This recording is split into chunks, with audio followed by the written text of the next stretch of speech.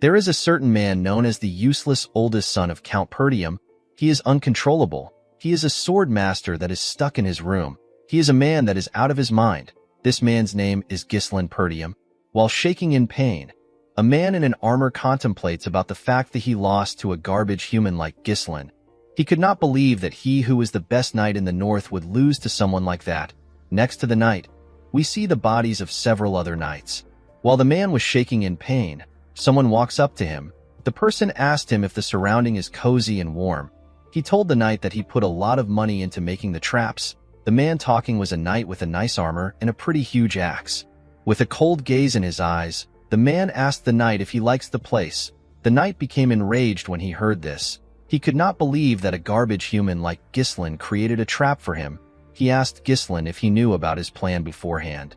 Our boy moved closer to the knight and told him that he knew everything. He explained to the man that he knew about how many they were, who the spies were, and who helped him with reinforcements. With a cold gaze in his eyes, Ghislain told the man that he knew it all. The knight was simply dancing in our boy's hand. The poor man could not accept this reality. He told Ghislain that he has always been a hidden ace card. The knight raised his voice and asked our boy to tell him how a useless bastard like him was able to know what was happening. Before he could finish talking, Ghislain used his leg to hit the man's face. He asked him to shut up. Our boy took off his helmet and told the man that he can continue trying to invade them. He informed the man that he is going to win the war and the next one after that. Our boy asked the knight if he knows the reason why he will win. With a smile on his face, Ghislain revealed to the man that he has all the plans. The scene shifts and we are taken back a year earlier. We are taken to a soldier's camp which is in the Luthania kingdom near Perdium estate. We see Ghislain wake up in one of the tents. Our boy was shocked to see that he is alive. He quickly placed his hand on his neck to confirm this. Ghislain was certain that he was in a different place a while ago. He remembered what happened earlier. A knight knocked his sword out of his hand. Our boy spat out some blood when the knight attacked him. When our boy fell to his knees, the knight with red hair and a golden armor said that it is now over for Ghislain, who is the mercenary king and one of the continent's 7 strongest men. With a smile on his face, the knight said that the war is over. This man is also among the continent's 7 strongest men. He is known as the noble knight Aiden. Aiden pointed his sword at Ghislain and asked him if he has any last words. Our boy told the man that he simply regrets being unable to fulfill his revenge. While breathing heavily, Ghislain told him that he hopes he dies. Aiden smiled when he heard this. He called our boy an arrogant bastard. He informed Ghislain that he never expected him to have been the oldest son of the fallen Perdium household. He reminded our boy that he left his family after his sister died. Ghislain was surprised to hear this. He asked Aiden to tell him how he knows this when he comes from a different kingdom. The noble knight asked our boy to not be surprised. He revealed to him that he knows a lot about him because he once worked his ass off to track him down. With an evil smile on his face, Aiden revealed to Ghislain that they were the ones who worked with the Delphine household to bring down his family. Our boy was shocked to hear that there were other people involved in the fall of his household other than Duke Delphine's household. Aiden moved his sword closer to Ghislain's neck. He told him that he does not need to know more since he is going to die anyway. He asked our boy to accept his fate. Ghislain was annoyed to hear this. He told the man that he will never forgive him. Aiden did not care about this. He beheaded Ghislain with a single strike. The scene shifts and we are taken back to the present. Ghislain moved closer to a barrel containing water. He wanted to see if his head was still on his neck. Our boy could not comprehend what was happening. He wondered if he was hallucinating. He noticed that he was much younger. Ghislain looked around. He wondered if he was taken captive and used as a lab rat by some mages. Our boy promised himself that he would make the arrogant bastards regret keeping him alive. While looking around, our boy saw a sword lying next to a barrel. While he was thinking, he hears someone call him young master. The person stepped into his tent and asked him to come out. He told him that he knows he is awake. This man is a soldier that belongs to the Perdium household. His name is Ricardo. Before the soldier could take another step, Ghislain appeared behind him and put a sword to his neck. The man was shocked to see this. With a serious tone in his voice, our boy informed the man that he will let him leave if he answers his questions correctly. Ricardo referred to Ghislain as young master and told him that he is crossing the line. Our boy was surprised to see how casually the man spoke. He did not expect the man to have such a weird reaction when he is being threatened. Ghislain asked the soldier to tell him what he is talking about. Ricardo pushed Ghislain back and revealed to him that he tired himself out from his tantrum earlier and fell asleep.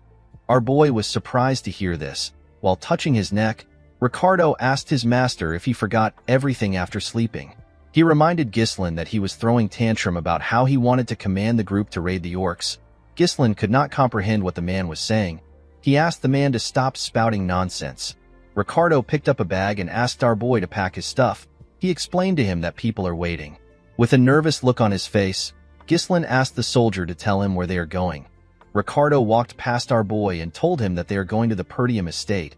Ghislain was shocked to hear this. He quickly turned around and grabbed the man. He asked him to repeat what he said. Ghislain asked Ricardo if he is talking about the fallen Perdium estate. The scene shifts and we see our boy outside. While standing at the top of a cliff, Ghislain looked at his estate from afar. Our boy was certain that this was the Perdium estate. He did not understand why it was looking fine. He remembered that it was reduced to ashes the last time he saw it. Ricardo moved close to his master and asked him if he had a nightmare. He could not believe that Ghislain would call his household a fallen one. He told our boy that the Count will kick him out if he hears this. Our boy still wasn't convinced that everything was real. He believed that he was dreaming, pinched his cheek to confirm if he was dreaming. Seeing that he could feel pain, Ghislain realized that everything was real. Due to the fact that he had a younger face and his estate was in its original form, our boy was able to deduce that he had returned back to the past. Our boy's younger self resented his household. The immaturity born from feeling inferior led to trouble. As time passed, more people in the household avoided him. Ghislain was unable to withstand the criticism, so he ran away from home. Several years after that, our boy became a mercenary. He survived countless battles and managed to build up his skills. He eventually made a name for himself. After achieving so much, Ghislain returned to his county in order to make up for his past mistakes. Unfortunately for him, his household had already been crushed to dust by the time he returned. While looking at his family flag, Ghislain realized that everything is still here. All the people he holds dear are still here. Our boy laughed like a madman. He could not believe what had happened to him. He wanted to sing a song in joy. However, it was too early to rejoice. Ghislain remembered that Ricardo said that they came here to raid the orcs. Our boy could never forget what happened in the orc raid in his past life. This is the day that most people in the raid squad will die. In his past life, Ghislain followed the group to the raid and other to make a name for himself. At that time, the reports had said that there were only 3 orcs. Our boy believed that the fight would be easy enough for someone like him who had no experience in commanding a squad. Unfortunately for him, there were more than 20 orcs. Almost everyone died because our boy had been stubborn and wanted to command a squad. Ghislain pulled himself together. He assured himself that he could take care of the monsters since they didn't really have a strategy. The only problem our boy had was that he did not know if the soldiers would trust him because they all see him as some useless bastard. While he was thinking, Ghislain hears a loud sound. A guard post made out of wood was thrown in front of him. One of the soldiers screams and tells the others that the orcs are here. The men immediately tried to take a stance. Ghislain was shocked to see that the orcs arrived early. He was certain that this was a little more early than his past life. The orcs easily tore the soldiers apart. They overwhelmed them with their huge weapons and their bodies. A man ordered the soldiers to get into formation. The man in a blue armor asked the soldiers not to panic. He ordered them to get into a defensive formation. This man is the commander of the raid squad. His name is Scoven. Before the man could get close to an orc, it swung its sword at him. Scoven managed to block the attack with his sword. The commander realized that his squad let their guard down. He could not believe that they were ambushed when they were not prepared. He was quite shocked to see that there were more orcs than reported. While he was thinking, someone calls out to him. The person asked him to look behind him. An orc was about to crush Scoven with its weapon. Before the orc could attack the commander, someone ran to him. The person grabbed the commander's shoulder and pushed him back. The person turns out to be Ghislain. Scoven was shocked to see his young master in front of him. Before the monster's axe could touch our boy, Ghislain stabbed it in its hand and used his sword to cut off its fingers. Immediately he did this. He cut the monster's thigh. Scoven and the rest of the soldiers were shocked to see this. The orc screamed out in pain and fell to the ground. Ghislain was annoyed to see the kind of cut he made. He realized that he could not yet use mana. He wished that he had returned to the past earlier. Ghislain turned to Scoven and asked him to give him something. The commander did not understand what the young master was talking about. With a confident look on his face, Ghislain asked Skovin to give him the commander's rights. Skovin could not believe that Ghislain actually asked for the right to command. The commander knew that Ghislain was an idiot, but he never expected him to ask for the right to command when their soldiers' lives are on the line. Skovin stood up and told our boy that he cannot give it to him. Ghislain was surprised to hear this. The man walked forward and asked our boy if he believes that the battlefield is a game. He explained to our boy that he cannot give up the authority that the Lord gave him easily. Our boy was annoyed to hear this, however. He completely understood the man. He knew that he would have also behaved the same way if an idiot walked up to him and asked him for the right to command. While he was thinking, an orc rushed to attack him. Skovin asked his young master to step back. He told him that he is too inexperienced to lead the squad. Immediately he heard this, Ghislain took a stance. He realized that he had no choice. To our surprise, our boy threw his sword. Skovin managed to dodge the sword before it could touch him. He turned around and grabbed Ghislain.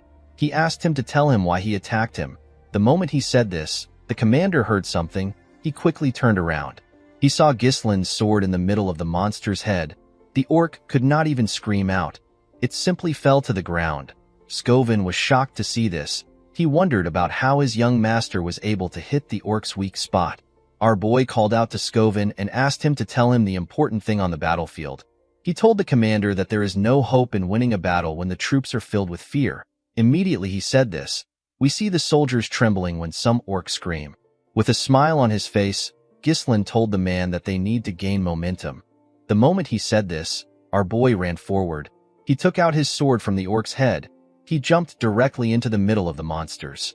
Our boy landed on one of the monsters and stabbed it on its head. The soldiers were shocked to see this. While standing on top the orc's head, Ghislain screamed at the top of his voice. He asked the other monsters to come at him. He told them that he will kill all of them. The orcs quickly turned their attention to Ghislain. Our boy cut the first two orcs in their stomach and he cut off the hand of the third orc. While looking at the heads of the orcs flying around, Skovin wondered if he was dreaming. Even though he was a mana user, it was hard for him to do anything, and yet, his skinny young master is tearing the monsters apart. The commander quickly realized that our boy was already tired. However, Ghislain was using the smallest of movements to dodge the attack, and he used his sword to strike the orcs on their weak spot. Skovin realized that Ghislain was fighting like a manaless sword master. Our boy taunted the monsters by saying that he is still not yet warmed up. While running away, Ghislain told the orcs that they are not living up to their reputation as a warrior species. Ricardo was shocked to see all the orcs charging at his master. Another soldier next to him noticed that our boy was running away despite the fact that he was talking trash. Ricardo called out to his commander. Skovin could not comprehend what Ghislain was thinking. He believed that it was a smart move for our boy to run into the orcs to get their attention. However, the commander did not understand why Ghislain would run in that direction.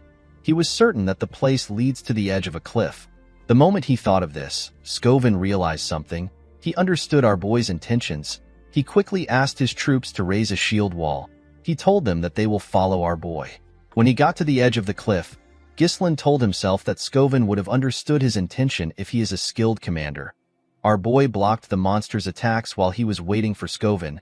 Ghislain preferred to kill all the orcs on his own. However, his awful stamina could not handle it. With a smile on his face, our boy told himself that he has done enough. Immediately he said this. The orcs heard someone coming at them from behind. When they turned around, they saw the commander and the rest of the soldiers forming a shield wall. The men held their spears tightly. Ghislain smiled when he saw this. He said that it was perfect. The moment he said this, he jumped off the cliff. Immediately our boy jumped. Skovin ordered his troops to push the orcs off the cliff. The soldiers moved close to the orcs and stabbed them with their spears, while screaming at the top of their voice. The soldiers successfully pushed the orcs off the cliff. The orcs fell to the ground and covered the area in blood. The soldiers were shocked to see what they had done. They could not believe that they managed to kill all the orcs. Immediately they took care of the monsters. Skovin moved to the edge of the cliff. He called out to his young master. To the man's surprise, Ghislain had pushed his sword into the cliff and held on tightly. While breathing heavily, our boy smiled at Skovin. The commander was relieved to see Ghislain. He stretched out his hand and asked him to grab it. Unfortunately, our boy's stamina was bad. His grip slowly loosened. Before Ghislain could reach for the commander's hand, he let go of the sword and fell. Skovin and the soldiers were shocked to see this. The scene shifts and we see someone calling Ghislaine. Our boy immediately recognized this voice. He called out to the girl whose name is Elena. Our boy remembered how the girl cried when their mother died, how she used to thank him for helping her. He also remembered how his sister told him that she hates him. Ghislaine was surprised to see memories of Elena. While he was thinking, someone grabbed him. The person turns out to be Elena. The little girl told her brother that she wants to go with him. The moment he heard this, Ghislaine opened his eyes. He saw himself in a room. There was a cloth on his head. Ghislaine was happy to see that the soldiers managed to save him. He wondered why he had such a weird dream. The moment our boy raised his head up, he felt pain all over his body. Ghislaine realized that he was suffering the consequence of pushing his body to the limit. While our boy was shaking in pain, someone steps into the room. A maid with white hair was happy to see our boy awake. Ghislaine was shocked to see the woman whose name is Belinda. The maid placed the bucket she was holding on the table and told her master that she was quite worried about him. She reminded Ghislaine that she told him to let the soldiers handle everything. To Belinda's surprise, Ghislaine rushed to hug her. The woman was shocked to see this. She asked her master if she offended him. Our boy told the woman that he is simply happy to see her. Belinda was Ghislaine's personal tutor. Since he was little, Belinda was the only one who continued to stay by his side despite his idiotic antics. However, after the Perdium family fell to ruins, Belinda went missing. Our boy was no longer able to see her again. Belinda asked her master to tell her why he is happy when they see each other every day. Ghislaine believed that he needed to tell his maid the truth. He asked the woman to listen carefully to him. He revealed to her that a catastrophe will soon strike their family. The maid asked her master to explain what he means. With a serious look on his face, Ghislaine told the woman that he died and came back to life. The maid laughed and told her master that she knows that the orcs almost killed him. Our boy told her that he is not talking about that. Belinda explained to him that he is the one who is in danger and not the family. While the maid was warning our boy, he realized that she doesn't believe him. Belinda asked her master to tell her what he would have done if he was too hurt to go to the festival. Ghislaine was surprised to hear this. Belinda asked her master if he has forgotten. She reminded him that Elena has been waiting for this day to go to the festival with him. She explained to her master that this is a great opportunity for he and his sister to become close to each other again. While looking at a picture of him and his sister, Ghislaine remembered that a festival always happens at this time of the year. In his past life, Ghislaine did not have time to enjoy the festival because of his traumatic experience. Our boy asked his maid to tell him when the festival will start. Belinda told her master that it will begin next week. A week from now is the day that Ghislaine's life changed. While he was thinking, someone steps into his room. Our boy was shocked to see who came into his room. On the day of the festival, Ghislaine got a memory that continues to haunt him. A week from today, his sister will die. The person who stepped into the room turns out to be Elena. Ghislaine ran to hug his little sister. Belinda was shocked to see this. Elena was shocked to see what her brother did. She asked him to tell her what he is doing. Our boy told his sister that he has missed her. Elena pushed her brother back when she heard this. She told him that he is creeping her out. Ghislaine was shocked to see how his sister easily pushed him back. He never knew that Elena was so strong. While dusting her clothes, Elena informed her brother that she came to see him because Belinda asked her to be here. She asked him to tell her the kind of game he is playing. She asked her brother if he believes that this will make everything okay. Ghislaine asked his sister to tell him what she is talking about. Elena reminded her brother that he asked her to piss off because he is annoying. He told her that he feels disgusted from just feeling her breath. Ghislaine was shocked to hear that he said this to Elena. Our boy remembered that he was not the closest person to his sister in his previous life. He was actually a complete piece of shit. Ghislaine apologized to his sister for his behavior. Belinda was shocked to see that her master actually apologized first. Elena asked her brother if his head is all right. She remembered hearing that an orc hit him. Our boy was annoyed to hear this. He wondered why the two of them kept saying that he got hit. He told them that he was the one who got the monsters. The moment he said this, Ghislaine felt a large amount of pain in his body. Our boy fell to the ground. With a cocky smile on her face, Elena told her brother that he came back unconscious after getting the orcs. The maid and Elena laughed when they saw the way Ghislaine was trembling. Our boy was surprised to see the two of them laughing. He was happy to see that everyone acts exactly how he remembers them. Ghislaine wondered why his past self wasted so much time on useless things. In the festival that happens next week, Ghislaine rejected Elena's offer to go together. He told her that the things that happened in the raid made him upset. This was the last time our boy saw his sister. Elena's body was found shredded to pieces along with her bodyguards. Ghislain was annoyed that he did not go with his sister. While he was thinking, someone knocks on his door. 2 men in an armor open the door. These men were Elena's bodyguards. Their names are Jamal and Philip. Jamal informed his mistress that they were waiting for her. Elena asked the men if something is wrong. She reminded them that she asked them to wait outside. Jamal apologized to Elena. He revealed to her that the servants asked her to oversee their work on the festival supplies. Ghislain was surprised to hear this. He asked the man to tell him why the maids would ask Elena to do such a thing. Belinda told her master that he does not know anything because he always lays around all day. She informed Ghislain that there is a shortage of workers in Perdium, that even the young lady has to work. Our boy was surprised to hear this. He could not believe that they were actually short on workers. Of course, it was impossible for our boy to know anything about it because he never cared about such things in the past. Elena told her brother that she has to leave. The moment she turned around, Ghislain told her that he wants to help as well. Elena was shocked to hear this. Belinda could not believe that her master volunteered by himself. Elena wondered if her brother really got hit on his head. In the town, we see some servants arranging and preparing for the festival. The people of the town heard Elena chasing her brother away. The girl informed Ghislain that people will be too scared to work with him around. Our boy asked his sister if this is how she treats people that wants to help. The girl informed him that the best way for him to help is to stay out of their way. While his sister was pushing him away, Ghislain remembered that her body was found near the slums, which is far from the festival grounds. Our boy believes that someone must have called Elena out there or forcefully moved her there. In order to prevent this, Ghislain realized that he needs to know the ins and outs of the castle. While Elena was struggling to move her brother away, a soldier ran to him. The man referred to Ghislain as his lord. Our boy immediately recognized this voice. He was surprised to see the old soldier. He referred to the man as Old Man Fergus. While breathing heavily, Fergus cleaned his sweat.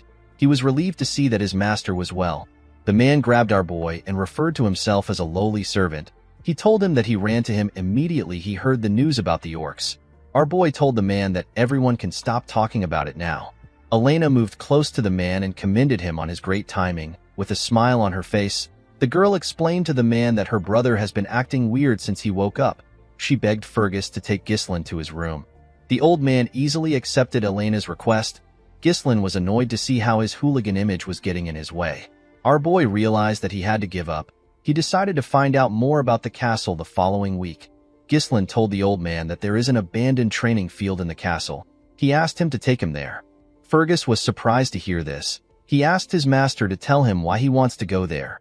With a serious look on his face, Ghislain informed the old man that he wants to train.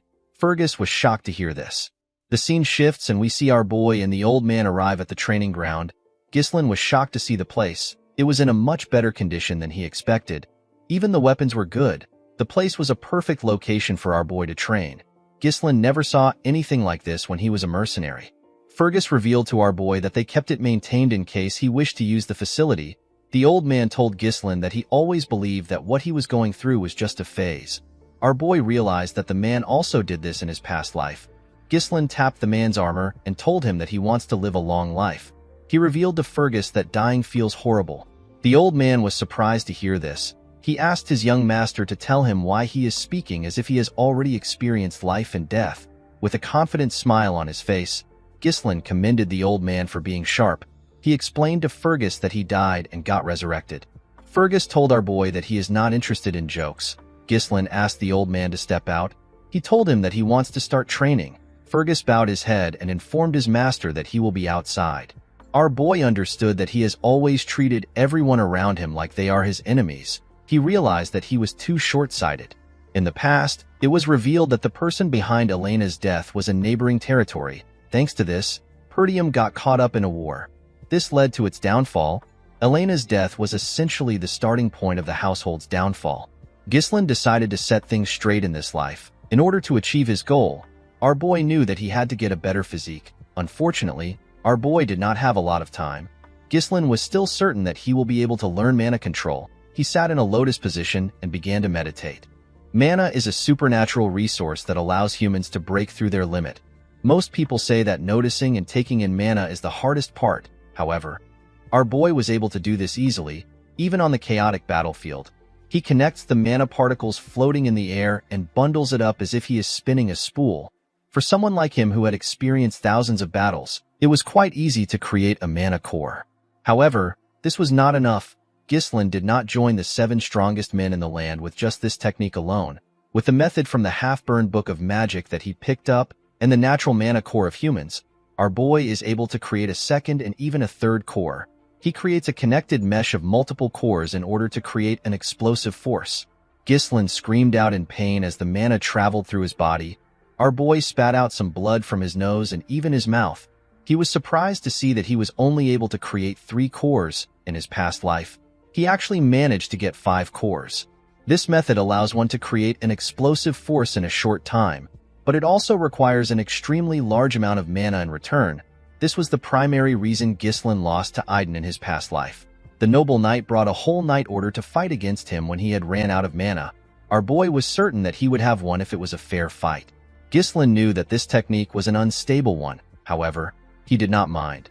Our boy knew that he had a youthful body and a lot of time. He assured himself that he will be the one to behead Aiden this time. With a look of anger on his face, Ghislain promised to destroy the bastards that helped House Delphine to destroy their county. The scene shifts and we are taken to the day of the festival. We see Ghislain gear up and walk into the festival grounds. Elena was shocked to see her brother. She asked him if something is wrong. She reminded him that he never used to come to things like this. Ghislain explained to his sister that he needs to come to these things once in a while, since he is also a member of the Perdium household. Elena told her brother that he has been acting weird recently. She revealed to him that she heard that he has been training for the entire week. With a nervous look on his face, Ghislain explained to his sister that there is nothing weird for the heir of a knight family to be training. Elena reminded her brother that he never cared about these things before. She reminded him that he said that their father is annoying and he cannot wait to be lord. Our boy was shocked to hear what he said. With a bright smile on her face, Elena informed her brother that she likes the way things are now. She told him that it feels as if he has returned to his old self. Ghislain realized something in the past week. Due to the fact that his actions have changed, his reception and his future are also slowly changing. While thinking, our boy saw Belinda instructing Elena's bodyguards. She asked them to figure out a solution by themselves if Ghislain causes any trouble. She explained to them that they cannot afford to have any problems, especially when there are a lot of visitors around. The 2 men told the woman that she can trust them. Although the general flow of things were the same, it was difficult for Ghislain to gauge the impact of his actions on small events. Making good use of the information he has was our boy's work.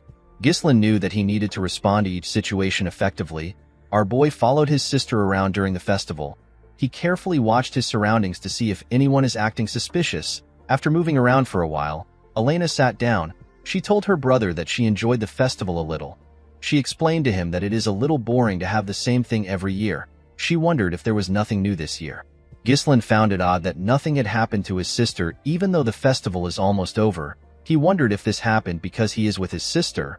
While he was thinking, someone asks Elena if she wants to check out other areas. The person turns out to be a soldier. The soldier explained to the girl that his friend told him that there are new events elsewhere. He asked the girl if she will come with him. Elena was surprised to hear this. She grabbed the soldier's hand and told him that the events have to be fun. Upon seeing this, our boy realized that the 2 soldiers in front of him are the traitors. Ghislain could not believe that Jamal and Philip were the traitors of their household.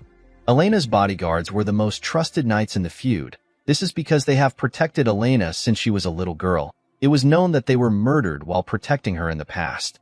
With a smile on his face, Jamal welcomed his mistress to the event. To the girl's surprise, there was no one there. Elena did not understand what was happening. She asked Jamal if there is really going to be an event in such a dirty place.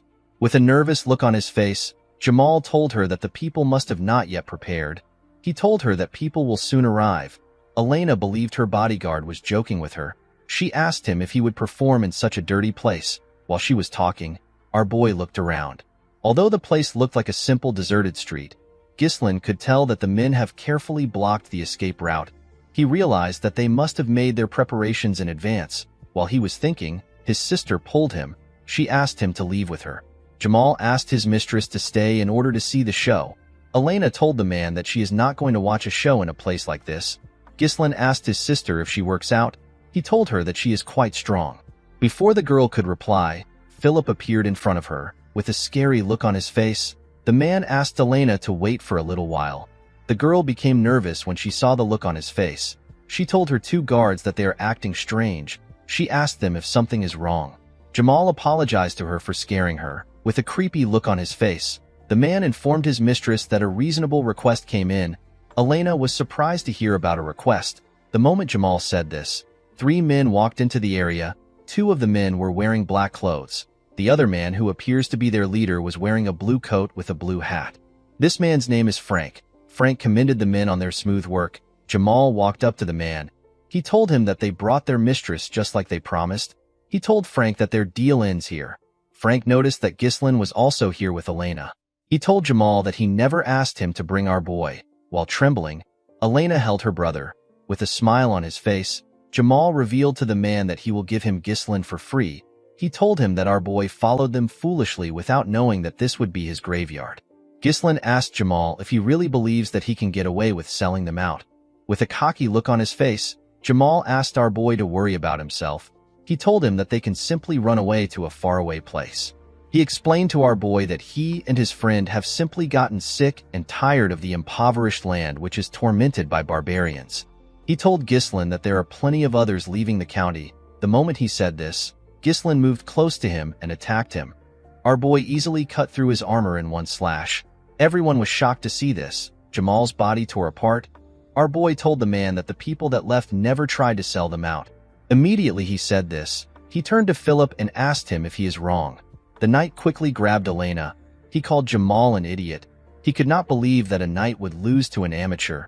Before the idiot could unsheath his sword, Ghislain threw his sword directly at his forehead. The man could not comprehend what just happened. He fell to the ground and died. Elena quickly ran to her brother. One of the men in black asked his boss if they are really looking at Ghislain.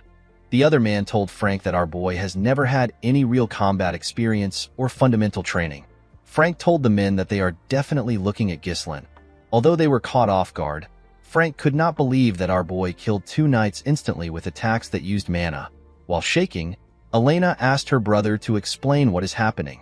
Immediately she asked her question. Our boy hit her neck and knocked her out. He carefully placed her on the ground and asked her to have a little rest. The moment he did this, Frank thanked him for making their work easy. He told Ghislain that he is much different from what he heard.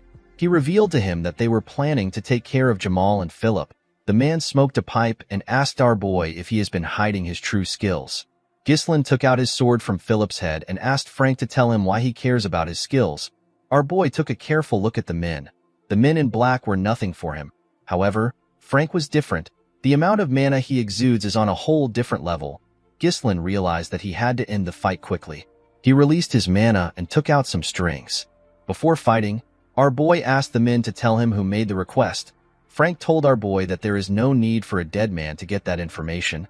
Ghislain already knew that the men wouldn't answer him easily. He took a stance and told the men that they will soon spill out the truth anyway. One of Frank's subordinates asked him if they should sever Ghislain's head. The man told his subordinate that he wants them to capture our boy alive and break all his bones so that he can't help but go mad. With a creepy smile on his face, Frank said that Ghislain has to be screaming in pain for the shape to come out beautifully. The moment they heard this, the 2 men rushed to attack our boy. Ghislain took out something from his pocket and threw it at one of the men. The man was surprised to see a firecracker. The moment he lost focus, Ghislain moved close to him and stabbed him in the head. The other man calls this a shallow trick. He quickly attacked our boy. Ghislain moved his sword behind him and used it to block the attack. While holding on, our boy put his hand around the sword. He used his sword to hit the man's hand. Before the man could react, Ghislain beheaded him. The moment he did this, Frank attacked him. Our boy blocked the attack with the other sword. Frank was shocked to see this. He could not believe that Ghislain managed to block his attack in his position. He was certain that it was a perfect sneak attack. Ghislain quickly pushed the man's sword down and stood up. He made a clean cut on Frank's neck. The man's pipe fell to the ground. To our boy's surprise, Frank attacked him. While using mana on his neck, Frank told Ghislain that he is actually surprised. He told our boy that he would have lost his neck if he did not have enough mana. Ghislain was shocked to see that Frank survived an attack to his neck. He quickly realized that the man focused his mana around his neck to reduce the damage. Frank took a stance and told our boy that he does not know where he learned his strange swordsmanship. With a creepy smile on his face, The man promised Ghislain that he will die here. Frank pushed our boy back and told him that he cannot defeat him with his feeble mana. He assured Ghislain that he will die here. To the man's surprise, Ghislain smiled when he heard this. Frank did not understand why our boy was smiling. Ghislain pushed the man's sword away and made him lose composure. Immediately he did this. He used his leg to give Frank a kick on the face. Frank quickly stepped back after he received the attack.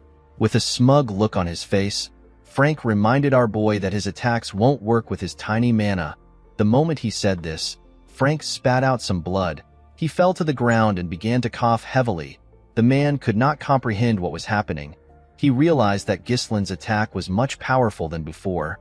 He was certain that it is impossible for Ghislain to pierce through his enhancement with his skill level. Our boy slowly walked up to the man. He revealed to him that he never expected anyone to be the true culprit of his sister's death. With a scary look on his face, he unleashed his third core and asked Frank to prepare himself. The man was shocked to see this. He could not believe that our boy's mana suddenly increased. Before he could think about it, he saw Ghislain in front of him. He was shocked to see how fast our boy had become. Ghislain attacked the assassin more fiercely. However, Frank was able to block the attacks, but the attacks were quite heavy. Ghislain did not hold back. Frank could not comprehend what was happening. His hands were turning numb just from blocking our boy's attacks. While looking at his almost ruined sword, the man reminded himself that there is usually a limited effect when someone draws a lot of mana. However, this was different for Ghislain. Frank had never heard of a method that increases mana so explosively. It was as if our boy had become a different person. While Frank was trying to regain his stance, Ghislain used his sword to crush the man's weapon. Immediately he did this. He landed a heavy strike on the man's body. He grit his teeth and pushed his sword into Frank's body. The assassin screamed out in pain. Before he could continue screaming, Ghislain placed his hand on his throat and pushed him to the wall. While holding onto his sword, our boy told the man that they need to continue their conversation from earlier. He asked Frank to tell him who requested for the assassination. The man did not care about responding to Ghislain. He took out a small blade and told himself that he will not go down so easily. He decided to take Elena along with him. Before the man could throw his blade, some strings grabbed his hand. Our boy was the one who took out the strings. He asked the man to make a deal with him. With a cold gaze in his eyes, Ghislain asked the man to not make any stupid moves. He told him that he will return his sword into its sheath. Frank was shocked to see that the threads were created with mana. He did not know when our boy had the time to create such a thing. Ghislain pushed his sword deeper into the man's body. He told him that someone on his level should be able to patch up this injury. With a horrifying tone in his voice, our boy told Frank that his level won't matter when his mana core is destroyed.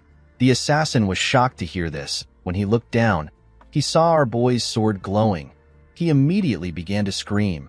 He could feel his mana scattering. Frank yelled at Ghislain and asked him if he has lost his mind. He told him that the backflow could cause an explosion and blow the whole area away.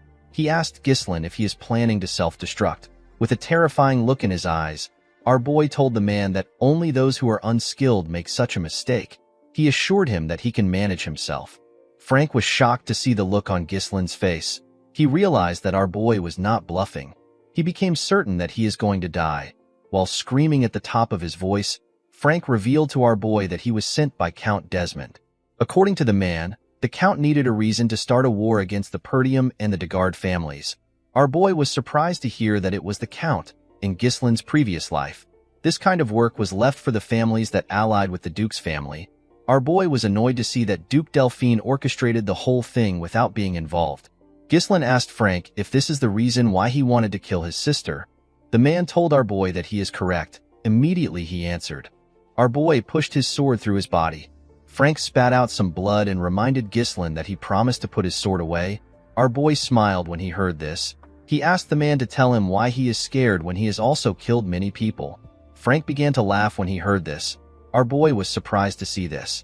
The man moved close to Ghislain and revealed to him that nothing will change even if he dies. He told our boy that he has already finished the work of the Degard family. He asked our boy if people will listen to a punk like him.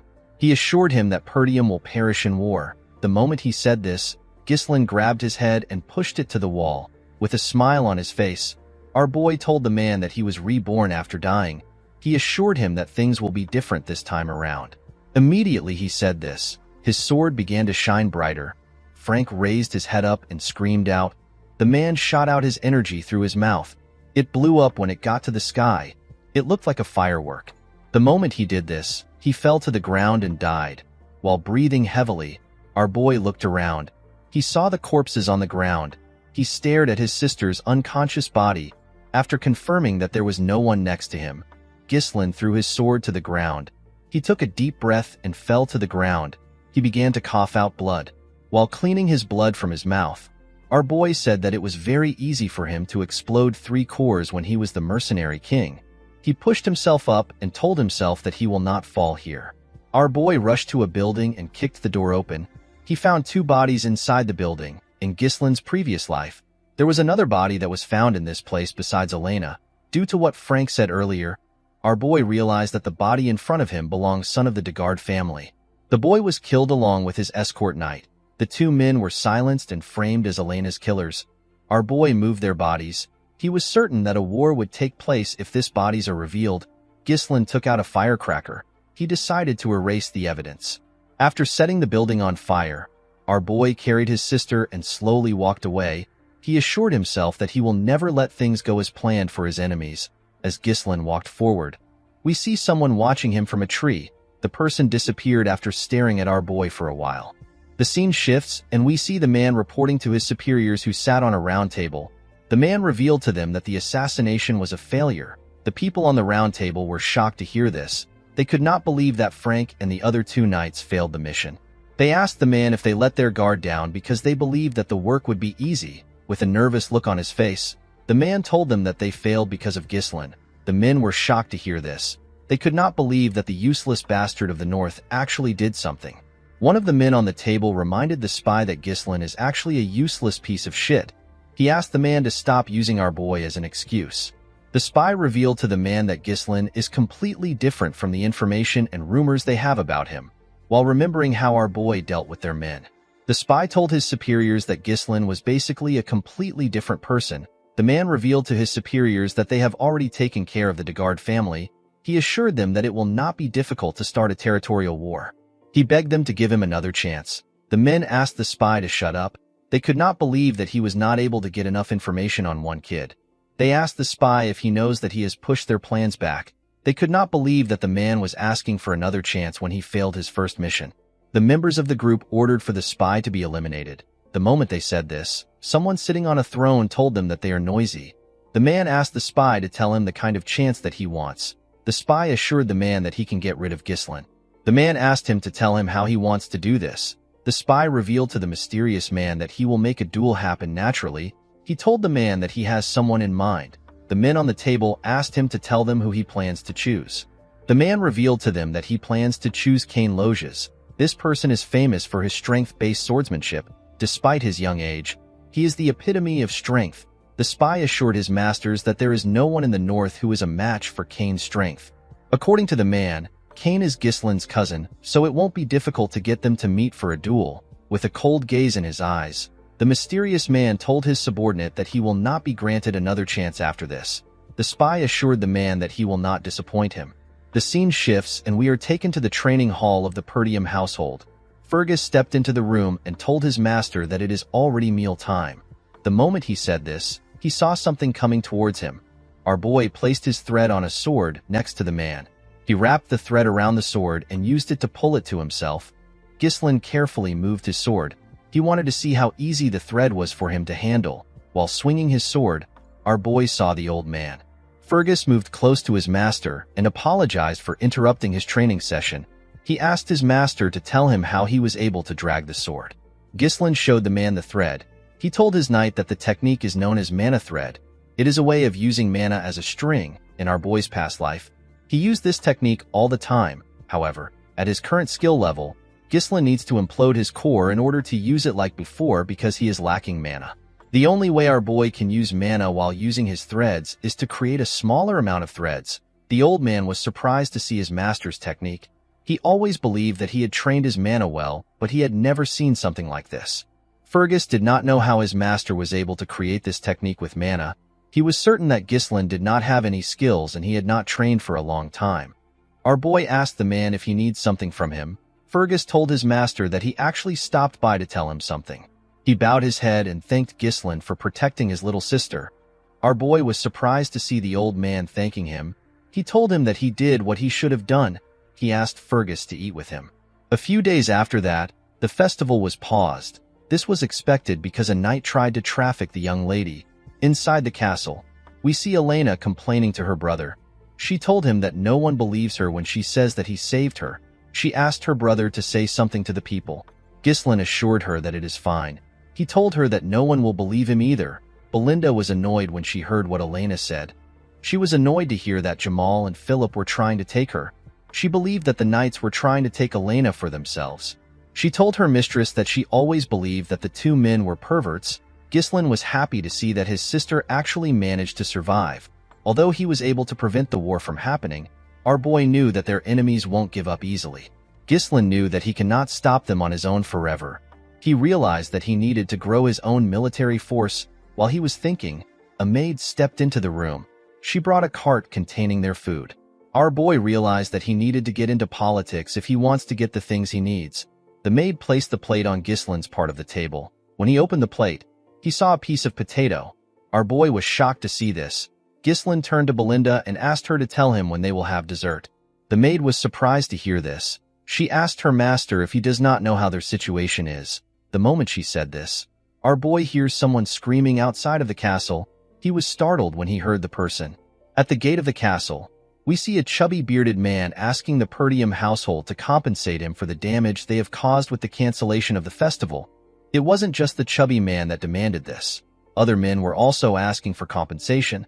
They were holding pitchforks. They asked Ghislain and his sister to come out. They asked them to stop wasting their money. The guards begged the men to calm down. Our boy looked outside the window to see what was happening. He did not understand what was going on.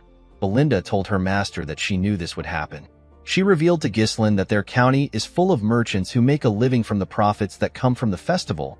The profit was good enough for them last year. However, since the festival was cancelled after just one day, it is expected for the merchants to be angry.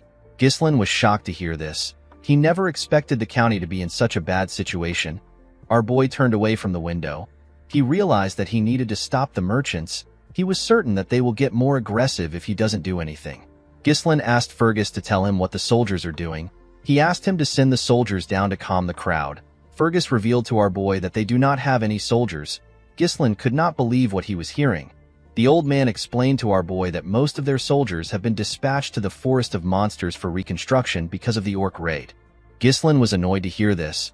Perdium is basically eternally at war because of the barbarians in the north. On the other side of the county is the Forest of Monsters. Monsters can come from this place at any time.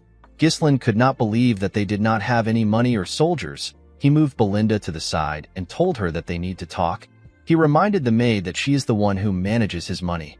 He asked her to use his money to calm the merchants down. With a surprised look on her face, Belinda told her master that he does not have any money left. Our boy asked her to tell him the reason. The maid reminded her master that the count cut off his allowance because he used to spend money like water. Ghislain could not believe that he was broke. He asked Belinda to lend him some money. The maid told her master that she doesn't have any cash at all. The scene shifts and we see Ghislain looking at the town through his window. Our boy could not believe that his family was in such a terrible situation. He wondered about what they actually have. Our boy knew that he could not do anything if he does not have any funds. Even if he has knowledge of the future, it does not matter without money. Ghislain realized that he needs to get money first. He wondered if there was something on the estate that could change his situation. While he was thinking, Ricardo barges into his room. Our boy was surprised to see the soldier breathing heavily. He asked him to tell him why he is in a hurry. With a worried look on his face, Ricardo revealed to his master that there is a problem. He told him that Cain wants to see him. Ghislain was shocked to hear this. The scene shifts again and we see Scoven breathing heavily. The man's face was heavily bruised. While he was trying to regain his stance, his opponent gave him a heavy punch on his face. The person punched the man on his chest plate. The attack went through the armor and damaged the commander on his chest. The moment he took the attack, he fell to the ground. At the entrance of the bar, we see Ghislain arrive. Our boy saw the commander fall to the ground. Scoven called out to his young master when he saw him. Our boy was annoyed to see this. Cain welcomed Ghislain. When our boy raised his head up, he saw a huge boy in front of him. With a smile on his face, Kane greeted his cousin. Ghislain took a careful look at Kane. He immediately remembered the boy's face. Kane is the heir of the Loges County. This is a county that his family has an alliance with. At this point in time, Kane was Ghislain's only friend and his enemy. While Scovin was shaking on the ground, Kane came down the stairs. Ghislain asked Ricardo to explain the situation to him. According to the soldier, he and the commander came to the tavern because they heard a report about a disturbance. When they arrived at the tavern, they found Kane with his escort knight. The arrogant boy recognized them and asked them if the rumors about Ghislain are true. Scovin explained the details of the rumors to the boy. Before the man could finish talking, Kane grabbed his mouth. With a creepy smile on his face, he asked Scovin to stop lying to the heir of the Loges County. This was how the idiot started to beat the commander. Kane asked Ricardo to tell the story well. According to the boy, the commander told him that our boy, who has never trained in his life, took down an orc with his bare hands and dealt with the traitorous escort knights on his own. Kane told Ghislain that he had to give the commander a little wake-up call to knock some sense into him. With a creepy smile on his face, Kane told Ghislain that none of this would have happened if he had not lied in the first place. Our boy immediately understood why the arrogant idiot was behaving this way. He remembered that Kane always treated him like his subordinate. Every time the arrogant boy visited Perdium, he always made a mess, even after Kane caused so much trouble. No one could say anything because Ghislain was basically his subordinate. No one in the county could look down on Kane. Unlike Ghislain, who always had an inferiority complex, Kane's confidence and bold demeanor were praised as qualities befitting of an heir. Thanks to this, Ghislain was criticized more by the people. Our boy smiled when he remembered this. Kane was surprised to see him smiling. He never expected this reaction. Normally, Ghislain would have charged at him after receiving this much provocation.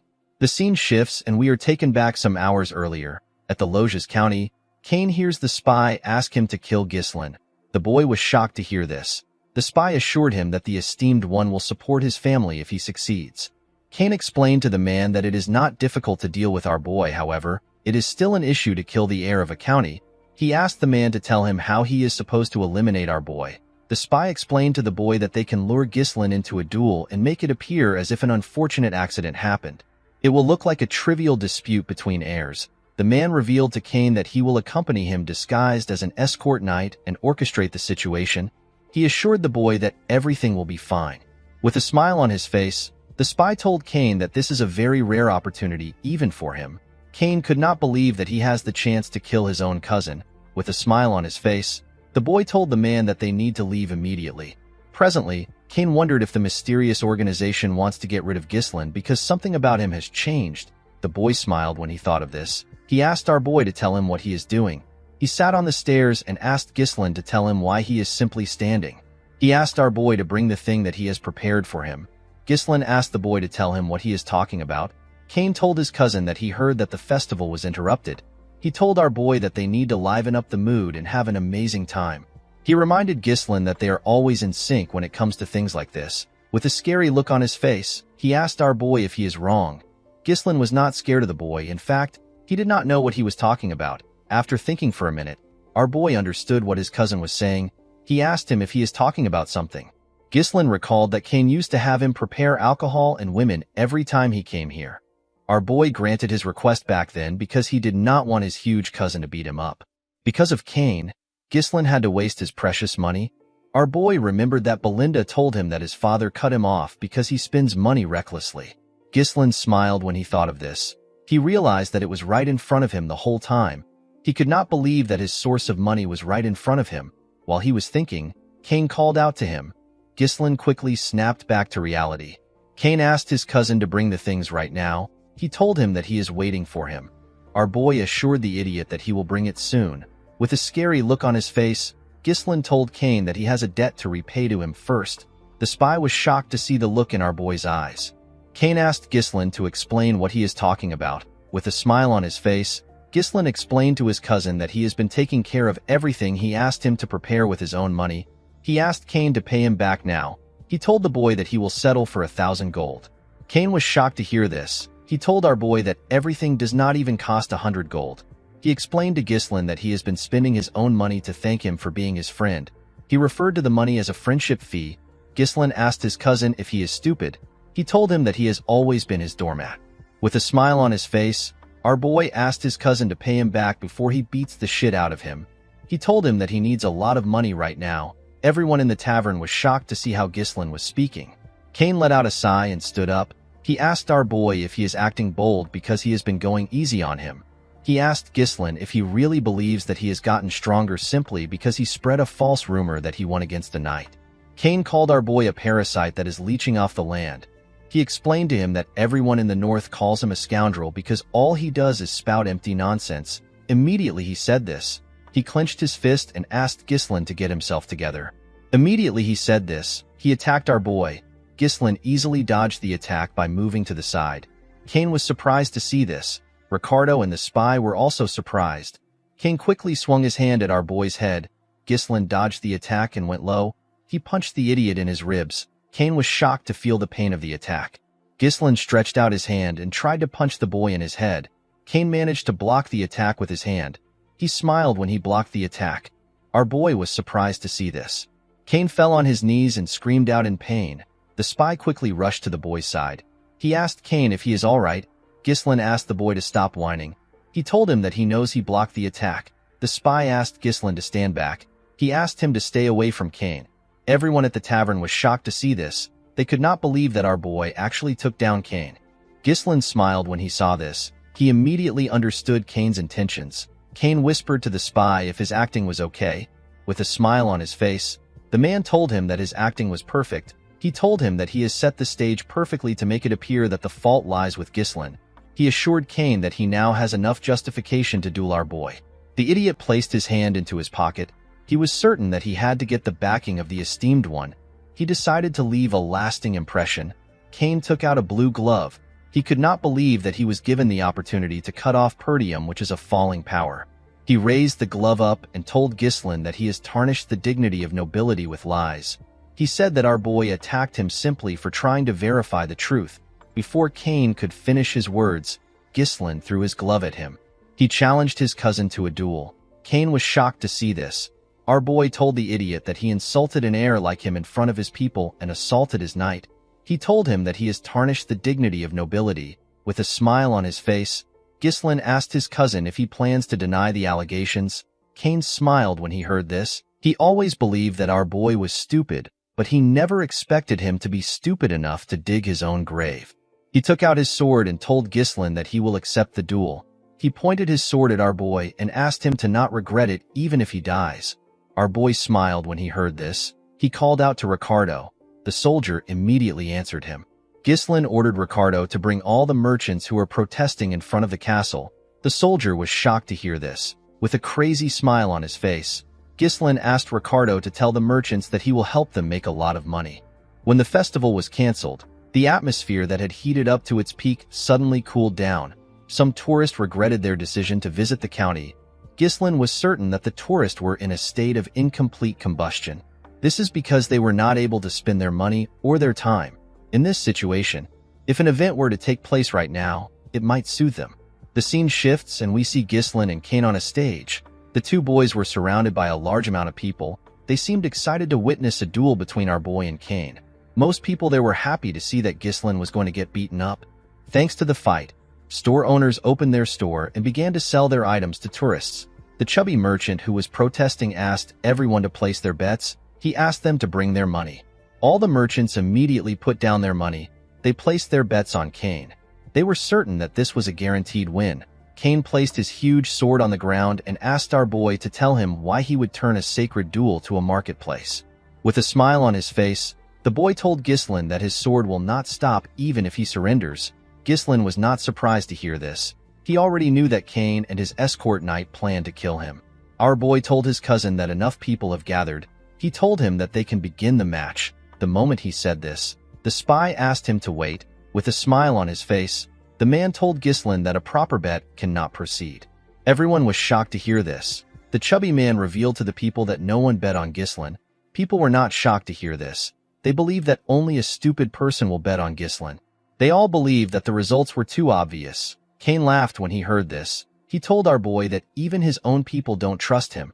The chubby man asked the spy if they should change the content of the bet. He told him that they should bet on how long Ghislain can last against Kane. The moment he said this, someone dropped a bag of gold on the table. The person turns out to be the commander. He was being supported by Ricardo. The man told the merchant that he wants to bet on our boy. Ghislain smiled when he saw this. Another person dropped a huge bag of gold on Scovin's bag. The person turns out to be Elena. The girl told the man that she wants to bet on her big brother. Ghislain and everyone there was shocked to see this. The girl asked the merchant if the money is enough. After carefully counting it, the man told her that it is enough. Belinda reminded Elena that she advised her not to do this. Kane told them that they made him wait for no reason. The referee asked the boys to get ready. Ghislain reminded Kane that he is older than him. He told him that it will look a little strange if he makes the first move. The boy was shocked to hear this. Ghislain took out his sword. He asked Kane to come at him. Kane did not understand what our boy was thinking. He went down and told Ghislain that it is a little late for him to act like an older brother. The moment he said this, they were asked to start the fight. Immediately he heard this. Kane jumped up and rushed to attack our boy. He used his momentum to hit Ghislain with his heavy sword. Our boy managed to block the attack. He was surprised to feel the weight of the sword. With a smile on his face, Kane told him that he has already stooped too low to act like an older brother. He used his sword hilt to push Ghislain back. He grabbed his blade and used its hilt to attack Ghislain's head. Our boy managed to dodge the attack by going low. The moment he saw this, Kane tried to kick him with his leg. Ghislain was able to dodge the attack, but Kane's leg still destroyed the ground. Everyone was shocked to witness Kane's strength. They could not believe that he did not even give our boy the chance to attack. With a cocky look on his face, the idiot smiled at our boy. Ghislain never expected him to be so proud. Belinda began to panic after she saw Kane's strength. She grabbed Elena and told her that they need to stop the fight. The spy smiled when he heard this. He knew that it was already too late. No matter who the opponent is, they are trapped the moment they decide to cross swords with Kane. The opponent is overwhelmed by his immense strength, and they will become consumed by the thought that there is no chance to counterattack. The opponent will end up using all their energy on evading attacks. In the end, the exhausted opponent will leave an opening after dodging for a while, and they will meet their end. Kane has always won this way. The idiot began to attack Ghislain more aggressively. Our boy managed to dodge the attacks. Kane smiled when he saw this. He told our boy that he is still as slippery as ever. He noticed that Ghislain's skills have actually improved since the last time they met. He stopped attacking with his blade and turned it around. He grabbed the blade with his bare hands and swung his sword hilt at our boy. He told our boy that he has always been good at running since they were little. Ghislain managed to use his sword to block the attack. To his surprise, Kane used the hilt to grab him and toss him up. Everyone was shocked to see this. The man smiled when he saw this. He believed that our boy was finished as he slowly descended back to the ground. Ghislain said that he wanted to go easy on his cousin. Unfortunately for the poor bastard, he crossed the line. Our boy gathered mana in his legs and carefully landed. Immediately he landed on the ground. He charged at Kane. The boy was shocked to see how fast Ghislain was. Our boy landed an attack on his stomach. Kane was shocked to see this. The spy could not believe that our boy returned to a stable state by condensing mana into his leg. Ghislain informed his cousin that his swordsmanship is ignorant. He could tell that Kane believed that he was the strongest just because his opponent would get scared if he showed a little bit of strength. Our boy took a stance and told Kane that he will open his eyes. Kane was annoyed to hear this. He rushed to attack him.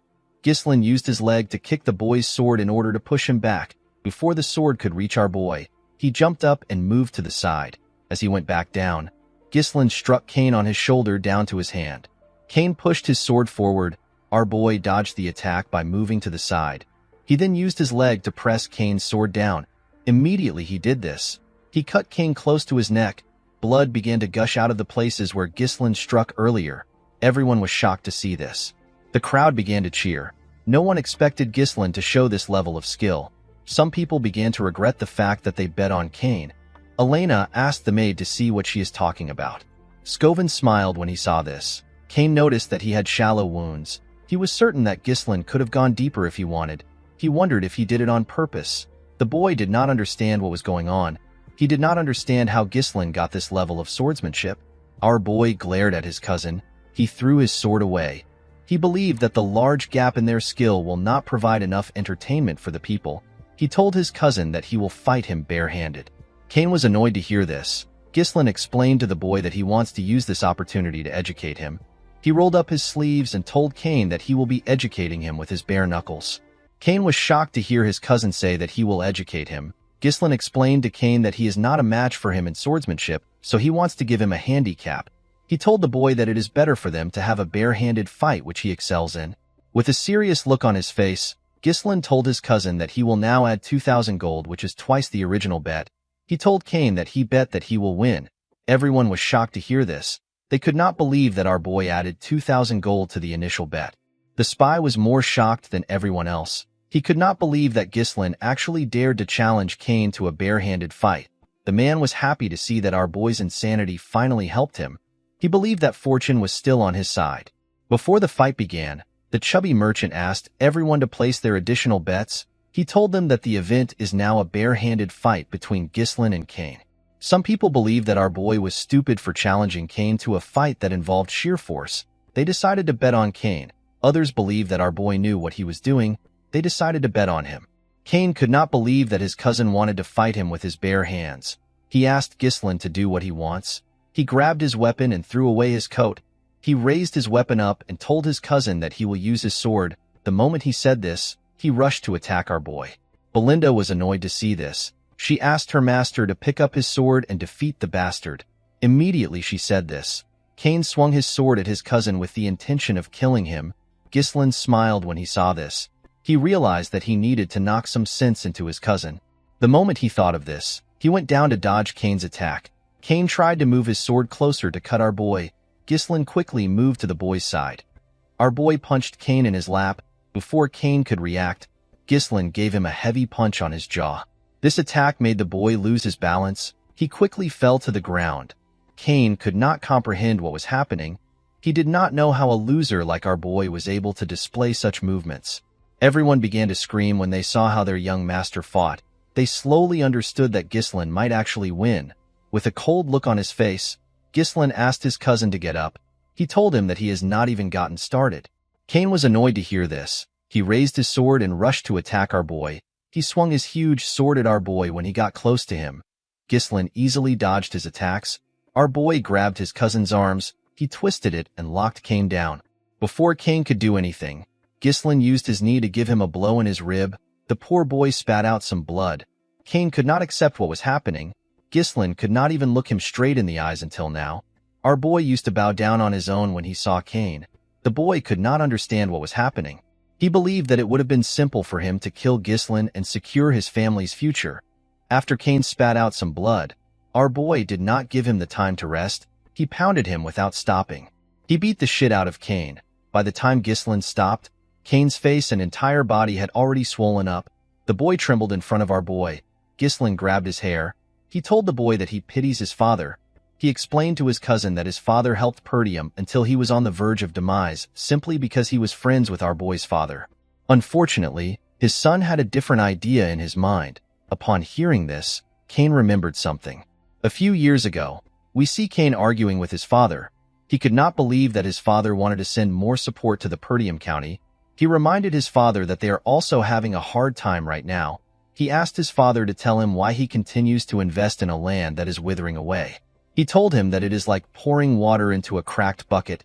He reminded the Count that it has not been a week since he returned, and yet he is already going back to help Perdium. Cain asked his father not to leave. He told him that everyone is asking him to stay. He asked his father to tell him why he insists on helping Perdium. Count Loges turned around and told his son that he is doing all of this because he is friends with Count Perdium. Cain finally understood what his father was talking about. The moment the boy remembered this, he saw Cain's fist coming close to his face. Cain closed his eyes out of fear. Upon seeing this, Ghislain told his cousin that he has done enough. When Cain opened his eyes, he saw our boy's hand in front of him. Ghislain asked his cousin to get up. Cain was surprised to see this. He faced his head down and told our boy that he accepts his defeat. Everyone was shocked to see this. The crowd began to chant their young master's name. They could not believe that he actually won. Some people regret betting on Cain, while others were thankful that they ended up betting on Ghislain. Elena was happy to see that her big brother won. Belinda and the two soldiers were shocked to see that their master actually won. The spy got on the stage and called out to Cain. He moved close to him and began to yell. He asked Cain to tell him why he would accept his defeat just because he had a little bit of a disadvantage. He told the boy that he trusted him. Kane ignored him and told him that he is done. He told him that they need to leave. The man was annoyed to see that he chose a weak brat. While he was thinking, Ghislain called out to him. With a smile on his face, our boy told the man that he has to do something. The man was surprised to hear this. He did not know what our boy was talking about. Ghislain called the attention of his people. He told them that the man is volunteering to pay for all the meats and drinks of everyone in this place. The spy was shocked to hear this. The people were quite happy to hear what their young master said. They told Ghislain that he is the best. The spy told our boy that he did not agree to this. He asked Ghislain to withdraw his statement. Ghislain placed his hand on the spy's shoulder. He explained to him that this is the price he has to pay for losing the duel. He told him that he expected him to have this much money. Our boy explained to the man that this money won't be deducted from the bet.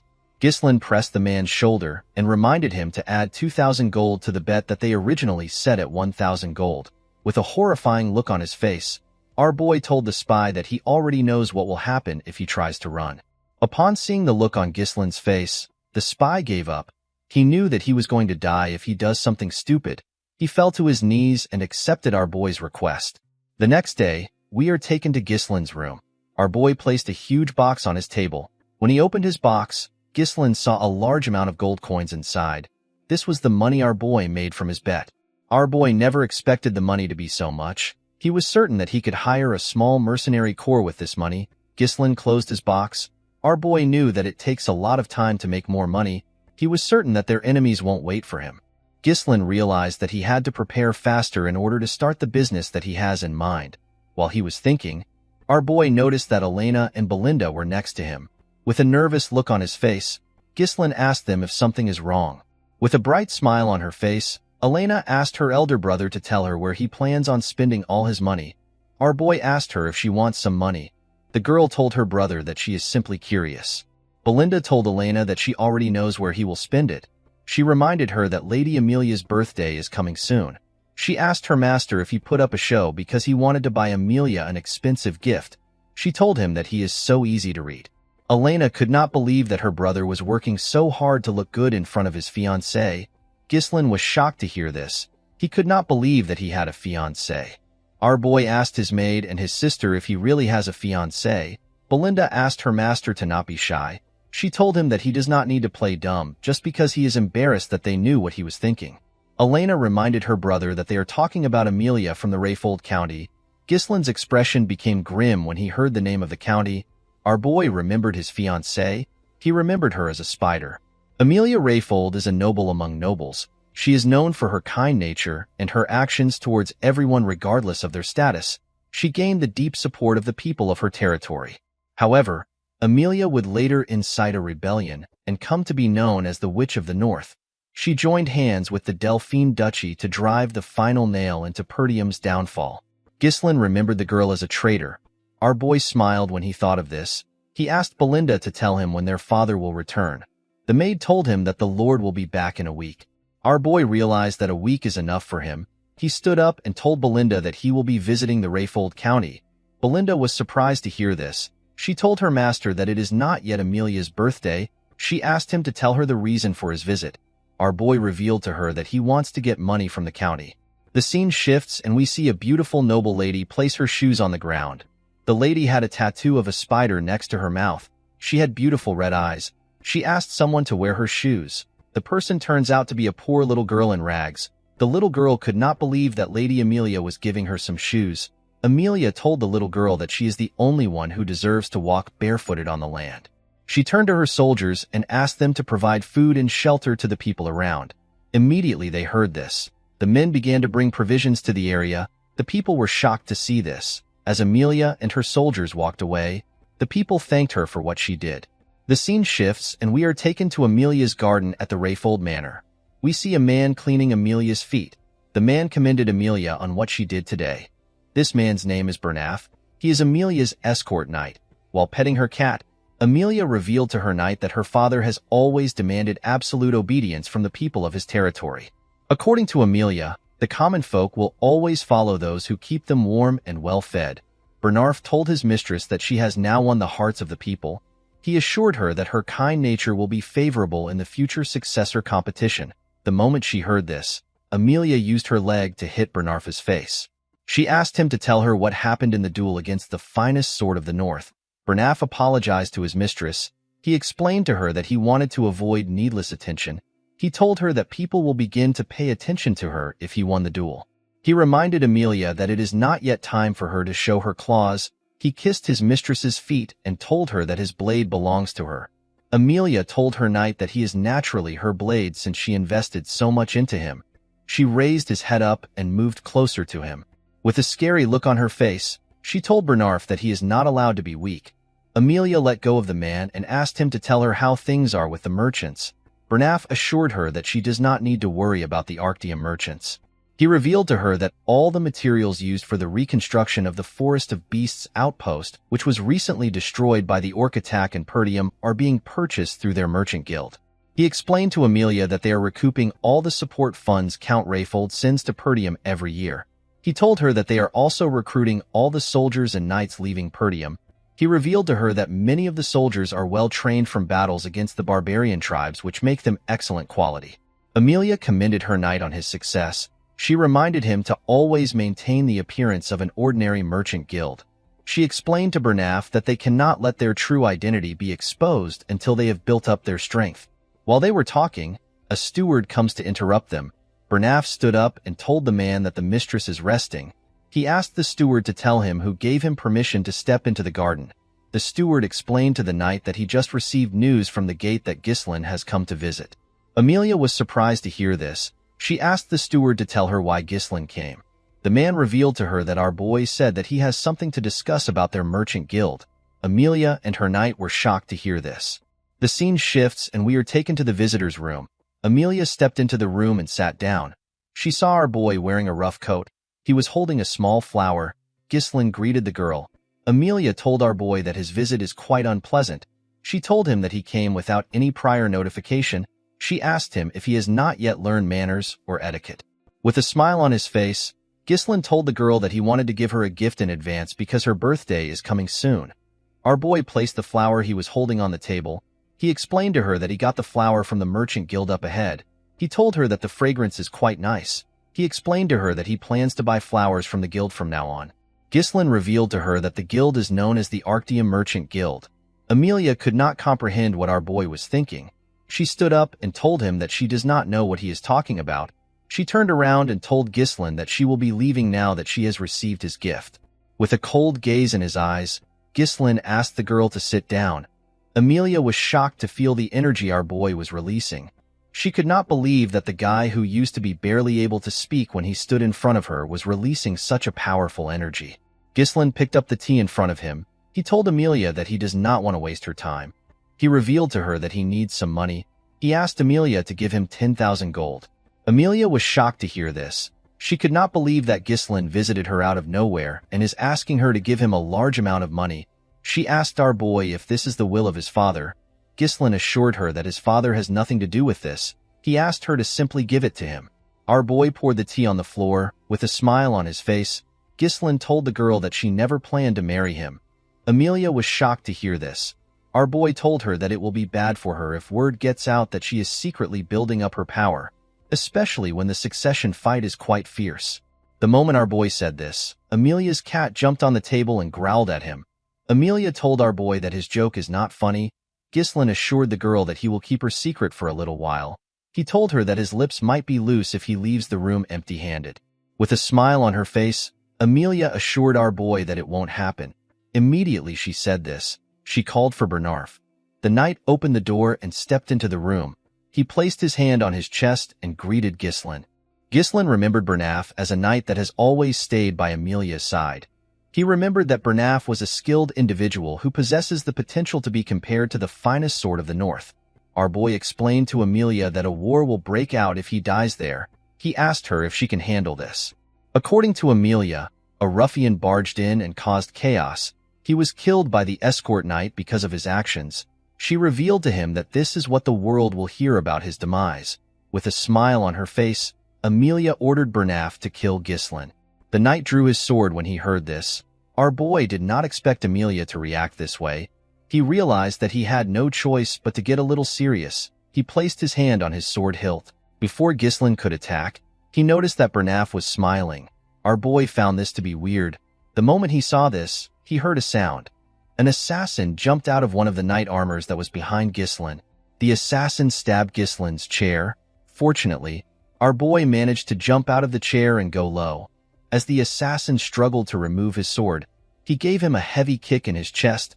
The assassin was sent flying. His body broke the window. Amelia and Bernaf were shocked to see this. Ghislain turned to them.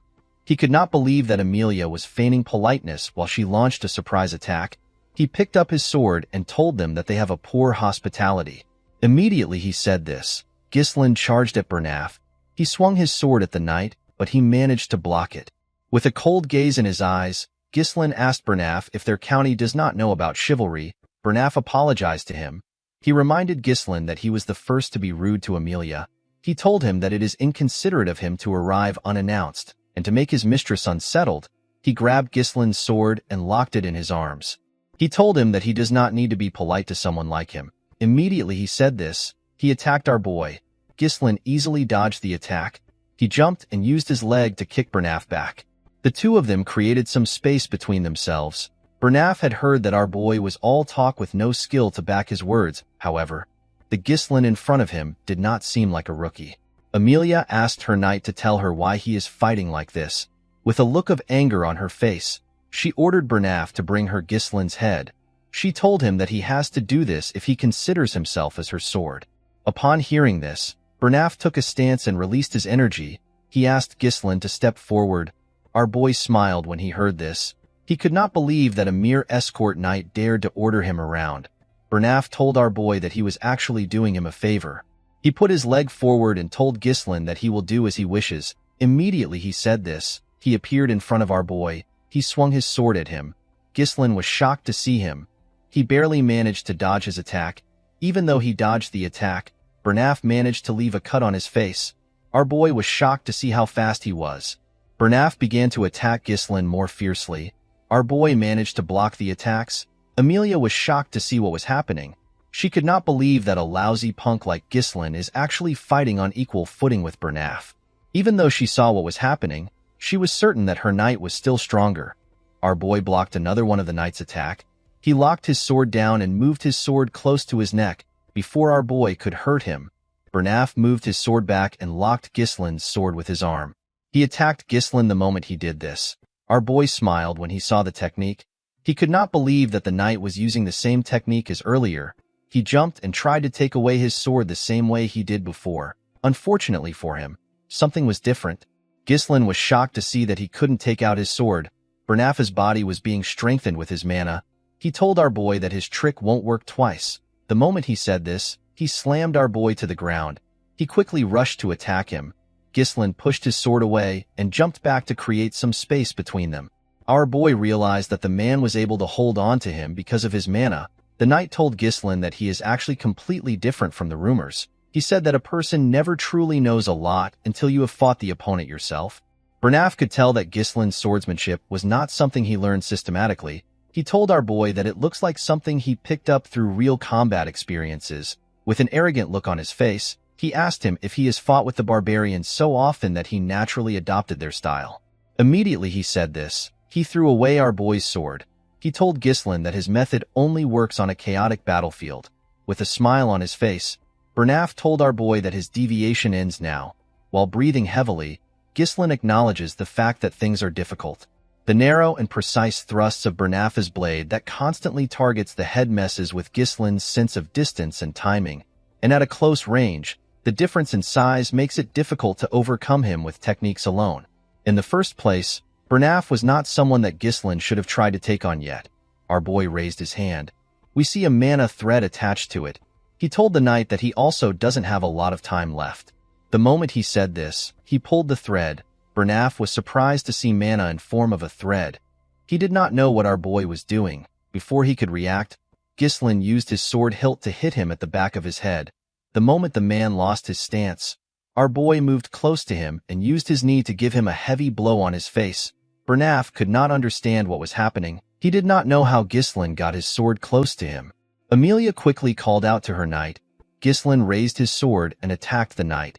Surprisingly, Bernaf was actually able to block the attack. He used his sword to push our boy back. Our boy managed to maintain his stance.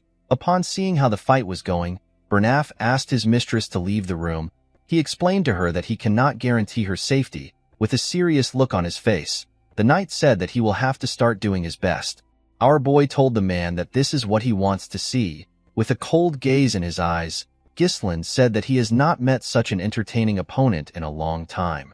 The scene shifts and we see Amelia running away with her cat. The girl was annoyed to see that Ghislain would cause her such a terrible humiliation. Amelia wondered about who leaked the information about the merchant guild to a madman like our boy.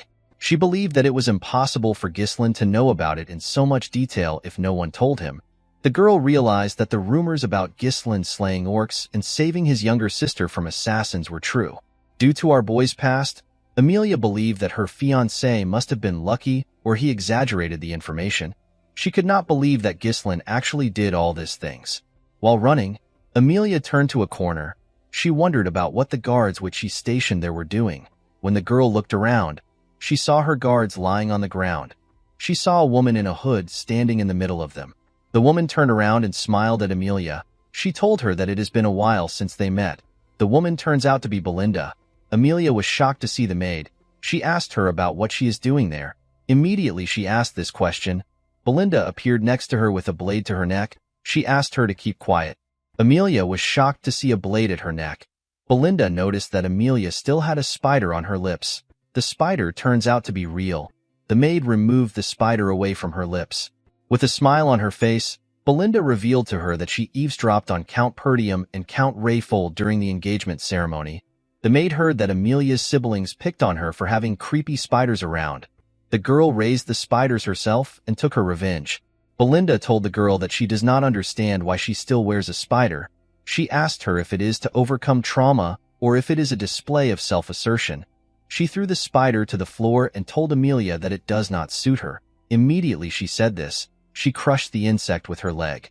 She asked Amelia to cooperate with her. The scene shifts and we are taken back into the room. Ghislain noticed that the air was rough. He was surprised to feel the overwhelming amount of mana which Bernaf was releasing. Bernaf remembered that our boy referred to him as an entertaining opponent. He told Ghislain that only a lowly mercenary would say such a thing. He could not believe that Ghislain was calling himself a noble like his mistress. Our boy was surprised to hear this. He reminded the knight that he is an escort. He asked him not to question his nobility. Bernaf rushed to attack Ghislain when he heard this. Our boy managed to block his fast attack. With a serious look on his face, he asked our boy to not disgrace the nobility. Immediately he said this, he began to attack faster. His attacks were on a whole different level from before. Ghislain was surprised to see how fast the attacks were. Our boy still managed to block them. Even though he was blocking the attacks, our boy was still having a hard time. He was surprised to see how the knight was pushing forward so fiercely. Ghislain became annoyed. He told Bernaf that he has done enough. He used his sword to push his sword aside. He tried to pierce the knight's head. Bernaf managed to use his sword to intercept the attack.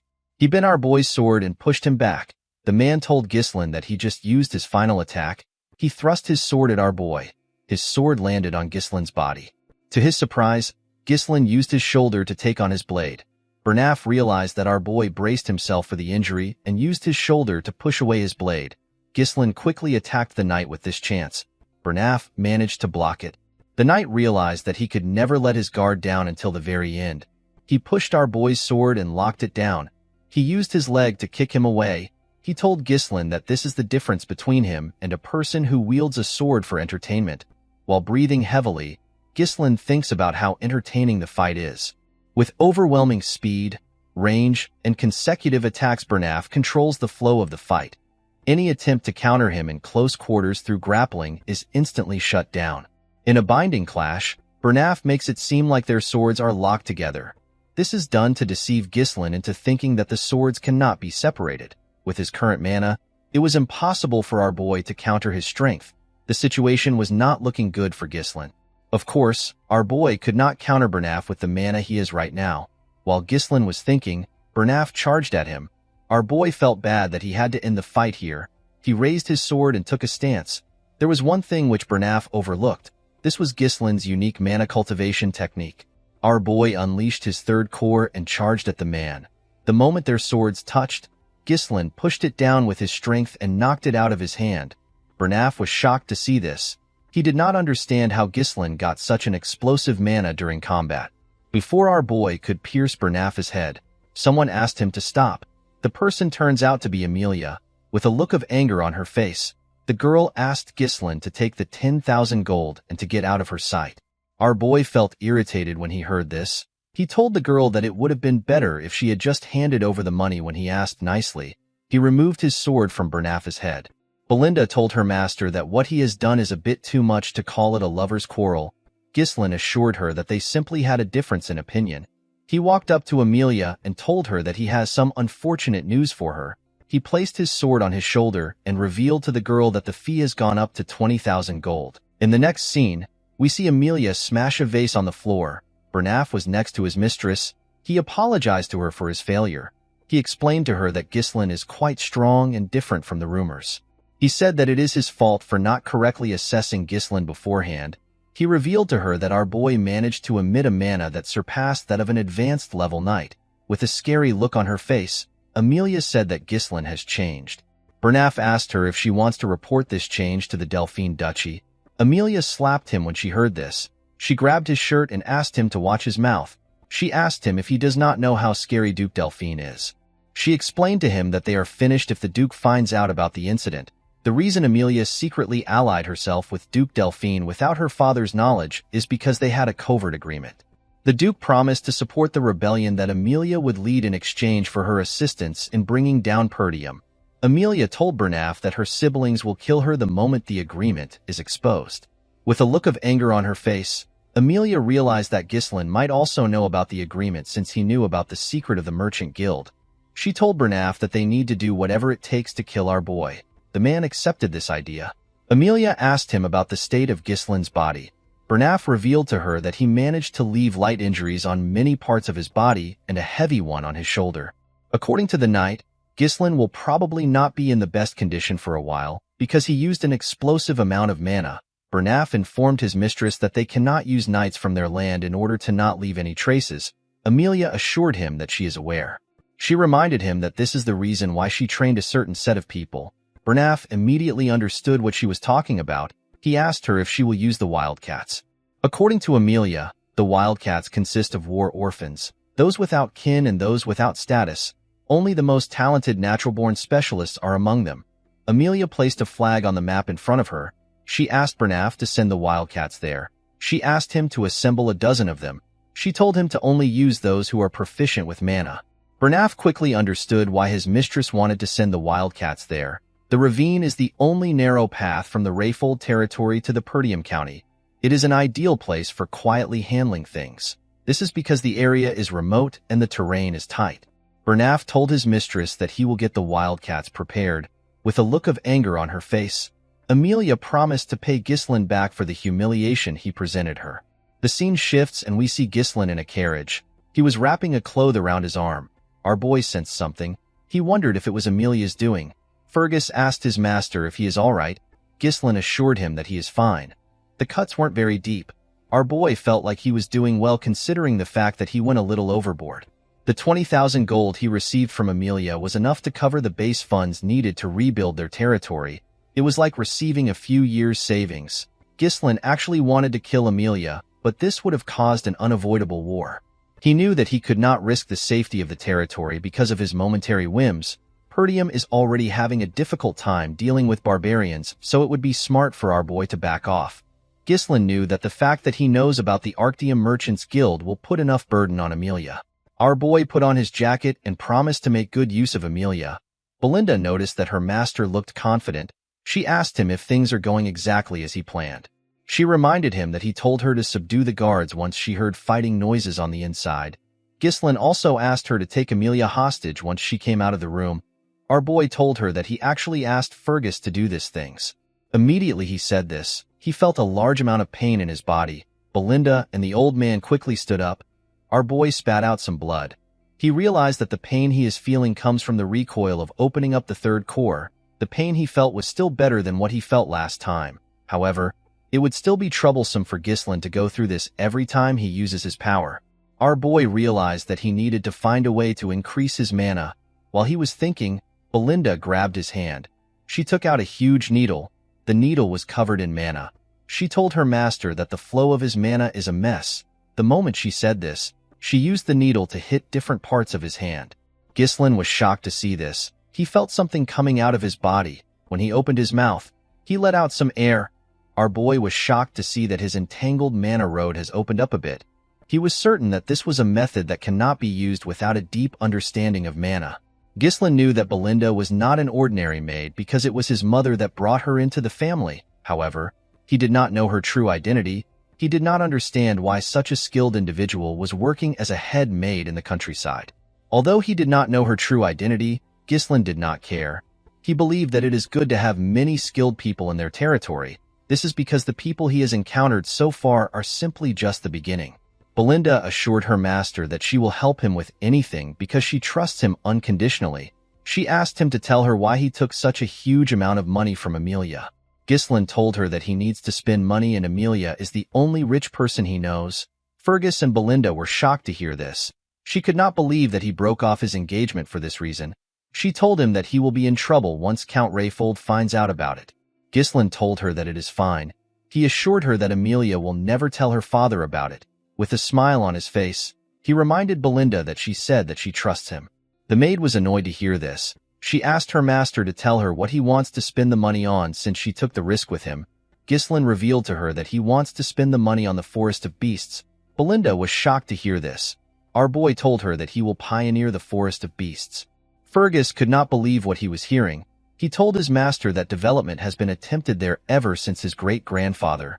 Ghislain asked the old man if he remembers the request he made before they entered the castle. Fergus became nervous when he heard this. He revealed to his master that the person he asked him to find was at the location he mentioned. He asked Ghislain if he is certain about the person. He told him that the man is not right in the head. Our boy told Fergus that everything is fine as long as the man is alive. He told him that they need to go there right now. Belinda told her master that they need to return home.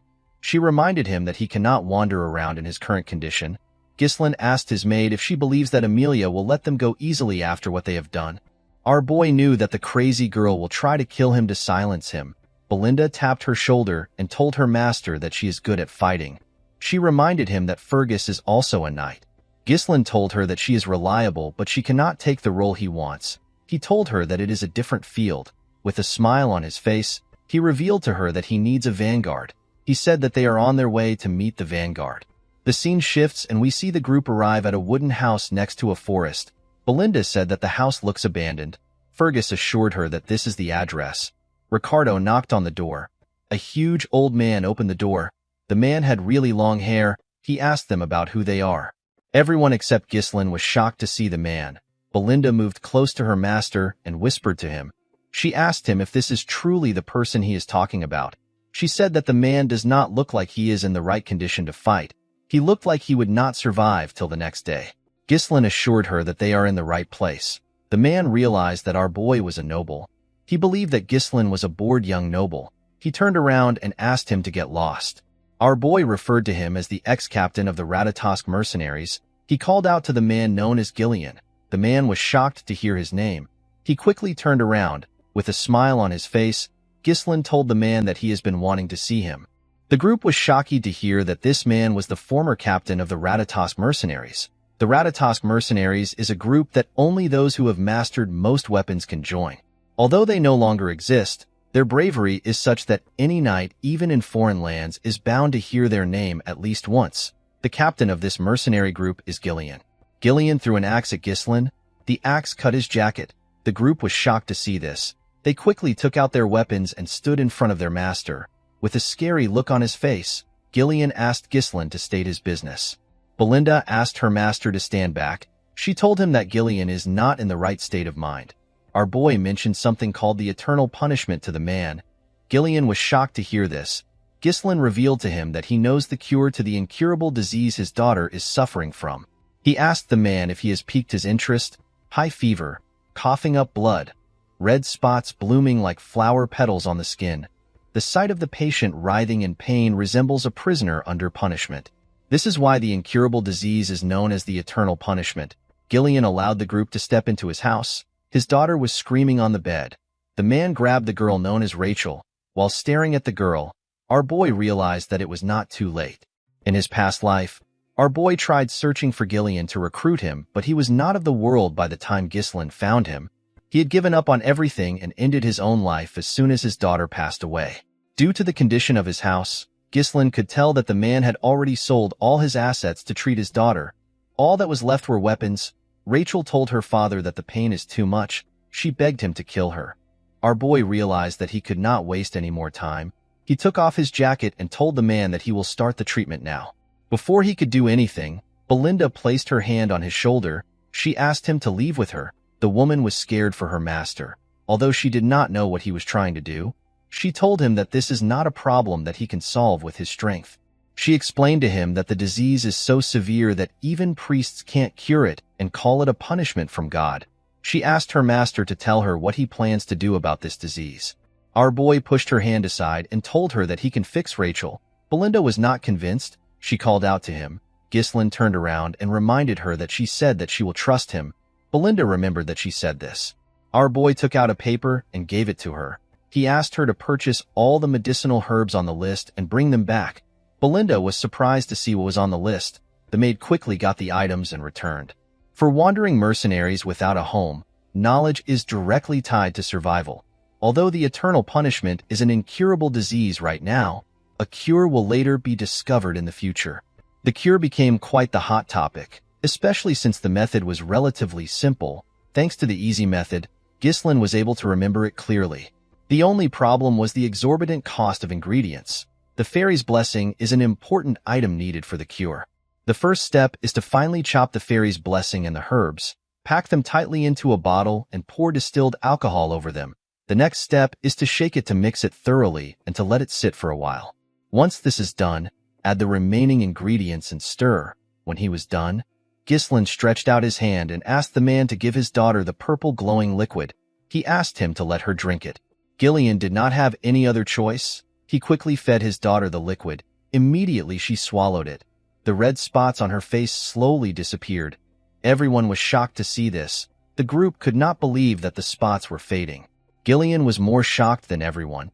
He could not believe that the medicine was working. Ghislaine said that it worked as he expected. With a nervous look on his face, Gillian asked him about how he did it. He told him that even holy power couldn't cure her. According to Ghislaine, the priest's divine power isn't omnipotent. It enhances the body's vitality and strengthens a person's regenerative abilities to help overcome the illness. It is different from a fundamental cure. Gillian's hands began to tremble. He grabbed Ghislaine and asked him if his daughter can truly be cured. Our boy assured the man that his daughter will be cured in a couple of months. Gillian was shocked to hear this. He stepped back and bowed his head to our boy. He asked him about what he wants from him. The man knew that Ghislaine must want something from him to come to such a remote place to find him. He told our boy that all he has left is his useless body. With a serious look on his face, Gillian told our boy that he will become his slave or dog if he commands it. Ghislaine assured the man that he does not need any of these things. He told him that he simply wants the captain of the Ratatosk mercenaries. When Gillian raised his head up, he saw something shocking. He noticed that Ghislaine had the eyes of a dreamer. The man stood up and picked up an axe. He used it to cut his very long ponytail. The group became scared when they saw how the man looked without the ponytail. He was completely different from earlier. He now looked more alive. Gillian moved close to his weapons. He asked Ghislaine if there is anyone besides the people inside the room who have come with him. He asked him if there is anyone who might come looking for him. Our boy told him that he is here with his group. Gillian grabbed a spear and wrapped a rope around it. He asked our boy if he has anyone who holds a grudge against him. Ghislaine told him that he does. He explained to him that he will have more people like that in the future. The man grabbed the rope's end and threw the spear outside his house. He destroyed the wooden wall. The spear was sent into the forest in front of the house. Gillian managed to hit his target. Immediately he did this. He used the rope to drag his spear back to himself. When the spear came into the house, we see Gillian's target on it. The man had captured an assassin. His spear hit the assassin directly in the chest. While the assassin was struggling to take out the spear, Gillian grabbed his neck. He asked him to tell him who sent him. The assassin turned out to be a wildcat. The wildcat did not know how Gillian found him. The mercenary asked Ghislaine to tell him what he wants to do with the wildcat. Our boy told the man that he already knows who sent him. Ghislaine placed his hand on his sword. He told Gillian that he did not want to use his sword again today. Gillian placed his hand on his hilt to stop him from unsheathing the sword. With a smile on his face, the man asked Ghislain to leave it to him. He used his hand to snap the assassin's neck. After doing this, he bowed to our boy. Belinda was shocked to see how Gillian killed the assassin. He showed no hesitation in killing. She did not understand why her master would want to recruit such a dangerous person. Gillian went on his knees. He promised Ghislain that he will leave his life in his hands. Our boy realized that he has acquired a crucial card for the upcoming reconstruction plan. With a smile on his face, he told Gillian that he looks forward to working with him. The scene shifts and we are taken to a cabin in the woods. We see a wildcat trafficker reporting to the rest of the members. He told them that their teammate has been killed. The wildcats were shocked to hear this. While they were all talking, someone asked them to lower their voices. This person is known as Vigo. The traffickers apologized to their captain for raising their voices. The captain explained to the man that Bernaf said that Ghislain wouldn't be able to find the reconnaissance unit and it would be impossible for him to kill them.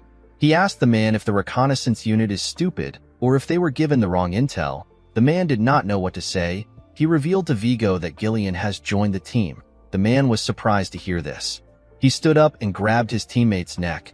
With a scary look on his face, he asked him if he is certain. While trembling, the man told his captain that he is certain. He said that he saw it with his own eyes. Vigo smiled when he heard this. He was happy to hear that his former captain was finally starting to make a move. The scene shifts and we see Gillian riding a carriage through the woods. Belinda complained about the carriage suffocating her. She asked her master if Gillian really needed to bring so much weapons. She told him that he is not an arms dealer. She said that a sword or two should have been enough. She could not believe that they had to buy another carriage because of Gillian's weapons. Ghislain told her that they already needed to buy one to take Rachel comfortably to the county. He assured her that it is fine. Fergus and Ricardo carried Rachel in their carriage. Ghislain told his maid that Gillian has a use for the weapons. He asked her to bear with it for now. He reminded her that the important thing now is for them to escape the rift. Belinda asked her master if the watcher they caught was sent by Amelia. Our boy told her that he was. Belinda realized that this could be a problem for them. She explained to Ghislain that the mask the man was wearing is a symbol used by the Wildcats traffickers. She said that the Wildcats are a fairly powerful guild in Rayfold. Our boy was surprised to hear this. According to Belinda, the Wildcat traffickers' main trade is smuggling. They also take on assassination, drugs, human trafficking, and other things. They are filthy trash who take on all kinds of vile work. Among the members are many skilled former mercenaries. This made them a shadowy guild that has armed combat power. Ghislain asked Belinda to tell him how she got this information when she stays in the castle all day. The maid told him that she heard these things before she started working there. She asked her master to be careful because the Wildcats are persistent. Ghislain smiled when he heard this. He assured her that he will be fine. He reminded her that they have Gillian with them. Immediately he said this. We see something come out of the ground after their carriage passed by it. The things ran after the carriage. Gillian sensed their presence. The things jumped out of the ground when they caught up to the carriage. The things turned out to be the Wildcats. They rushed to attack Gillian. The man was surprised to see an ambush from the ground. He took out his axe and his sword. He used it to block the attacks of the Wildcats.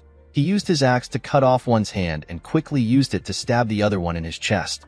Before the man who lost his hand could react, Gillian tore his head apart. Their bodies fell to the ground. The moment the men died, their teammates cut some ropes. The ropes released some huge trees on the carriage. Gillian was surprised to see the trap. Belinda said that the trees would crush them. Gillian quickly grabbed the ropes and slowed the horses down. They managed to avoid getting crushed, however. Their path was blocked. Ghislain said that he already expected the ambush. Next to their carriage were some wildcat traffickers. Vigo called out to the former captain of the Ratatas mercenaries. Gillian was surprised to hear his title. Vigo referred to him as a coward who disbanded an entire group of mercenaries because of his daughter.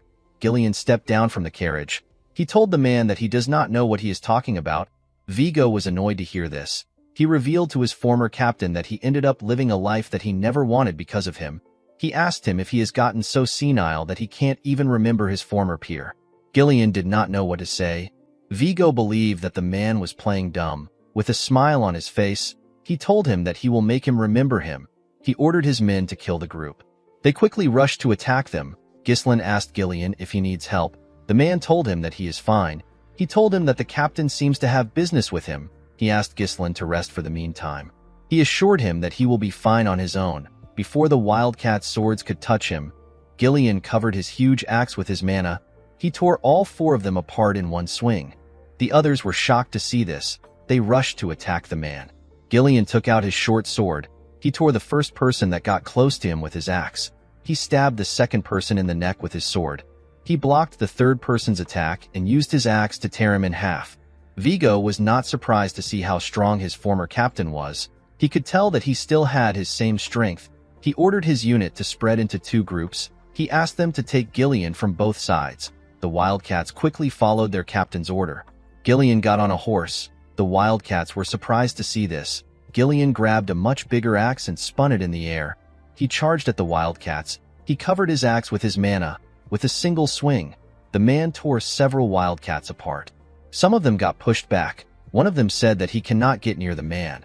Another one advised everyone to aim for the horse. Before the men could even get to the horse, Gillian attached a rope to his axe handle and swung it around him. He split their bodies apart in one swing. Belinda was shocked to see this. The moment he took care of his subordinates, Vigo rushed to attack him. Gillian grabbed a shield when he sensed the man's energy. He used the shield to block the captain's attack. Vigo told Gillian that he should not hinder his work since he ruined his life. With a scary look on his face, the man promised his former captain that he will kill him. He took out 3 blades. He threw the blades at the horse. The blades stabbed the horse. It fell to the ground. Before he could lose his balance, Gillian jumped off the horse. The moment he landed on the ground, he saw a blade in front of him. Gillian quickly took out his smaller axe. He used it to block the attack. He told the man that he is not the captain of the Ratatosk mercenaries.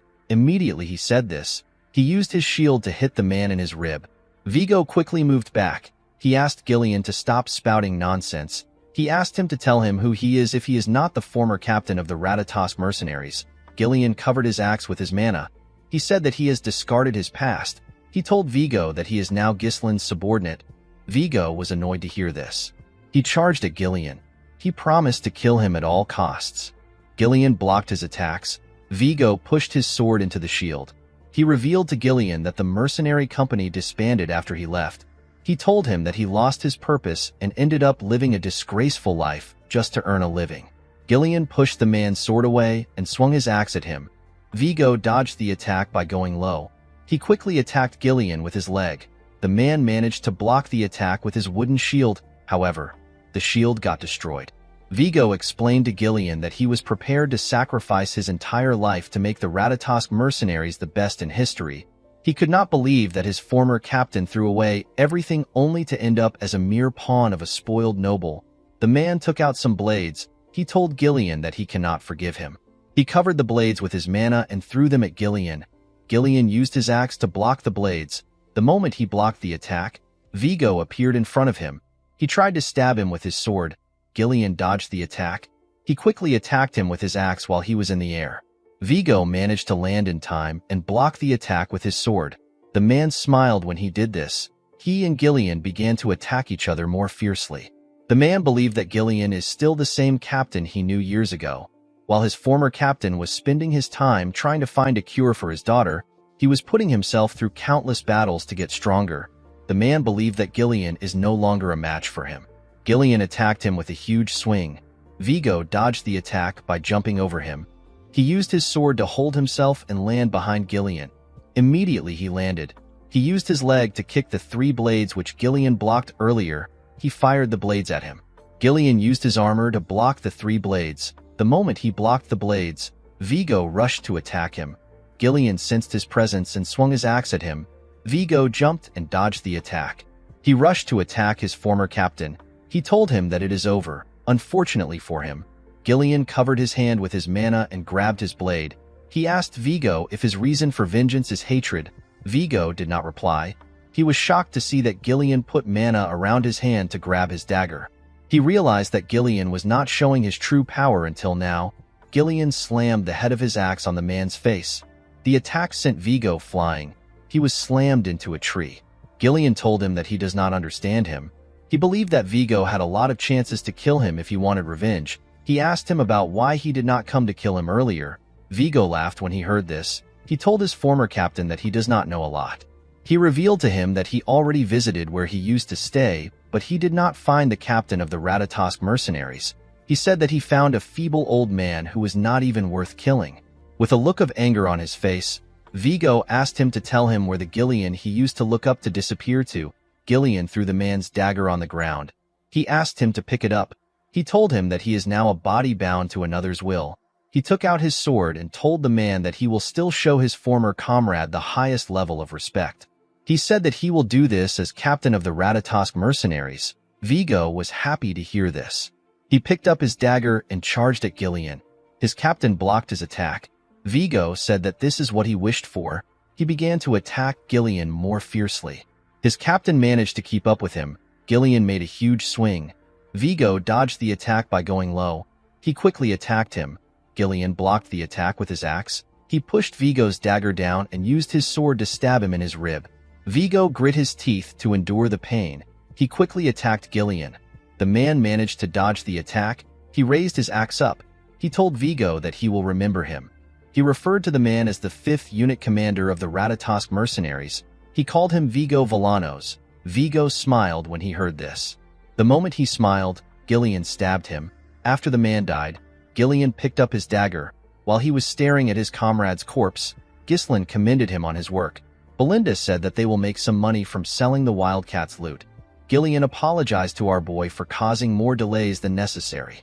Ghislain assured him that it is fine. He never expected Gillian to be so exceptional. When our boy first left home to start mercenary work, the stories he heard about Gillian from his seniors helped lay the foundations for him to become the mercenary king.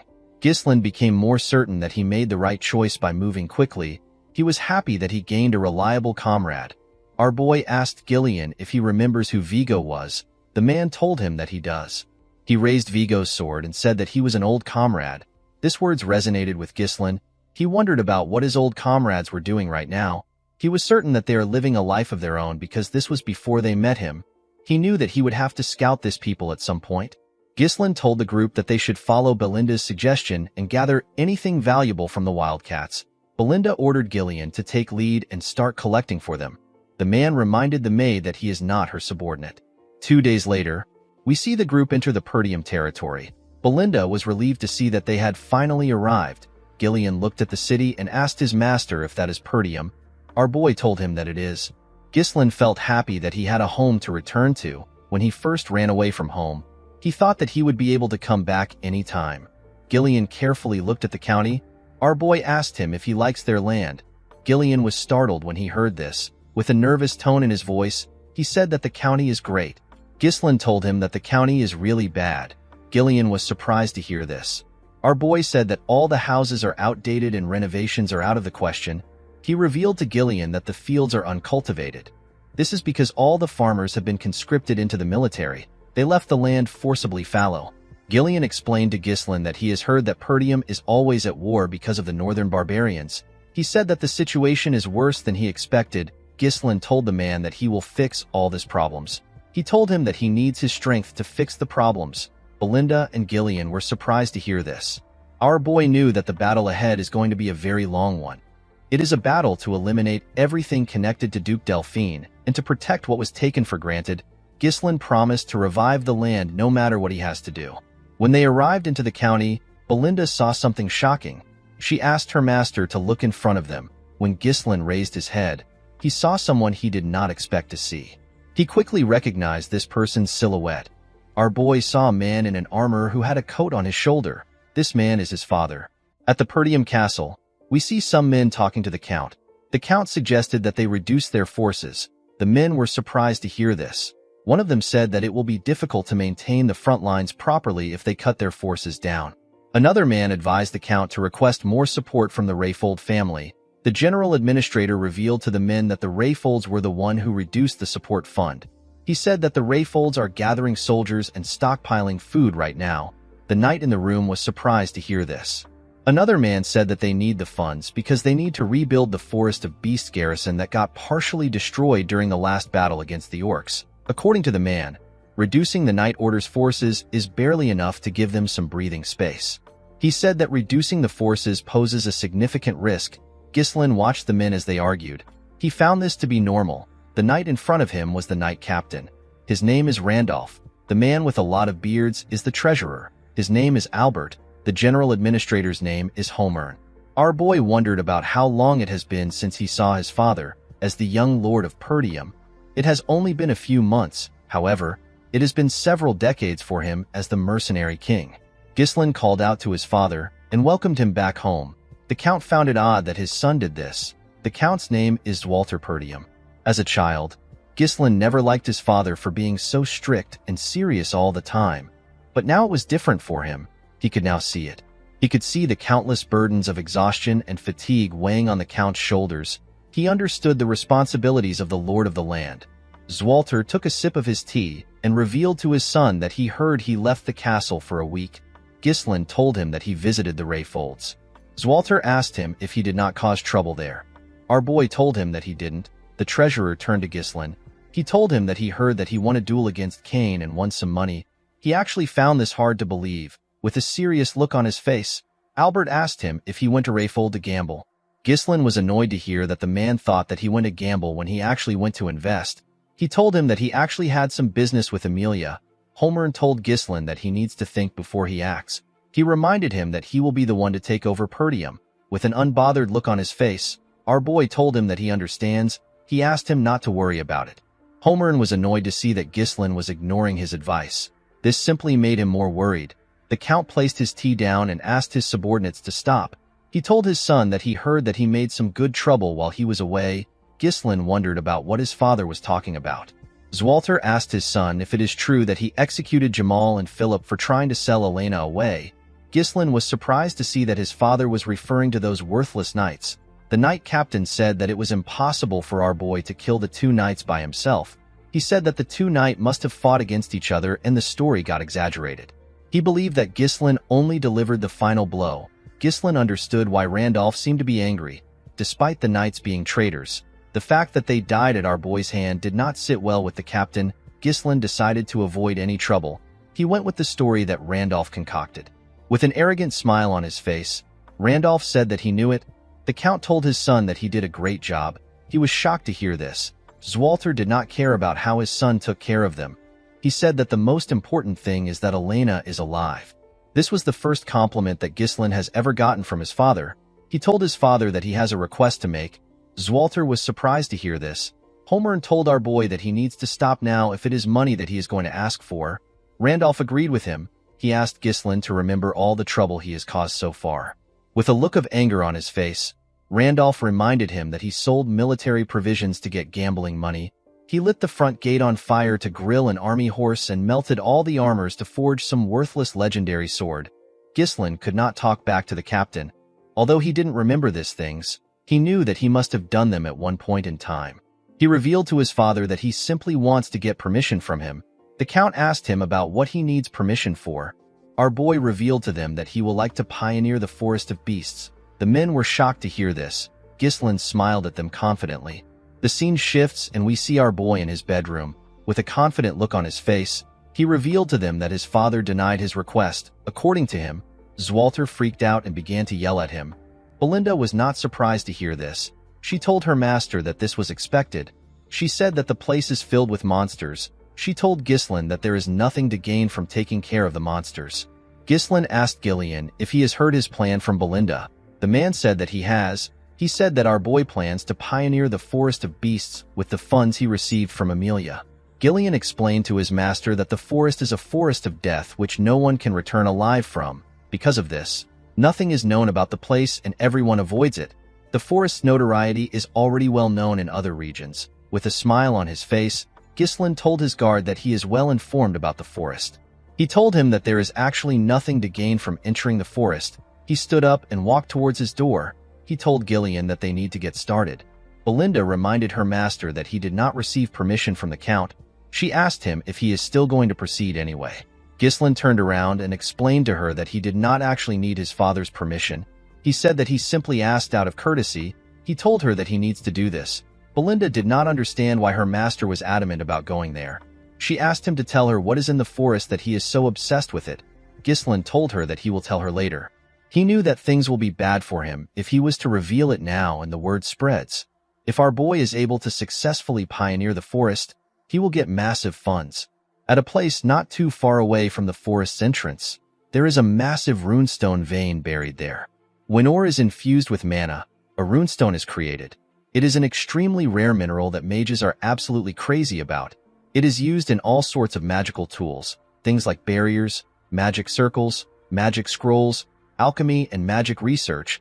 It is basically used in anything that uses mana. In his previous life, Duke Delphine was the one who discovered it, but now, only Ghislain has this important piece of information. Belinda could not see through her master's intentions. She decided to give up. She knew that he must have a plan. Gillian told him that he will follow his orders. Ghislain asked Belinda to head to the nearby guild and hire some mercenaries. He said that 200 mercenaries will be enough. Belinda could not believe that her master was not holding back on spending the money that he risked his life to get. Gillian asked him if he is certain about this. He explained to his master that mercenaries are a rough and unruly bunch. He said that it will be hard to control them if a lot of them are gathered in one place. They might even turn on their employer and take everything for themselves. Ghislain told him that he is right.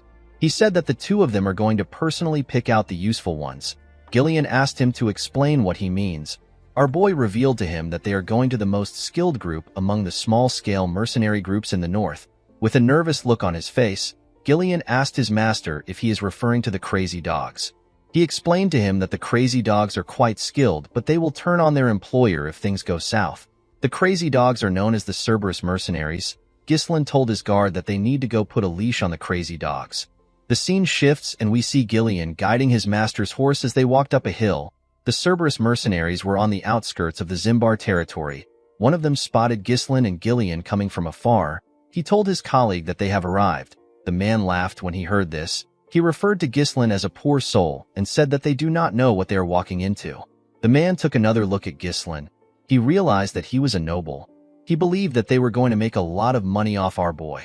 While the man was looking at Ghislain through his spyglass, someone grabbed him. The man screamed out in pain. The men in the camp were surprised to hear his voice. Gillian was the one who grabbed his head. He raised him up with one hand.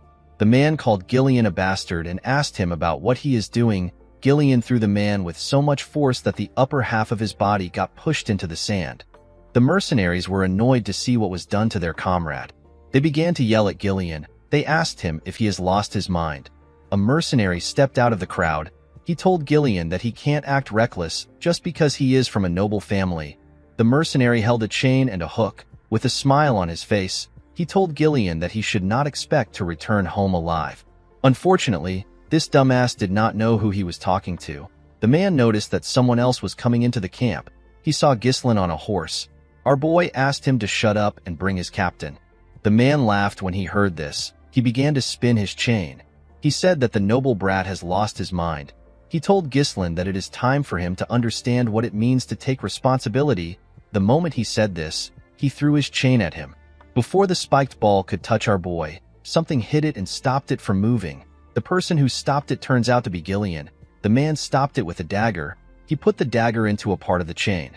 The man was shocked to see that Gillian shoved his blade into the chain. The spiked ball fell to the ground. Ghislain smiled when he saw this. He already knew that words won't get through to them. He asked Gillian to do enough so that the men won't die. Gillian took a stance and grabbed the chain. He told his master that he understands. He pulled the man in front of him with the chain. The man flew to his side without any resistance. The moment the man got close to him, he swung the spiked ball at him. The ball hit him in his stomach. The man screamed out in pain. The mercenaries were annoyed to see this. They called Gillian a bastard. They said that they won't go easy on him because he works for a noble. They charged at the man. Gillian twisted his blade around the chain. He used it to raise the injured man up. He threw him at the mercenaries that charged at him. The man's body pushed them to the side. The other mercenaries were surprised to see this. Gillian turned to the side and glared at them. The men were terrified to see the look on his face. Ghislain came down from his horse. He asked the men to tell him how long they plan on making them wait. He asked them to go get their captain. The moment he said this, someone said that he was sleeping. He asked them about what caused the commotion. The mercenaries immediately cleared the road and arranged themselves when they saw this man. The red-haired man introduced himself as the captain of the Cerberus mercenaries. He said that his name is Kair. He asked them about why they were looking for him. Ghislain believed that this was a stupid question. There is only one reason why anyone would look for a mercenary group. He said that he came to entrust a request to him. Kair was surprised to hear this. He asked Ghislain about why a client would beat up his subordinate. He told our boy that a noble should be more knowledgeable when it comes to manners. With a smile on his face, Ghislain told the captain that this is his own way of greeting him. He told him that this is the best way to properly tame him. Kair smiled when he heard this. He wondered about what would happen if Ghislain had greeted them twice. The scene shifts and we see everyone in Kair's tent. He had some mercenaries with him. He asked Ghislain to tell him the kind of request he has. Our boy revealed to him that he would like to hire him to pioneer the forest of beasts. The mercenaries behind Kair were shocked to hear this. They could not believe that our boy wanted to send them to the forest filled with beasts. They knew that the forest was near the Perdium territory. With a smile on his face, Kair asked Ghislain to tell him the kind of person he is for him to try disturbing such a dangerous forest. Our boy revealed to him that he is the young lord of Perdium. Kair was surprised to hear this. He and his men began to laugh. They could not believe that they were looking at the insane young lord from the rumors. They became certain that he had lost his mind. Kair told our boy that he does not know what the forest of beasts is like because he was raised in a greenhouse. He told him that it is not a place for rookies like him. The captain said that he is no longer interested in hearing anything from Ghislain. He signaled his men and told them that the negotiation is over. The men raised their weapons. Gillian raised his axe when he saw this. Ghislain asked Kair if he is scared. The man was shocked to hear this. With a smile on his face, he said that he is disappointed because he heard that his mercenary group is quite skilled. He told Kair that it is just a hoax. Kair placed his leg on his table. He asked Ghislain to not mess with him. He reminded him that they are mercenaries. He told him that they do not take jobs that don't pay off. Ghislain said that weaklings usually like to come up with excuses. Kair was annoyed to hear this. He told our boy that the mood is ruined. He told him that all he is doing is throwing around pathetic provocations. He referred to Ghislain as a clueless brat. He told him that he is not even worth killing. He assured our boy that he will let him go. He asked him to hand over some money for the trouble he caused and to get lost. Ghislain told him that this won't happen. With a serious look on his face, our boy requested to have a Moriana's recognition with the captain of the Cerberus mercenaries. Gillian and the other mercenaries were shocked to hear this. Kair asked him if he even knows what this means. With a confident smile on his face, our boy told him that he does. Moriana's recognition is a traditional betting method passed down among mercenaries. When two people agree to the bet, they fight using only a single dagger without relying on mana. Each of the participants have one of their arms tied together. Stepping outside the small circle counts as a loss. This match forces them into a brutal life-or-death struggle within limited space and movement. In many cases, not only the loser but even the victor ends up dead. Ghislain explained to Kair that the loser must cleanly admit defeat and absolutely obey the words of the winner. In other words, the loser becomes the winner's dog. He asked Kair about how he feels about the bet. Gillian wondered why his master, who is a noble, would know about a filthy mercenary tradition. In the mercenary world, rejecting this challenge would mean admitting to one's weakness. Due to this, it is something that can never be refused. Kair began to laugh like a crazy person. With a creepy smile on his face, he told his subordinates that they have a bold little noble who wants to be recognized in a mercenary's way. He told them that they should help our boy a bit. The men began to laugh when they heard this. The scene shifts and we see everyone outside. Ghislain and the captain tied one of their arms together. They were both given a dagger. Kair took off his jacket. The mercenaries were cheering for their captain. They asked him to kill the insolent noble. Kair believed that Ghislain heard about this method from somewhere and decided to fight him with it. He told our boy that he cannot back out of it now. He pulled Ghislain to his side. With a confident smile on his face, he told him that he has done this 5 times. Ghislain went back to his original spot. He pulled the captain close to him. With a condescending look in his eyes, he revealed to Kair that he has done this over 100 times. The captain was shocked to hear this. Ghislain and Kair were asked to start. The two of them charged at each other with their daggers. They both managed to dodge the attacks. They swung the daggers at themselves again. They barely missed each other. Ghislain attacked Kair with more strength.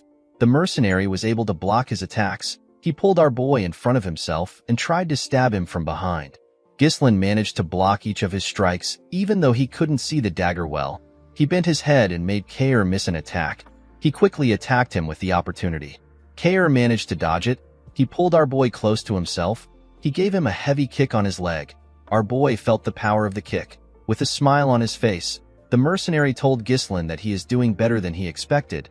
He could not believe that our boy was claiming that he has done a Moriana's recognition 100 times. This is something that most people don't get to do once in their life. Kair charged at Ghislain. He advised him to make his bluffs sound realistic. He did not give our boy the chance to attack. The members of the Cerberus mercenaries were happy to see this.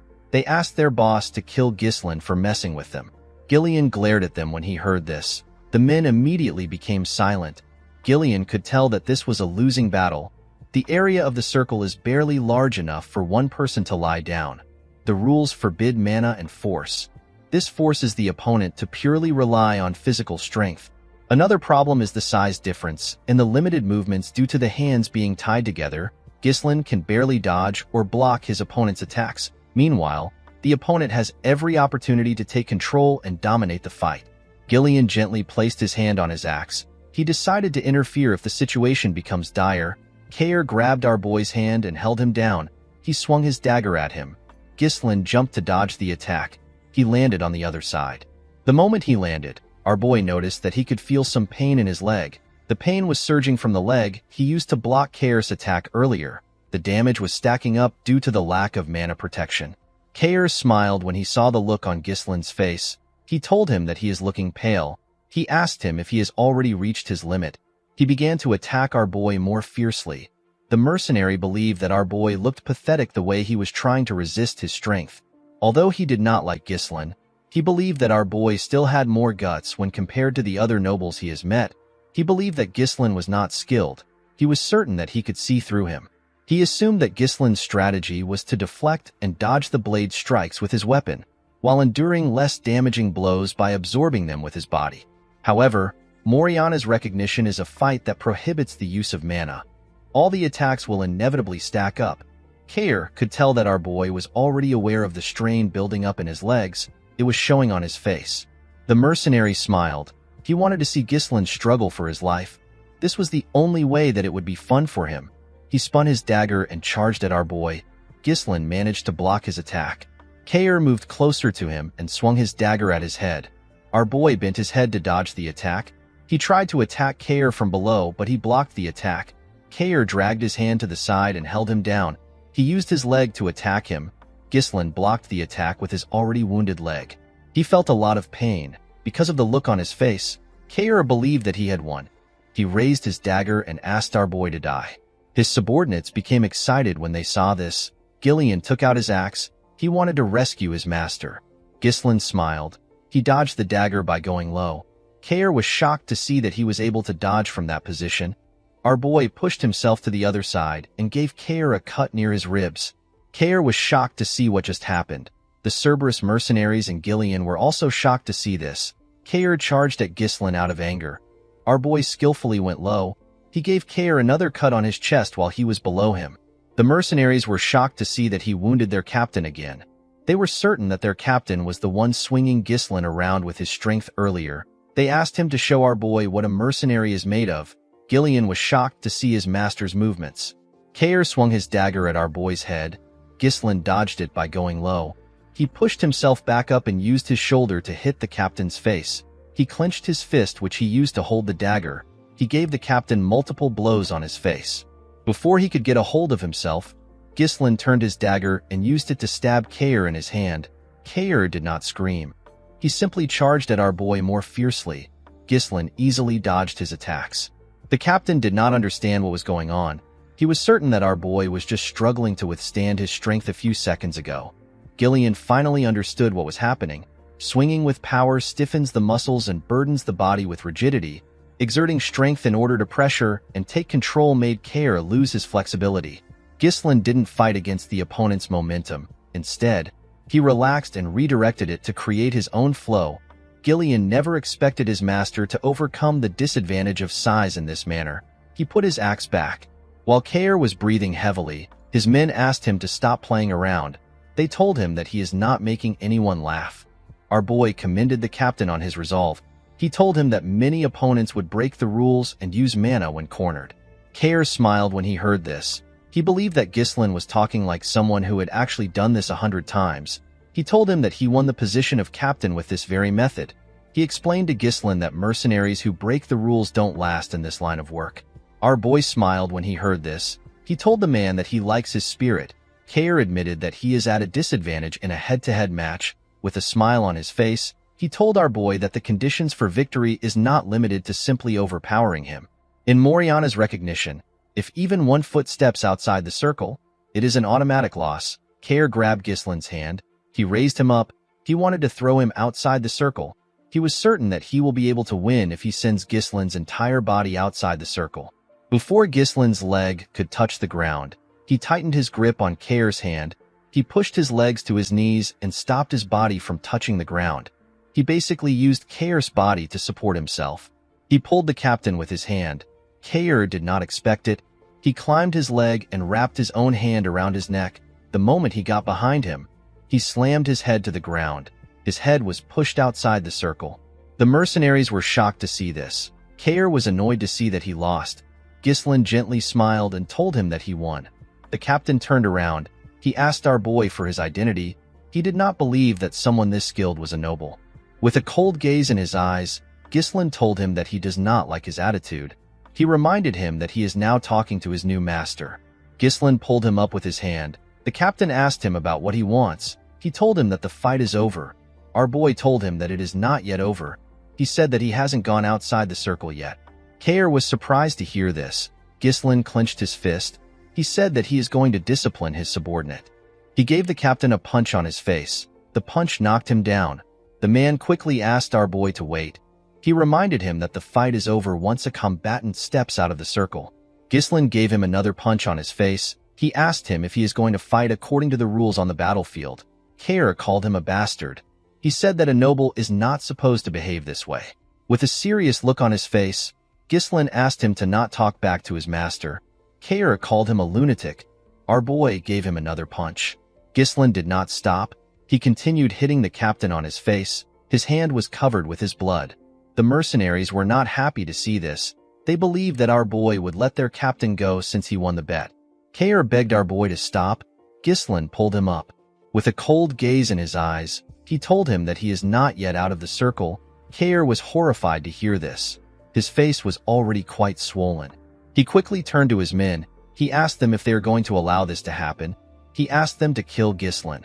The mercenaries immediately grabbed their swords. Before they could move close to their captain, Gillian took out his axe.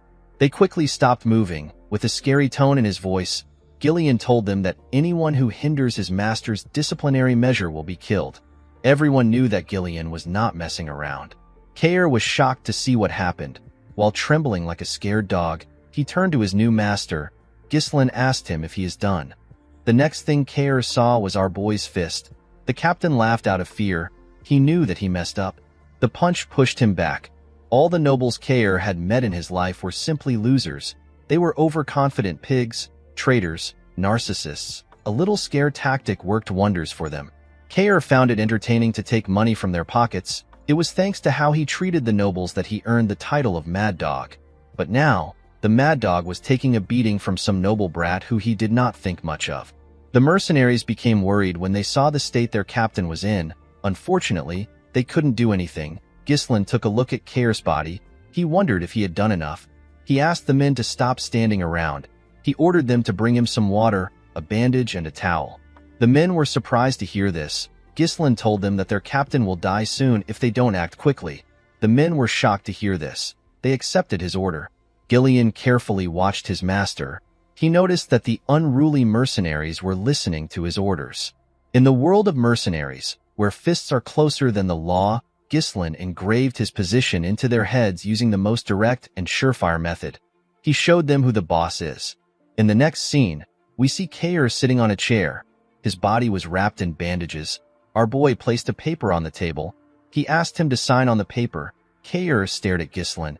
He knew that he had no choice but to do it. He took out his pen and signed. He asked our boy to take it. With a scary look on his face, Gislin asked him to repeat what he just said. The captain became nervous. With a shaky tone in his voice, he told Gislin that he looks forward to working with him. Our boy grabbed his hand. He was quite scared to see this. Gislin told him that they are now family. He told him that he also looks forward to working with him. A few days later, we are taken to the outskirts of the Perdium territory. We see some mercenaries gathered there. One of them yawned. He asked the others if they know the reason why they were called early in the morning. a bald man with a shield, told some of them that he heard a rumor that their employer is the young lord of Perdium. The men were shocked to hear this. One of them said that our boy is just a brat. He believed that Ghislain will not be able to handle the mercenaries properly. He said that the job might turn out to be easy. A shirtless man clapped his hand and called for the attention of his fellow mercenaries. The huge man said that they need a representative to handle their brat employer. The other mercenaries were surprised to see the man. They referred to him as Gordon the Muscle. With a smile on his face, the man said that they are correct. He said that he thoroughly observed the admirable posture of all of them discussing ideas to reap rewards without working hard. He told them that they won't be able to get the result they want if they don't unite their voices. The mercenaries realized that he was right. One of them remembered a time when an idiot made an unreasonable demand and made the whole thing fall apart. The bald man asked Gordon about what he plans to do. The man said that it is important to know one's boundaries in matters like this. He opened a bag which contained some coins. He explained to the men that he will pressure their employer as the representative. He asked them to put the compensation for his hard work into the bag. The men believed that Gordon was perfect for the situation. They knew that his large build would be good for pressuring a person. They told him that he is quite reliable. They did not expect someone who works out all day to be so good at making money. They poured their money into the bag. The moment they did this, one of them said that someone is coming. Everyone quickly raised their head. They saw Ghislain coming from the distance. He was riding his horse towards them. They were shocked to see that he was alone. One of them said that our boy might run away after seeing Gordon's muscles. Gordon asked the men to move close with him. He said that it will help them set up a scary mood. With a smile on his face, the man said that it is time to teach a brat how scary the real world is. Before he could walk up to Ghislain, he noticed something strange. He saw some people moving close to our boy. It was Gillian and the Cerberus mercenaries. One of the mercenaries quickly recognized the dog snout-shaped helmet. He said that this men are the Cerberus mercenaries. Gordon was shocked to hear this. He wondered about how Ghislain managed to make the crazy dogs follow him. When Ghislain got close to them, the men stepped back. He turned to Gordon and asked him if he is the representative. With a nervous look on his face, Gordon said that he is. Ghislain asked him for his name. The man introduced himself as Gordon the Muscle. Our boy found the name to be unique. He tapped Gordon on his chest and told him that his name is pretty cool. Our boy introduced himself as the young lord of Perdium. He asked Gordon to gather the mercenaries. With a serious look on his face, he announced to them that they will now begin the pioneering of the Forest of Beasts. In the next scene, we see Belinda helping Ghislain wear his armor. All the preparations for pioneering the forest were done. Construction of the expedition's temporary base and resource procurement were complete. He also acquired the most important asset, which is the troops. Ghislain begged Belinda to do a head count one more time. The maid accepted his request. She revealed to him that there are 148 mercenaries contacted from the office and 41 Cerberus mercenaries which he brought there. The total number of people there was 192. Ghislain told her that she did well. He asked her if she has properly informed Scovin. Belinda said that she has. She expected Scovin to have stopped them from going. To her surprise, the knight stepped in to ensure that they aren't detected while entering the Forest of Beasts. Since he is the commander of the Forest of Beasts post, Belinda believed that they would not have any issues. She asked her master to not worry about him. Ghislain smiled when he heard this. He found this reassuring. He called out to the mercenaries. He asked them to line up. He told them that the land they are going to pioneer lies ahead of them. He believed that everyone must have heard the rumors about the forest being a place filled with unknown danger. He explained to them that various monsters, unseen threats, and something beyond what they can imagine is lurking in the forest. He told them he is determined to conquer this place even with its dangers. The mercenaries were shocked to hear about the Forest of Beasts. They said that they didn't know that they would be venturing into the forest. They knew that they could die in the forest. Belinda asked them to not interrupt her master while he is talking. Ghislain asked those who wished to withdraw to do it now. He promised the mercenaries that he will pay them 3 times of their current pay if the mission succeeds. The mercenaries were shocked to hear this. The offer was quite tempting. Belinda quickly moved close to her master. She whispered to him. She asked him about why he is spouting nonsense. She reminded him that they already spent all their funds on the preparation. Ghislain told her that this is how to boost a person's morale. Our boy knew that he would be able to pay them and still have more left if the mission succeeds. He turned to Belinda and asked her if she trusts him. The maid said that she doesn't have any other choice but to trust him. Kair told Gillian that their master must be crazy to offer 3 times the pay. He wondered how Ghislain was going to live up to his promise. He said that our boy is quite bold. Gillian told the captain that Ghislain is a man who always has a plan. Ghislain referred to the troops as the Forest of Beasts Expedition Team. He told them that it is time to move out. In the next scene, we see the group cutting down the trees in their path. Everyone was cutting down a tree. Even Ghislain was assisting them. After he cut down the tree in front of him, Ghislain looked up. He was relieved to see that the trees had cleared up a bit. The sunlight was able to enter the forest. Our boy raised his hand and asked the men to keep clearing the path in the direction he is pointing to. He asked them to cut down the trees and chop them into logs. The logs are to be loaded onto the carriage. Those without a task were asked to dig around the stumps to make it easy to uproot the trees. According to the Forest of Beasts developmental journal which Ghislain obtained in his previous life, the forest is ridiculously large. Our boy believed that one day they will drive out the monsters and make full use of the forest resources. However, what Ghislain needed right now is money. He had to ignore everything else and secure the fastest route to the runestone vein. The wealth to be gained from this expedition will greatly help in stopping the conspiracy surrounding Perdium. Kair found it odd that their employer was stepping up to do something. One of the mercenaries said that Ghislain was doing this to show the dignity of a noble. Another mercenary with a helmet said that our boy is just pretending. He said that Ghislain will soon give up. Belinda asked the men to stop chattering. She asked them to get to work. The mercenaries quickly returned to work. Belinda was annoyed to hear what they said about her master. She moved close to Ghislain and reminded him that he went through so much trouble to hire the mercenaries. She asked him about why he is personally working. She revealed to him that the men are taking him lightly because he is doing the same work as them. Ghislain told her that it is fine. He told her that they will be done faster if they have more hands. He said that nothing good will come out of staying in this place for too long. Belinda decided to accept her master's explanation. She told him that he talks as if he already knows everything in advance. Kair smiled when he saw Ghislain and Belinda talking. He could not believe that his employer had a woman worrying about him while he became his employer's dog and is now walking to hell with his own feet. Gillian hit him with his log when he heard this. Kair asked the man if he is trying to pick a fight. So far, everything was going smoothly. The Duchy of Delphine, which conquered the kingdom and established a new dynasty, began a large-scale development in the Forest of Beasts. Our boy wasn't able to find out why the Duke chose to develop this place. Instead, he managed to obtain a developmental journal that recorded the locations of major resources and the ecosystem of monsters. Thanks to the journal, Ghislain was able to come somewhat prepared. One of the mercenaries wondered about why Ghislain brought hundreds of oil lamps. He believed that torches would be cheaper if our boy wanted to use something at night. The absence of incidents made Ghislain feel uneasy. He only read about what happened. He was not there to experience it himself. He asked the men to not let their guard down. He told them that the forest is getting deeper.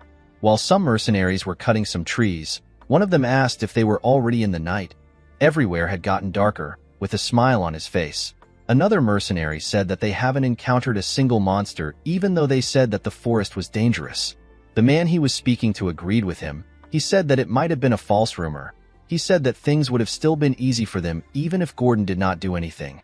The mercenary he was speaking to said that he feels bad that their pay was tripled for such a simple job. While they were talking, the bald mercenary hit Gordon on his back while he was carrying a log of wood. He asked him to give him his money back. Gordon noticed something strange. He reminded them that they cut down countless trees on their way there. The men said that they did. Gordon turned around and asked the men to tell him why this path is blocked. The mercenaries were shocked to see this. Ghislain called out to everyone. He asked them to pay attention. The troops quickly grabbed their swords. The mercenaries who were talking about how easy the work was began to panic. They noticed the sudden change in the atmosphere. Ghislain called out to Gordon. He told him that he will die if he stays there. He asked him to slowly walk to them. Gordon accepted the order. When he turned around, he hit a tree and fell to the ground. The group quickly took a stance. They called the man an idiot. Gordon quickly turned around. To his surprise, nothing happened. The mercenaries were confused. They did not know what was happening. With a smile on his face, the bald man said that their employer gets scared easily. He said that there is nothing there. He told everyone that it only seems like there is no path because the scenery is similar. He said that Gordon was mistaken. He told them that the Forest of Beasts is just a grand name. In reality, it is just a slightly dense forest. With a serious look on his face, Ghislain asked the man to move close to them if he doesn't want to die. The man was annoyed to hear this. He asked our boy to tell him why he keeps trying to create a scary atmosphere. He told him that they know that he is trying to intimidate them. The moment he said this, some vines got wrapped around his waist. Before the man could react, the vines pulled him to the top of the tree in front of them. At the top of the tree, we see a large mouth filled with sharp teeth. The monster threw the man inside its mouth. This monster had no presence at all. There was no way to predict how it would move. It was a being that you can only fall victim to if you are unaware. The huge monster tree opened its eye. Ghislain realized that he was looking at a Derusant. A large amount of Derusants surrounded the group. Gordon and the rest of the mercenaries began to panic. They wanted to run away. They believed that they were going to be eaten. Before Gordon and the mercenaries could get away, the monsters stretched out their vines and grabbed them. They managed to throw the mercenaries into their mouths. Fortunately for Gordon, he was able to hold on to a tree. He screamed out for help. One of them moved close to him with his axe. He asked him to hold on tight. He hit the vine with his axe. He wanted to cut it. To his surprise, the vine was not affected. Instead, his axe began to slowly break. The man wondered why the vine was so sturdy. While he was looking at his axe, the monster pulled Gordon. The huge man began to scream. Before it could raise Gordon up, Ghislain appeared above it. He covered his sword with his mana and used it to hit the vine. He managed to cut it. While he was in the air, he landed a cut on the monster's eye. A large amount of blood burst out of its eye. The mercenaries were surprised to see that their employer managed to cut it down. They assumed that the Derusant's eyes were their weakness. Ghislain took a deep breath. While screaming at the top of his voice, he asked the mercenaries to get themselves together. The men were shocked to hear their employer's voice. Our boy told them that they will become easier targets if they spread out. He asked them to raise their shields and form a tight formation to make sure that no one gets caught by the vines. He asked them to focus on defense until they received the next order. They all accepted his orders. They quickly got into position. One of them said that he is not going to die in a place like this. Ghislain quickly went to the carriage. He asked Kair about the oil lamps. The captain said that they are all there. Our boy asked Kair to light the lamps and throw them at the monsters to burn them down. Kair was surprised to hear that this was the reason his master brought so many lamps. One of Kair's teammates told him that the monsters are looking at them. Ghislain asked the captain to throw the lamps now. Kair and his teammates began to throw the lamps at the monsters. Unfortunately for them, the monsters were using their vines to destroy the lamps before they could get close to them. Kair was shocked to see that they swatted the lamps away. His subordinate told him that they cannot burn the monsters down like this. A Derusant fired its vines at them. Before it could touch them, Gillian appeared in front of them. He used his axe to destroy the vines. Belinda took out some knives. She threw them at the monster's eye. Ghislain asked Gillian and Belinda to prepare to throw the oil lamps while guarding the Cerberus mercenaries. Our boy raised his sword. He said that he will draw the attention of the monsters. The moment he said this, a Derusant fired its vines at him. Belinda called out to her master. She asked him to look out. Ghislain swung his sword and managed to cut through the vines. The other Derusants began to attack him. Our boy skillfully dodged their attacks. One of the Derusants raised its leg to crush him. The mercenaries were shocked to see that the monsters had legs even though they were trees. They believed that their employer was going to get stomped on. Ghislain covered his sword with mana and used it to cut the monster's leg. He jumped and stabbed the Derusant directly in the eye. The other Derusants turned their attention to Ghislain. The mercenaries were surprised to see this. Belinda ordered the Cerberus mercenaries to throw the lamps now. The mercenaries were certain that it would work this time. They quickly began to throw the lamps at the Derusants. The monsters screamed out in pain when the lamps touched them. The Cerberus mercenaries were happy to see this. Ghislain asked them not to stop. He asked them to keep throwing the lamps until they burn all the Derusants down. The flames spread on the monster's body. The mercenaries were shocked to see what was happening. They could not believe that they were able to fight against them. One of them said that the entire forest will burn at this rate.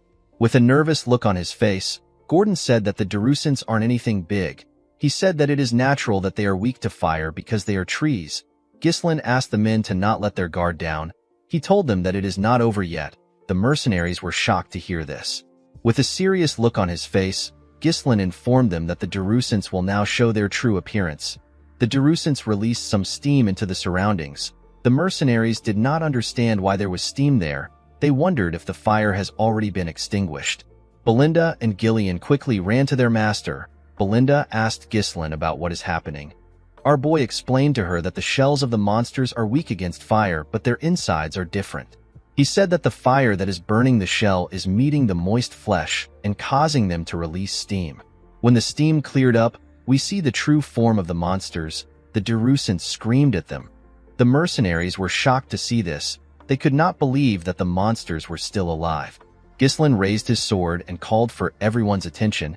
He asked them to raise their weapons. He told them that it will be a close-quarters battle from now on. He ordered them to charge. He also ran to attack the Derusants. The mercenaries were shocked to see Ghislaine running towards the monsters. They could not believe that he wanted them to have a close-quarters battle against this massive monsters.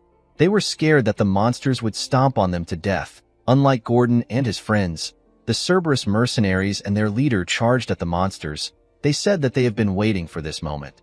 The men seemed to be excited. Belinda also ran to her master. Gillian asked Gordon and the other men to tell him why they are hesitating. He reminded them that Ghislaine gave an order. With a serious look on his face, he asked the mercenaries to trust our boy. The moment he said this, Ghislaine cut one of the Derusants down. The mercenaries were shocked to hear what Gillian said. They decided to follow their employer. They believed that Ghislaine was going to do something about the monsters. Gordon asked his teammates to trust their employer. They all raised their weapons and charged at the monsters. Ghislaine raised his sword and pointed it at the monsters. He revealed to his men that they will be able to cut the monsters without mana because their barks has burned away. He asked them to not be afraid. He told them that the Derusants are nothing but huge target dummies. The mercenaries followed his orders and ganged up on the monsters. Kair was enjoying killing the Derusants. Belinda and Gillian also helped in taking care of the monsters. The group did not relent. They fought every single monster that surrounded them. Ghislaine knew that hesitation in this situation is death. He believed that his role is to eradicate all hesitation from his followers. The moment he thought of this, he stabbed a Derusant in its mouth. He used his sword to tear it open. Our boy believed that he needs to instill them with the will for making the impossible possible. He wanted to instill this will into his men. When the monster which our boy killed fell to the ground, the mercenaries looked around. They realized that nothing was around them. The men could not believe that they killed all the Derusants. Ghislaine asked them to line up. The mercenaries quickly followed his order. Our boy asked them to look around. He told them that this is the reality of the forest of beasts. He reminded them that they were still at the entrance, and yet it is already swarming with Derusants. The men became nervous when they heard this. Ghislaine asked them to not fret. He assured them that he will always be standing at the forefront. He turned around and looked them in the eye. He asked the mercenaries to trust and follow him. The mercenaries were shocked to hear this from an employer. They assured Ghislaine that they will follow him. As they continued their journey, they faced several monsters. Kair seemed to be enjoying himself. They faced monsters like orcs and some form of crystal mole. As they fought monsters, Belinda took care of her master. The group also faced some form of ancient birds. When they went deeper into the forest, they came across a giant rat. The mercenaries became nervous. They never expected the monsters to be endless. They had already gotten tired. Kair and Gillian appeared in front of them. Kair charged at the rat and cut off its leg. The monster screamed out in pain. It opened its mouth as it fell to the ground.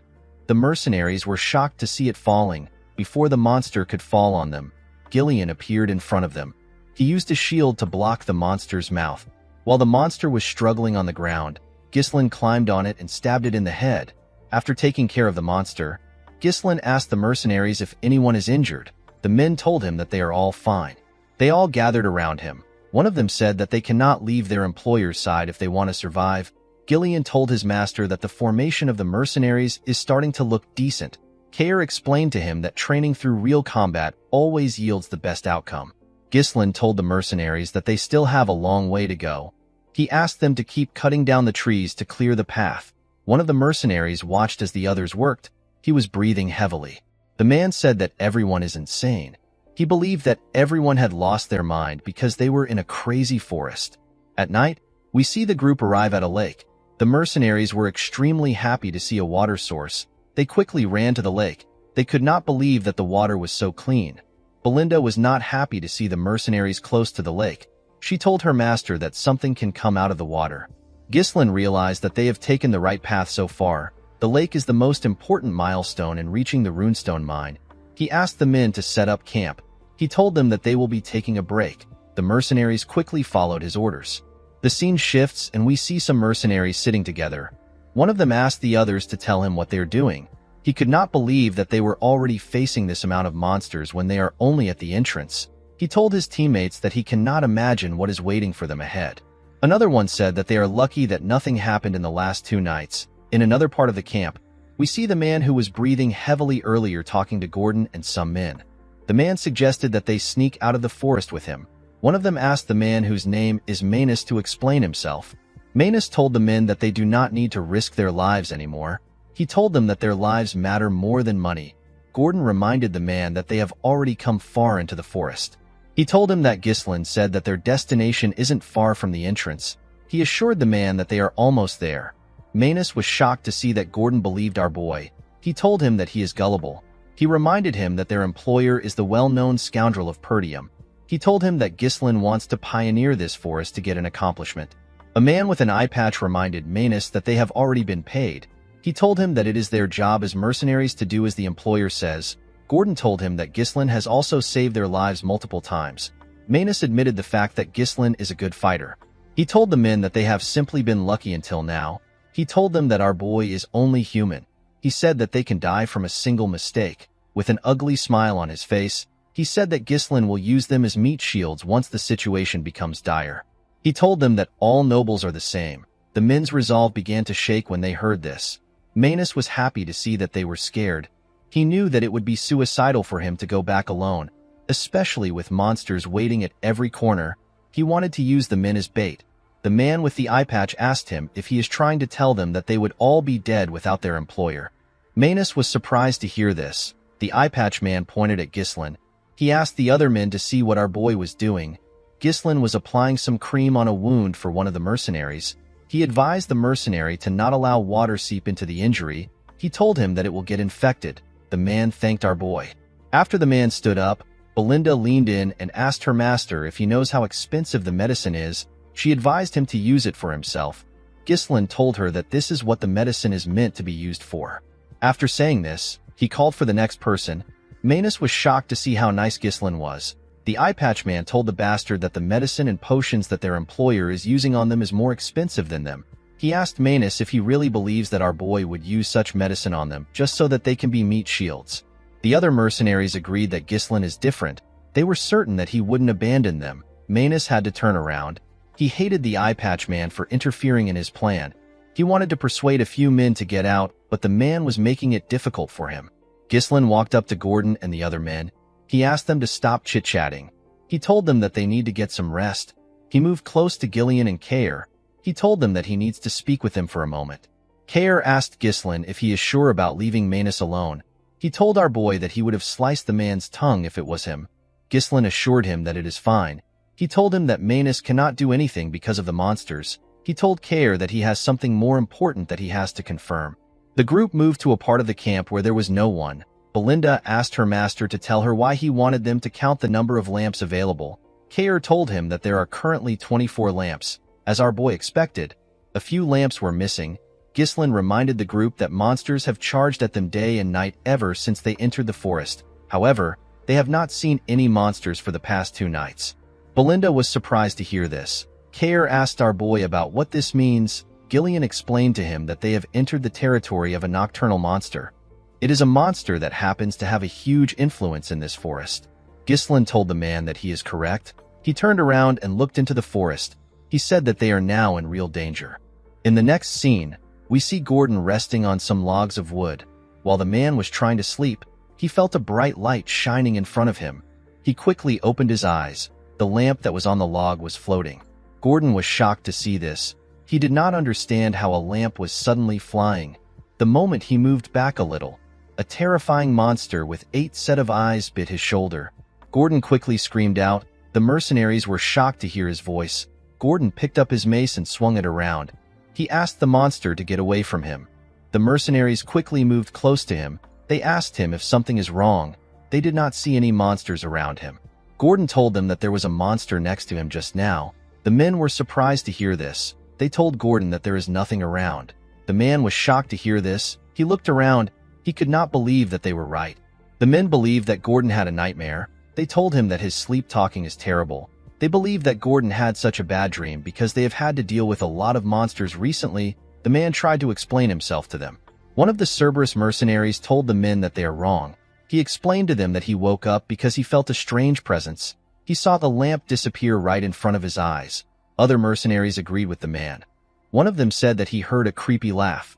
Another said that he also witnessed the same thing. One of the men who told Gordon that he is wrong asked the others to tell him why they are acting like this. With a serious look on the man's face, he told the others that there is definitely something out there. Ghislain asked the man if he really saw through the monsters. The man was surprised to see our boy. Ghislain ordered the men to gather around. The scene shifts and we see the men gather outside our boy's tent. Ghislain allowed Gordon and the man from the Cerberus mercenaries to join the meeting. Gordon was shocked to find out that the monsters had surrounded them. The man with the head cover told our boy that they cannot see the monsters with their naked eyes. Ghislain explained to them that this is a feature of the monsters. He told them that the monsters started following them when they reached the lake. These monsters are one of the monsters that dominate the night in the forest. They are the hunters of the darkness. They are known as followers. They can melt into the darkness. This means that you cannot see them and physical attacks don't work on them. A few hundred of them follow their prey and take away their light. Luring their prey into the darkness is what they excel at. It is their hunting method. The head cover man and Gordon were shocked to find out that a few hundred followers surrounded them. Belinda was surprised to find out that this was the reason why they have been losing their lamps. Kair was annoyed to hear what Ghislain said. He wondered if the monsters were trying to play with them before killing them. He suggested that they take care of the monsters now. He told our boy that it will be better for them to strike first before the monsters start toying with them. Ghislain told him that they need to wait until the monsters start attacking them. He said that it will be the best time to counterattack. Belinda reminded her master that they have already lost more than half of their lamps. She told him that they cannot just wait around. Ghislain explained to her that attacking the monsters recklessly would only stimulate their sadistic tendencies. The followers would fall back for a bit and harass them more thoroughly later. He told Belinda that they would be losing their chance to wipe out all the monsters at once. Gillian was surprised to hear this. He asked his master if there is a way to achieve this against hundreds of invisible monsters. Our boy told him that there is a way. He asked Belinda if she has prepared the magic scrolls. The maid said that she has given out one to each of the mercenaries. Ghislain told the group that he will now explain how they are to fight the monsters. The group was surprised to hear this. Our boy drew some images on the ground to signify their current position. He told them that a herd of followers has surrounded their camp from 3 different directions. The monsters are stealing their lamps to slowly tighten their position. Since they were vastly outnumbered, it will be impossible to cover the entire area, especially since what they are up against isn't human. Ghislain told them that they will start collapsing from the sides if they start fighting them head-on. Gillian explained to Ghislain that due to the fact that they set up their camp with a lake in the back, they avoided being surrounded from all directions. Our boy told him that he is correct. Although it looked like they were at a disadvantage, Ghislain assured them that it is not the case. He told them that they have the initiative of this fight. The group was surprised to hear this. Our boy explained to them that they need to first divide their forces into 3 groups. The defenders will take on the monsters' attacks, the crossbow unit will stop them, and the elite assault unit, which Ghislain is part of, will do the rest.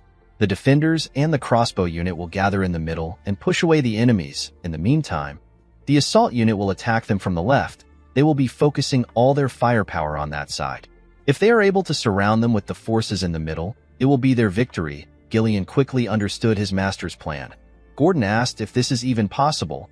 Kair said that it is possible as long as the units in the middle hold out long enough. Belinda interrupted the men.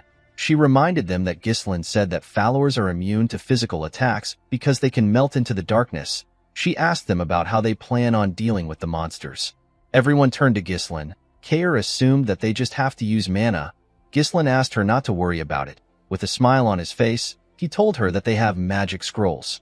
Later in the night, we see the defense unit standing in front of the monsters with their shields up. One of them asked the others to not break the formation. He asked them to remember what their employer said. One of them announced that the followers have taken their last lamp. He said that something is coming. In the Pioneer Journal of the Delphine, it was stated that the followers are extremely vulnerable to light. When they shone intense light on them, they revealed their true selves. The moment he thought of this, Ghislain raised his magic scroll and tore it. He asked the others to do the same. Gillian, Belinda, and the rest of the group followed his order. They all tore their first circle magic scrolls. The The spell is known as light. The magic scrolls fired some energy into the sky. The energy turned into a ridiculously bright light. The followers screamed when they saw the bright light. The mercenaries were surprised to see that the darkness has been repelled. They could not believe that this was what the monsters looked like. They never expected this eel-looking monsters to be the ones surrounding them this whole time. Immediately they thought of this. The followers charged at them. The crossbow unit quickly raised their crossbows. They were ordered to stop the monsters' charge. They were asked to hold on for as long as possible. The men fired their arrows at the monsters. Ghislain raised his sword. He told his men that the true appearance of the followers has been revealed. He covered his sword with mana and swung it. He pointed his sword at the monsters and ordered the assault unit to charge at them. The team immediately charged at the monsters. They tore them apart when they got close to them. Ghislain made a huge swing and tore through them. Although followers possess the ability to assimilate into the darkness, their actual defense is extremely weak. Our boy was certain that he can tear through the followers with this unit. He ordered the group to cut down as many monsters as they can. They overtook him and charged at the monsters. Gillian was taking their attacks and keeping their attention on himself. While he was doing this, Kair disrupted their formation.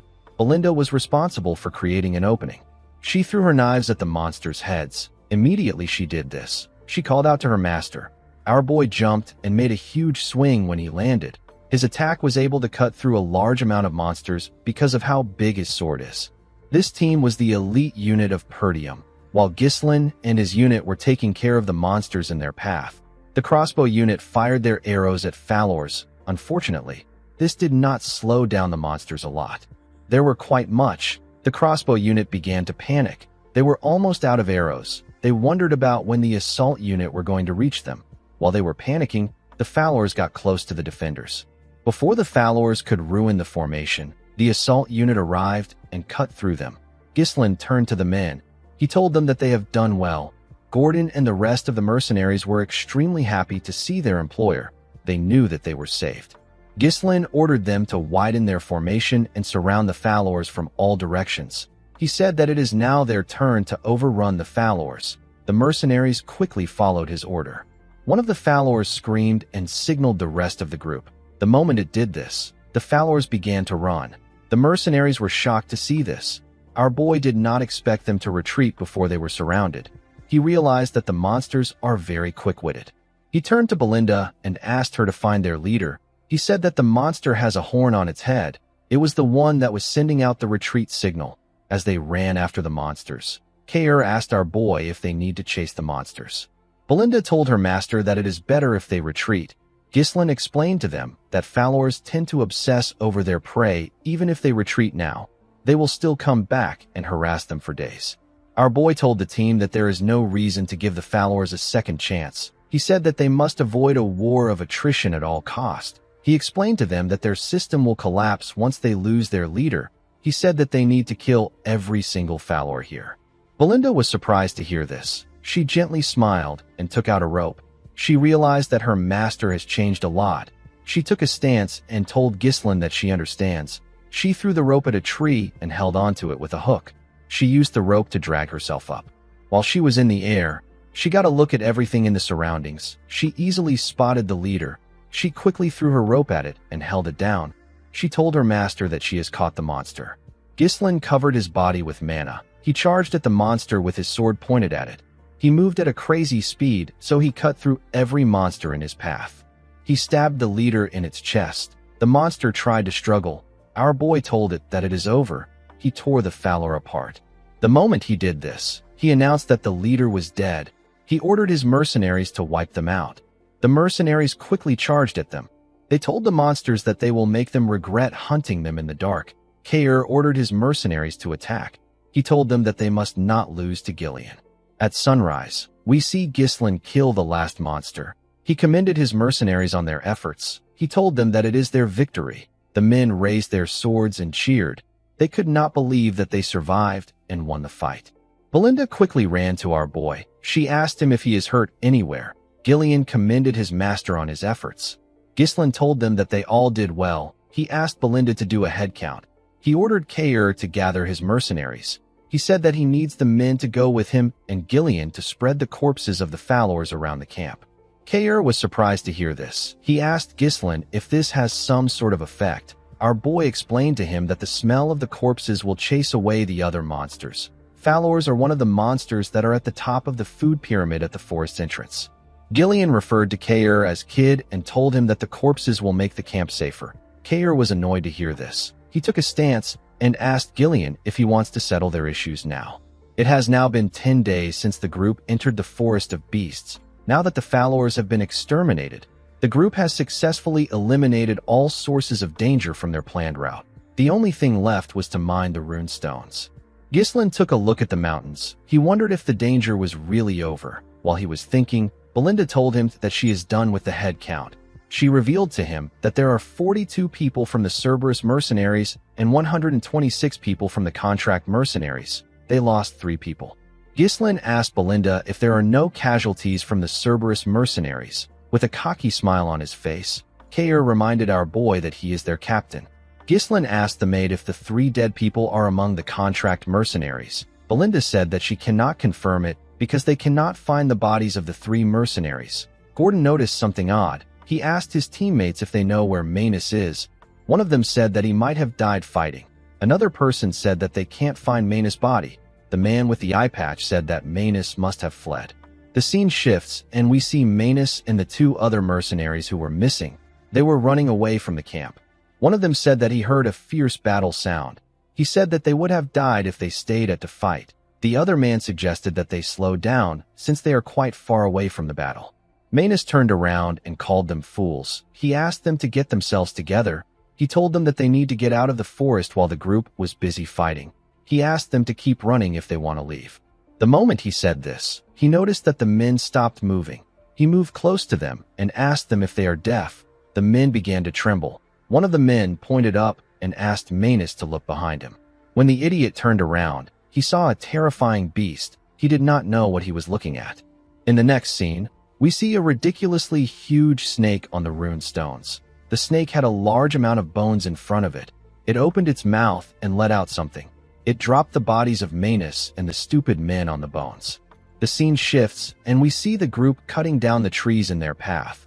The mercenaries wanted to end their journey and return back to the town. They were working extra hard. Kair noticed that they were working well without someone ordering them around. He said that he has never seen the lazy mercenaries working so hard. Gillian told him that the mercenaries are different from him. Kair decided to ignore him. He asked Ghislain if he is going to let the mercenaries go once the mission is over. He told our boy that it is a waste to only use the mercenaries once. Ghislain asked him not to worry about it. He pushed a tree down and revealed to Kair that he is going to hire the men as his personal mercenaries.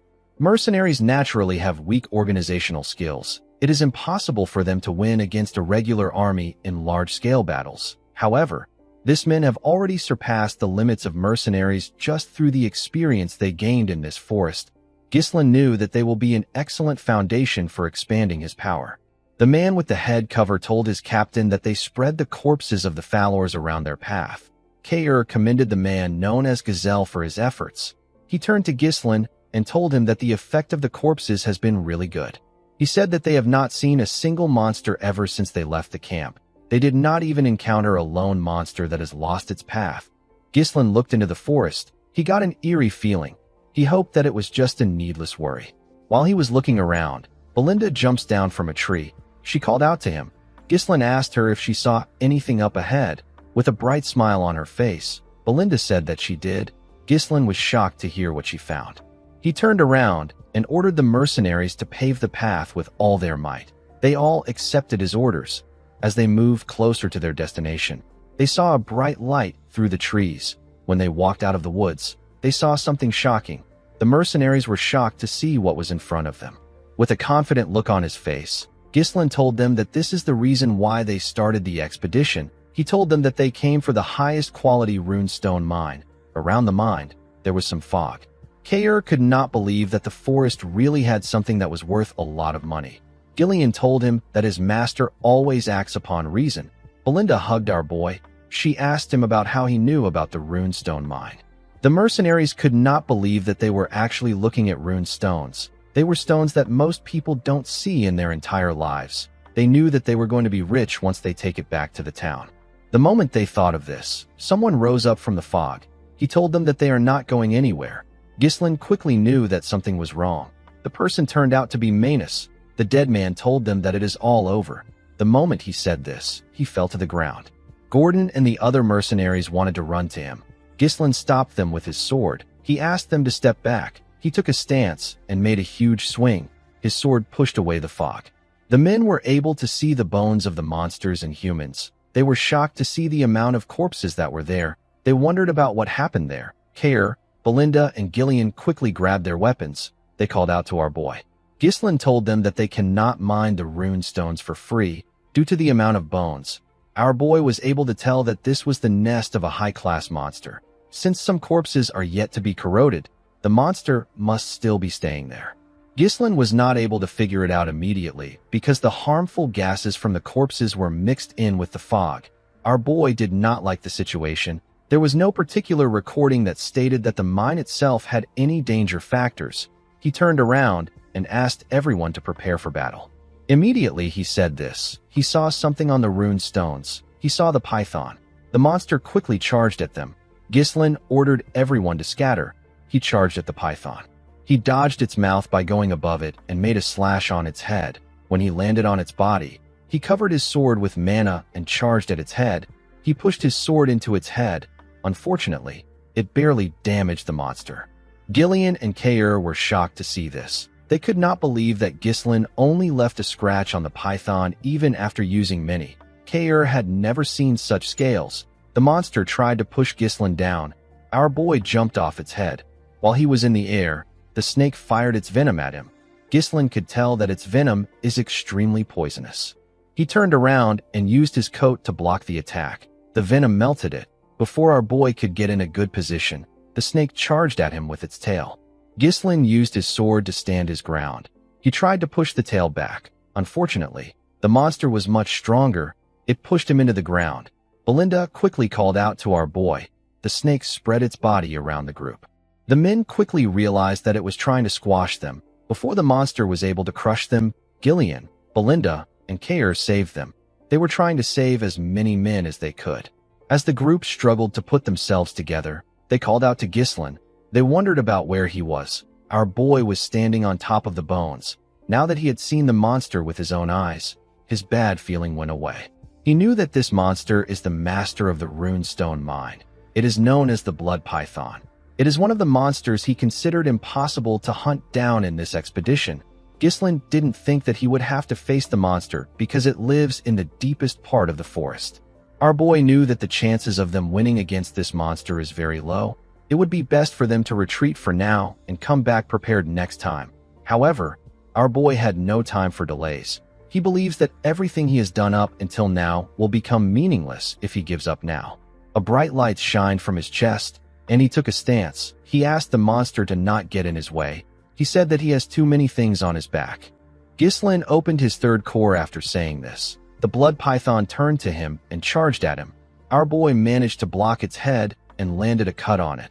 Before letting the monster go back up, he landed a cut in its eye. The moment he did this, the blood python used its tail to attack him. Ghislain quickly used his sword to shield himself from the crushing weight of the monster. He managed to push the tail back. However, the monster did not stop attacking him. It used its tail to aggressively attack our boy. Ghislain managed to block off the attacks. Even when winning is unlikely, there are battles that one must not avoid. This is the definition of responsibility. Kair, Belinda, and Gillian watched as their master fought for their lives. Ghislain jumped and landed a cut on the python's mouth. Our boy knew that this was the time for him to fulfill his responsibility. When he landed, he took a deep breath and took a look at the monster. He realized that the blood python was not showing any signs of faltering. This was a problem for him because unleashing the third core for a long period of time is too risky. Ghislain realized that his mana will be depleted before he can kill the blood python. The moment he thought of this, the group ran to him. They quickly covered him. Belinda asked him if he is all right. She asked him to escape to safety. She said that they can hold the monster down. Ghislain asked everyone to leave there. They were all shocked to hear this. Gordon asked him to repeat what he said. Gillian asked his master if he knows what he is saying. Ghislain told the man that he can't guarantee his safety in a battle against such a massive monster. He He told him that he cannot afford to lose him here. Belinda asked her master to tell her what he plans to do. Our boy said that he will defeat the monster here. Belinda knew that her master has shown her amazing things before today, but she did not understand why he was going this far. While they were talking, the blood python fired its venom at them. Ghislain ordered them to leave quickly. The mercenaries ran. However, they did not run away. They ran to protect their employer with their shields. Our boy was shocked to see this. The men begged him to allow them fight with him. The eye patch man told our boy that they have never met an employer like him. Gordon reminded him that he has saved their lives many times. Kayer told him that the treasure will be theirs once the python is gone. Belinda told her master that it is impossible for her to leave him behind. She took out her knives and a dagger. Gillian told Ghislain that they will draw the python's attention and create an opening. Our boy was surprised to hear this. With a smile on his face, Gillian asked Ghislain to trust them since they trusted him. Our boy informed them that the monster is massive and it has a lethal venom. Its extremely sturdy crimson scales will deflect even blades imbued with mana. Ghislain told them that they will die if they receive even one attack. Belinda was shocked to hear this. He revealed to them that they can inflict some damage if they smash its right eye and gaping injury. Our boy raised his sword. He told the Forest of Beast expedition team that they need to return alive. The men smiled when they heard this. They all accepted his order. The blood python charged at them. Gillian attacked its mouth, while Belinda and Kayer attacked it from the side. Kayer stabbed it in its injury. The monster screamed out in pain. While the python was screaming, Gillian slammed his axe on its tail. He pressed it down. Ghislain used this opportunity to charge at the monster and stab its other eye. Our boy realized that not everything will go his way just because he knows the future. However, if he doesn't take any action, many will die. This is something that he is not going to let happen because he is the only one who knows the future. Gillian and the other mercenaries continued hitting the tail to hold it down. The python screamed out in pain. The mercenaries did not let it rest. They climbed on top of it and continued stabbing it in its injuries. The python shook its head and managed to shake them off. The moment it did this, Ghislain jumped and charged at it. He was going to stab it on its head. Somehow, the python managed to sense his presence. It opened its mouth and ate our boy. Everyone was shocked to see this. Before the python could even move, a blade came out of its head. Ghislain used his sword to split the monster's head open. He came out of the python's mouth. His clothes were covered in its venom. The group was shocked to see him. He referred to himself as the future of Perdium. The scene shifts, and we are taken to the Perdium castle. We see Albert and Homer talking to Zwalter. Albert slammed his hand on the table and told his lord that Ghislain has committed a serious crime. He could not believe that our boy ignored his father's order and went into the forest. Homer asked Albert to calm down. Albert said that he always knew that Ghislain acts unruly. He told the count that our boy thinks that he is the lord of the land because of his long absence. Homer asked Albert to not get worked up by the issue. He reminded him that it has already been 2 weeks since Ghislain entered the forest. He said that they could have stopped our boy if Scovin had not made a false report. The general administrator did not understand why Scovin would help Ghislain. A crime like this could cost him his knight status. Albert told the count that he cannot let our boy continue to behave as he wishes. He told him that he should imprison Ghislain the moment he returns and punish him. Zwalter was quite annoyed with his son's actions. While they were talking, the knight captain barged into the room. He told the count that he needs to come down to see something. Zwalter asked Randolph if something is wrong. The man revealed to him that Ghislain is back. The men were surprised to hear this. The scene shifts, and we are taken outside. We see Ghislain walking towards the castle. He was in normal clothes. In the next scene, we see Ghislain in his father's office. The officials were there with him. They all glared at him in silence. Even the count glared at his son. Ghislain told his father that he is home. The count reminded his son that he did not permit the development of the Forest of Beasts. Our boy apologized to his father. He told him that it had to be done. Homer was annoyed to hear what he said. Randolph reminded him that he downright ignored his father's orders. He explained to Ghislain that entering the Forest of Beasts is a serious crime. He told him that he could have lost his life and the monsters from the forest could have invaded their territory. Ghislain told him that he is fine. He said that the monsters did not invade their territory.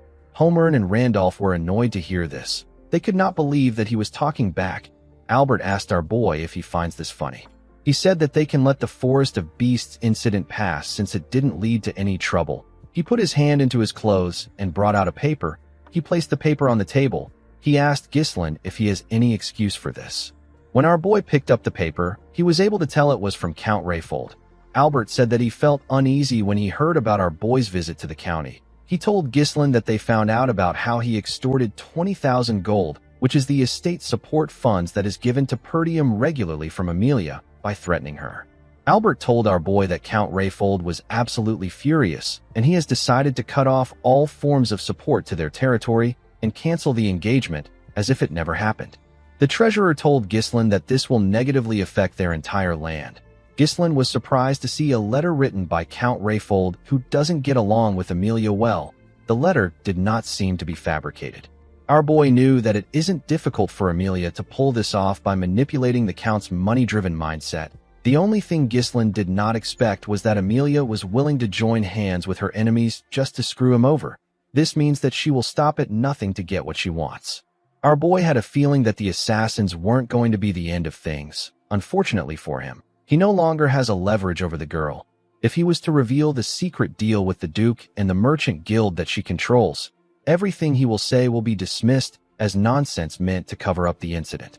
Ghislain realized that he would be tied down in the territory if he had been a little late. He became more certain that time was not on his side. Albert asked Ghislain to say something. Homer told our boy that they are in an urgent situation. He said that they need to ask him to return the money first. Randolph said that the 20,000 gold will be enough to run the entire night order for months. Ghislain revealed to them that he has used it all. He said that he used it for the development of the Forest of Beasts. The room became silent. Albert asked him if he wasted the entire money on a useless forest filled with monsters. Our boy apologized to the man.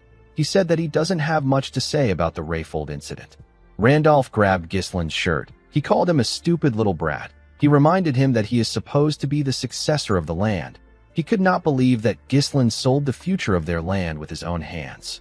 Homer told Ghislain that he is no longer the young lord of their land.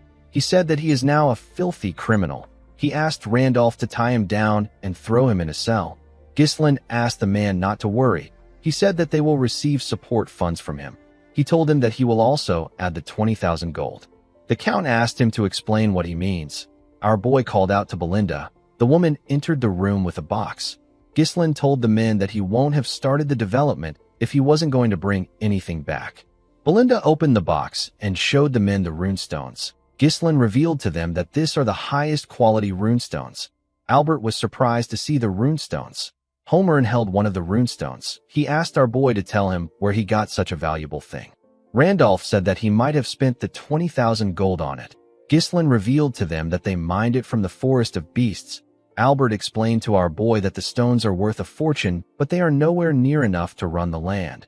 With a smile on his face, Ghislain told the man that this isn't the end of it.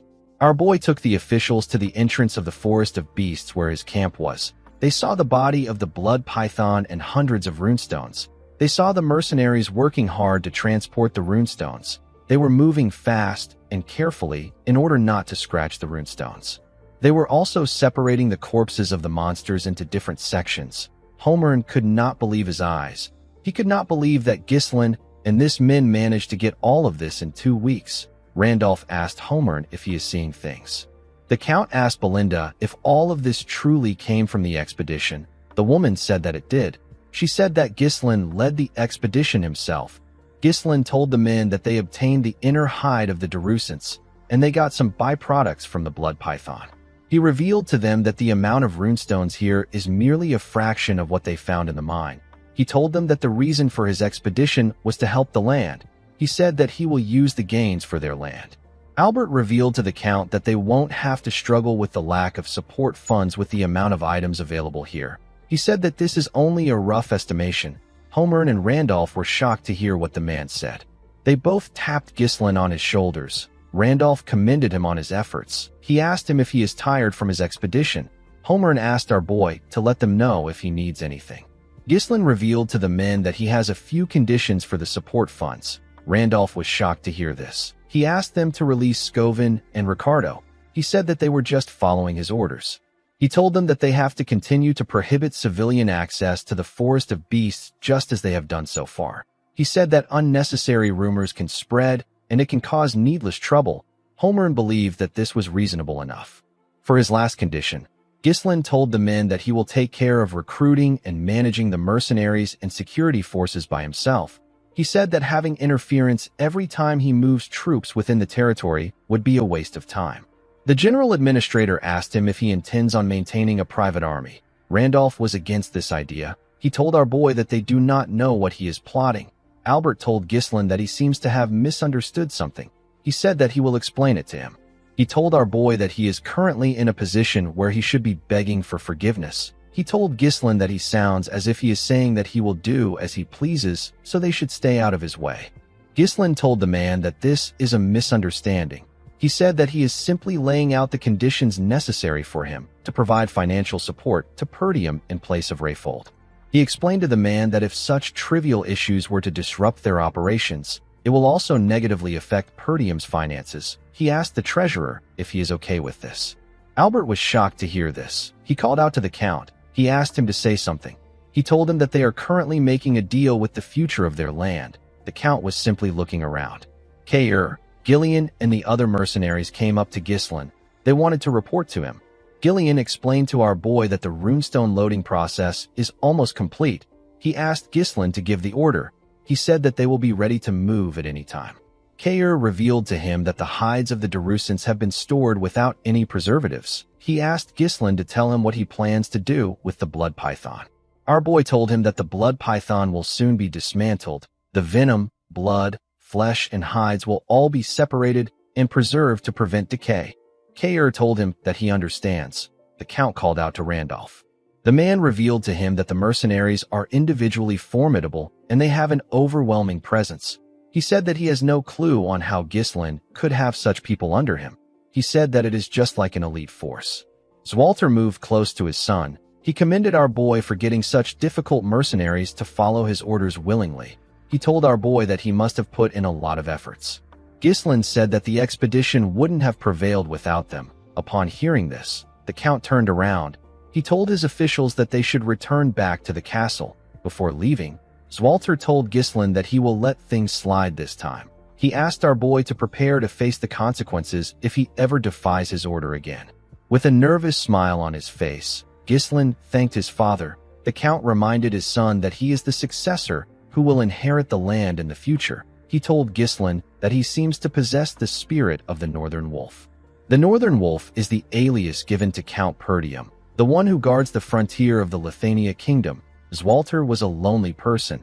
He had weak military forces and a treasury plagued by poverty. Yet in the northernmost reaches where war never ceases, the Count dedicated his entire life to protecting the land even without his wife, his son, or his daughter. In the end, he was met with a miserable death, and he was forgotten by all. Belinda moved close to her master and asked him if he is headed straight for the castle. Ghislain said that he is not yet going to the castle. He asked her to get everything ready so that they can leave immediately. Belinda was shocked to hear this. She asked him if he is not going to rest. Gillian told him that he has overworked himself. He advised his master to rest. Belinda told him that it is a miracle he made it out alive from the blood python's body. She asked him if he knows how hard she worked to detoxify the poison from his system.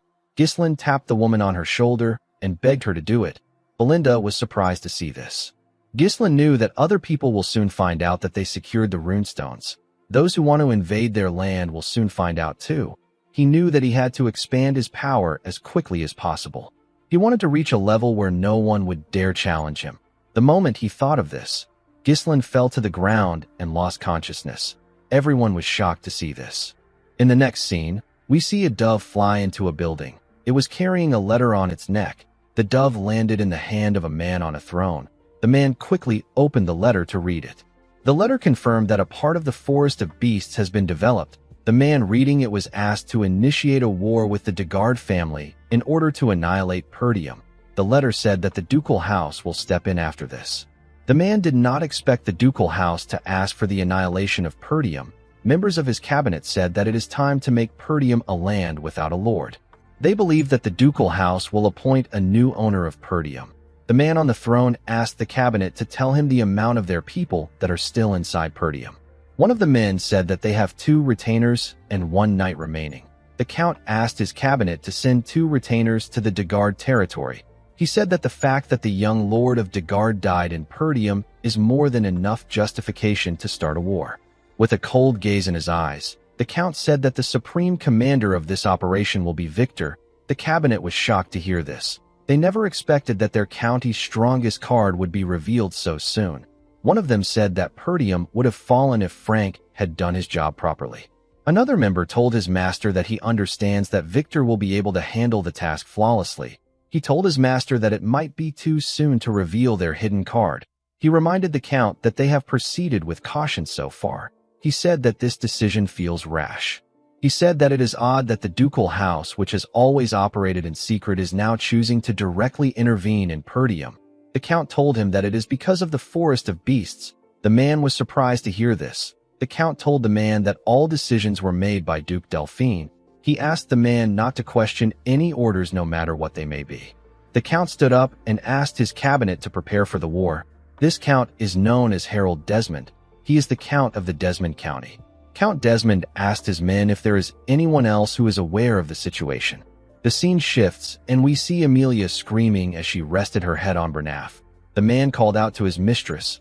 Amelia revealed to him that Ghislain has secured a runestone mine with her 20,000 gold. She said that he survived even though she sent the wildcats to kill him. She told Bernaf that she even bowed her head to her wretched father to cut off support funds for Perdium. She said that this made her look like a fool. Bernaf told his mistress that she is not acting like her usual self. Amelia took a deep breath. She told the man that he is right. She said that she got too emotional. She said that what is done can't be undone. Bernaf smiled when he heard this. He told Amelia that he is waiting for her orders. Amelia moved close to a map. She said that Perdium will soon escape their financial difficulties because they have obtained a runestone mine. Bernaf told her that they should be celebrating right now. Amelia told him that it is too early for them to celebrate. She told him that the most important thing is that they haven't sold the runestones yet. Bernaf was surprised to hear this. Amelia revealed to him that she got information that they secured the runestones 2 days ago. This is far too little time for them to establish a distribution network. She said that they will exploit this weakness. She told Bernaf that it is obvious who they will sell to. Bernaf realized that his mistress intends on acting before they can sell the runestones. He asked her about where she wants to intervene. Amelia revealed to her knight that there is only one place in the northern region that Ghislain will sell to. She believed that our boy was going to go to the finest magic tower in the north, which is dominated by the 7th Circle Archmage. The magic tower is known as the Crimson Magic Tower. According to Amelia, runestone is essential for magical research. Due to this, magic towers are always determined to secure their distribution channels. She placed a pin somewhere and asked Bernaf to set up the wildcats for an ambush along the main routes leading to the tower. The target isn't Ghislain. It is the laborers who are transporting the runestones.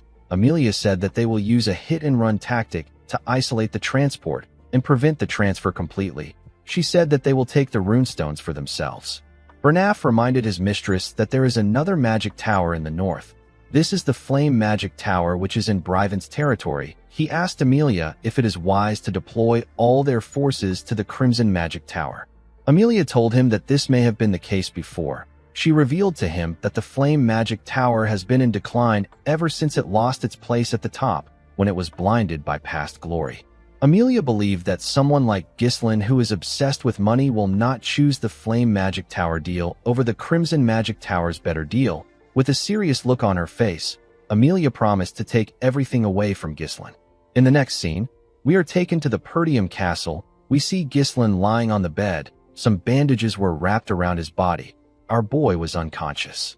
The scene shifts, and we are taken back to the time our boy was fighting the blood python. Ghislain got swallowed by it. A predator like the blood python begins to digest its prey immediately it swallows it. Before it reaches the esophagus, the prey is first dissolved by venom secreted from the inside. This makes the digestion easier. The mana from Ghislain's third core burned the acid upon contact. It prevented it from invading our boy's system. However, in the process, the resulting toxic fumes create a lethal breathing environment. Most prey either lose consciousness or die by this stage. Ghislain forced himself to endure it. He did not want things to end there. The expedition, everything he holds dearly, and even the future will be gone. Since it was impossible to avoid getting poisoned, our boy decided to make the poison his own. He directed every bit of invading venom into his mana core. He knew that the fierce rotation of mana within the mana core can neutralize the venomous energy. He closed his eyes and began to move the energy. This delicate mana manipulation is something that only those who have reached the realm of superhumans can achieve. Ghislain believed that this venomous energy will serve as an alternative fuel capable of withstanding a mana explosion. The moment he thought of this, he attacked the monster. In the present, we see our boy wake up. He felt refreshed. He noticed that he was in his room. He remembered that his father forgave him. When he raised his head up, he saw Elena next to him. He was surprised to see his sister. Elena quickly hugged her brother. She informed him that he passed out for 2 whole days. She reminded him that he did not say anything before leaving, and now he passed out right after returning. Ghislain was surprised to see his sister hugging him. Elena pushed her brother away and ran to call Belinda. Our boy could not believe that he passed out for 2 days. He recalled that he received the bare minimum first aid after exiting the body of the python. He wanted to endure everything until the runestone is sold. Unfortunately, he cannot do this with his younger body. Ghislain stood up from the bed. He noticed that he was in a really great condition compared to how he overworked himself. He knew that 2 days shouldn't be enough to recover from the damage he received. He found this to be strange. Ghislain took off his bandages. He noticed that his body has gotten stronger, his resilience has gotten better, and his total mana has increased. When he checked his core, our boy realized that the property of his mana has changed. He wondered if the energy of the blood python got mixed in during the process of neutralizing the poison with his mana core. This method is something that Ghislain never knew about in his past life. Although he didn't intentionally risk his life, Ghislain got something out of it. There were still a few things that he needed to verify. Our boy realized that he could grow much faster with this method. Ghislain got a shirt from his wardrobe. He believed that selling the runestones takes priority. He knew that many people would have found out in the 2 days that he was unconscious. He wanted to first visit the mercenaries. Before he could go anywhere, someone knocked on his door. Ghislain asked Belinda to enter. He told her that there is no need to knock. Belinda stepped into his room with his father. The Count asked him if he is all right. Our boy was shocked to see his father. Zwalter told his son that he heard about how he was poisoned after jumping into the mouth of the blood python. He told him that he heard it from Belinda. He asked his son if he is all right again. Ghislain told him that he is fine. The Count was relieved to hear this. Belinda quickly moved close to our boy. She touched his face and told him that she was surprised when he suddenly passed out. She asked him if he is really fine. Ghislain assured her that he is. Zwalter asked his son if he has a moment to talk. He told him that he has a request for him. Ghislain was surprised to hear this. In the next scene, we see our boy and his father on a training ground. Zwalter had taken off his armor. Everything felt a bit odd to Ghislain. This was the first time he got to have one-on-one time with his father. He avoided his father at all cost in his past life because he was scared that he was going to get yelled at. The Count apologized to Ghislain for calling him there when he just woke up. Our boy told him that it is fine. He said that he is in excellent condition thanks to the 2 days of rest. He asked his father to tell him what his request is. Zwalter glared at his son. He looked away after glaring at him.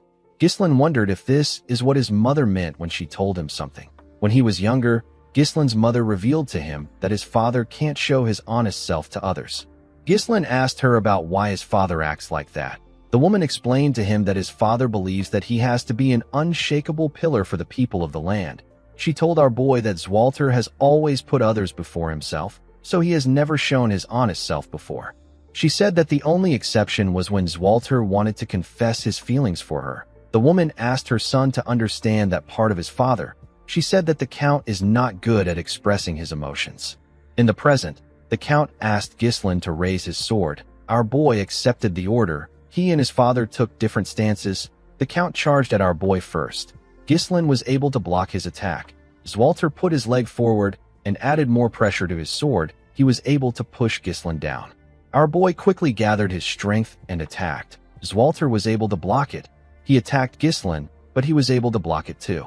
The Count gave him another attack that pushed him back a bit. Our boy noticed that it was heavy. He noticed that his father's sword was heavy. Zwalter charged at his son again. Ghislain was able to block the attacks, but he was getting pushed back. He realized that his father's strikes have enough strength to subdue the savage barbarians of the north, yet they have been tempered with the gentleness to protect all. When Zwalter got close to him and attacked him, Ghislain was able to push his sword down. He attacked his father from the side. The Count was able to block it. He and Ghislain ended up pointing their swords at their necks at the same time. Zwalter was surprised to see this. He commended his son on his efforts. He told him that he has improved a lot. Our boy thanked him for the compliment. The Count advised his son to loosen his sword pressure slightly when he is locked in a blade clash. He told Ghislain that he has the strength and reflexes to take down massive monsters in the forest. He told him that his intent might become too easy for his opponent to read if he is not careful. Ghislain was surprised to hear this. He usually gets a feel for his opponent's movements as the fight goes on.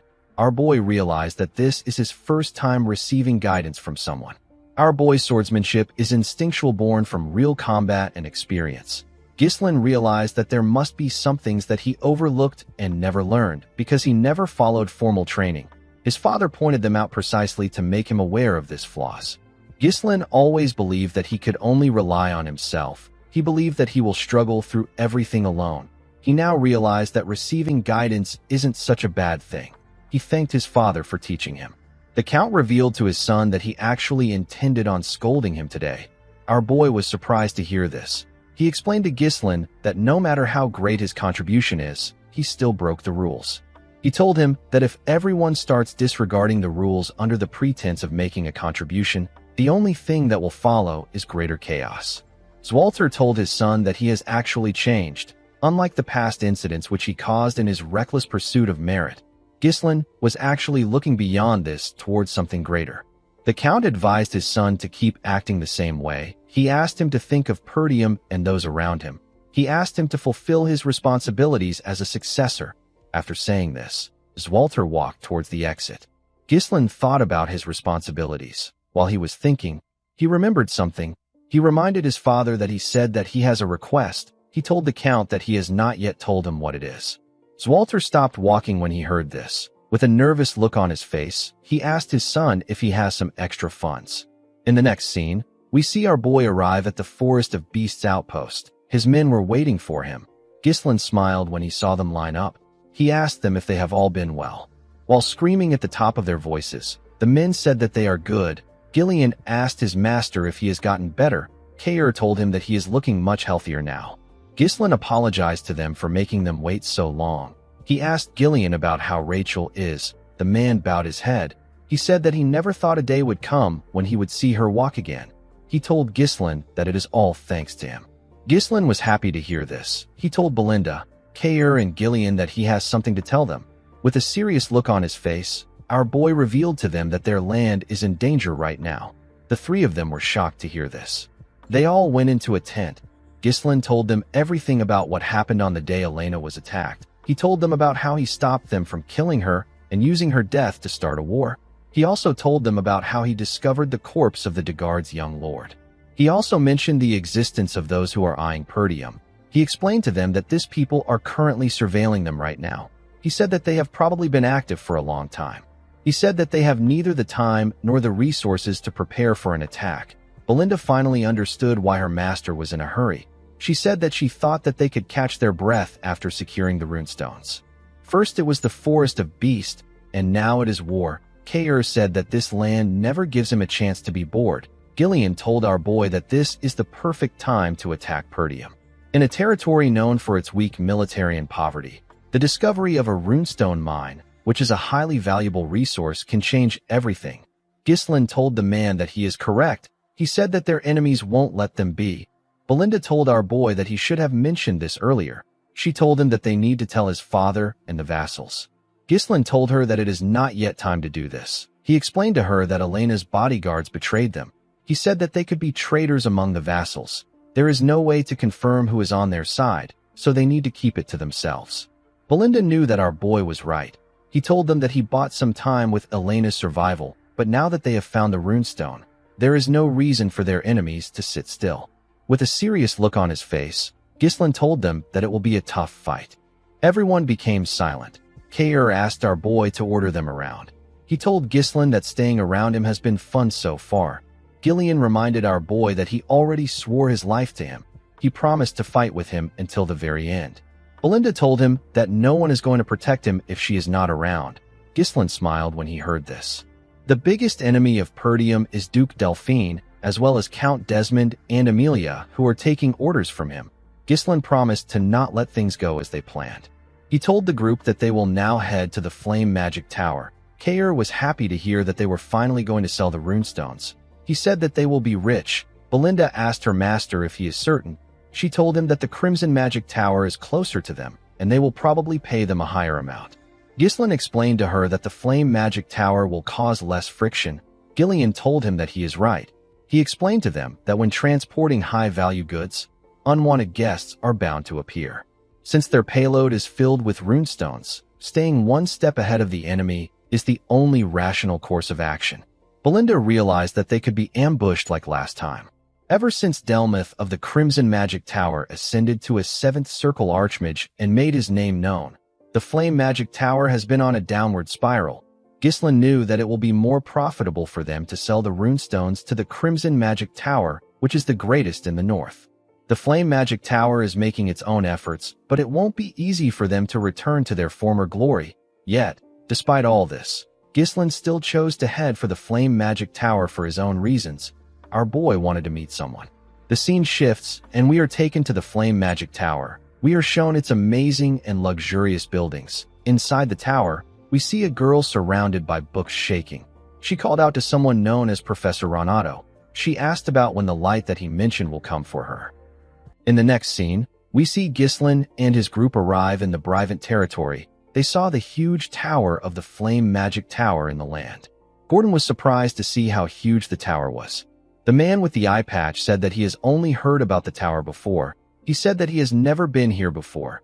Just from looking around, the mercenaries could tell that the quality of life was much different here than in Perdium. The territory had magnificent buildings and beautiful carriages. The mercenaries saw a large amount of magic scrolls. They also saw some mages using their magic to tile the road.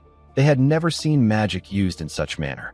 The mages were annoyed to see that the mercenaries were staring at them. They activated a different spell and used it to cover themselves. The spell made them invisible. The mercenaries were shocked to see this. They could not believe that the mages disappeared in broad daylight. Ghislain explained to them that the mages used a spell to conceal their presence. He told them that the mages don't welcome them. Kair called the men idiots. He asked them to stop fooling around. Belinda was also surprised to see how big the magic tower is. Even though they were pushed down from the top spot, their magic tower was still amazing. Gillian revealed to her that the Brivant territory is one of the richest lands in the kingdom.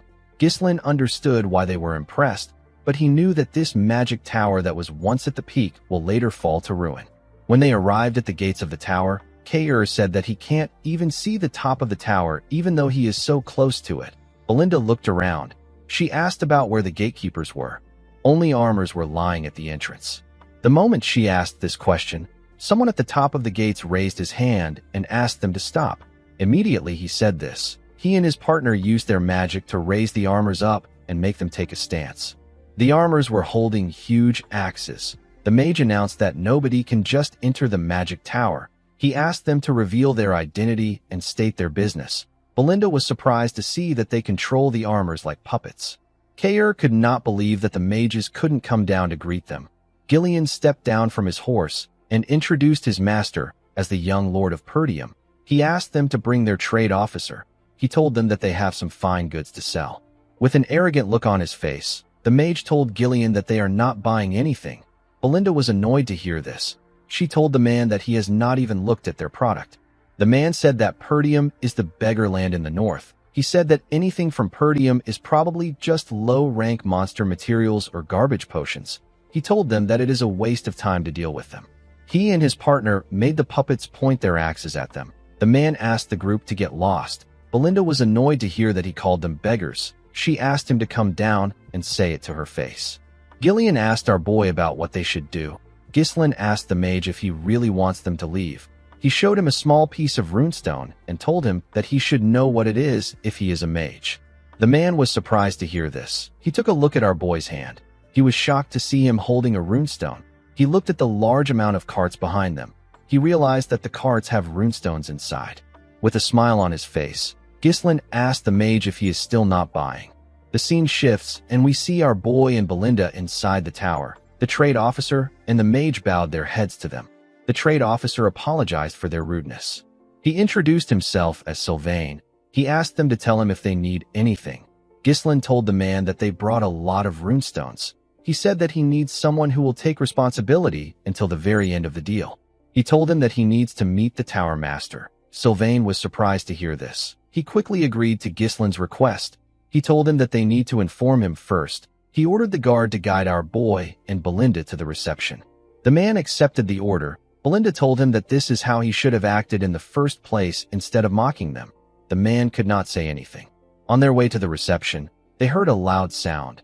Ghislain asked the man if something is wrong. The man asked him not to pay attention to it. He told him that it is common during magic research. On the other side of the hall, we see 3 mages open a door and let out smoke from a room. We see the beautiful girl from earlier on the ground. The leader of the mages reminded the girl that he asked her to never set foot into the laboratory again. With a smile on his face, he told the girl that she is taking up space in the laboratory for no reason since she cannot use magic. He asked her if it is smart to ignore him, who is the future tower master of the magic tower and a third circle mage. Alfoy's friends wondered why her teacher brought her to the tower. The blonde boy next to him told the girl that she should be grateful that the tower master gave her a place to sleep. The girl said that she also has a right to use the laboratory because she is a mage. Alfoy told her that they will treat her like a mage. He used his wand to gather fire in his hand. He told the girl that she should be able to use a defensive spell to deal with this basic offensive spell. With a smile on his face, he asked the girl to try and block the attack. The moment he said this, he fired the first circle magic known as Fire Sling at the girl. She quickly raised her hand. She screamed out defense, but nothing happened. She quickly used her hand to cover her face. Fortunately for her, Ghislain appeared out of nowhere and used his sword to cut through the attack. The boys were surprised to see this. Ghislain asked the idiot if this kind of behavior is what is called magic research in the Flame Magic Tower. The scene shifts, and we are taken to the Tower Master's meeting room. We see the Tower Master, whose name is Hubert, telling the elders of the tower that they are running low on runestone. He wondered about how they reached this point. He said that the gap between them and the Crimson Magic Tower will continue to get wider. He reminded them that he has been telling them to get runestone. He asked the elders about what they have been doing. An elder with a yellow hat remembered that the Tower Master usually asked them to wait each time they try to secure a distribution line. Another elder with a red hat recalled that Hubert spent his time buying trinkets and luxury goods under the guise of networking with nobles. He couldn't stand the Tower Master anymore. An elder with a green hat informed Hubert that the Tower Master of the Crimson Magic Tower has reached the 7th circle. He reminded Hubert that he is still a 6th circle mage. Hubert asked the elders to not talk about the Tower Master of the Crimson Magic Tower. He said that he will reach the 7th circle if he has more runestone. Hubert could not believe that Delmith reached the 7th circle before him. He told himself that Delmith must be buying all the runestone for himself. He did not like the fact that the stone was very expensive. The moment he thought of this, Sylvain barged into his meeting room. He told him that they need his attention right now. Hubert told the man that he is rude. He asked him if he can't knock. When they are having a meeting, Sylvain apologized to him. He said that they need his attention now. He revealed to him that someone brought a massive amount of runestone. Hubert and the elders were shocked to hear this. The scene shifts and we see Alfoy firing more attacks at Ghislain. Our boy easily used his sword to block the attacks. Alfoy made a huge fireball and shot it at Ghislain. Our boy cut through the fire with his sword. Alfoy's friends and the girl were shocked to see this. Alfoy could not believe that Ghislain sliced his attack in half. He did not think that this was possible. Before he could make another move, a rope went around his body and tied him up. Belinda was the one using the rope. She made the idiot get on his knees. She told the idiot that he has a lot of guts to attack her master. Alfoy was shocked to hear this. He asked them about who they are. Before Belinda could do anything, someone asked everyone to stop. The person turns out to be Hubert. The man asked them to explain what is happening. The girl became nervous when she saw Hubert. She called him Tower Master. Upon hearing this, Ghislain asked Belinda to release the idiot. The maid let go of him. Alfoy stood up and called out to his teacher. He ran into his arms. Hubert asked his disciple to tell him what is happening. Alfoy told his teacher that Ghislaine and Belinda are intruders. He said that he was trying to make sure that the girl whose name is Vanessa doesn't enter the laboratory again, but Ghislaine and Belinda attacked him. While shaking like a little girl, Alfoy told his master that he wanted to stop Vanessa from entering the laboratory because he didn't want her to get hurt since she doesn't have any mana. Belinda told the idiot that he is crying like a little girl. Alfoy was annoyed to hear this. He told the maid that he is a man. With a shaky tone in her voice, Vanessa said that she just wanted to use the laboratory. Upon hearing this, Ghislaine became certain that she is the one he is looking for. This girl will later be known as the Red Nightmare. Our boy was surprised to see that this is what she was like before she became a total nightmare. Hubert took out his wand and gathered fire in his hand. He was annoyed to hear that they tried to harm his student after intruding into the magic tower. He told our boy that he will burn him into a crisp. Belinda asked her master about what they should do. She said that the man looks a little dangerous. Our boy moved forward and placed his hand on his chest. He introduced himself as the heir of the Perdium family. He said that he came to sell runestone to them. Hubert was shocked to hear this. He could not believe that he was looking at his guest. Alfoy was shocked to hear that Ghislaine had runestones. He could not believe it. Our boy told Hubert that the runestone is at the front of the castle. He asked him if he will like to see it for himself. When Hubert and the elders arrived at the front, they saw several carts containing runestone. They were all shocked to see the amount of runestone that Ghislaine had. An elder with a red hat wondered about where our boy got it from. An elder with a yellow hat told the tower master that there are more than 10 cartful of runestone. He asked him about what he wants to do. Hubert did not respond to him. The man cheered like a little girl. He did not expect to get this amount of runestone. He knew that this was a once-in-a-lifetime opportunity. He believed that he will be able to crush the Crimson Magic Tower with this runestone. Hubert actually cheered in his imagination. He didn't want to lose his cool in front of the elders. He put himself together and told Ghislaine that the quality doesn't seem very good. Kair was annoyed to hear this. He grabbed his sword. He could not believe that Hubert was spouting nonsense after they worked hard to mine the stones. Vanessa was surprised to hear this. She said that one cart should last them for some weeks. Hubert was annoyed to hear this. He could not believe that she was talking at this moment. He told her that she doesn't know anything. He ordered her to get inside. As he watched Vanessa walk into the tower, he cursed a man named Renato for leaving Vanessa with him. He believed that the girl should have the ability to read the room even if she doesn't have talent. He turned to the elders and carefully winked at them. He asked them if they agree with Vanessa. The elders immediately understood what he was trying to tell them. The green hat elder picked up one of the stones and said that the quality is not very good. The yellow hat elder said that runestone from a poor territory has a possibility of being fake. Belinda was annoyed to hear this. She asked the old idiots if they know how hard her master worked to get them. The yellow hat elder said that their efforts is not his business. He asked Belinda if she knows how many scammers there are today. The green hat elder said that they can't judge solely on what the seller says. Ghislaine told them that he believes that they don't want to buy his product. The elders were shocked to hear this. Our boy turned around. He said that the Flame Magic Tower doesn't need it. He said that they can sell it somewhere else. Hubert panicked when he saw this. He quickly asked them to wait. He turned to the elders and signaled them. The blue hat elder told Hubert that they will take the carts off his hands since he went through so much trouble to bring them there. He said that he doesn't want Ghislaine to leave empty-handed after coming so far. He begged Hubert to show them some mercy. The tower master decided to play the role of Messiah. He told the blue hat elder that he will do it since the elders agreed on it. With a smile on his face, he told Ghislaine that he will buy all of them out of the generosity of his heart. He said that he has to buy it below the market price. Ghislaine told him that he is misunderstanding something. He asked Kair to take all the carts back except one. With a smile on his face, our boy told the mercenary that they only planned on selling one cart. Hubert and the elders were shocked to hear this. With an evil smile on Kair's face, he apologized to Ghislaine. He said that he forgot about this. Kair ordered the men to take the carts away. The mercenaries immediately began to move. Hubert quickly moved close to Ghislaine. He asked him about what he is doing. Our boy apologized to him for the confusion.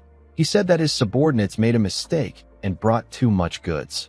He told Hubert that their actual destination is the Crimson Magic Tower. He said that they just need some money for their trip. Hubert became annoyed when he heard about the Crimson Magic Tower. He quickly changed his expression. He told Ghislain that he was just joking around, so that their first meeting wouldn't be too awkward. He asked our boy to follow him inside for a little chat. The elders were disappointed when they heard this. They could not believe that he quickly stopped bluffing. With a smile on his face, our boy told him that a meeting will be fine. The scene shifts and we see everyone inside the meeting room. Hubert introduced the old men as the elders of the tower. He said that they are all fifth circle mages. Ghislain said that this is impressive. He said that this is expected from the second strongest in the northern region. Hubert told our boy that he has heard some strange rumors that are not true. He said that the Flame Magic Tower is still the strongest magic tower in the northern region. Ghislain told him that it is not important. Belinda was surprised to see how her master spoke. She wondered if he is trying to piss Hubert off. Kayer liked what he was seeing. Gillian told the woman that their master definitely has a plan. Hubert asked Ghislain about the amount he wants to sell it for. He told him that he won't get a better deal than what he will get here if he tried to sell it to anyone else. Ghislain raised his hand and told Hubert that he wants double the market price. Hubert and the elders were shocked to hear this. They believed that our boy was just too naive to understand how the world works. Hubert told Ghislain that this isn't how negotiations work. He explained to him that it is about both parties making a compromise. He told Ghislain that he can't just make a one-sided decision. Our boy told him that he simply felt like he needed to get double the market price from the Flame Magic Tower. The elders were annoyed to hear this. They told Ghislain that he shouldn't joke in a place like this. They asked him if he is mocking them. With a serious look on his face, Hubert asked Ghislain to watch himself. He told him that he gets angry when he sees clueless brats flailing in a world that they don't understand. He told Ghislain that he understands that he makes mistakes because he is still young. He said that he will show him mercy once out of generosity. He asked our boy to take the negotiation seriously. He told him that he will give him a little extra on top of the market price. He asked our boy to sell to them. Ghislain stood up when he heard this. Hubert was surprised to see this. He asked him about why he stood up. Ghislain told him that he doesn't seem interested in buying them. He said that double is actually a discount. He told the tower master that he will simply go to the Crimson Magic Tower. The moment Ghislain turned around, Hubert panicked and called out to him. He asked him about why he is in a rush. He said that he was simply upset. He asked our boy to sit down and chat a little longer with them. Ghislain smiled when he heard this. Hubert told our boy that he has guts. He said that they will take the runestone for double the market price because they are the first people he visited. Our boy smiled and agreed to Hubert's offer. The tower master became relieved. Ghislain revealed to him that the double price is just for one cart. The elders and Hubert were surprised to hear this. The tower master told our boy that he needs to sell everything he brought to them. Ghislain explained to him that he can sell the rest of the runestone for triple the market price if he tells the Crimson Magic Tower that he sold it to them for double the price. He asked Hubert to tell him why he would sell everything here. The tower master was annoyed to hear this. He told Ghislain that there is a limit to how much they can let him joke around.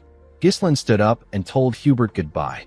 The moment he saw this, the tower master panicked. He quickly accepted our boy's offer to buy at triple the price. Ghislain smiled and sat down. He said that this is what he expected from the greatest magic tower in the north. Hubert stood up and asked our boy to wait there. He said that he wants to get the money immediately. The elders were shocked to hear this. They did not expect their tower master to panic this much. The tower master couldn't believe that a sixth circle mage like him was getting played by a country bumpkin. He didn't understand why he was buying into this nonsense. He had no choice but to buy them since they were currently experiencing a shortage of runestone. He told himself that he will burn Ghislain if he acts out again. Before Hubert could take a step forward, Ghislain called out to him. He told him that he has not finished stating his conditions. The tower master turned around out of anger. He asked our boy to tell him what he wants. With a serious look on his face, Ghislain told the tower master that he wants him to give Vanessa to him.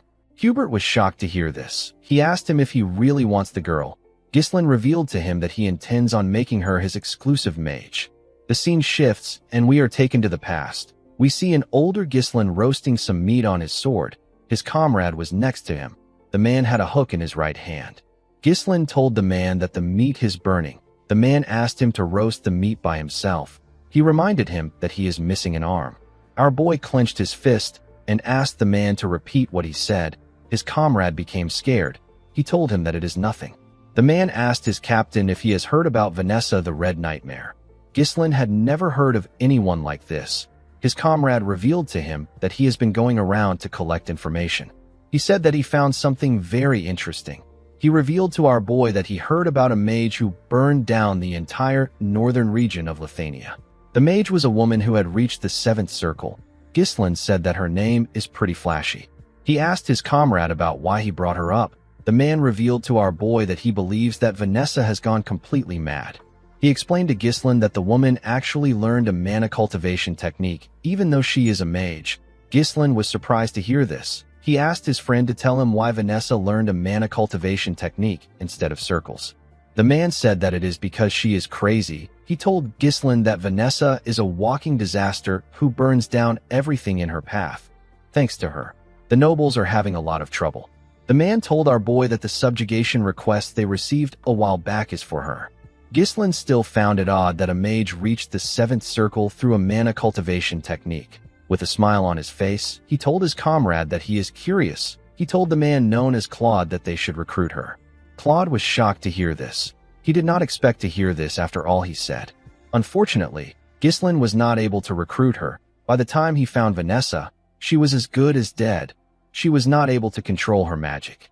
Vanessa had the talent to reach the 7th circle, even though she never properly learned magic. Ghislain believes that her talent will flourish with a little guidance. He told himself that he will definitely recruit her in this life. Gillian did not expect his master to mention Vanessa. The girl did not seem special to him. Kair told Ghislain that she didn't seem strong.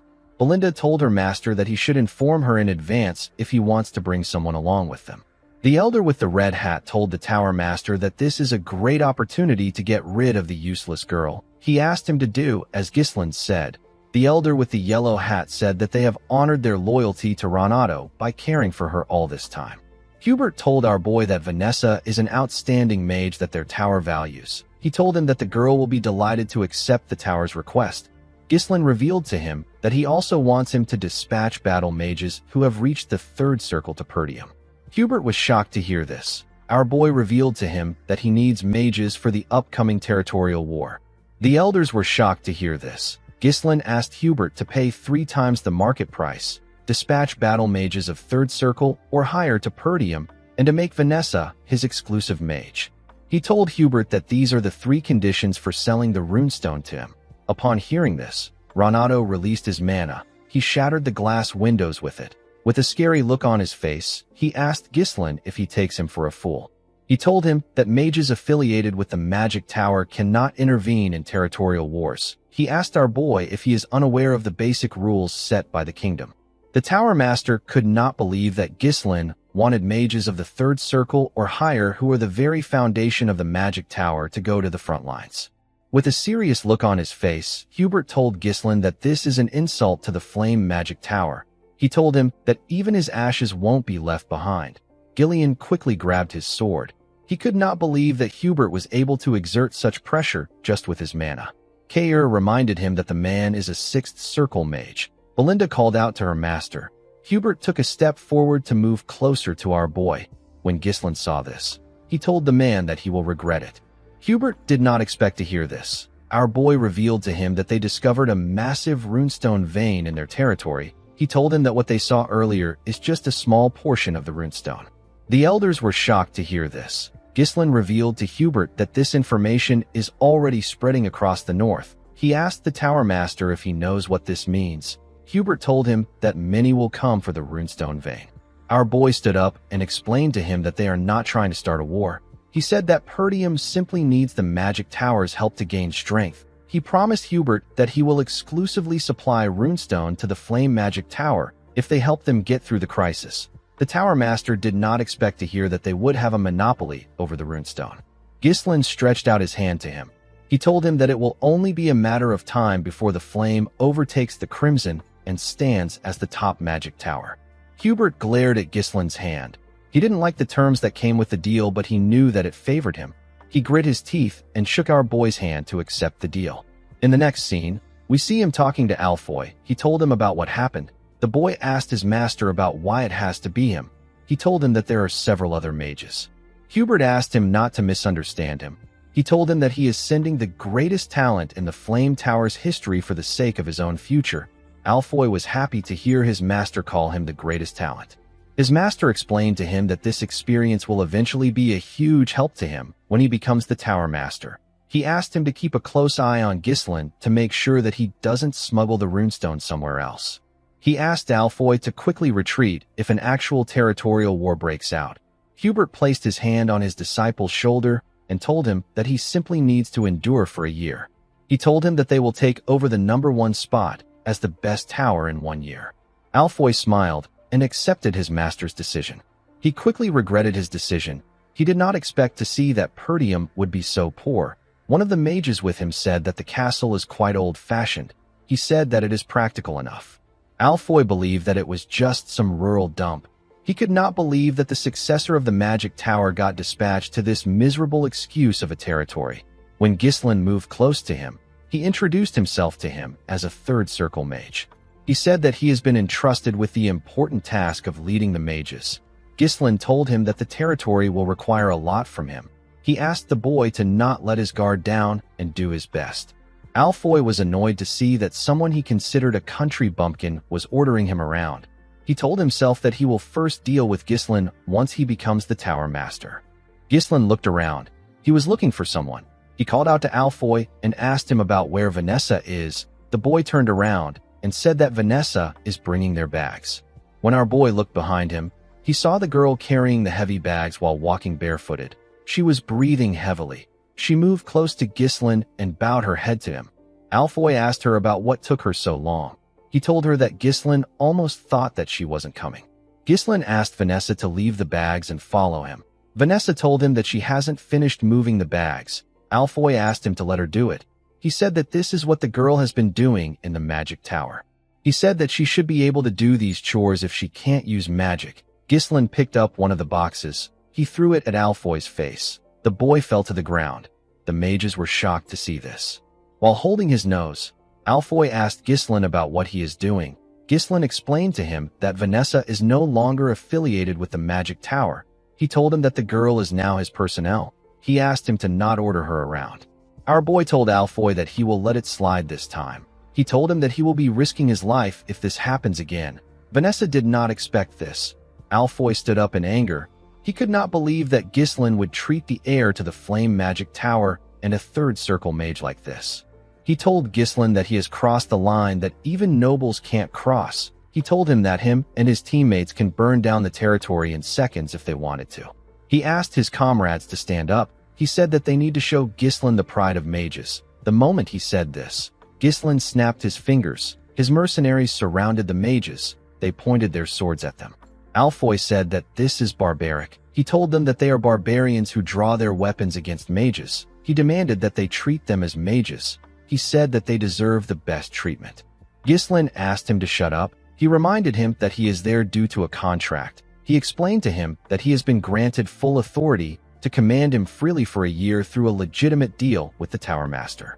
He told him that he has to exclusively supply runestone to the Flame Magic Tower in return. He asked Alfoy to tell him whose side the Tower Master will take if the contract is voided because of his reckless action. The boy became nervous when he heard this. Ghislain explained to him that his role is nothing more than that of a reserved bundle of living mana. He asked the boy to obediently fulfill his role if he wants to be treated well. Alfoy became angrier when he heard our boy call him a reserved bundle of living mana. Ghislain turned around and asked Gillian and Kair to take good care of the mages. With a creepy smile on his face, Kair asked the boy if he liked it better when he was at the magic tower. He told him that he will guide him so that he can adapt to their land. Alfoy began to tremble. He called them miserable human beings. While they were screaming, our boy walked up to Vanessa. He asked her to not take orders from anyone other than him. He told her that she is his exclusive mage. Vanessa was shocked to hear this. She put her head down. She informed Ghislain that she can't use magic like Alfoy. With a smile on his face, our boy asked her to follow him. He told her that he will help her use magic. In the next scene, we see Ghislain take Vanessa to his training room. He called out to her when they stepped inside. The girl quickly answered him. He turned around and asked her about how far she got in her magic studies. The girl said that she got up to the 5th circle in theory. Ghislain told her that this is excellent. Vanessa did not expect to hear this. She said that it is all useless because she can't use magic. Our boy asked her if there is a particular reason why she can't use magic. Vanessa explained to him that she was never able to feel mana since she was a child. Even though she couldn't feel it, she believed that she would be able to use magic someday if she worked hard enough. The more she studied magic, the more she realized that this day will never come. Vanessa held her staff close to her chest. She said that she must have been kicked out of the tower because her teacher who guided her has passed away. Ghislaine realized that a fifth circle mage possesses the strength that is on par with the average elder of the Flame Magic Tower. Magic isn't something that can be mastered just by memorizing it. It requires insight, an understanding of the principles behind activation, and the ability to infuse it with your interpretation and will. Vanessa may understand it in her head, but her body can't keep up. Ghislaine knew that she must have endured grueling efforts and countless trials and errors to overcome this problem. He believed that the girl's efforts were not in vain. He just wanted to lead her down a different path. He remembered Claude telling him that Vanessa reached the seventh circle in his past life. The man told him that she learned a mana cultivation technique. He said that she did this because she is crazy. Our boy smiled when he remembered this. He revealed to Vanessa that he will teach her a mana cultivation technique from now on. The girl was surprised to hear this. She asked Ghislaine to tell her why she will learn a mana cultivation technique. When she is a mage, our boy explained to her that both circles and mana cultivation techniques are used for controlling mana. He asked Vanessa if she has ever tried it before. Vanessa was shocked to hear this. She said that it is crazy. She asked Ghislaine to tell her how she can use magic with a mana cultivation technique. She said that she can become magically crippled for the rest of her life if things go wrong. Ghislaine stretched out his hand and told Vanessa that she should try it with him. When Vanessa saw the look in Ghislaine's eyes, she knew that he was being serious. She never thought of herself actually using magic. She clenched her fist and told herself that she will do it if this is what it takes. The scene shifts and we see her and Ghislaine sitting on the floor. She loosened her dress to show Ghislaine her back. Our boy recalled that the girl had the same eyes as him in his past life. It was filled with regret, rage, and hatred. The place she fell to after endlessly yearning for magic was an endless abyss. She mastered a mana cultivation technique of unknown origins only to become a disaster driven by instinct. She burned everything to ashes. However, it is different this time because Ghislaine is there to prevent her from falling into that abyss again. Our boy told himself that he will reach out his hand to her. He activated his mana and placed his hand on her back. He pushed his mana into her body. Vanessa grit her teeth to endure the pain. Her body became hot. Ghislaine immediately asked her to close her mouth. He told her that she is twisting her mana road. He told her that his mana just entered her body. He asked her not to let go of this sensation. He asked her to feel the flow of mana as much as possible. Vanessa quickly closed her eyes to focus on the mana. She felt the flow of mana stretching through every corner of her body. It was circulating along the edges and converging at the center. Vanessa's eyes shined brightly. Her body released a large amount of mana. Vanessa fell into a trance. We see a younger Vanessa watching her master talk to Hubert. Her master found out that the tower was going to cut off his support. He asked Hubert if he knows what he is saying. He told Hubert that Vanessa has talent. He said that they would have never been able to prove the pattern of mana particles transmuted into mana without Vanessa. With a nervous look on his face, Hubert said that he understands. He said that the situation is a bit weird. He told Renato that it doesn't matter if Vanessa is very smart. It doesn't mean anything if she can't use magic. He told Renato that they can't really call her a mage.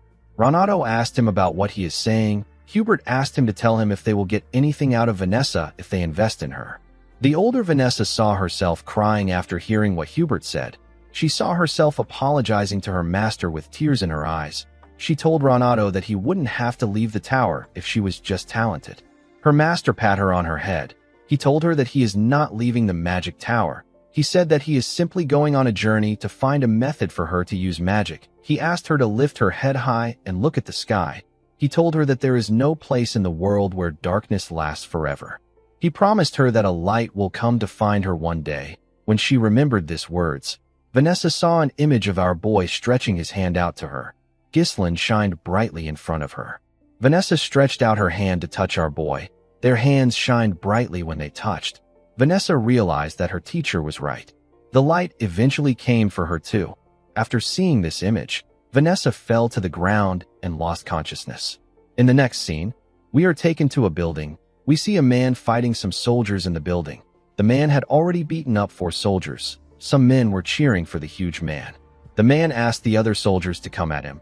He asked them if they believe that they can cut him down with a piece of metal. One of the soldiers asked him to stop being stupid.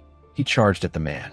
Before his sword could touch the man, he grabbed his hand and slammed him to the ground. Another soldier tried to attack the man from behind. The man was able to sense this. He used the soldier he put down to slam the soldier that charged at him. The soldiers were sent flying. They destroyed the wall and landed outside. The man told them that he is not even warmed up yet, and they are already on the ground. The man's subordinates commended him on his work. They said that the worms were stupid to interfere with their party. They said that no one around there can stop them. A man slammed his cup on the table when he heard this. In the next scene, we see the man outside the bar with his fishing rod in the river. His helmet was next to the fishing rod.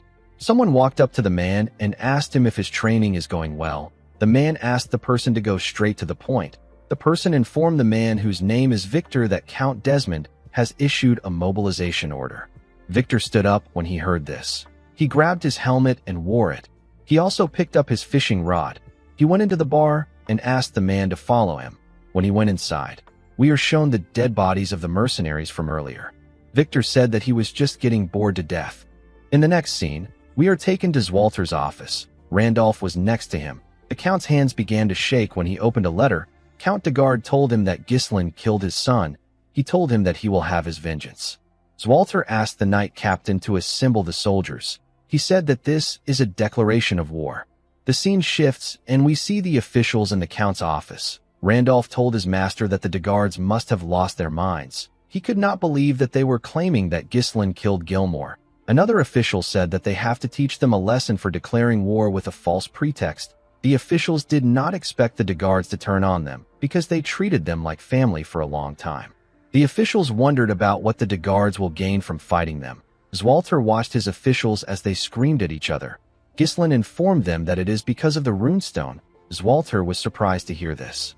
Ghislain reminded them that 2 vassals were sent to the de Guards' territory when he was at the magic tower. He said that the vassals must have spread the information about their territory. The officials were shocked to hear this. They could not believe that the vassals betrayed them. They told our boy that he is making a bold accusation. Zwalter knew that it was not uncommon for a good thing that can save one's land to bring crisis instead. He realized that his son already knew that this would happen all along. Randolph told them that they don't need to think too much about it. He reminded them that they outnumber the de Guards' army with far more experienced soldiers. He said that the de Guards will pay for opposing them. The moment he said this, Scoven barged into the room. He told Zwalter that he has some urgent news. He said that the de Guards have arrived. Outside the town, we see the de Guards' army marching to Perdium with their flags in the air. Victor was leading them. Zwalter, Ghislain, and the officials quickly went outside to see the army that marched into their territory. Randolph did not understand what was happening. It hadn't been long since they declared war. It did not make sense that they were already ready. A soldier informed Zwalter that there are around 6,000 armed forces. The supply unit that departed later consists of 1,000 troops. Additionally, multiple siege weapons have been identified. The troops have already begun construction. Albert asked Randolph about what is happening. He said that the army vastly outnumber them.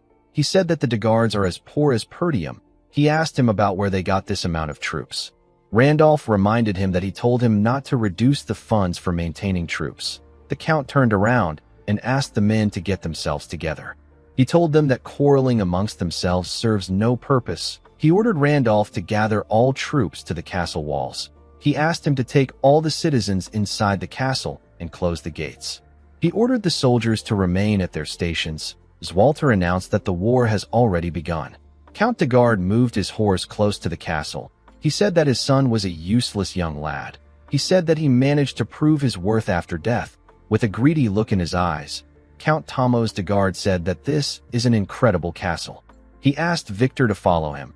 He said that he needs to speak to Zwalter. When he got closer to the castle, Zwalter asked him to explain the meaning of his treachery.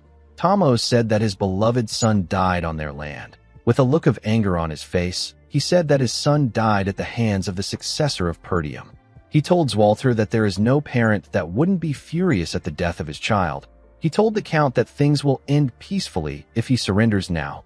Randolph was annoyed to hear this. He told his master that Tomos is lying to the very end. Albert told his lord that there is no reason to continue this conversation. Even though he managed to save Elena, Ghislain knew that things would still end up like this because Gilmore died.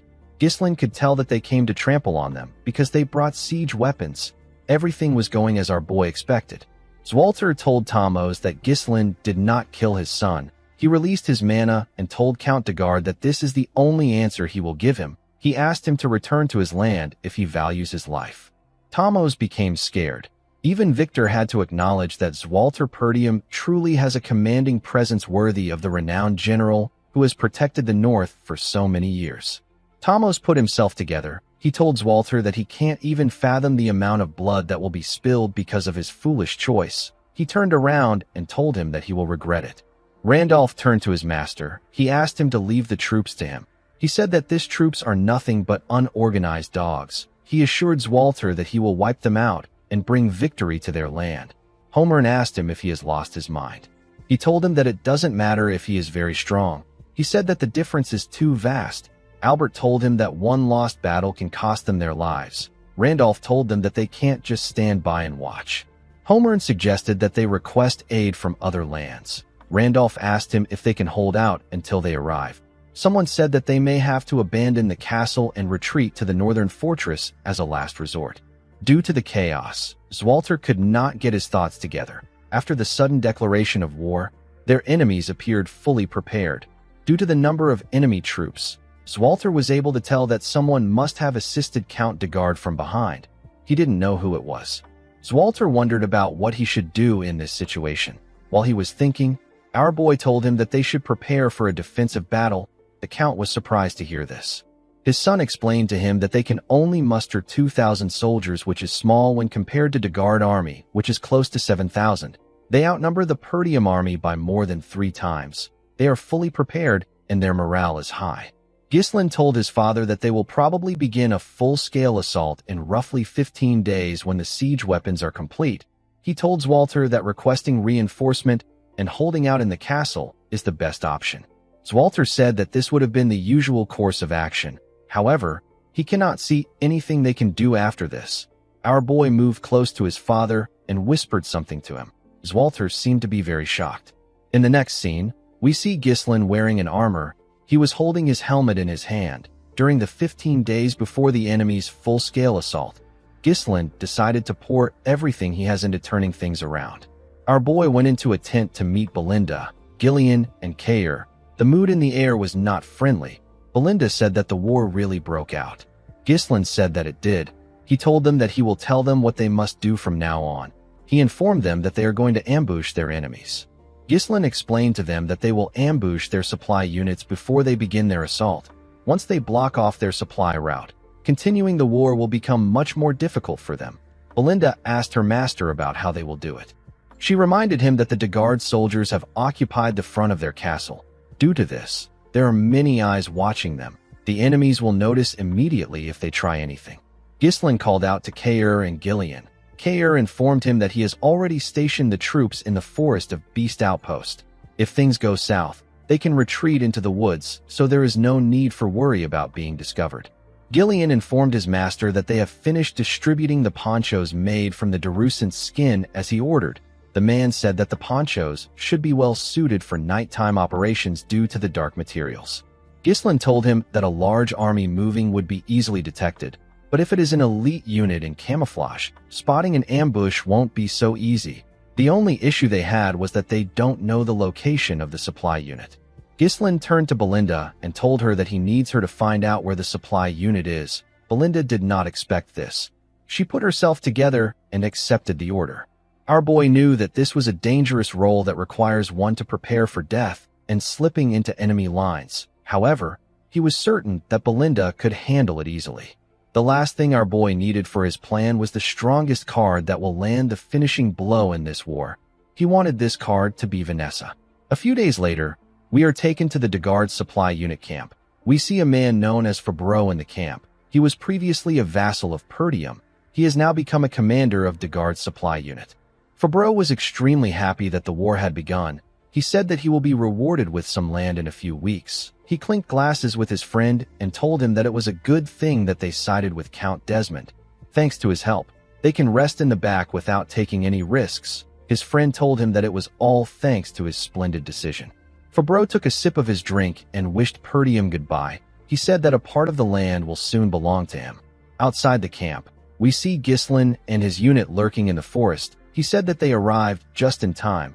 Kair said that everywhere is too dark. He said that he can't see anything. Belinda said that the weather is terrible too.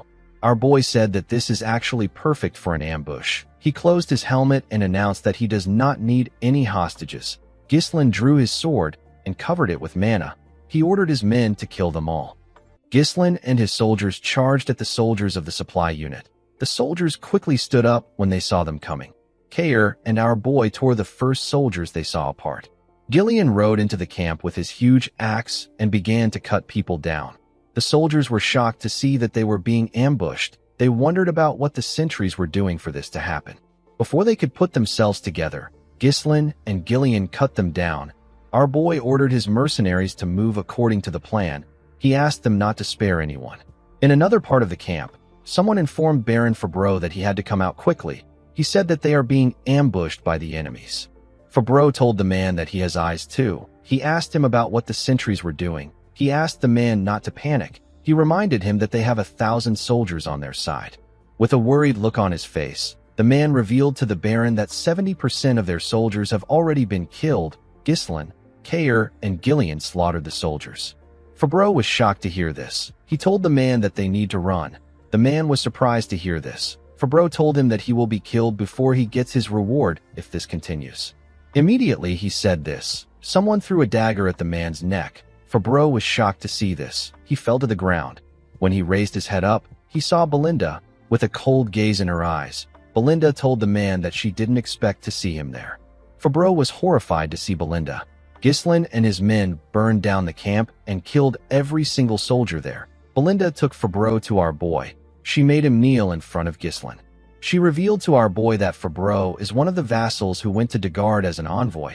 She told Ghislain that Fabro sold their information and even became the commander of Dagard's supply unit. Fabro begged Ghislain to spare him. He told him that he surrenders. Our boy asked the man to tell him who is behind everything. Fabro told him that it is Count Desmond. He said that he was threatened by the Count, so he had no choice but to work for him. Ghislain was not surprised to hear that Count Desmond was involved. He realized that the Count was the one who supported and provided soldiers for Count Dagard.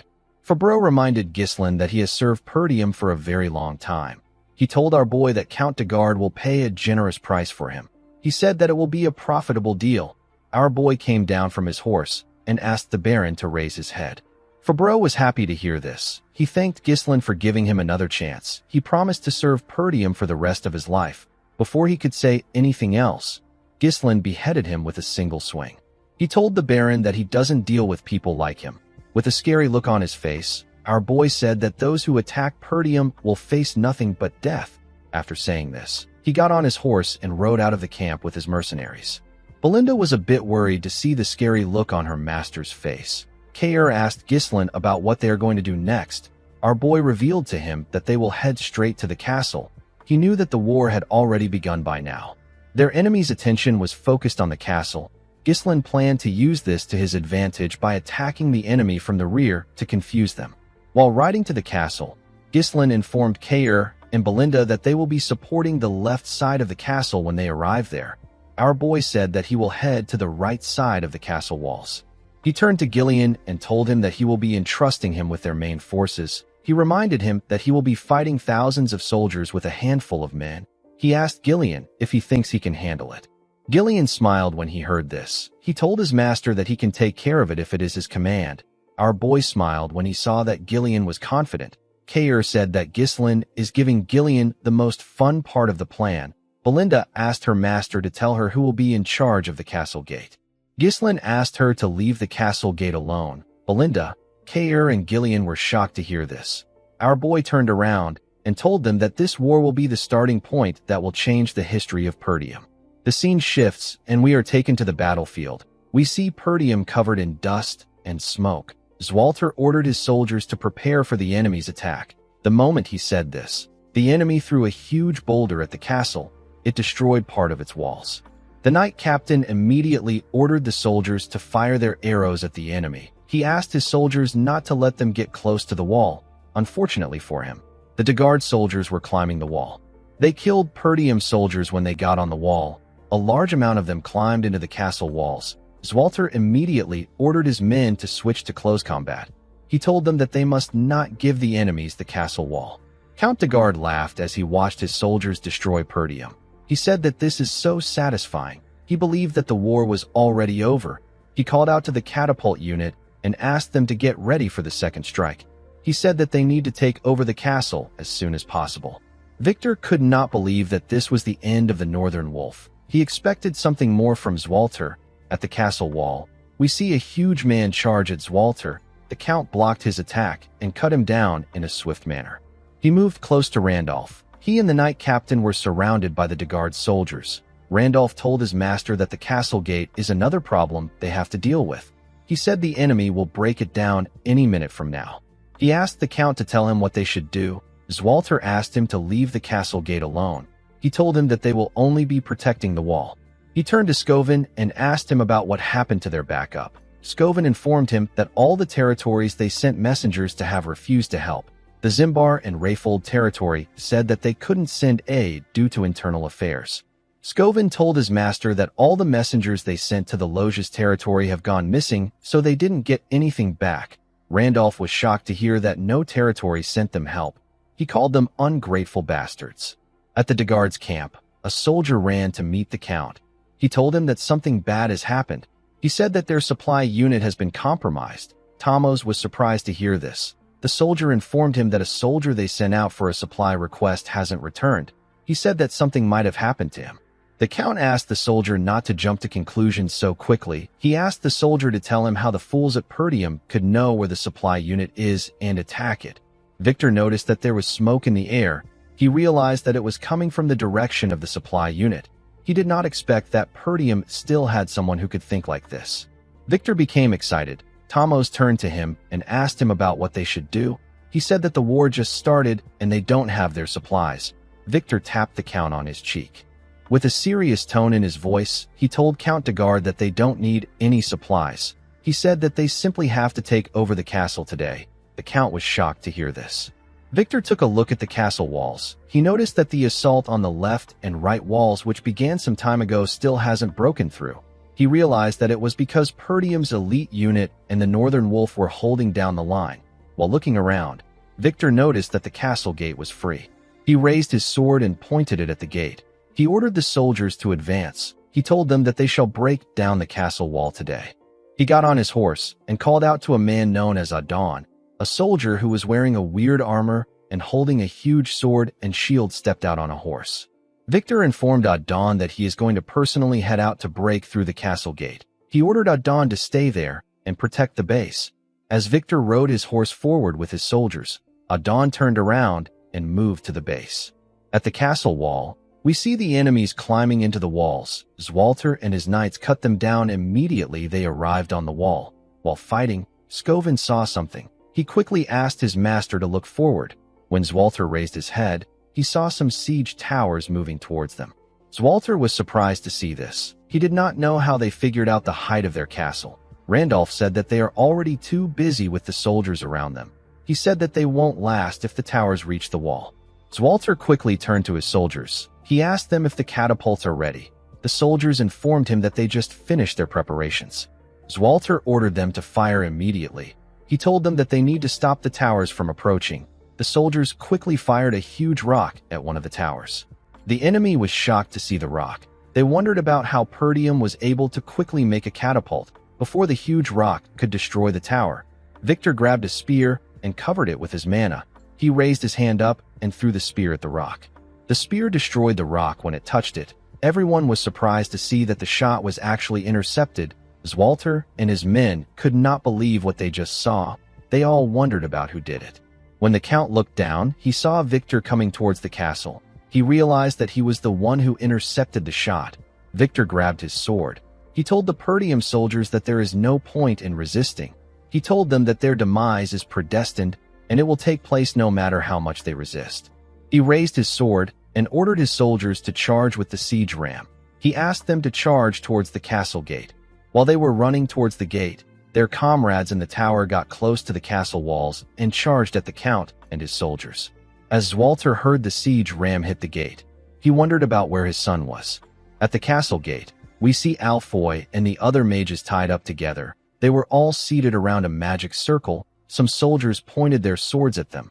Vanessa was with the soldiers. She stood next to Fergus.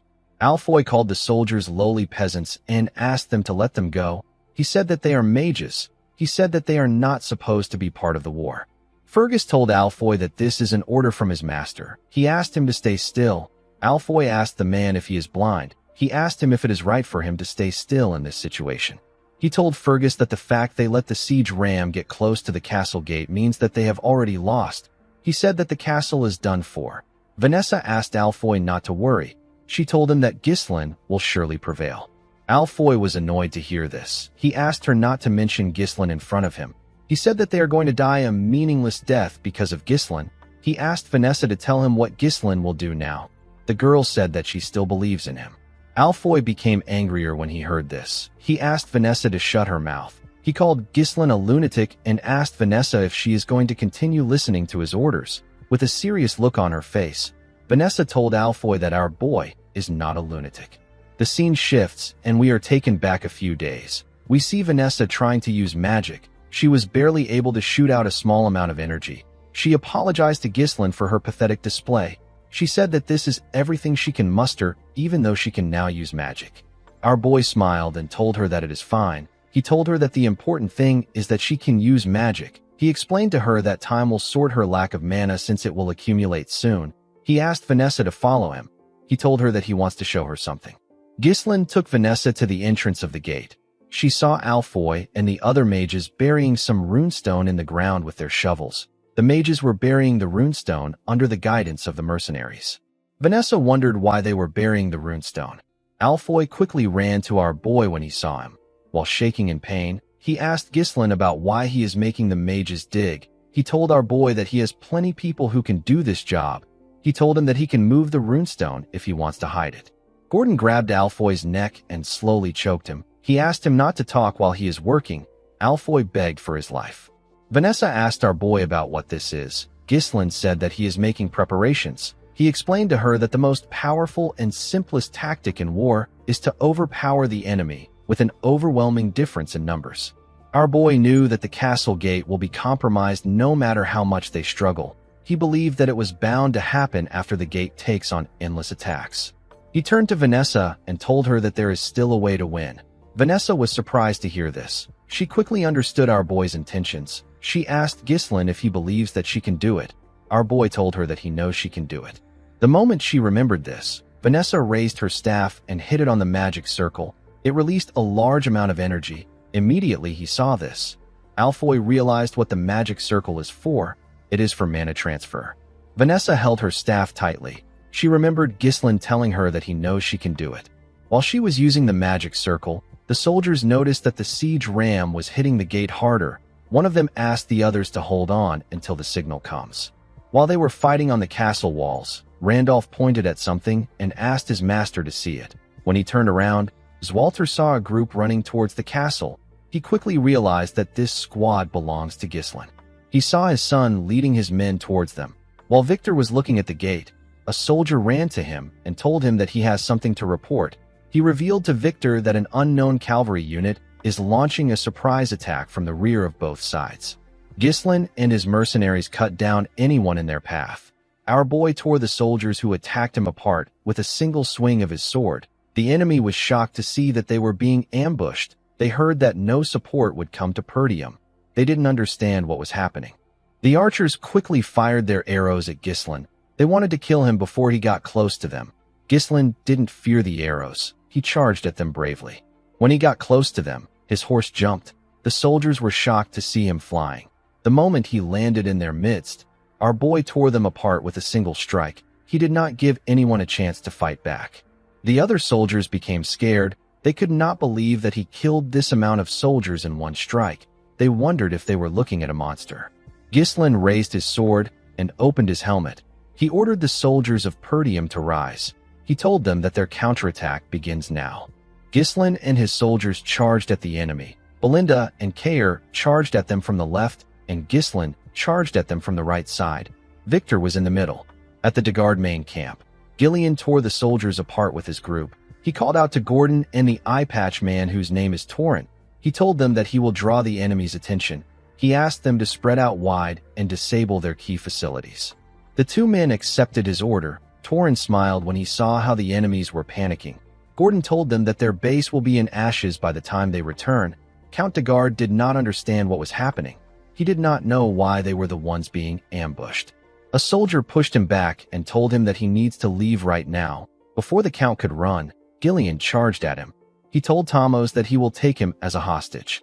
The Count became scared when he saw the man coming towards him with his huge axe. Before Gillian could reach the Count, someone swung his weapon at him from the side. Gillian was able to sense the attack. He used his axe to block it. He was attacked by Adon. The attack pushed him back. Tomos fell to the ground when he saw this. Gillian could tell that this man was strong.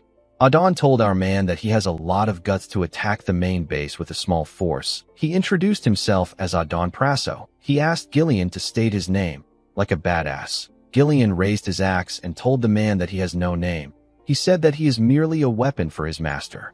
At the left fortress wall, we see Belinda use a rope to tie some soldiers up and throw them at Kair.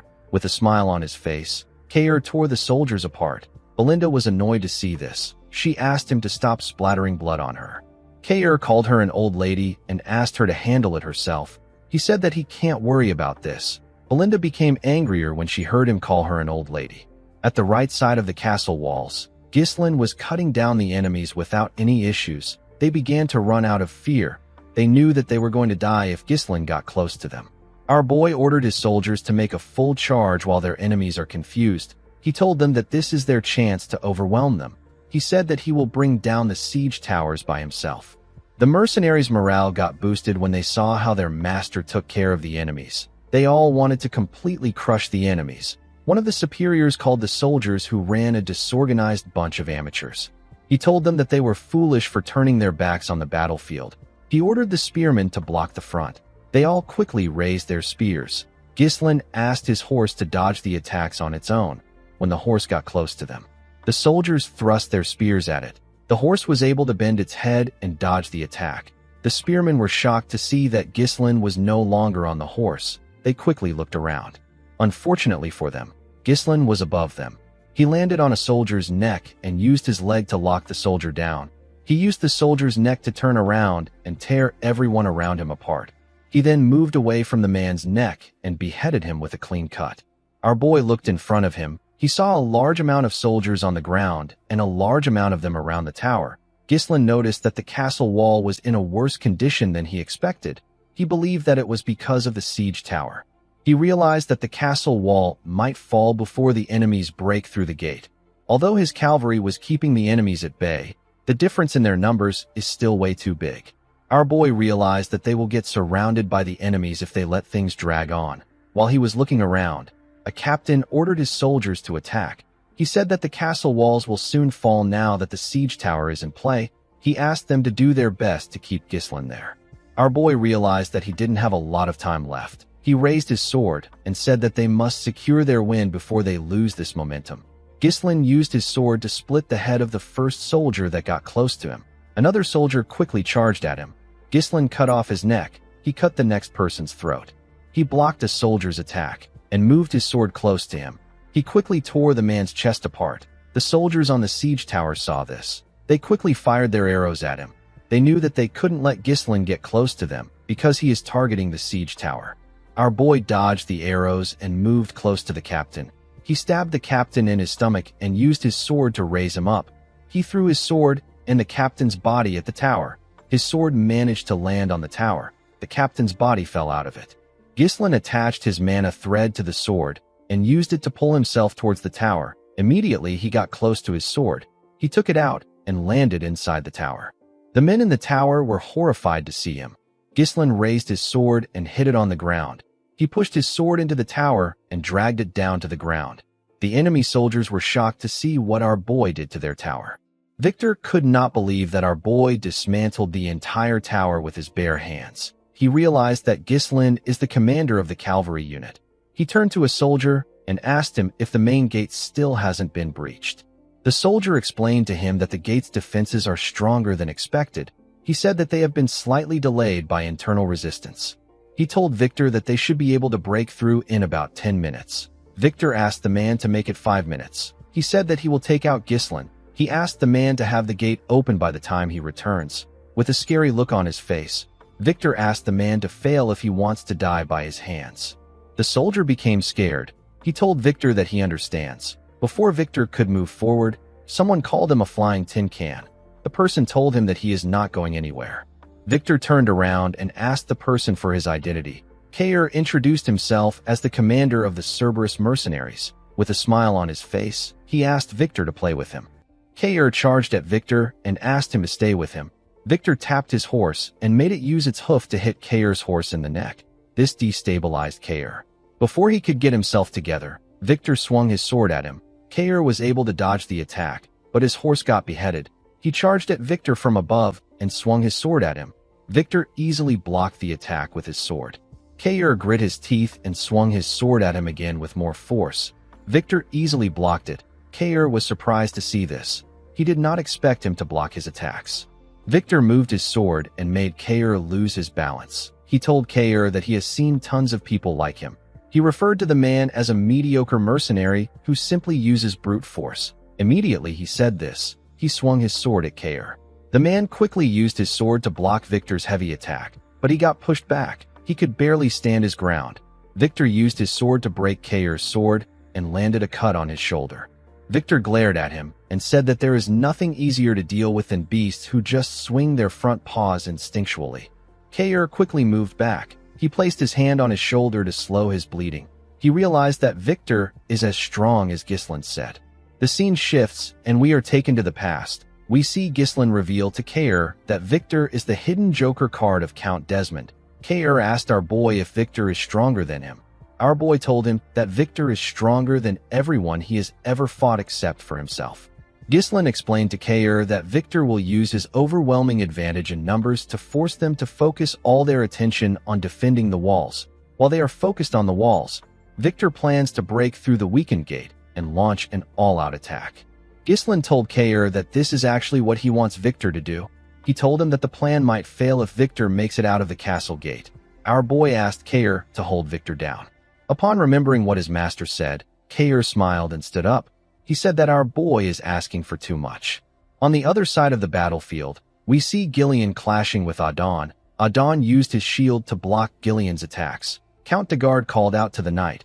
A soldier held him back and asked him to be careful. Torin, Gordon, and the other mercenaries fought the soldiers behind Gillian. They were doing their best to reduce the number of enemies so that they don't get in Gillian's way. Gillian was annoyed to see that Adon was blocking his attacks. He didn't want to waste time with the knight. He noticed that Adon's shield can take attacks from all angles. Unfortunately, Gillian couldn't pierce through it. He wondered about the last time he met someone this sturdy. The moment he thought of this, he swung his axe at Adon with a large amount of force. He told the knight that he can no longer waste time with him. The knight was able to block the attack with his shield. Adon asked him not to waste his time. He told Gillian that he can't break his shield. He pushed Gillian's axe aside and thrust his huge sword at him. Gillian was able to push his sword aside with the handle of his axe. Adon turned his sword and used it to behead Gillian's horse. Gillian did not expect this. As his horse fell to the ground, Adon raised his shield and asked him to fall. He covered it with his energy and used it to push Gillian back. Gillian used his axe to block the attack. While he was fighting the knight, the enemy was hitting the gate with their siege ram. They eventually destroyed it. Zwalter and his soldiers were horrified to see this. However, our boy did not panic. Alfoy called out to Vanessa. He asked her to do something since she took their mana. While draining their mana, Vanessa said that it is not yet time. Victor raised his sword and ordered his soldiers to attack and take over the castle. The soldiers quickly ran into the castle. Victor turned to the soldier next to him and ordered him to bring Count de Garde there. He said that he is going to eliminate the enemy commanders. The soldier accepted his order. Kair stood up with his body covered in injuries. He raised his sword and told Victor that he is not going anywhere. Victor asked Kair if he does not know when to run away as a mercenary commander. He asked the man to tell him why he wants to fight him again. On the other side of the battlefield, Adon told Gillian that their gate has been torn down. He told Gillian that he is lost. He said that it was unexpected that they boldly launched a surprise attack. He told Gillian that the result didn't change in the end. He told him that the biggest mistake he made was filling the strike team that would decide his fate with mere mercenaries. He told Gillian that no matter how skilled a mercenary is, they can't defeat a highly trained knight. At the same time, Victor asked Kair to act like a mercenary if he is one. He advised him to know when to run if it is not worth it. Victor and Adon told both Kair and Gillian that there is nothing in this war worth throwing their lives away for. Kair laughed when he heard what Victor said. He asked Victor if this is important. He smiled and told him that mercenaries and knights are not important in the battlefield. Gillian also said the same thing to Adon. He told him that what matters the most is winning or losing. The moment he said this, Gillian stood up and charged at the man. Kair also charged at Victor. Adon raised his sword and told Gillian that he doesn't want to hear the loser's excuse. Gillian blocked his attack and pushed his axe into his sword. He used his axe to pull Adon down from his horse. Adon did not expect Gillian to pull him down with the inside of his axe. Gillian quickly took his axe out and swung it at the knight. Adon was able to block the attack with his shield, but Gillian's axe struck his horse's neck. Adon got slammed to the ground. He raised his head up and called Gillian a wretched mercenary. Gillian jumped and swung his axe at him. Adon quickly used his shield to block the attack. While standing on top of the knight, Gillian told him that even the sturdiest defense has a gap. He took out a sword and revealed to the knight that he has already offered his life to Ghislain to serve him as a weapon. He raised his sword and told the knight that he must bring only victory to his master. The moment he said this, he stabbed Adon in the head. On the other side of the battlefield, we see Kair running towards Victor. Kair knew that Victor was much stronger than him. He knew that he could die fighting the man, but he still charged at him because Ghislain asked him to hold Victor down. Kair believed that he can slow Victor down if he can land one strike on him. He remembered asking Ghislain about how he is going to do something. Our boy asked him about what he means. Kair asked him to show him how he used the moves he used when they had their duel.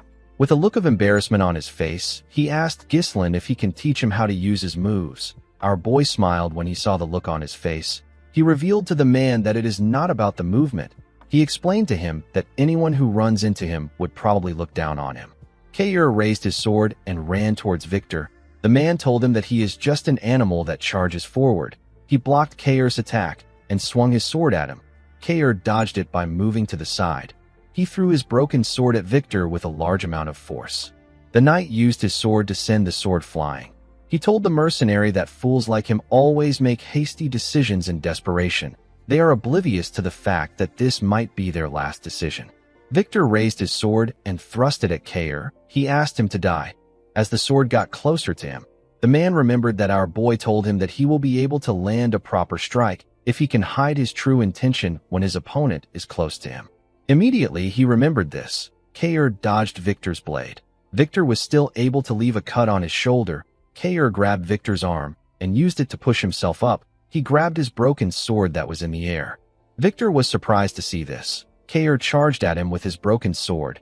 Victor was barely able to dodge the attack. Fortunately for Kair, he was able to stab Victor's horse. The horse screamed out in pain. It fell to the ground. Kair also fell to the ground. Victor was able to get off the horse before it fell down. He did not expect Kair to make an irregular movement to catch the blade that he deflected. He realized that Kair threw his sword at him in order to shift the extremely disadvantageous situation to his favor. Victor knew that only those prepared to face death could reach this caliber of skill. He told Kair that he is not as thoughtless as he believed. He walked up to him and said that it is not uncommon for one to surpass their limits at the crossroads of life and death. He told Kair that he missed his chance because he met the wrong opponent. He raised his sword and asked the mercenary if he has any last words. Kair raised his head and smiled at Victor. He told him that he landed a hit. The knight was surprised to hear this. Before he could question Kair, someone threw some daggers at him. Victor was forced to move back to dodge the dagger. The person who threw it was Belinda. Our favorite maid jumped and took out a rope with a hook. She threw the hook at Kair and used it to hold his jacket. She landed on a horse and used the rope to drag Kair with her. Victor didn't chase after them. He was more worried about what Kair meant when he said that he landed a hit.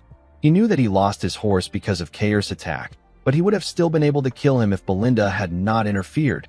Victor knew that Kair wasn't so stupid that he would trade his life simply to kill his horse. He realized that the mercenary was risking his life for something important. He turned to his dead horse. Victor quickly raised his head to see his soldiers. He watched them as they rushed inside the castle. He looked past them to see Vanessa gathering mana. He quickly realized that Kair's goal was to hold him down there.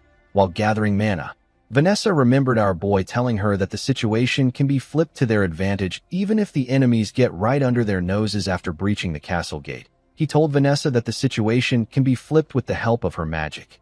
Vanessa asked Ghislain if he really thinks that she can do it. Ghislain smiled and told her that he is certain that she can do it. The moment she remembered this, Vanessa released her magic. A bright blue light shined in the eyes of the soldiers. Vanessa activated a spell known as Flame Strike. A ridiculous amount of fire got released. The fire destroyed the castle wall and broke outside. It burnt everything in its path. Zwalter and his allies were shocked to see the scale of the attack. Ghislain and everyone on the battlefield could see this ridiculously powerful flame. The soldiers burnt to death. They screamed out in pain. The soldiers outside began to retreat. Before they could get far, Ghislain attacked and cut them down. He ordered his mercenaries to surround the castle gate and not allow a single enemy escape. Victor was able to survive the fire thanks to his armor. A soldier carrying a shield ran to meet Victor. He informed him that most of the soldiers have been burned to death. He told them that they need to retreat. Victor said that this is irritating. This was a war that was meticulously planned with long preparations. The army had effectively blocked every path Perdium could take to survive. With all their efforts, Victor and his masters couldn't predict the special forces, the Mad Dog, and an Elder class mage capable of incinerating thousands of soldiers in an instant. Victor knew that these factors were far too convenient to see them as a mere coincidence. It was all perfectly aligned to thwart his victory. Victor used his sword to push himself up. He accepted the fact that he has fallen into Ghislain's trap. He ordered the soldier to assemble the rest of the soldiers. He told him that they will be making a temporary retreat. He explained to him that the area is not forested. He told the soldier that they can regroup back at the main camp if they are able to get out of the blaze. Victor said that it will take longer to capture Perdium than they expected.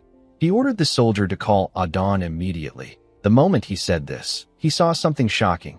He saw Gillian walking towards him with Adon's helmet in his hand. With a serious look on his face, Gillian asked the knight if he is the commander of the Degard army. Victor could not reply. He was in shock from seeing Adon's helmet in Gillian's hand. Gillian threw Adon's helmet on the ground and told Victor that his main force and army are done for. He pointed his axe at him and asked him to surrender. Victor released his mana and asked Gillian not to make him laugh. He raised his sword and asked Gillian if he really believes that his war will end this way. He told him that he will simply cut off everyone's head by himself. He covered his sword with his mana and said that the war has just begun. While the enemy soldiers were rushing to retreat, Zwalter ordered his men to fire at the enemies. He told them that the enemy is trapped. Ghislain ordered his mercenaries from the ground. He asked them not to allow any of their enemies escape from the fire. He told them that this is their golden opportunity to turn the tides of the war. Ghislain asked his soldiers not to spare anyone. While the mercenaries were tearing the enemies apart, Belinda called out to her master. She moved close to him and asked him if he is hurt. Our boy said that he is fine. He asked her about how she and Kair are. Belinda turned to Kair to see if he was conscious. The man raised his hand and gave our boy a thumbs up to show that he is fine.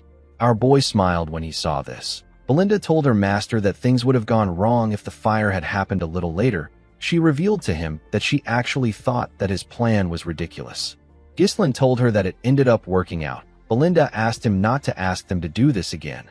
She could not believe that they spent all their mind runestones in that one strike. Ghislain looked around. He asked Belinda about where Gillian is. The girl was surprised to hear this. Our boy quickly rode his horse past her. Belinda called out to him. Ghislain didn't respond to her. On the other side of the battlefield, we see Gillian block Victor's attack with his axe. Victor attacked him again. Gillian was able to block it, but he got pushed back. He was surprised to see how heavy Victor's strikes were. Victor didn't give him the chance to think. He attacked Gillian with more strikes and pushed him back with each swing of his sword. Gillian was impressed with Victor's momentum. He quickly swung his axe at the knight when he got close to him. Victor was able to jump and dodge the axe. He used his sword to destroy Gillian's arm plate and land a strike on his shoulder when he landed on the ground. Gillian did not expect this. Victor's speed and strength were both ridiculous. He wasn't giving the mercenary any time to rest. Victor overwhelmed Gillian with his attacks. He called him a disgusting mercenary. He said that he will take a mile when he is given an inch. Gillian attacked the knight with his axe and used it to push his sword down. But this didn't stop Victor. He moved his sword inside the axe. Gillian was surprised to see this. The knight used his sword to raise Gillian's axe. He pushed it out of his hands. Gillian's axe was sent flying. Victor raised his sword and told the man that he has crossed the line. Immediately he said this. He thrust his sword at him. A large amount of blood poured out of Gillian's body. He also spat out some blood. Victor was impressed to see that the mercenary twisted his blade to evade his vital point at a crazy speed. He realized that Gillian didn't defeat Adon by luck. He told the man that no one has ever received his attack like this. He told him that it was a foolish decision for him to come straight at him after he spent all his strength defeating Adon. Victor believed that Adon won't have been angry since he was killed by a man like Gillian. He told the man that it is now time for him to die. The moment he said this, someone threw a sword at him from behind. Victor was able to sense the sword coming at him. He quickly drew out his sword and separated himself from Gillian. He turned around and asked the person to show himself. Ghislain walked up to him. Victor was shocked to see him. Our boy picked up Gillian's axe with a single hand and placed it on his shoulder. Victor knew that he was looking at the leader of the mercenaries. He recognized his black armor. Ghislain released his core energy and charged at Victor. He quickly closed the distance between himself and the knight. He swung the axe at him from above. Victor was able to block the attack, but he could feel the weight of our boy's power. He quickly pushed him back. He swung his sword at him. Ghislain used the axe to block the attack. Victor swung his sword at him again. Our boy blocked it and swung the axe at the knight's leg. Victor was able to dodge it by jumping. He attacked Ghislain from above. Our boy used the handle of the axe to block the attack. He used the handle to push himself up at a crazy speed. He grabbed Victor's neck with his legs and locked him down. He used his leg to slam him to the ground. Victor quickly stood up and moved away from Ghislain. While breathing heavily, he realized that he couldn't predict our boy's movements at all. He knew that he will die if he makes the wrong move. Victor could not believe that such a powerful individual was hidden within Perdium. Ghislain told the knight that he knows him. He revealed to him that he knows about his war power, strategy, and the faction that supports him from the shadows. With a scary look on his face, Ghislain told Victor that he knows everything. The knight wondered if this war was a trap. He stood up and charged at our boy. He told him that he is spouting nonsense. As he clashed with Ghislain, Victor told himself that it is impossible for Perdium to know about this grand project that they have been conducting in absolute secrecy. He blocked Ghislain's heavy attack and told himself that he is the hidden joker of Count Desmond. The moment he thought of this, Victor used his sword to push the heavy axe aside. He moved close to Ghislain and asked him not to think that he will fall for his cheap trickery. Our boy dragged the axe and used it to push himself up to dodge Victor's attack. Victor's sword hit the handle. The knight did not expect this. He quickly looked up. Ghislain raised the axe and used it to attack the knight. Victor was able to dodge the attack by moving back. He swung his sword at our boy. Ghislain quickly moved back to dodge the attack. He pushed himself forward and gave Victor a heavy kick directly on his face. The knight was able to quickly regain his balance. Ghislain raised the axe while he was in the air and swung it at the knight. Victor was able to block the attack, but it was too much for him. Our boy pushed his sword down. The attack caused a huge explosion. Victor's helmet was sent flying. We get to see the knight's blonde hair and face. His head was covered in blood. While breathing heavily, Victor raised his head up to see Ghislain. Our boy moved close to him. He took out his sword, which was in the ground. He told Victor that he likes using axes, but a sword suits him better. The knight asked Ghislain to tell him who he is. Our boy grabbed his helmet and told the man that he is the young lord of Perdium. He took off his helmet and introduced himself as Ghislain Perdium. Victor couldn't believe his eyes. He began to laugh like a crazy person. He couldn't believe that the strongest knight in the north lost to a mere scoundrel. Ghislain told him that he wants to show him the real strongest knight in the north. Victor smiled and told Ghislain that he is arrogant. The knight wasn't interested in knowing how our boy set up a trap like this. He understood that it is fundamental to use every means possible to gain a decisive victory. The process of war is not important. The important thing is that the winner is the last person standing. Victor took a stance and released his mana. He seemed to be excited for the fight. Ghislain raised his sword and took a stance. He agreed with what the man said. He asked Victor to come at him. Everyone on the battlefield was dealing with the enemy. Ghislain and Victor stared at each other as the fire burnt the things around them. The two men quickly charged at each other. They blocked their attacks with their weapons. Victor tried to stab our boy in the head, but he managed to push his sword back. Victor made some huge swings. Our boy was able to dodge them. The knight swung his sword at him again from the side. Ghislain pushed his sword away with his sword. Victor quickly thrust it at his head. Our boy moved his sword behind him and used it to block the attack. He pushed Victor's sword back and tried to press him down. The knight gathered his strength and pushed our boy's sword away. He moved close to Ghislain to strike him down. Before he could swing his sword, our boy raised his leg and used it to stop Victor's hand. He stepped on his sword and used it to push himself up. He gave the knight a heavy kick to the face. Victor spat out a large amount of blood and lost his balance. Our boy quickly attacked him with this opportunity. However, Victor was able to block his attack. He gathered his strength and pushed Ghislain's sword down. He pushed our boy back. Our boy was able to safely land and regain his balance. He noticed that Victor's attack left a scratch on his armor. The knight smiled when he saw what he did. He raised his sword again and charged at Ghislain. Our boy blocked his attack and swung his sword at him. Victor blocked the attack with his sword. He quickly turned around and used his cape to block Ghislain's vision. He swung his sword at our boy from his blind spot. Our boy was able to dodge the attack by jumping above the knight and his sword. Before he could land on the ground, Victor swung his sword at him. Ghislain was able to turn and use his sword to block the attack while in the air. He landed on the ground and charged at the knight. Victor was able to block his attack. He pushed our boy back and swung his sword at him. Our boy was able to easily block the attacks. He and Victor swung their swords at each other at the same time and locked their swords together. They pressed their swords against each other. They were trying to suppress themselves. They both grit their teeth as they glared at each other. Victor managed to take control and push Ghislain's sword down. He quickly dragged his sword up and swung it at Ghislain's head. Before his sword could reach our boy, he pulled his sword from the ground and used it to block the attack. Ghislain grabbed Victor's breastplate and used it to drag him.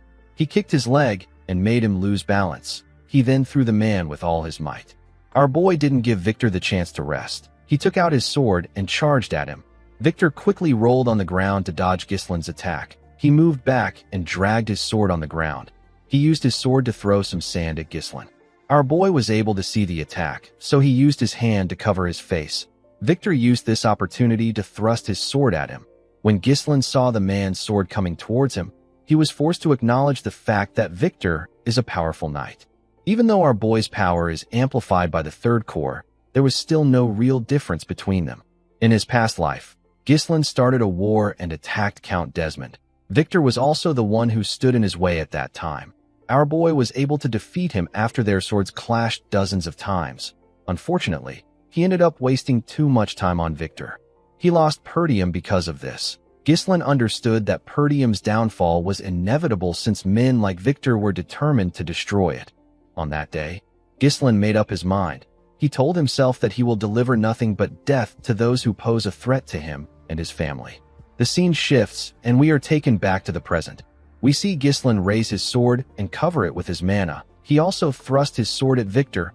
Our boy stabbed the man in his stomach. A large amount of blood poured out of Victor's body. His blood splashed on the sand. Ghislain was able to block Victor's sword by pushing it in between his arm. The knight called out to Count Desmond. Our boy took out his sword and let Victor fall to the ground. Victor looked around to see the fire that burnt everything around them. Our boy glared at him. He could tell that this man was done. He turned around and decided to leave. Before he could take a step forward, Victor called out to him. He told him that he has one thing to ask him. He asked Ghislain to tell him who he is. He said that the Ghislain he knows is just a loser in Perdium. He is the trash of the North. Victor smiled when he said this. He realized that this was stupid. Our boy's identity didn't matter anymore. Victor told Ghislain Perdium that he enjoyed their fight. After saying this, he passed away. Our boy turned around and walked away from the man. In the next scene, we see Ghislain supporting Gillian's arm. He held the man's hand and assisted him in walking forward. When our boy raised his head up, he saw his father and the soldiers waiting for them. Everyone was breathing heavily. When our boy turned to the side, he saw Belinda and his mercenaries waiting for him. Ghislain smiled. He asked his soldiers if everyone is still alive. Belinda and his mercenaries quickly ran to him. The mercenaries spoke about how this was their first time experiencing a war like this in their entire careers. One of them asked Ghislain about the magic that was used. Another person told him that he had goosebumps all over his body. Ghislain thanked the mercenaries for following him. He told them that they did a great job.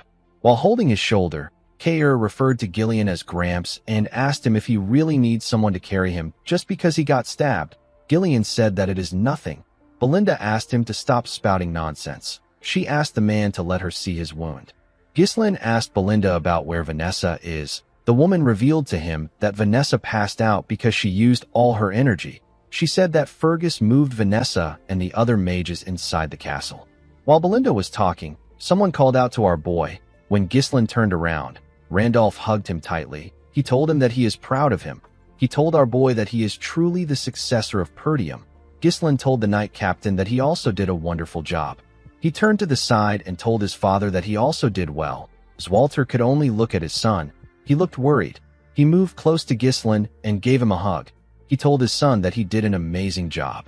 Ghislain was shocked to hear this. Zwalter told his son that he thought his plan was impossible when he first heard it. He never expected that Ghislain would actually be successful. Ghislain told his father that he was only able to carry out his plan because he fended off the enemies from the castle wall. The count smiled and told our boy that he is wrong. He said that he did everything by himself. He raised his son's hand and screamed that they were victorious. He announced that Perdium had won the war. The men joined the count in screaming. They were all excited. The mercenaries also joined them in screaming. Ghislain was shaken by the sound of their voices. He smiled and told himself that this is what he came back for. Our boy suddenly clenched his fist. He remembered Duke Delphine. He told himself that the war isn't over yet. Randolph told his master that he is going to check on the state of their soldiers. He asked the count about what he will do. Zwalter advised his son to check on his soldiers too. He asked Ghislain to rest for now because there will be much to do later. Our boy declined his father's request. Zwalter did not expect this. Ghislain told his father that they don't have time to waste. He explained to him that they need to secure a formal surrender from Count de Garde as quickly as possible. Zwalter asked him not to worry about it. He said that he will head out tomorrow. Ghislain told him that it will be too late by that time. He said that he is going to head to the de Garde territory with his mercenaries immediately. He told his father that he needs him to grant him the authority of a lord's deputy. Randolph was surprised to hear this. Zwalter asked his son if there is a need to be so hasty when he and his mercenaries are exhausted. With a serious look on his face, Ghislain told his father that the war isn't over yet. The count was surprised to hear this. Our boy explained to him that Count de Garde broke their alliance and declared war on them to seize their territory. He told Zwalter that they can't afford to give the count time to think. If they let this slide, he will strike them again. Our boy told his father that they must strike immediately, use their advantage and demand reparations on their own terms so that he will never challenge them again. Zwalter could not believe what he was hearing. It was natural for a person to be basking in victory, even if it is for a moment, and yet his son was already planning their next move. Zwalter told his son that they must push forward to take the chance to end things decisively. He granted Ghislain his permission. Our boy thanked him. Before our boy left, Zwalter reminded him that Count de Garde was once their ally, and he is a noble who has sworn his loyalty to the royal family. He asked Ghislain to do his best to treat the count with as much courtesy as the situation allows. Our boy smiled and asked his father not to worry about this. Ghislain turned to Kair and Belinda. He asked them if they can still move. Kair said that he is fine. Ghislain got on his horse. He asked his men to follow him. He told them that they are heading to the de Garde territory at full speed. The scene shifts, and we are taken to Castle de Garde. We see Thamos throwing things around. The Count could not believe that they failed. He only accepted this secret treaty because everyone knows how powerful Desmond is. Thamos couldn't believe that the powerful Desmond lost to the scrubby Perdium territory. The man in front of the Count asked him to calm down.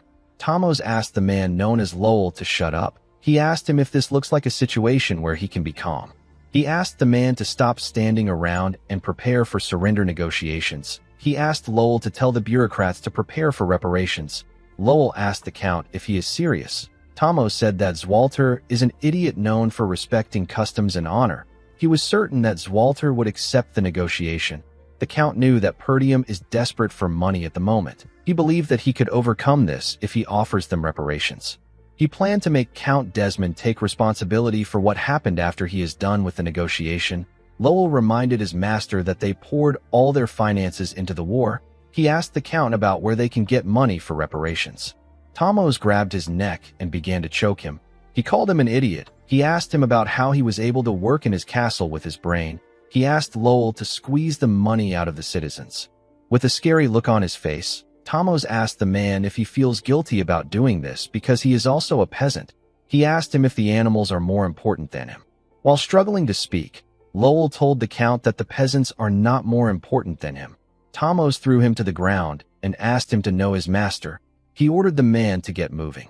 Lowell spat out some blood. He glared at the Count. He was tired of his tyranny. He was forced into administering this territory. Lowell was well aware that the people couldn't take more of the Count's tyranny. He knew that they might revolt soon. Before he could get up, a soldier ran into the room. He told the Count that there is trouble. He revealed to him that the soldiers from Perdium have already arrived. In the next scene, we see the mercenaries lined up in the Count's office. Tomos sat on his chair waiting for Zwalter. Lowell was behind him. Tomos couldn't believe that the soldiers got here so quickly. He told himself that he won't let anything go as Zwalter wants. The moment he said this, someone stepped into the room. It was Ghislain. Belinda and Kayer were with him. Our boy asked Tomos if he is prepared for the surrender negotiation. Tomos was shocked to see Ghislain. He asked our boy about where his brother is. Ghislain told him that his father is quite busy focusing on the recovery of their territory. He told him that he is the Lord's deputy and he has been put in charge of this negotiation. With a serious look on his face, Ghislain asked his men to bring Tomos to his knees. A few hours earlier, we see Ghislain and his mercenaries riding their horses towards the Dagard territory. Kayer said that Count Dagard is quite fast when it comes to running away. He couldn't believe that the Count abandoned his soldiers and ran back to his territory so quickly. Gordon apologized to Kayer for letting the Count slip away. Kayer smiled and told the man that Gillian is the one at fault. He told him that he and the other men did their jobs well. Upon hearing how Kayer spoke about Gillian, Ghislain wondered if he should grant Kayer the chance to fight against Gillian one day. Kayer moved close to our boy and asked him if he plans on sparing Count Dagard by asking for a surrender negotiation. He asked Ghislain to tell him why he will do this. Our boy explained to him that everyone knows that Count Dagard is a shameless bastard who tried to take over Perdium. His external pretext is the vengeance of his successor. If Perdium demands excessive compensation, they will be put in an uncomfortable spot. Ghislain told Kayer that they need to end their negotiation with reparations.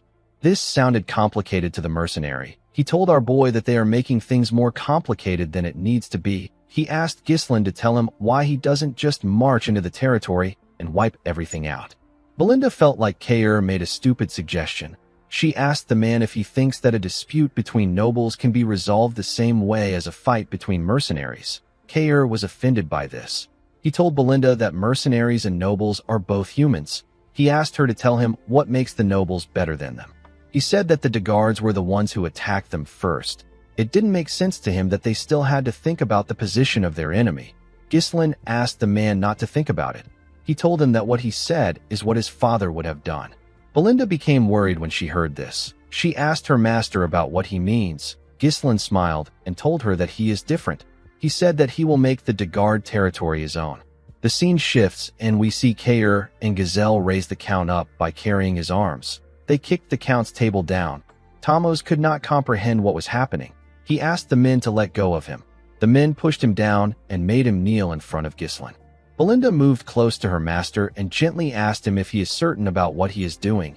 Our boy told her that he is sure. Belinda asked him to remember that she tried to stop him when his father is questioning him. Tomos told Ghislain that he has sworn his allegiance to the kingdom. He asked our boy if he thinks that he can get away with doing this to the king's subject. He ordered Ghislain to show some respect. Our boy pointed his sword at him. The Count quickly became silent. Ghislain explained to Tamos that he is a traitor who was deceived by the enemy's sweet temptations. He broke their alliance and tried to seize Perdium for himself. Our boy told him that only death awaits those who dares to harm Perdium. The Count became scared. He asked Ghislain to stop playing around. He couldn't believe that our boy was really going to kill him.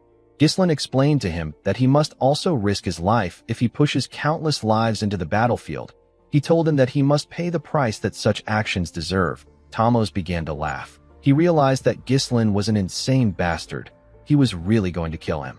Our boy raised his sword. Before he could swing it, Tamos asked him to wait. He said that he has a price to pay. He told Ghislain that he will give him the territory. Belinda and Lowell were shocked to hear this. Ghislain simply smiled. He knew that Tamos would do this. He reminded the Count that one must be from the same bloodline or a rightful successor to inherit a territory. Otherwise, they would be against the inheritance law. A domain isn't something that a person can just trade like battering goods. Tamos told our boy that he will handle those issues himself. He asked him not to worry about it. He told him that they will say that he is a distant blood relative. Tamos revealed to Ghislain that he will have his people forge the inheritance rights. He told him that all he has to do is accept it. The Count turned to Lowell and asked him to stop standing around. He ordered him to bring a pen and paper. Ghislain decided to press the Count more. He told him that he is not sure about the arrangement. Tamos told him that he will still pay reparations. He said that he doesn't have money right now, but he can get some by taxing the citizens. He begged Ghislain to give him some time. Tamos begged our boy to spare him. Ghislain asked the man if he really values his life this much. He told him that he will give him a chance. Tamos was happy to hear this. Ghislain dragged his armor. He took the Count outside the castle and threw him to the ground in front of his subjects. The people were surprised to see someone throw their lord to the ground. Tamos turned to Ghislain and asked him about why he put him in front of the peasants. Our boy advised him to watch what he says. Be revealed to him that the people get to decide whether he lives or dies. The Count did not know what he meant. Ghislain called out to the people of Dagard and introduced himself as the young lord of Perdium. He announced that their lord declared war against Perdium to avenge his successor and was defeated. He told them that the Count wants to collect reparation from the people. He asked if there is anyone that would like to volunteer. The people were shocked to hear this. The Count took a lot from them in order to start the war, and now he wanted to take more. The people said that the nobles should handle their issues among themselves. Ghislain announced that he will offer them mercy as the deputy lord of Perdium. He told them that he will also give them a choice. Ghislain asked the people if they will save their lord and pay him massive reparation or let him die and have their land absorbed by Perdium. He revealed to them that they won't have to bear the weight of defeat if they do this. Tamos could not believe what he was hearing. He did not expect that Ghislain would insult him in this way. The moment he thought of this, someone threw a rock at his head. Tamos was shocked to see this. Before he could react, more of his citizens threw heavy rocks at him. The citizens picked up pitchforks and stones. They moved close to their lord. One of them told Tamos that he took his mother's keepsake and the bread for his children. The citizens asked him if he knows the amount of people that have suffered because of him. Tamos couldn't respond. The citizens attacked him with their pitchforks and stones. They beat Tamos as if they had forgotten that he was their lord. They didn't give him the chance to beg. The man could only cover his head and scream out in pain. Ghislain walked up to his men and told them that they can go back now. He said that the war is over. He turned to Belinda. He said that he has something to say to his father. Belinda believed that our boy must have a plan to deal with his father. She told him that she is not worried. The scene shifts, and we are taken to Perdium. We see Walter and his council looking shocked after finding out that Count Dagard is dead. Walter asked his son to repeat himself. Ghislain told his father that the Count is dead again. Walter asked his son if he remembers that he asked him to treat the Count with as much respect as the situation allows. Ghislain assured him that he did not forget his words. He explained to his father that he judged that this was the best course of action after seeing the Count for himself. He told him that the Count would have attacked them again if they spared him. Albert and Holmern were shocked to hear this. Holmern said that this is impossible. Ghislain reminded the men that the Dagard attacked Perdium with an army of over 7,000 men. He told them that this isn't something that the Dagards could do by themselves. Our boy revealed to them that Desmond provided the troops, and Rayfold worked behind the scenes. The men couldn't believe what they were hearing. They could not believe that two dominant powers were targeting them. They knew that the Desmond territory is known for maintaining neutrality. they wondered why they supported the Daguards. Ghislain already knew that the reason they didn't receive any aid from their allied territories is because of Amelia. She killed the messengers to cut off the flow of information completely. This isolation tactic has always been her specialty. Once Ghislain takes control of the Daguard territory, the situation will change. The Desmond and Rayfold County would not be able to launch an immediate attack on Perdium because it would now share a border with the Daguard territory. If any of their enemies make a move that is even slightly suspicious, our boy will be able to respond immediately. Zwalter now understood his son's reason for killing Tamos. He reminded his son that the land won't belong to him just because he killed the Lord. He told him that it must be inherited by a blood relative or a rightful heir. Ghislain took out a scroll and placed it on the table. He asked his father to take a look at it. When the Count opened the scroll, he saw that Tamos wrote that Ghislain is a distant blood relative of his, and he is the first successor of the territory. Zwalter could not believe his eyes. Our boy revealed to him that he got it from Count Daguard himself. He assured his father that they can dodge all the issues that comes with inheritance with this document. Zwalter was in disbelief. He put himself together and told his son that ruling over a territory is not an easy task. He asked Ghislain if he can handle it with the manpower he has. Our boy smiled and asked his father not to worry. He said that he has someone fit for the role. The scene shifts, and we are taken to the Austin territory in the Siren Kingdom. We are shown a bar in the territory. We see people screaming inside the bar. They were watching some men gamble. Some of the people were surprised to see that a man with green hair was going all in. The man with green hair used a cup to pick up 4 dice. He shook the cup multiple times. He placed it on the table to show it to his opponent. His opponent was a huge bald man. The bald man had 2 bigger men behind him. The bald man asked the man known as Claude if he knows what will happen if he plays a trick on him. Claude smiled and told the man that he doesn't have to be so nasty. He said that it is all for fun. He raised the cup and revealed 4 dice that were perfectly stacked on each other. The dice were showing the same numbers on each sides. With a smile on his face, Claude asked the man to hurry up and place a bet. In the next scene, we are taken to a hall. We see the soldiers and the mercenaries seated in the hall. Ghislain, Zwalter, and Randolph were on stage. Our boy knelt in front of his father. Zwalter acknowledged his son's immense contributions. He announced that Ghislain will now be granted the title of Baron of Fenris under the name of His Majesty. Immediately he announced this. The mercenaries and the soldiers began to cheer. They all shouted our boy's name. Ghislain has now become a lord. The scene shifts, and we are taken to the past. We see Ghislain in his father's office. A map was on the table in front of him. Our boy explained to the council that the Daguard territory is composed of a total of 5 baronies. This is excluding the lands that are governed directly by the territory. Ghislain said that he plans on establishing his base in the Fenris barony, which is at the center of the territory. He asked the council if they have any questions. Everyone knew that their questions and opinions didn't matter. Albert moved close to his master and whispered something in his ear. Zwalter asked his son to do whatever he likes. He said that this is something that someone had to do eventually. Ghislain thanked his father for granting him his permission. Zwalter cleared his throat and told his son that their territory has suffered quite a bit of financial bleeding due to the war. Ghislain asked his father to tell him what he means by bleeding. The Count told his son that he can sell some runestones to provide some support for them. Ghislain revealed to his father that he doesn't have any runestone at the moment. Zwalter was surprised to hear this. Our boy reminded him that he used all the runestones to blow up the castle gate. He asked his father not to worry. He said that he will mine more and get some for him.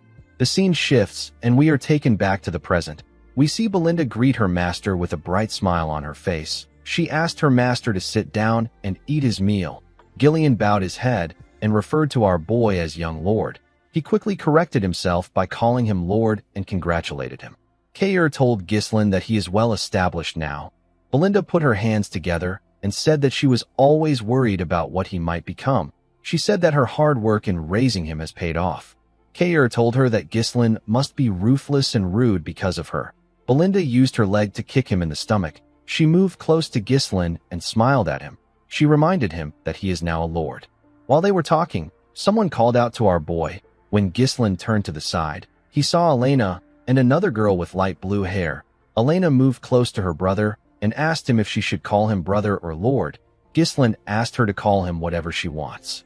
He turned to the shy girl with blue hair. He referred to her as Rachel. Rachel greeted our boy. Ghislain asked her to let him know if his sister bullies her. He said that Elena can be violent when she doesn't like something. Elena hit her brother's chest when she heard what he said. Ghislain turned to Gillian and told him that his daughter is completely healed now. The man told him that it is all thanks to him. Our boy clapped his hands and called for everyone's attention. He thanked his mercenaries for following his orders during the war. He said that he is now the Lord of Fenris. He revealed to them that his base will now be in Fenris instead of Perdium. He said that he plans on hiring them as his private army.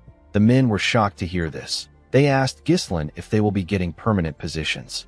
Our boy told them that they will. He revealed to them that he plans on training them as knights. The mercenaries were shocked to hear this. Ghislain explained to them that what they displayed in the recent war already shows that they are worthy as knights. He assured the men that they are qualified. Belinda moved close to her master. She told him that an army of this scale would cost a lot of money. Our boy smiled and told her that they are going to have to make a lot of money. He turned to Gillian and asked him about his condition. The man said that his body is in a good state. Ghislain ordered him to lead the people to Fenris and wait for his arrival. Gillian was surprised to hear this. He asked his lord if he won't be following them. Our boy revealed to him that he has somewhere to visit. He explained to Gillian that Fenris will be in poor public order since the war ended. He asked the man to first go there and solve this issue before anything else. Gillian did not seem excited to take on the job. It was like his master was pushing him away. Ghislain told the man that he is one of the people he trusts the most. Gillian did not expect to hear this. Our boy tapped his arm and told him that this is the reason he left the task to him. Gillian bowed his head and asked his lord to have a safe trip. Ghislain moved close to Belinda and Kair. He told them that they will be going with him. He asked them to prepare. Belinda asked her master about where they are headed to. Our boy revealed to them that they are going to the Austin territory of the Siren Kingdom. Belinda could not believe that they were going overseas. Kair asked our boy if he is referring to the territory that is famous for its games. Belinda told her master that she loves to travel. Kair asked our boy if they will be playing some games now that the war is over. Ghislain told him that they are not going there for entertainment. In the next scene, we see Vanessa ask someone to let her suck it one more time. Alfoy was shocked to hear what she said. He quickly moved back. He asked her to tell him what she wants to suck. Vanessa explained to him that she might be able to use all the magic she has in her head if she sucks his mana like last time. Alfoy asked her about why she would take his own mana. The girl told him that Ghislain said that he is a mana battery. Alfoy was shocked to hear this. Ghislain stepped into the room and told him that he is still as energetic as ever. Alfoy asked our boy to do something about Vanessa. He said that she keeps trying to take away his mana. Our boy ignored him and asked Vanessa if she is feeling all right. The girl said that she is fine. Ghislain asked her if she was nervous because it was her first time in real combat. He patted her on her head and told her that she did well. Vanessa blushed and thanked our boy. Alfoy said that he also contributed. Ghislain commended him on his efforts. He told him that he played his role well. Alfoy grit his teeth when he heard this. He told our boy that things will be different when he returns to the Magic Tower. Ghislain revealed to the boy that he is traveling with them. The scene shifts, and we are taken to the Austin territory of the Siren Kingdom. We see Ghislain enter the Kraken gambling house with Belinda, Kair, and Alfoy. Kair was happy to be in the gambling house. He said that he missed the atmosphere and smell of this place. Alfoy could not believe that Ghislain brought him to a gambling house. He told our boy that he thought they were going to the Magic Tower. Ghislain threw a pouch full of cash at Kair and asked him to have fun with Alfoy. He told him that he will call him when he needs him. Kair was happy to get some gambling money. Alfoy asked Kair about how they will have fun with the cash. Kair smiled when he heard this. He placed his hand on Alfoy's shoulder and told him that he knows how to use magic, but he doesn't know how the world works. Alfoy asked him about what he means. Kair smiled and asked him to watch and learn. He told him that he will show him how to make money with money. Belinda and Ghislain walked forward. The maid told her master that he can be honest with her. She asked him if he is also there to have some fun. She promised not to nag him if he gambles a little. She told him that he has done a lot. Ghislain assured her that he is not there to gamble. He revealed to her that he came to find the man that he wants to make the steward of the territory. He said that the man lives in this gambling house due to his circumstances. He said that he wants to take the man away before he loses his hand. Belinda was shocked to hear this. She couldn't believe that her master wanted to make a gambler the steward of the territory. Ghislaine told her that the man is under special circumstances. He asked her not to worry about it. He assured her that the man is good at handling resources. Before he could tell her the man's name, someone called Claude a crazy bastard and told him that he caught him. Ghislaine and Belinda quickly turned around. In another part of the gambling house, we see a large amount of people gathered around a particular table. The people spoke about how it was odd that Claude had been winning. They said that he deserves what he is about to get for boasting about his education. On Claude's table, we see one of the huge men that works for the bald man holding him down. He held out his hand. The other guard took out a sword. People asked the bald man, whose name is Captain Crank, to cut off Claude's hand. Crank reminded Claude that he asked him not to play any tricks. He accused Claude of swapping and using a die that has weight in it. He told him that he can't use tricks with a fake die. The man crushed the die in his hand and asked Claude if he has been scheming this entire time. Claude said that he has never prepared or swapped a die like that. He told Crank that he is the one playing tricks on him, even though he asked him not to play a trick. Crank asked Claude not to feel mistreated. With a smile on his face, he told the man that they can never fully understand each other. Claude grit his teeth out of anger when he heard this. Crank ordered his subordinate to cut his hand off. When the man raised his hand, Claude closed his eyes. He began to sweat. While he was panicking, he heard someone say that it is a fun game. The person asked Crank to let him join them. Claude quickly opened his eyes. He saw that Ghislaine was blocking the man's sword. With a look of anger on his face, Crank asked our boy for his identity. Our boy introduced himself as Baron Ghislaine Fenris of the Lithuania Kingdom. Crank did not expect to meet a noble from a foreign land. His men quickly raised their swords. They wanted to attack Ghislaine. Crank ordered them to stop. He welcomed our boy to the Kraken gambling house. He asked him not to start a fuss in this place. He asked Ghislaine and his men to put their swords away. His men quickly followed his order. Our boy put his sword away and called out to Belinda. The maid put her dagger away. Crank referred to our boy as a distinguished guest and asked him about why he came to a place like this. Ghislaine said that he was looking for someone. He said that he has found the person. He asked Claude to stand up. He told him that he came to get him.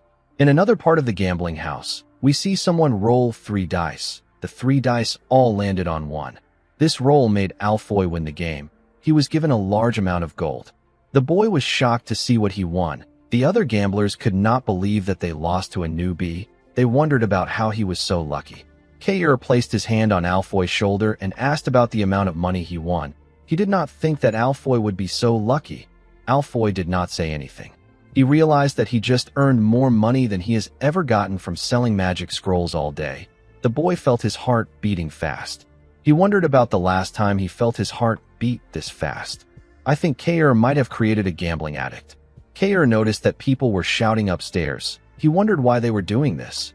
Alfoy did not care about the noise. He was more focused on his newfound passion. Belinda asked her master if this is the gambler he is looking for. Our boy told her that it is. Crank told Ghislaine that things can't go as he wants. He explained to him that Claude did not honorably participate in the sacred game and resorted to trickery. He said that Claude must pay.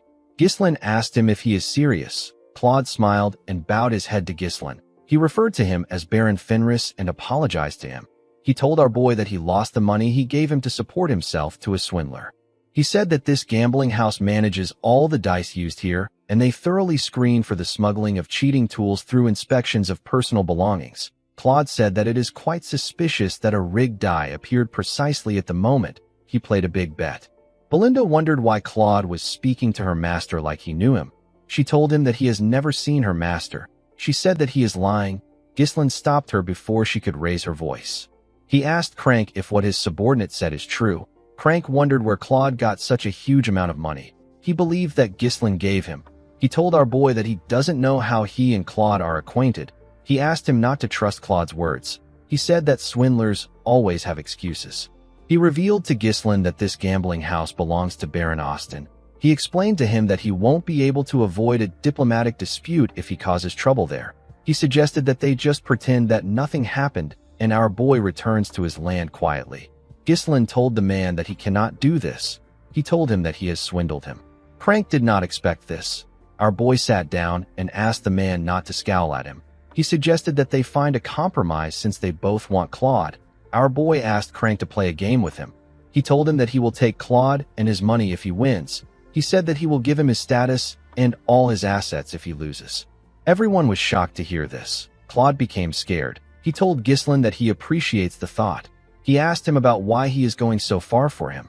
Our boy pulled him close and told him that he is someone he needs. Claude did not expect to hear this. Crank laughed and said that he doesn't remember the last time he saw a noble with this much gut. He accepted Ghislain's offer and told him that a person must gamble if they are at a gambling house. Everyone around them began to cheer. They couldn't believe that some no-name noble was challenging Crank. They were all happy to witness a big match. Crank placed the dice on the table and told Ghislain that the person with the lowest number wins. There is no such thing as a tie in this game.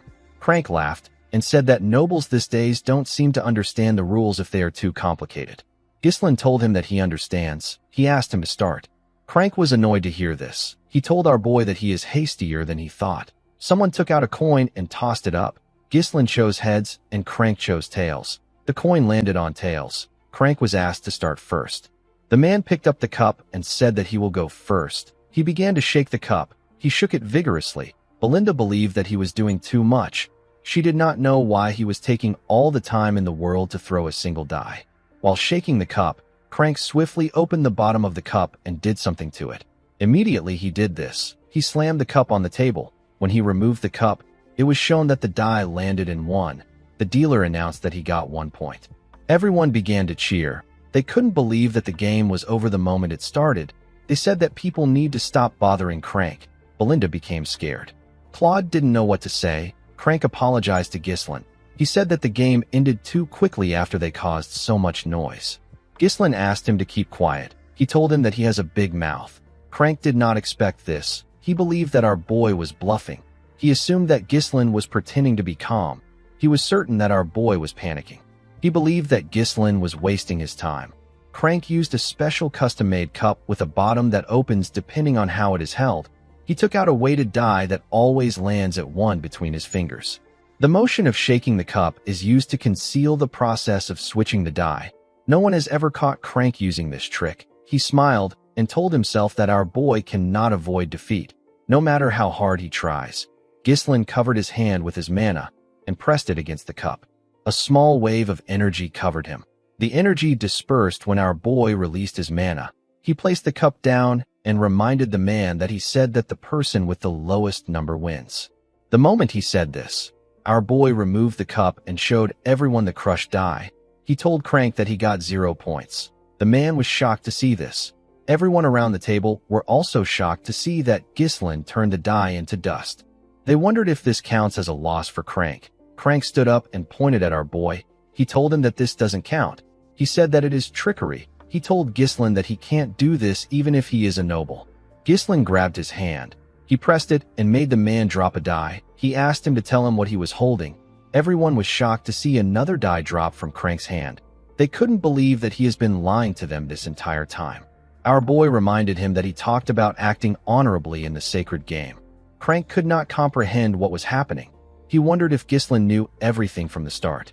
He quickly took out a dagger and thrust it at Ghislain. Our boy easily dodged the attack by moving to the side. Belinda and Claude were shocked to see this. Our boy told the man that he should have done this from the start. He said that there is no reason for him to be polite when he is a thug. Crank moved his dagger to his other hand and told Ghislain that he doesn't know what he is talking about. He told him that they can't let him go now that he knows. He ordered his men to attack our boy. They quickly charged at Ghislain. Ghislain dodged their attacks by jumping. He stepped on their shoulders and used it to push himself forward. Crank was scared to see our boy coming at him. He quickly raised his dagger and thrust it at him. Our boy dodged the attack and landed behind the man. He drew his sword and pointed it at the man's neck. Crank realized that he was screwed. His men quickly turned to him. They were shocked to see Ghislain's blade on their master's neck. Before they could do anything, Belinda and Kair pointed their blades at them. Kair laughed and told the men that they picked the wrong person to mess with. Belinda asked her master to tell her what he wants them to do. Ghislain said that he will be taking the money and Claude with him. Crank told him that he can't do this. Our boy reminded him that this gambling house is the main source of income for Baron Austin. Yet, the manager and overseer of the establishment was caught attempting to rig a game against a foreign noble. Ghislain asked the man if he knows what will happen to a gambling house that has lost its credibility. He moved his blade closer to Crank's neck and asked him if he knows what will happen if he tries to bring up this issue again. Crank could tell that Ghislain was going to kill him. He put his dagger down and said that he understands. After subduing the man, Ghislain turned to Claude. He asked him to follow him. To his surprise, Claude was no longer there. He ran away. Belinda was annoyed to see that the gambling addict ran away and took her master's money with him. She said that the man is ungrateful because he would have lost his hand if they didn't help him. Kayer said that Claude might have just ran away to a different gambling house. Belinda suggested that they search for him. Ghislain asked her not to bother. He said that he already knows where Claude is headed. In the next scene, we see Claude riding a horse somewhere. He carried a bag full of coins with him. He wondered about who Ghislain was. He didn't know why he helped him. He knew that he was only able to get the money thanks to Ghislain. He felt bad for what he did. He convinced himself that he really needs the money. The scene shifts, and we are taken back 1 year into the past. We are shown a poorly built cabin in the woods. Inside the cabin, we see Claude pouring gold coins on the table. He asked a lady wearing a hood to see what he got. This lady's name is Anna. Claude told the woman that he got everything through gambling. He said that gambling isn't all luck. There is a certain winning formula. He told her that they won't have to hide anymore if he can keep making money like this. He said that they can live a normal life again. Anna asked him to stop. She begged Claude to stop. With her trembling hands, Anna told him that she is aware that her father, who is his teacher, didn't pass away because of him. The woman couldn't even look at Claude. His body was covered in bruises and his face was swollen. Claude told her that it is his fault. He said that he made his teacher a traitor because he was stupid and immature. The scene shifts and we see Anna tied up. She was being held by Crank and his subordinate. A fat man said that Anna Arceus, the daughter of Boethius Arceus, a scholar of the Syrian Royal Academy, and a traitor, will be imprisoned. Immediately he said this, he asked Crank and his subordinate to take her away. Claude struggled to get up from the ground. He called out to Anna. The fat man turned to him and asked him to bring him 2,000 gold within a year. He told Claude that Anna is supposed to die, but he will set her free if she can get the ransom. Claude held on to the bag of gold tightly. He said that he will free Anna soon. At the Austin castle, we see the fat man from before writing something. The fat man turned out to be the Baron. Baron Austin found out that the prison camp is full. He didn't like what he heard. He saw the prisoners as lowly bastards who waste food. He said that there is no reason to keep them alive if they can't collect their ransoms. He asked a knight named Rogier to execute anyone who doesn't pay their ransoms within a week. The knight accepted the order. He reminded his master that it has almost been a full year. The Baron quickly realized that the knight was talking about the traitor's daughter. He asked him if he has heard anything about Claude. Rogier said that Claude is only wasting his time at the gambling house. The Baron said that Crank is doing his job well. He had planned to make Anna a maid, but he didn't think it was wise to hire a traitor's daughter. He asked Rogier to execute the woman along with the others and to make sure that Claude never finds out. Rogier asked his master about what they should do if Claude pays the ransom one day. The Baron asked the man to take the money and eliminate him later. He knew that no one would care about a dead gambler. He smiled and said that this can only happen if Claude is able to pay the ransom. Immediately he said this, a soldier stepped into his office. The Baron asked him about why he came to see him at this late hour. The man revealed to him that someone known as Claude is making a fuss and shouting about how he wants to pay a ransom. Baron Austin and his knight were shocked to hear this.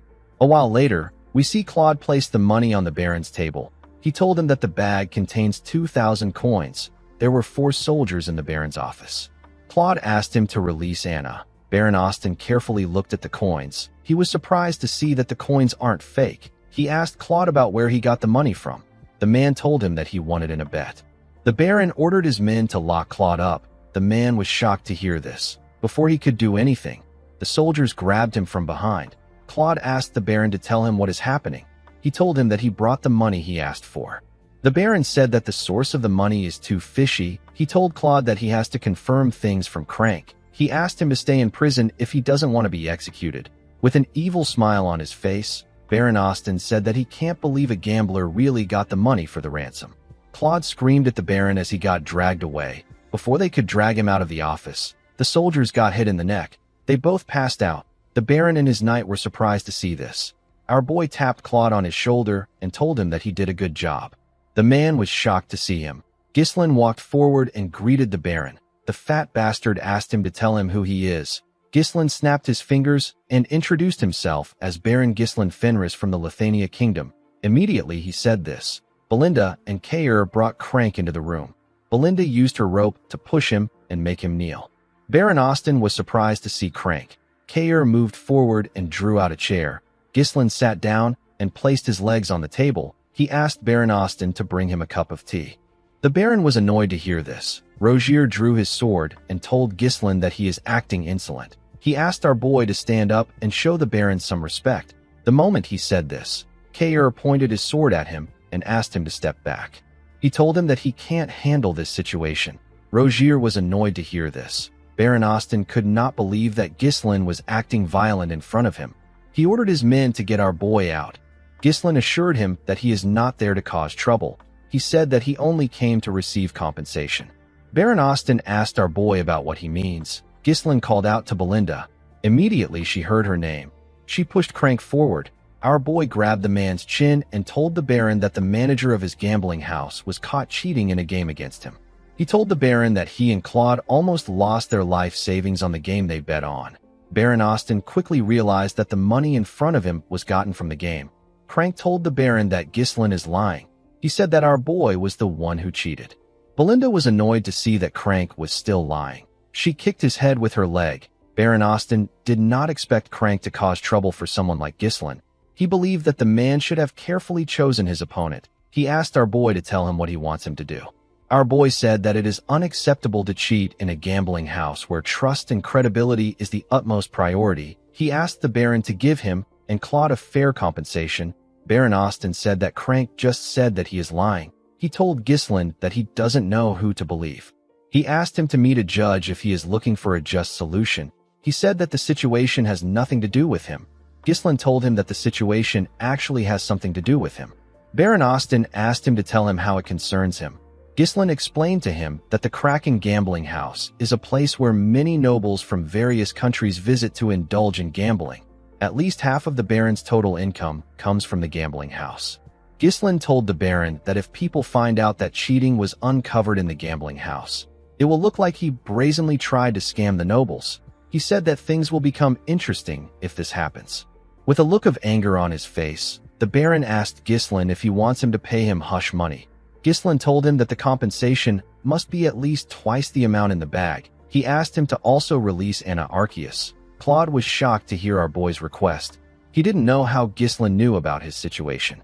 Our boy told the Baron that he will act like nothing happened today if he can fulfill his requests. Baron Austin said that he finally understands what is happening. While screaming at the top of his voice, he called Claude an ungrateful prick. The man was surprised to hear this. The Baron told him that he gave him the chance to save a woman that is supposed to be executed, but he repays him by working with another country's noble to rob him. Immediately he said this, his soldiers ran into his office. Kair asked Claude to move aside. He told him that he will only get in the way. Belinda felt offended that Baron Austin thought that they were working with Claude from the start. Ghislain asked her to give him a dagger. Baron Austin told our boy that no one will hear about anything if he kills them there. He ordered his men to take out the group.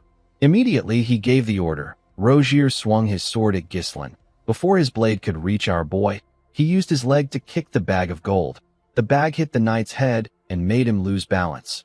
Ghislain took out the dagger and charged at the Baron. He stabbed his hand and pressed it into the table. Baron Austin screamed out in pain. His men couldn't reach him because Belinda and Kair were holding them back. With a cold gaze in his eyes, Ghislain asked Belinda and Kair to not kill the soldiers. They accepted his order and charged at the soldiers. Kair used his sword to block his opponent's attack. He then gave him a punch that knocked him out. Belinda took out some thin and light strings. She used it to block her opponent's sword. She gave the man a bone-crushing kick in his neck. Ghislain got on the table and blocked one of the soldiers' attack with his sword. He pushed the man back with his sword. The moment he did this, Rogier charged at him. He swung his sword at him from behind. Our boy easily turned around and blocked the man's attack. He used his sword hilt to hit Rogier in his neck. His attack went through the knight's helmet. Claude watched the group as they fought. He didn't understand what was happening. He couldn't comprehend why they were going this far for someone they didn't know. Immediately he thought of this. He remembered our boy telling him that he is someone he needs. Claude didn't want to believe this.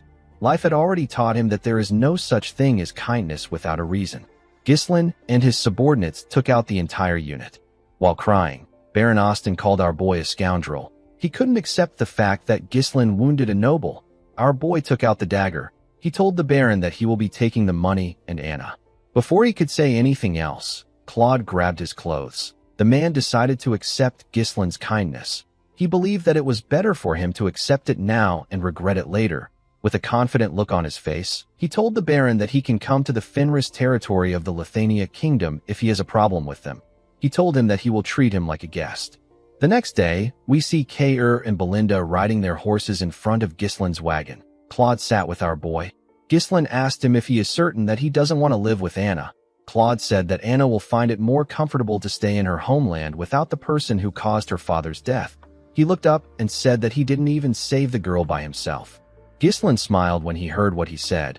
He told himself that he has now repaid his debt to his friend. It was a debt that he owed him when he was obsessed with revenge. He recalled how he held Claude's dead body in his hands. Ghislain looked at the sky and said that he feels much lighter now. He looked at the land in front of them and asked Claude to tell him how he likes the place. Claude asked him to kill the lord of the land if he gets the chance. He said that the land looks a bit strange, but it will be easy to take over. Ghislain asked him if he is suggesting that he harms himself. Claude was shocked to hear this. He couldn't believe that this poor-looking countryside belongs to our boy. He told him that he only followed him because he looked rich. Ghislain grabbed his head and moved him closer. He revealed to Claude that he is now the steward of their land.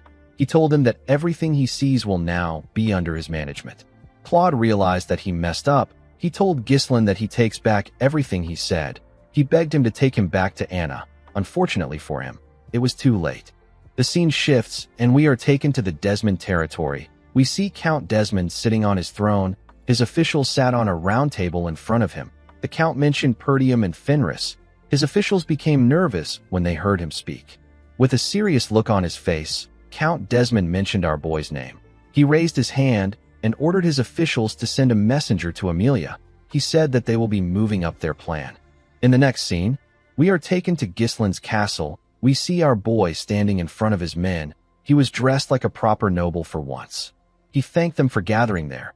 He told them that they need to get to work. Everyone accepted his order. The state of the territory that was just freed from Count Degard's tyranny was abysmal. Ghislain appointed Claude to various administrative roles and began to restore order in the territory. As they walked around the town, Ghislain asked Claude to do a census and track down every last person. He asked him to purchase at least 6 months of food supplies in bulk. He told him that solving the food crisis is the top priority. Claude accepted his order and wrote it down. Since they will soon start farming, Ghislain asked Claude to assign oxen with plows to the farming households in order to get the land tilled. He asked him to also check if they can clear parts of the nearby forests to secure more arable land. Claude was surprised to hear this. He asked our boy if they are really going to farm on the dried-up, withered land. Ghislain told him that they are. He explained to him that they will grind the bones of the blood python and use it as fertilizer. He asked Claude to replace all the outdated structures because they are useless. He asked him to construct a warehouse and a sewer. As he heard Ghislain's orders, Claude realized that he was dead. He is the general administrator, inspector, clerk, treasurer, auditor, tribune, requisition officer, customs officer, tax collector, food officer, liquor control officer, and he still held many more positions. The poor bastard shouldn't have accepted Ghislain's kindness. He should have left Anna and ran away. Later in the day, Claude went to meet Ghislain. He told our boy that the work is too much for one person to handle. Ghislain asked him if he has even tried. He asked him to use this opportunity to test his limits. He told him that he can hire more people if needed. Claude realized that he wasn't getting through to Ghislain. He quickly turned around and began to run. Our boy didn't even bother to look at him. He called out to someone known as Wendy. A woman came out of nowhere and charged at Claude. She easily caught up to him and tied him up with her strings. The beautiful woman with platinum blonde hair introduced herself as Wendy. She told Claude that she has received an order from head maid Belinda and has been assigned as his bodyguard. She told him that she looks forward to working with him. Claude screamed out for help. Since they were still in the early stages of development, Ghislain needed Claude to hold out. Our boy remembered that these kinds of things were quite easy for Claude in the past. A noble by right has the responsibility and duty to protect their people. However, this territory has a lot of issues. The citizens don't trust nobility due to the exploitation and oppression they faced from the greedy lords. They have lost the will to work due to endless poverty. There is also the issue of starvation. The more these problems are ignored, the more the nobles end up isolating themselves. Ghislain knew that he needed to resolve the basic issues quickly if he wanted to restore the foundation of this territory. Unfortunately, our boy was met with another problem. There was not enough funds to resolve their issues. Ghislain explained to his group that he won't be able to pay their wages in 3 months if they keep spending money on the territory. Gillian said that this is truly an important issue. Kair didn't understand why our boy was bothered about money. He reminded Ghislain that he can just mine some runestone. Our boy explained to him that the runestone has more uses for it other than just selling it. He said that they need to fund the mage's research. Apart from this, the runestone vein isn't limitless, so they can't rely on it forever. Our boy said that they need a stable source of income. The moment he said this, Claude barged into his office. Ghislain told him that he arrived at the perfect time. He told him that he has something he wants him to do. Claude told him that there is no need for him to do anything. He revealed to him that he has devised the best plan to save the territory. Everyone was surprised to hear this. With a confident smile on his face, Claude asked Ghislain to build a casino.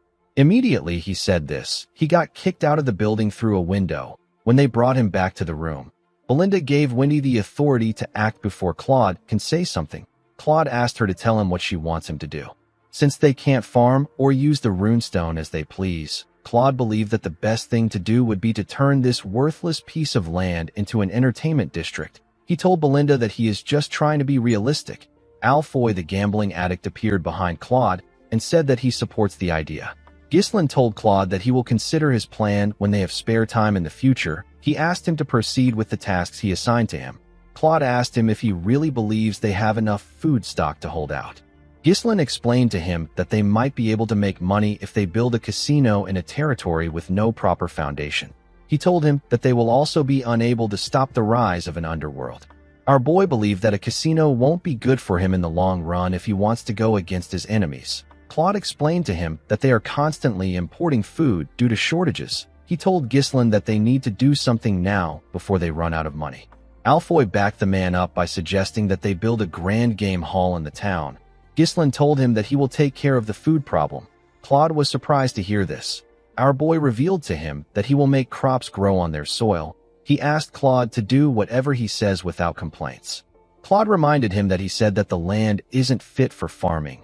Ghislain smiled and asked him if he is certain about it. Claude said that he is sure. Alfoy backed him up and said that it can never happen. With a smile on his face, Ghislain asked them if they would like to make a bet. 3 months later, we see Claude and Alfoy staring at something in shock. Claude asked Alfoy if he is dreaming. The two of them couldn't believe their eyes. The field was filled with rye. The commoners were extremely happy to see that the seeds they planted actually grew. It had been so long since they harvested crops in their land. Claude asked Ghislain about how he did it. Our boy explained to him that rye grows in harsh environments. Before planting the seeds, they spread the powdered bones of the blood python on the soil. The bones are rich in nutrients. They then planted rye seeds which were enhanced with the mana compression sigil. Ghislain touched the rye and told the man that this method will make crops grow faster and allow them to be harvested frequently. Upon hearing our boy's explanation, Alfoy now understood why our boy made them develop a mana compression sigil. Vanessa was amazed by Ghislain's knowledge. She asked him about how he thought of using a mana compression sigil on seeds when it is normally meant for humans. The truth was that Ghislain didn't come up with the idea himself. A mana compression sigil is a magic circle that extracts power stored in a runestone to accelerate growth several times over. When mages first suggested that mana compression sigils could be used this way, they experienced some backlash. People didn't want to use something so valuable on mere grains. However, once the results were shown, no one argued again. This method of farming has already been verified by magic scholars in the future. The principle behind it was none of Ghislain's business. The people began to cheer for Ghislain. They said that they will now trust him. They were extremely happy to see that they will no longer starve. While the people were cheering, Claude and Alfoy tried to sneak out of the fields. Ghislain called out to them. He asked them about where they are going. He told them that they need to write their contracts. With a nervous look on their faces, they asked Ghislain about the contract he is referring to. Our boy took out some papers and reminded them that they made a bet saying that he will give them 5,000 gold each and grant them freedom if they won. However, if Ghislain won, they will work as unpaid slaves for 10 years. Immediately, our boy reminded them of the bet. His soldiers surrounded them from all ends. The two of them realized that they were screwed. Now that they had resolved their food problems, they were free to use the runestone for purposes beyond just selling them. In the next scene, we see the tower master of the flame magic tower sitting with Ghislain. Hubert was shocked to hear our boy ask him to build a branch of his magic tower in his territory. He didn't understand why Ghislain suddenly made this request. He told him that he simply stopped by to congratulate him on becoming a lord. Ghislain revealed to him that they won the war at a heavy cost. He told him that the victory came at the cost of detonating runestones. He said that this happened even though they received help from the magic tower. Hubert was shocked to hear this. He only heard about Perdium's victory. He didn't hear about the runestone. Ghislain let out a sigh and said that if a young territory like Fenris is attacked, they will have no choice but to blow up more runestone meant for the magic tower. Hubert became scared when he heard this. He asked Ghislain to stop doing extreme things. With a smile on his face, our boy told him that they will need more mages. Hubert easily accepted his request. Ghislain believed that mages shine the brightest when used for construction projects.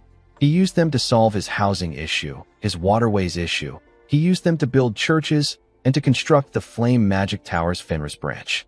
Due to the fact that more mages were dispatched from the Magic Tower, they were able to complete the large-scale construction swiftly. Of course, there were occasional minor conflicts by some mages who struggled to adapt to the territory. The mages protested against Ghislain's treatments. They called him a ruthless scum. They couldn't believe that he was making mages like them do hard labor. Ghislain found a way to resolve the issue through what he calls amicable agreements. Of course, our boy knocked them out. He asked Alfoy to get the contracts. Alfoy gladly accepted the order. He didn't want to be the only one who became a slave in this territory.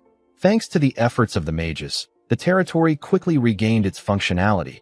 Unfortunately, there were still external issues that Ghislain had to face. In the next scene, we see Claude barge into Ghislain's office. He told our boy that there is trouble. He revealed to him that a rebellion has broken out in Rayfold. He said that Amelia has started a rebellion. Our boy wasn't shocked. He already knew that the rebellion was going to take place. However, it took place sooner than it did in his past life. Ghislain knew that his interference caused this. Desmond and Amelia are puppets dancing to the tune of Duke Delphine. Since the Duke's attempt to use Degard to seize Perdium has failed, he has no choice but to act directly.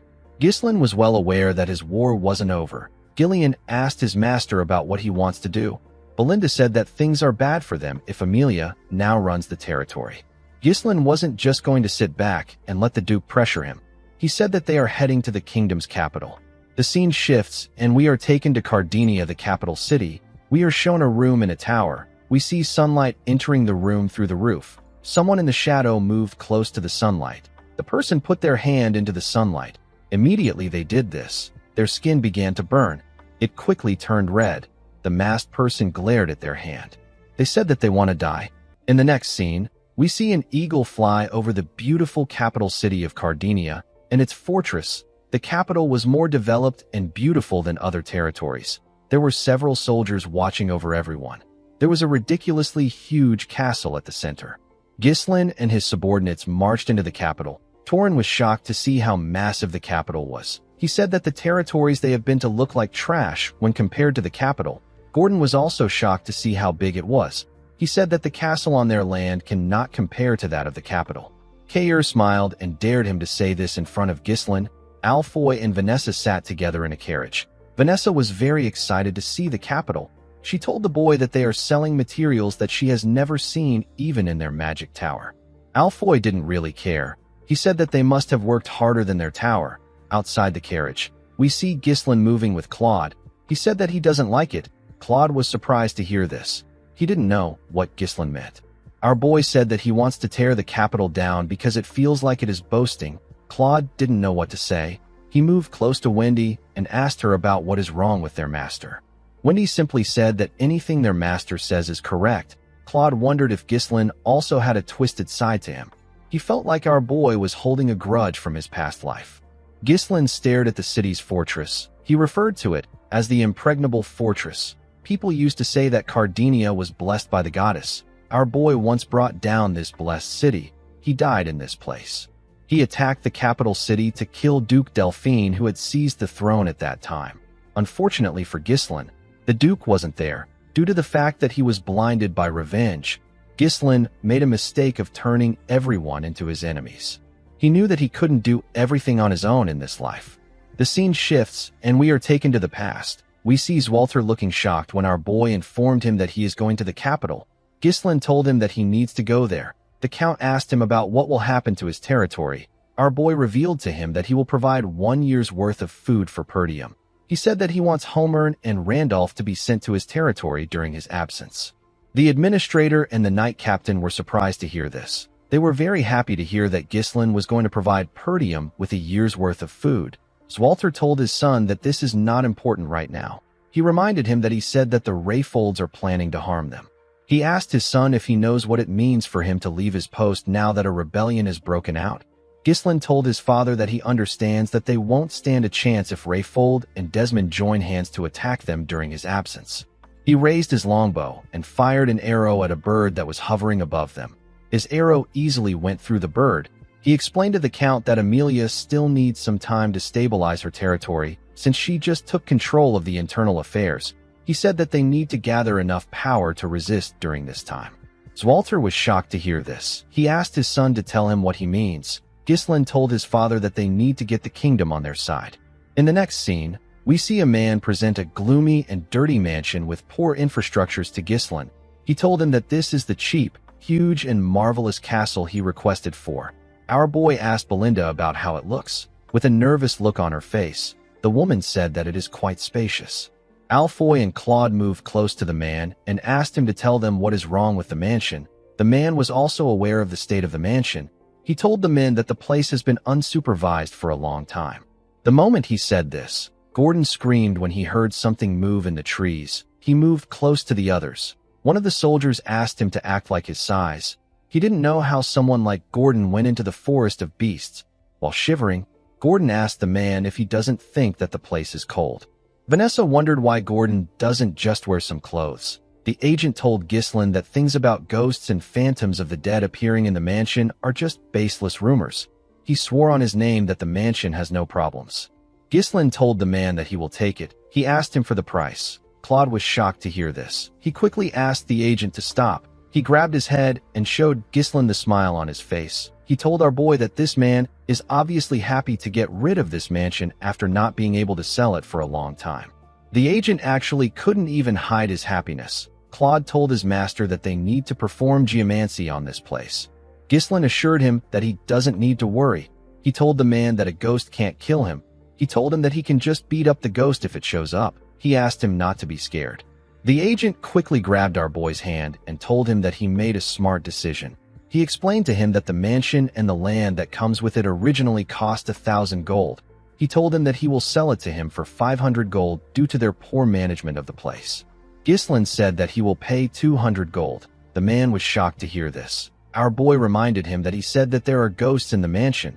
He said that he is very scared of ghosts. He told him that he can go somewhere else if he doesn't want to sell it for 200 gold. The agent explained to him that this is the only mansion in the capital going for this price. Our boy told him that the maintenance costs of a cursed property like this will end up higher than the property value. He reminded him that he will still have to continue paying the annual land taxes if he is unable to sell it. The agent became nervous. With a smile on his face, Ghislain asked the man if he knows anyone else who would buy this mansion other than him. While our boy was talking, we see the masked woman who was in the tower watching him from the roof. Immediately, she got a look at Ghislain. She disappeared. After our boy bought the mansion, Belinda and the others went inside. Belinda told the men that they need to remove all the gloominess in this mansion. The men quickly began to clean the building. While they were cleaning, Claude called out to Ghislain. He reminded him that he said that he will get one of the factions in the capital to support them. He asked him about how he plans to do this. He asked him if he believes that the factions would want to meet a countryside noble. Ghislain told him that the nobles don't have a reason to meet with him. He said that he will give them a reason to meet with him. In the next scene, We see a large amount of ingredients on a table. There were numerous cauldrons next to this ingredients. Claude asked his master about why he prepared these things. Alfoy asked him if he is going to perform some sort of alchemy. Ghislain told him that he is kind of correct. He revealed to the group that they will be making cosmetics from now on. Alfoy and the others were shocked to hear this. Our boy explained to them that he is going to make some samples and send it to every noble house in the capital. Claude asked him if he plans on using this to establish connections across the capital. Belinda wondered if this would really work. Ghislain smiled and told them that they will understand what he means once they use one of the products. He assured them that the nobles won't be able to resist his product. Nobles see exceptional looks as a symbol of power and dignity. They were the kind of people who would stop at nothing to look beautiful or handsome. In the future, it will be revealed that the cosmetics which are made from mercury and cinnabar powder are incredibly harmful to the skin.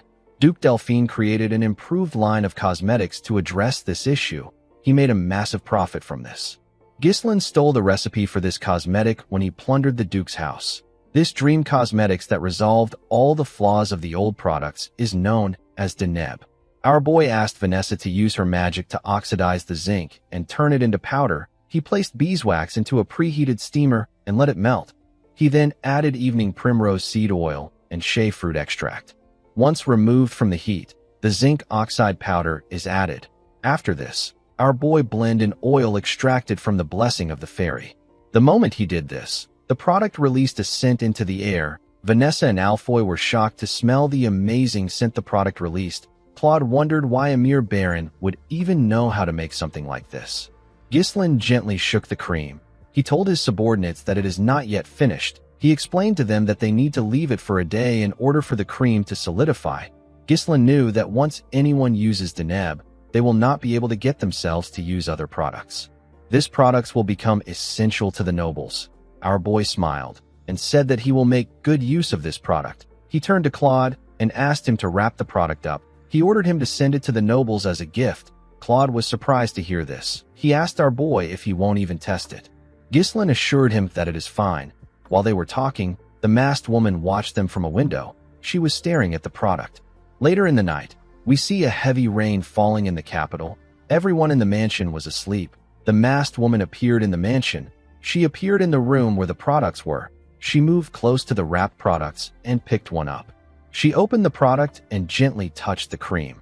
While she was looking at the cream, Ghislain appeared behind her. He asked her if she is the ghost from the rumors. The woman was shocked to hear his voice. She quickly turned around. Ghislain told her that he can guarantee the effects of his product.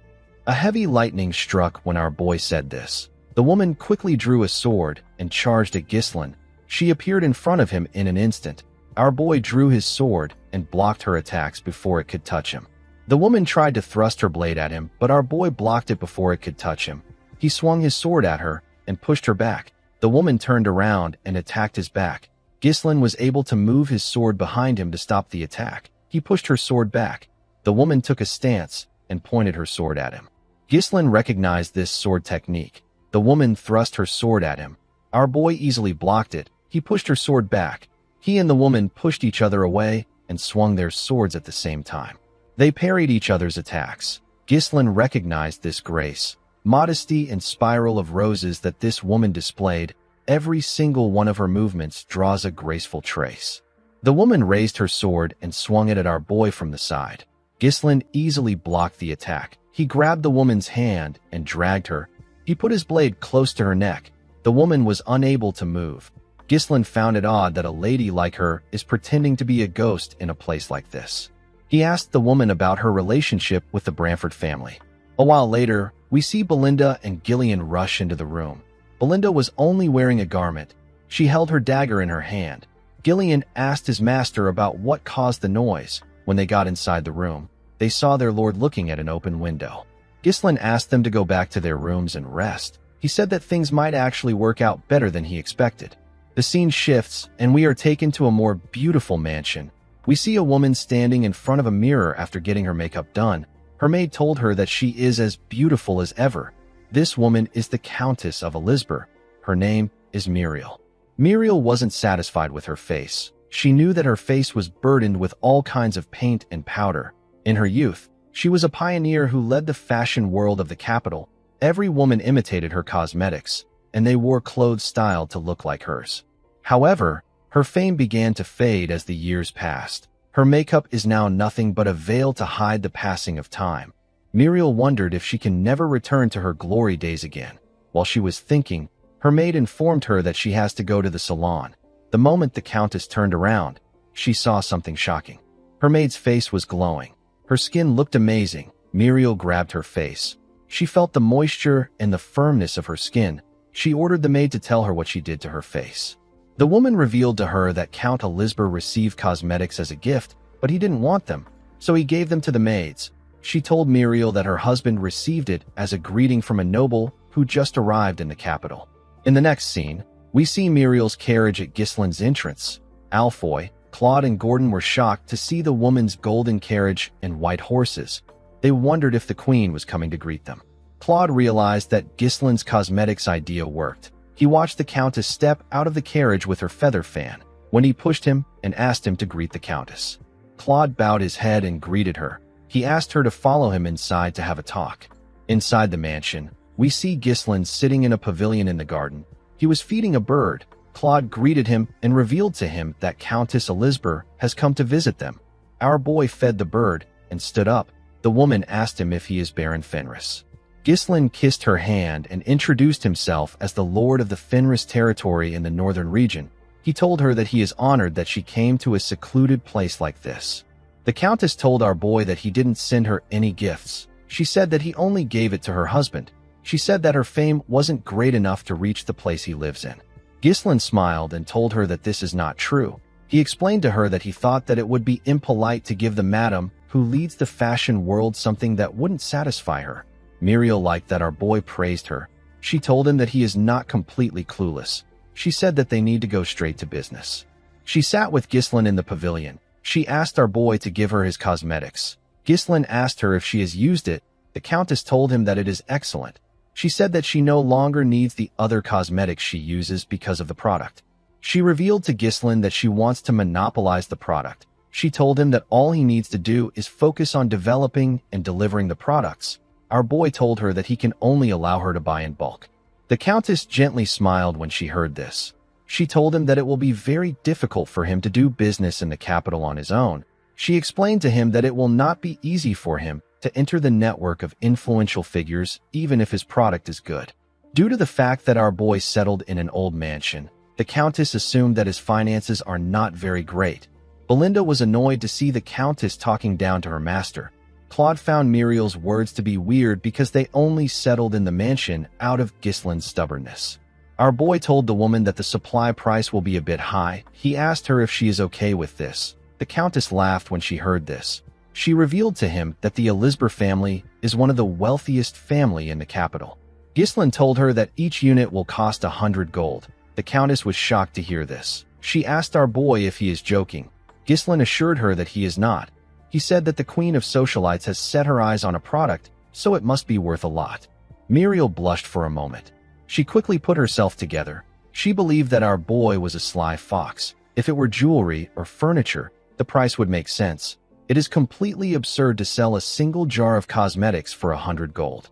In order to make any profit, Muriel would need to raise the retail price above the supply price. Our boy was basically telling her to give up on the monopoly. She was annoyed to see that Ghislaine was toying with her. Our boy smiled when he noticed that she was angry. He told the Countess that he has another offer. Belinda moved close to him with a box. Our boy explained to her that he can give her honor even if he cannot give her an exclusive deal.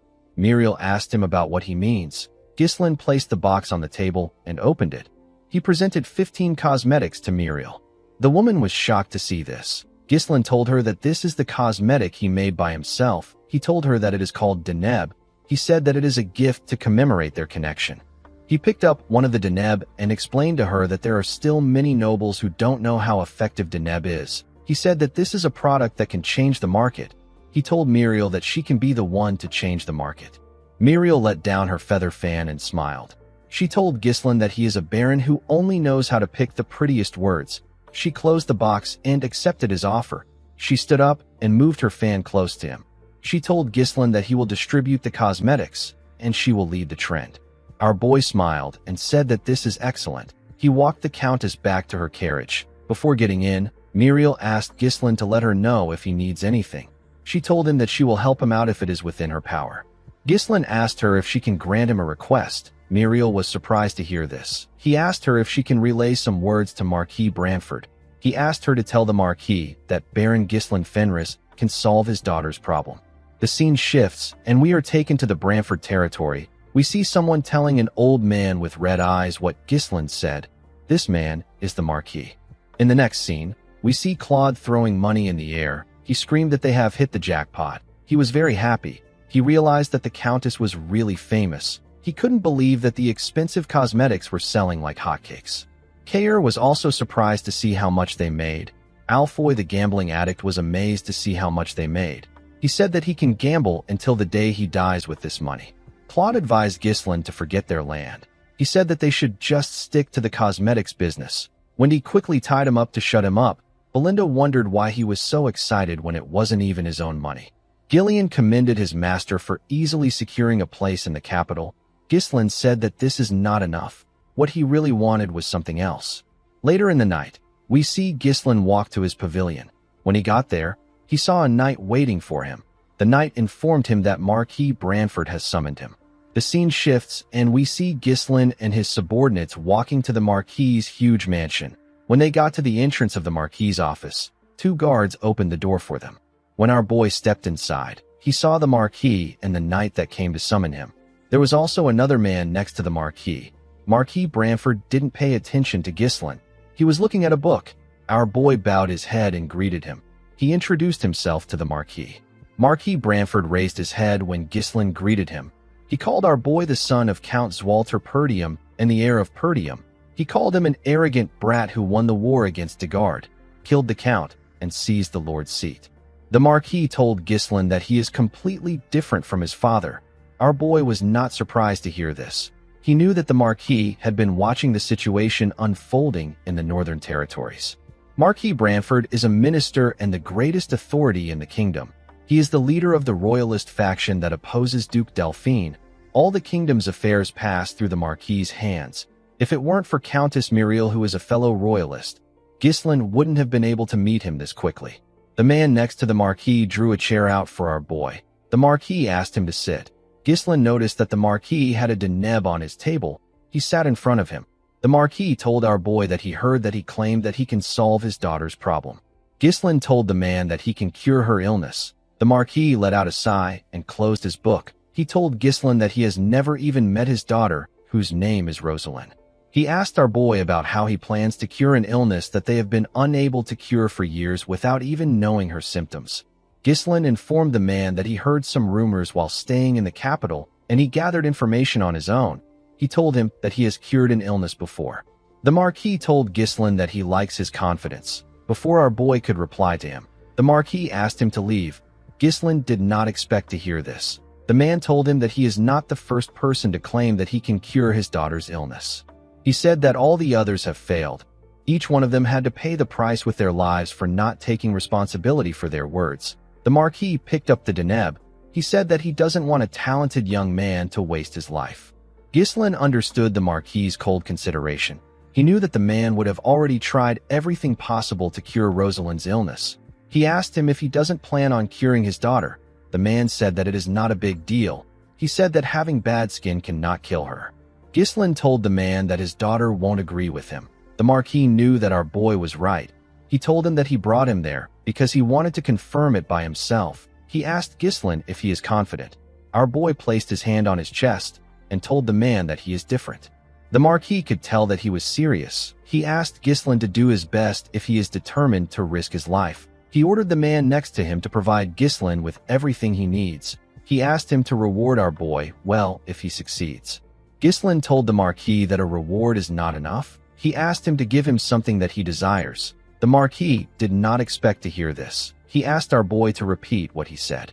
Ghislain told the man that he is the pillar supporting the kingdom. He asked him if granting him one small wish would be difficult. The Marquis asked our boy if he is really asking for compensation just for treating his daughter. Our boy told him that he is. He asked the Marquis to tell him the value of being the pillar of the kingdom and the greatest authority if he cannot even protect his own family. He asked the man to tell him the use of his authority. Belinda was surprised to hear what her master said. Claude was scared. He didn't know why Ghislain was speaking so boldly. The Marquis told our boy that the price of demanding something from him is not cheap. He told him that he has to put everything he has on the line if he wants to get what he wants. The moment he heard this, Ghislain remembered his county, his sister, his father and his officials, his comrades and soldiers. This were the most important people to him. With a serious look on his face, the Marquis stretched out his hand and asked Ghislain if he can do it. Our boy looked into the man's eyes. He put himself together and shook his hand. The Marquis was surprised to see this. Our boy told him that he will put everything on the line. The Marquis looked into his eyes. He could tell that Ghislain was being serious. He turned to his assistant and asked him to inform the royal treasurer to prepare to cut off all support for Perdium. He asked him to instruct the commander of the guards to surround Ghislain's mansion in the capital. He forbade all entries and exits. The Marquis stood up and told Ghislain that he has 1 week. He asked him to bring Rosalind to him in perfect condition within this time. Our boy smiled and said that he can do it. Belinda became nervous when she heard this. Claude was annoyed. He couldn't believe that Ghislain put them in another issue when they just solved their money problem. Belinda knew that the Marquis could easily take out Perdium and Fenris. She hoped that her master knew what he was doing. Ghislain stood up.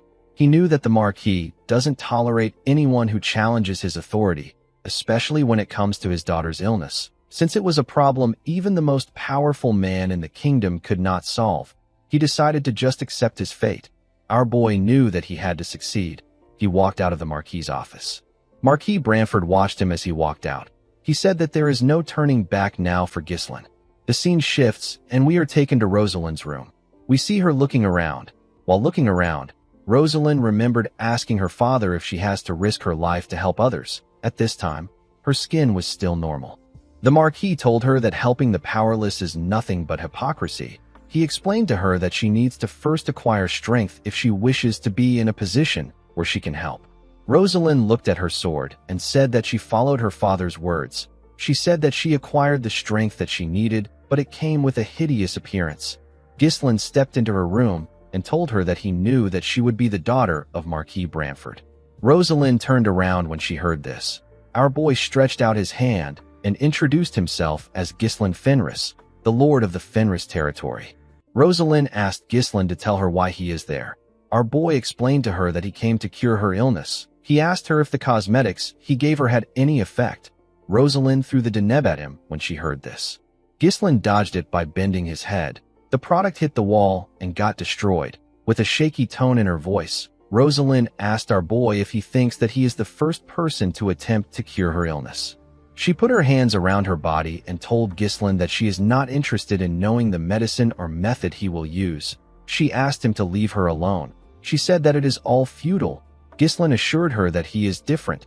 He revealed to her that he is putting his life on the line to treat her. Rosalind turned to him and told him that everyone who came to satisfy their greed always say that they are putting their lives on the line, and they are different. She asked him if he thinks that he is special because his cosmetics are selling well. Ghislain told her that he understands that she has been through a lot. Rosalind Branford is a girl who inherited the blood of the Marquis and her mother, who is the daughter of the kingdom's chancellor. After her mother passed away, she became the sanctity of her family. The girl was skilled in both the pen and the sword. She knew how to wield the sword and use mana.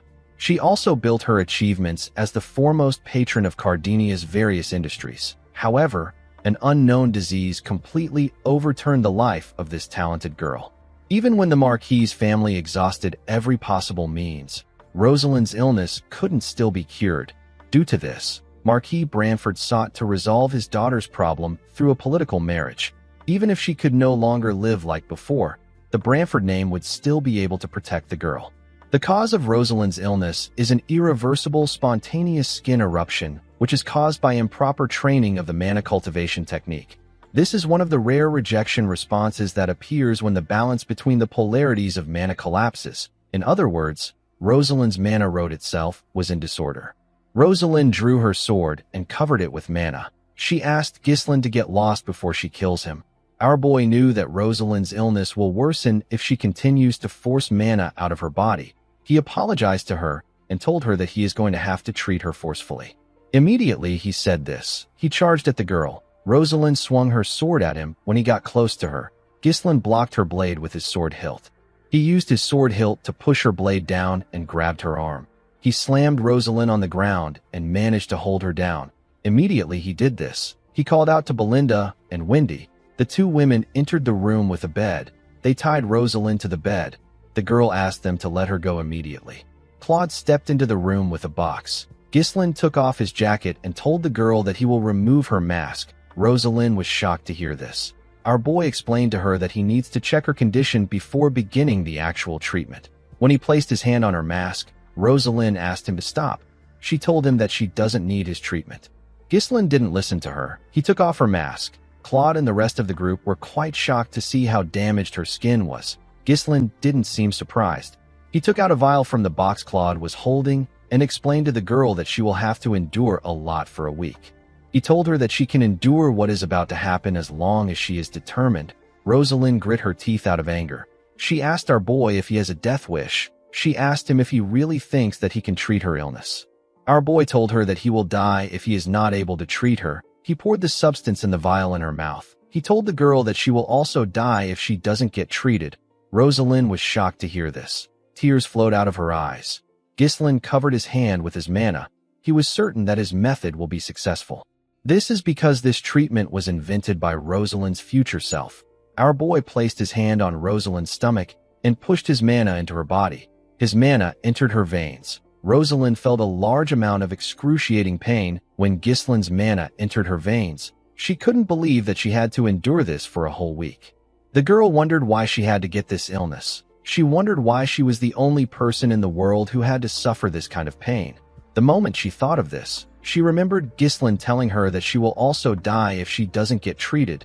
The girl grit her teeth and pulled herself together. Since she was going to die eventually, she asked our boy to try his best until the very end. She told him that she will kill him if he messes up. The scene shifts, and we are taken to Ghislain's mansion. We see the mansion surrounded by the Marquis' soldiers. Ghislain's soldiers were scared and confused. They didn't understand why they were in a situation like this. While trembling, Alfoy said that their stupid lord must have made another mess. Gordon suggested that they look for Ghislain instead of staying like this. Gillian asked him not to bother. He and Kair walked down the stairs with barrels of liquor in their hands. Kair asked the men to relax and have a drink. He reminded them that their lord wouldn't make a move without thinking. A week later, we are taken to the Marquis' mansion. We see the Marquis and two knights walking to the basement. When he stepped into the basement, the man saw something surprising. He saw Ghislain standing in a room covered with blood. His daughter's face had a light veil on it. Our boy turned to the Marquis and looked him in the eye. Marquis Branford stared at Ghislain with a chilling look on his face. Ghislain used his hand to remove the veil on the girl's face. The Marquis was shocked to see what our boy did. The scene shifts, and we see people gossiping about how the daughter of the Marquis has been cured of her illness. Later in the day, we see Ghislain step into the Marquis' office with Claude and Belinda. He bowed his head to the Marquis when he stepped into his office. Marquis Branford smiled and told our boy that he wasn't all talk. Ghislain sat down and told him that he was able to do it because he gave him a chance. The Marquis asked him to tell him what he wants. Everyone in the room nervously looked at Ghislain. They all wanted to know what he would ask for. Our boy asked the Marquis to be his guardian. The Marquis' subordinates were shocked to hear this. Belinda was happy to hear what her master said. She knew that he would request for this. Claude knew that Marquis Branford would be forced to take responsibility for his lord if he becomes his guardian. This is perfect for building a base of power in the kingdom. Marquis Branford reminded Ghislain that he said that he needs a small favor. He told him that he now understands why he came to him. Ghislain smiled when he heard this. The Marquis revealed to him that he already has someone in the north who he has set his sights on. Our boy asked him if he is referring to Count Brivant. The Marquis did not expect to hear this. He reminded Ghislain that Count Rayfold and Count Desmond are also great lords in the north. He asked him about why he thinks it is Count Brivant. Our boy explained to him that Count Desmond pretends to be neutral, but no one knows what he is really thinking.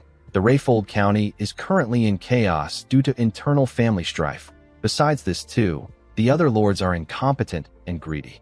On the other hand, Count Brivant is wealthy and close to the royalist faction. He also possesses the military power of the Flame Magic Tower. The only person that the Marquis could set his eyes on is Count Brivant. Marquis Branford asked Ghislain if he is saying that he is more worthy than Count Brivant. Our boy smiled and asked the man to be honest. He asked him if he doesn't find the Count to be unsatisfying. Marquis Branford began to laugh when he heard this. He told Ghislain that he is correct. He said that the Count is a good man, but he is lazy, indecisive, and easily influenced. Our boy told him that the Count would have already been influenced by the Duke because of his personality. He asked the Marquis to be bolder if he is going to grant his wish. He asked him to make him the representative of the North. Marquis Branford did not expect this. He told Ghislain that he now knows why he risked his life for this. He stood up and asked everyone present to bear witness. He announced that he will support Ghislain as his guardian. He said that our boy's enemies are now his enemies. Everyone who wants to face Ghislain must remember that the Marquis stands behind him. Marquis Branford turned to our boy and asked him to swear that he will consider his honor in everything that he does. Ghislain went on his knees and drew his sword. He held his blade and swore that he will consider the Marquis's honor. The moment he did this, someone congratulated him. Our boy quickly turned around. The person told him that she couldn't greet him properly because of the chaos. The girl with a blue fan told Ghislain that although her father has rewarded him, she is the one who is truly indebted to him. Immediately she said this. Rosalind closed her blue fan and revealed her beautiful face and shining red eyes. The girl told our boy that she will become his guardian. In the next scene, we see a party taking place in the Marquis's mansion. We see nobles dancing and talking to each other. Some of them talked about how Rosalind's illness was cured by some no-name noble with cosmetics. Someone said that it might be the Deneb that Countess Muriel has been advertising. A noble lady asked the man not to make her laugh. She said that a cosmetic product cannot cure an illness that even doctors couldn't cure. Another man said that Marquis Branford wouldn't host a banquet for no reason. He said that he heard that the Marquis has already decided on whom to support. While the nobles were chatting amongst themselves, someone asked them to look up. Everyone quickly turned to the door. They saw Ghislain walking with Belinda by his side. The woman wore a beautiful dress. Belinda grabbed her master's hand and asked him to take it out of his pocket. She asked him to put a smile on his face. Ghislain wasn't really interested in doing this. He asked the woman if she doesn't think that she is a little overdressed for the event. Belinda smiled and asked her master if he knows when she will get the chance to come to a banquet like this. She said that she cannot miss a banquet hosted for him by the real power of the kingdom. Ghislain said that he is not certain if the banquet is for him. Immediately he said this. The doors slowly opened. Someone announced that Marquis Branford is entering the hall. Everyone quickly turned to the door. They saw the Marquis step into the hall with a lady by his side. Rosalind gently walked down the stairs. She put her blue fan away and revealed her face to the nobles. She asked them if they have all been well. The nobles began to cheer when they saw Rosalind's face. They couldn't believe that the rumors were true. One of them said that she is even more beautiful than before. Belinda said that she almost didn't recognize the girl. She told our boy that no one would believe that this was the same person who had a bad temper a few days ago. While looking at the nobles, Rosalind turned to our boy and carefully looked at him. Ghislain didn't know why she did this. The Marquis thanked everyone for attending his banquet. He said that today's banquet is to celebrate his daughter and to allow him to officially announce that he has decided on his ward. The nobles were surprised to hear this. They couldn't believe that the rumors were true. Marquis Branford told them that some of them might already know our boy, but most of them don't. He said that Rosalind was able to break free from the illness that has been oppressing her for years thanks to the efforts of Baron Ghislain Fenris. The Marquis said that his family will do its absolute best to help Ghislain as its guardian. He asked the nobles to treat our boy the same way they treat him. He smiled and asked them to enjoy the banquet. Immediately he said this. The nobles turned to Ghislain and glared at him with a scary look in their eyes. They looked like predators that have found their new prey. Ghislain realized that the Marquis might be careful when making a decision, but he is decisive when it is time to act. He remembered the Marquis asking him to attend the banquet so that he could introduce himself to the nobles of the faction. He told our boy that the nobles can provide him with help in the future. Ghislain noticed that most of the kingdom's important figures attended this banquet. He didn't like interacting with nobles, but he understood that the banquet would benefit him a lot. While he was looking around, he heard some people gossiping. Some wondered if Ghislain deserved to be under the Branford family. Some said that his family doesn't even have any real power. Belinda was annoyed to see that they were looking down on her master. While the nobles were talking, someone called out to Ghislain. Our boy and Belinda quickly turned their heads. Rosalind bowed her head and told Ghislain that she would like to extend her gratitude to him. The nobles were shocked to hear this. The hall became quiet. Rosalind asked him not to pay attention to the petty noise. She said that it is natural for rumors to follow a popular figure. Ghislain said that he is not interested in this kind of popularity. He told the girl that their intense gazes are almost burning his skin. Rosalind told him that today is a special day. She explained to him that the nobles have confirmed that she has officially returned to the public's eye, and they found out that her father has become his guardian. She said that the nobles must be itching to do something. She stretched out her hand and told Ghislain that they need to greet the nobles. She said that everyone is waiting. Our boy carefully turned and looked at Belinda. The woman smiled and waved at him. Ghislain smiled and grabbed Rosalind's hand. The girl explained to him that the royalist faction is divided into 3 main groups. The first group belongs to the wealthy house of Elizabeth, which dominates the capital's culture and commerce. The second group is under the Chief Justice who oversees law and administration. He is the eldest son of the Royal Chancellor and Rosalind's in-law. His name is Sir Bilor Norton. The third group is under Marquis Maurice Macquarie. He is the commander-in-chief of the kingdom's army. He is in control of the nation's military might. Rosalind explained to Ghislain that this people are the high nobles of the Lithania kingdom who wield immense power over administration, finance, and the military. She told him that whoever he chooses to greet first as the northern representative will either raise or diminish their prestige. The moment he heard this, our boy remembered the Marquis telling him that the world he is about to step into is completely different from the one he comes from. Rosalind told him that he has to choose well. Ghislain carefully looked at the nobles. He let out a sigh and walked forward. He moved close to Count Elizabeth and bowed his head to introduce himself to him. Marquis Maurice was annoyed to see this. Count Elizabeth greeted our boy with a smile on his face. He told him that his wife has gained some confidence thanks to him. He asked Ghislain to let him know if he ever needs any help. Countess Muriel moved close to our boy and referred to him as their little brother. She said that our boy is quite loyal. Ghislain asked her if she is allowed to call him this in this formal setting. The Countess said that it is not important since they are the only ones there. She thanked Ghislain for saving their faces. Immediately she did this. Marquis Maurice cleared his throat loudly so that Ghislain can notice his presence. A man wearing blue clothes said that Ghislain should first pay his respects to the commander of the army if he is the son of a count. A man wearing red who stood behind Marquis Maurice said that Marquis Branford has grown old. He said that Marquis Branford is now poor at discerning people. Ghislain turned around and moved close to the Marquis. He walked past the man instead of greeting him. Marquis Maurice was shocked to see this. He saw our boy introduce himself to Sir Bilor Norton. The man was annoyed to see this. Sir Bilor thanked Ghislain for curing Rosalind. He told him that he has lifted a great burden off his heart. He revealed to him that Marquis Branford told him that he was looking for dwarven and elven slaves. He told Ghislain that he takes care of the legal issues related to slave traders and taxes. He asked him not to worry about it. Ghislain thanked the man for his help.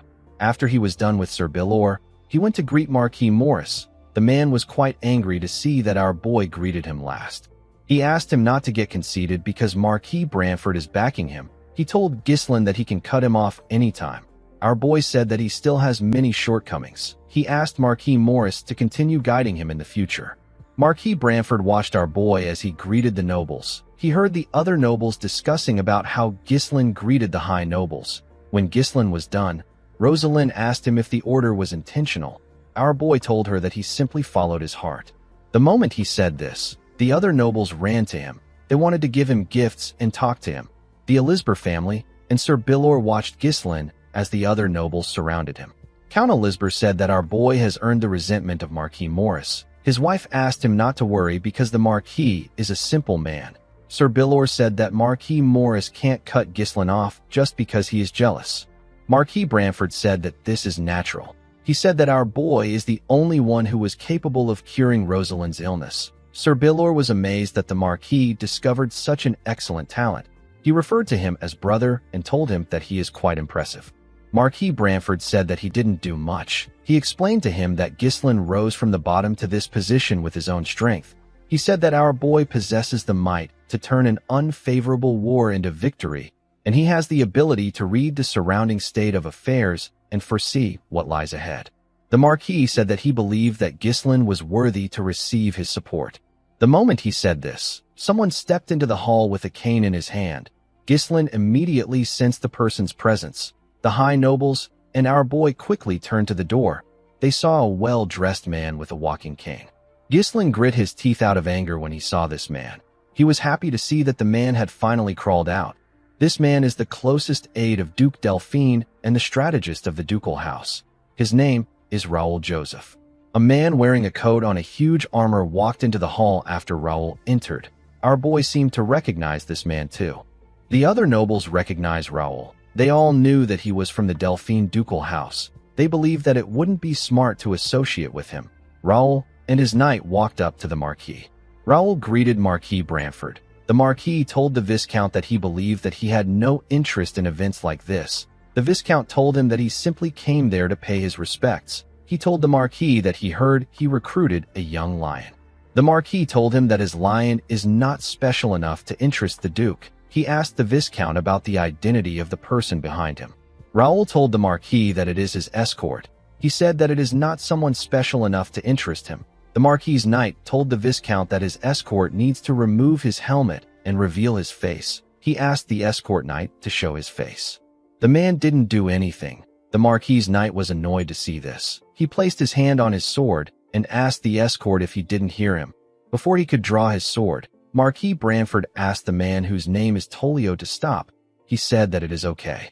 With a serious look on his face, the Marquis asked Raoul to enjoy himself since he has come a long way. He asked him to take care of himself before he leaves so that he doesn't dishonor the Duke's name. The Viscount smiled and thanked the Marquis for his consideration. He turned around after thanking the Marquis. Marquis Brantford could not believe that he was not informed that someone like Raoul, who is a significant figure in the Duke's faction, was in the capital. He couldn't believe that the man managed to avoid his eyes and ears. He realized that the Duke's influence has reached the capital. Raoul and his knight walked up to Ghislain. Our boy looked the Viscount in his eyes. He glared at the man to show his disdain for him. Raoul did not understand why Ghislain was glaring at him. This was his first time meeting him. He asked our boy if he knows him. Ghislain put himself together and stopped glaring at the man. He told him that he knows him. He said that he heard many things about him in the capital. The Viscount told Ghislain that he also knows him very well. He said that our boy put on an amazing show in the northern region. Ghislain was not surprised to hear that the man knew about what happened in the north. This is because Raoul was the one who made all the plans to bring Perdium to its knees. The Viscount suggested that they move somewhere else since they have greeted themselves. He told our boy that he has something to tell him privately. In the next scene, we see Ghislain in a room with the Viscount and his knight. Raoul decided to be straightforward. He told our boy that they are interested in his cosmetics. He explained to him that he came to the capital because he heard that a product that was good enough to cure Rosalind's skin and bring it back to life had appeared. He said that they were actually developing something similar. Ghislain wasn't looking at the Viscount when he was talking. He was staring at the knight behind him. Our boy turned to the Viscount and told him that he will have to apologize to him if he came to talk about an exclusive contract or technology sharing. The Viscount told him that he did not come there to engage in such a tedious talk. He said that a brilliant young man like him is rotting away in the countryside with nothing. The Viscount said that a scoundrel suddenly made a name for himself, led a war to victory, and secured a successful position in the capital. He asked our boy if this is by luck or skill. Ghislain told Raoul that he improved by studying a bit. This wasn't the answer Raoul wanted. With a smile on his face, the man asked our boy to come to the Duke's faction. Our boy was not surprised to hear his offer. Raoul said that there is an expiration date to talents and abilities. He told our boy that his life will end before he gets the chance to show his talents if he stays in a harsh place like the North. He told him that he will be worn down by barbarians and foreign wars. He said that this is not the first time he has seen brilliant young men waste away like this. He stretched out his hand and told Ghislain that he won't have to worry about this if he joins them, because they have the power to change his life. Our boy reminded the man that he has already joined the Royalist faction. Raoul told him that he cannot really say that he joined the faction when it has not been that long. He revealed to our boy that they can provide some fine lands in the south and give some to his father too. He said that Count Perdium must have been through a lot of troubles to protect the kingdom from the barbarians. He told our boy that the Count can't fight forever. He said that it might be time for him to retire. Ghislain already knew that Raoul would try to convince him like this, even though our boy already joined hands with the faction that opposes the ducal house. The Viscount is still trying to win him over. He spoke as if joining their side would somehow solve all of Ghislain's problems. He tried to sweet-talk and coax our boy to make him one of their own. Ghislain was certain that the man has used this same tactics on many people. He knew that this tactic was nothing more than a scheme to keep an uncontrollable variable within his grasp. He told the Viscount that the North is actually a better place than he thinks. Raoul told him that he doesn't have to decide right now. He said that he is planning on staying in the capital for a while. He asked our boy to take his time to think. Ghislain told the Viscount that he has a counteroffer for him. Raoul did not expect to hear this. Our boy asked the man to join their side. Raoul glared at Ghislain when he heard this. In the next scene, we see a carriage leaving the Marquis's mansion. Raoul and his knight were inside the carriage. The knight asked him about how he feels about Ghislain now that he has seen him. The Viscount said that our boy has strange eyes. He said that he wants to gouge them out. The knights revealed to him that Ghislain tried to kill him. Raoul was surprised to hear this. The knight told him that he could feel our boy's killing intent. He said that Ghislain was gauging his skills during the entire conversation. Our boy was wondering about how fast he could kill the Viscount after getting past the knight. He and the man locked eyes. They fought with their minds. In his mind, Ghislain swung his sword at the Viscount in an instant, but his attack was blocked by the knight. The knight pushed Raoul away and blocked our boy's attack. Although his first attempt was stopped, Ghislain didn't give up. He tried again, but his attacks were blocked by the man. Our boy and the man glared at each other. Our boy increased his speed and swung his blade at the man. The knight easily blocked his attack. He pushed Ghislain's sword back. Our boy gathered his strength and pushed his sword away. He and the knight quickly swung their blades at each other. Their fight came to a standstill. Ghislain realized that he couldn't get his way. He glared at the man. He grit his teeth and gave the Viscount the offer to join them. Raoul smiled and told him that he now understands why the Marquis likes him. He stood up and told Ghislain that he enjoyed talking to him. He told him that he will see him again in the future. Our boy said that he is also looking forward to it. After Ghislain said this, the knight glared at him with his green eyes. Our boy looked him in his eyes and told him that he looks forward to seeing him. He referred to the man as the strongest swordsman of the kingdom. His name is Cain Balzac. The swordsman revealed to Raoul that our boy knew him. Upon hearing this, Raoul realized that Ghislain's performance in the north is not a rumor. He said that this doesn't change his plan to take over the north. He said that his plan is only delayed. He told Cain that there are still many methods to use. He said that he will warn Count Desmond about our boy. He planned to tell the Count to consider Ghislain as a knight captain of a territory when facing him. Cain told him that he is wrong. Raoul did not expect to hear this. The swordsman had already seen Ghislain's skills, so he knew that our boy was not some knight captain. He asked Raoul to tell the Count to consider Ghislain as the strongest sword in the north. The scene shifts, and we are taken to Ghislain's mansion. We see the soldiers packing up the things in the mansion. Kair and Claude were in charge of supervising. Kair ordered the men to take every last penny. He warned them not to leave a single coin behind. Gillian controlled the soldiers outside. He told them the places where they were to keep each items. While the soldiers were busy packing up, we see Rosalind looking shocked when Ghislain informed her that he is returning home. The girl asked him if he is serious. Ghislain told her that he has a lot to do. He told her that he will leave the Deneb in the capital to her. He asked her to send the 300,000 gold to him. Immediately he said this. He noticed that she wasn't pleased. Rosalind asked him if he doesn't have anything else to talk about other than money. Ghislain didn't know what to say. He reminded her that she is his sponsor. Rosalind told him that he is cold. She let out a sigh and explained to him that she needs to know more about him as his sponsor so that she can understand him better. She said that she would like to know things like the kind of goal he has for him to devote his life solely to work.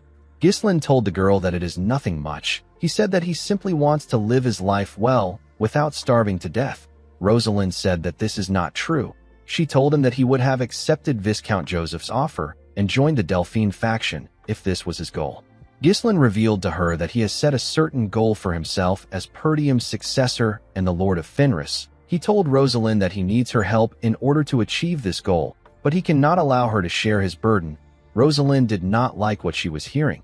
She asked Ghislain to tell her why he won't share his burden with her. She said that a burden is naturally supposed to be shared. Ghislain pushed her fan out of her hand and grabbed it. He gently raised her hand and kissed it. Rosalind was shocked to see this. She began to blush. Ghislain told her that he cannot share his burden with her because he wants her to be happy. After saying this, he turned around and walked forward. Rosalind watched him as he walked away. She seemed blown away by our boy's smooth nature. As he walked away, Ghislain thought about how the banquet ended with a positive mood. By rejecting Raoul's offer, Ghislain was able to save the Marquis's image. All the support materials that would have gone to the Brivant territory are now headed towards Fenris and Perdium. Under the Brantford name, Ghislain can now enjoy many benefits like tax exemptions and preferential treatments. Our boy was able to secure 50,000 residents from the capital who will relocate to his territory. The dwarven slaves who are precious laborers have been sent to Fenris. With this improvement, no one will be able to look at Fenris as a small and impoverished domain any longer. However, the fact that the nobles from the ducal faction came to see Ghislain in person means that they are plotting something else already. Our boy knew that this people will strike him down if he hesitates for a moment. He promised to kill Duke Delphine and erase every trace of him in the world. In the next scene, we are taken to a better-looking Fenris. We see some people handcuffed with chains. These people are dwarven slaves. The dwarves were being escorted by some soldiers. A bald dwarf called out to a dwarf with full beards. This dwarf's name is Galveric. The bald dwarf informed Galveric that the lord of the territory has arrived. When Galveric raised his head up, he saw Ghislain and his cool-looking horse marching into the town. The people of Fenris came outside to cheer for our boy and his soldiers. Belinda was surprised to see that everyone came out to greet them. Kair and the soldiers seemed to like the standing ovation. The dwarves noticed that the citizens were excited. One of them said that he has never seen a territory like this. He revealed to his comrades that he heard that their new lord will build them a home and will never starve them. Galveric was annoyed to hear this. He asked his comrades if they haven't learned their lesson. He said that a noble is a noble. He turned to Ghislain and said that nobles are pieces of trash who only think about themselves. He said that their new lord is no different. The others became worried when they heard this. The bald dwarf asked him if he really wants to continue with his plan. Galveric told him that they will proceed as planned. While on his horse, Ghislain turned to the side to see the dwarven slaves. He saw Galveric. Belinda moved close to him and tapped him on his shoulder. She asked him to wave to his citizens. Ghislain raised his hand and waved to them. Claude was quite happy to return to Fenris. He believed that he can relax now that they have made a lot of money. Ghislain called out to him and asked him to organize the materials that he told Lowell to research on and bring them to his office. Claude was annoyed to hear this. He told our boy that they just got back. He begged him to give him some time to catch his breath. Ghislain said that there is no time for a slave to rest. He asked him to consider the time he spent in the capital as his vacation. He ordered him to call for a meeting immediately. In the next scene, we see everyone gathered in Ghislain's office. Our boy called out to Lowell and asked him if he had any trouble with Homern. The man said that he didn't. Ghislain asked him to tell Homern that he will visit him soon. He asked the man to report what happened in his absence. Lowell took out a report and revealed to him that the administration of the territory has been carried out exactly how he instructed before he left for the capital. Ghislain asked Alfoy about the construction work on the major facilities. While scratching his nose, Alfoy revealed to Ghislain that the mages finished the roads and the waterway maintenance while he and Vanessa were not around. Vanessa used her staff to hit him on his head and asked him to try to be more polite. Lowell said that Alfoy is correct. He told his lord that they will soon finish building the workshops and the grain storage. He said that it will be completed quickly once they put the dwarven slaves to work. He said that their crop yield is so abundant that they may no longer need to purchase grains from merchant guilds. Belinda curiously asked him about how great their crop yield was. Claude told her that it rivals the Rayfold's yield in sheer volume. He said that it has the highest per unit area of production in the kingdom. Wendy couldn't believe that this was coming from the man who once said that it is impossible to farm there. Belinda was quite happy to hear this. She said that her young master will soon become a great lord. She said that his chances have improved now that he has the backing of the royalist faction. Gillian told his master that his goal of truly reviving his land is slowly becoming reality. Ghislain believed that the territory has only taken a proper form. He said that this is not enough. He turned to Claude and ordered him to keep buying food until he says that it is enough. He said that they need to expand their residential area, so they need to secure land in advance. Claude was surprised to hear this. Ghislain announced that they will now be preparing for a war. Everyone was shocked to hear this. Claude asked him about what he means. He asked his lord to tell him who will dare to attack him now that he has joined the royalist faction. Ghislain said that it could be Desmond or Rayfold. He asked Claude to read the report in Lowell's hands. The man was shocked to see what was written on it. He read that there was a large-scale conscription and training in the Desmond territory. They were also recruiting free knights. Claude saw records of massive purchases of weapons and iron ore. Ghislain revealed to the administrator that this is the data he asked Lowell to collect on Count Desmond's movements before leaving for the capital. He said that the critical part is that Count Desmond has been buying up large quantities of high-quality iron ore from the Cabaldi territory. Gillian said that the most important resources in war are food, manpower, and weapons.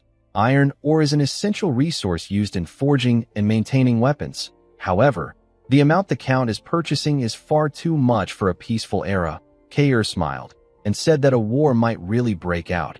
Alfoy was sad to hear this. He couldn't believe that he had to take part in another war again.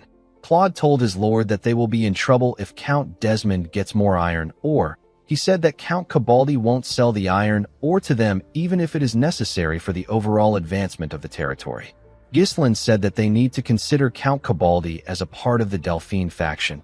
He said that their enemy can already be ready to attack while they are trying to get their iron ore. He asked the group if they now understand how uncomfortable the situation is. The room became silent. Ghislain told them that he is going to share his plan with them. Everyone quickly turned their eyes to him. He announced that they will be attacking the Cabaldi County first. Everyone was shocked to hear this. In the next scene, we are taken to the Cabaldi County. We are shown the Cabaldi Castle. Inside the castle, we see a man eat a berry and spit out a seed on the table. Count Desmond was sitting across this man. The man with the unique chin is Count Cabaldi. The Count asked Desmond to tell him what he means by strongest sword in the north. Count Desmond revealed to him that he received a report about the Fenris territory from the Duke. He said that the Duke asked them to consider Ghislain as the strongest sword in the north when facing him. He told Count Cabaldi that our boy is an unpredictable individual. He advised him to make preparations for war. Count Cabaldi asked Harold about why he is telling him this. He told Count Desmond that he will be the one to go out to fight. Harold told him that it was an order from the Duke. Count Cabaldi began to laugh like a crazy person. He asked Harold if he lost all his senses after losing to Ghislain. He asked him if anyone would dare wage war on his territory. His territory possesses a double wall that is built sturdier than an ordinary fortress. There is also a moat surrounding the castle. The siege weapons in the castle were forged with the North's finest smithing techniques. Count Cabaldi asked Count Desmond if he is really telling him to make preparations after seeing this citadel that has been handed down for generations. He told him that his castle has never been breached. With a confident smile on his face, he said that it has never happened in history. He advised Harold to worry about himself first. He reminded him that he recently lost his secret weapon. Count Desmond was annoyed to hear this. The scene shifts, and we are taken to Fenris. We see Kair, Gillian, and Belinda bow their heads as our boy walked past them in his armor. Ghislain stepped on the stage and looked down to see his soldiers standing in front of him. He could see the determination in their eyes. He liked their expressions. He told the men that trusting and following someone isn't easy, but they trusted and followed him this far. Ghislain took out his sword and slammed the blade on the ground. He announced to the men that he will turn all 200 of them into knights. He said that this is the founding of the Fenris Knight Order. The men raised their hands and began to cheer when they heard this. Claude and Wendy watched them cheer from their tent. The administrator was also wearing an armor. He said that the situation is driving him crazy. He told the woman that it doesn't make sense no matter how many times he thinks about it. He said that he is not sure if it is possible. He asked Wendy if she also shares the same views as him. The scene shifts, and we are taken back to when Ghislain announced that they will attack the Cabaldi County first. Claude stood up and asked his lord about how he reached this conclusion so quickly. Ghislain explained to him that Count Desmond and Count Cabaldi are pretending to be neutral even though they support the ducal house. In other words, they are chess pieces that can move freely in place of the ducal house. Our boy told the group that Count Cabaldi is also their enemy. He said that they will get the Count's iron, or if they win the war, they will also slow down their enemies' growth and accelerate their own. This move made sense to everyone. Claude asked his lord about what they are going to do.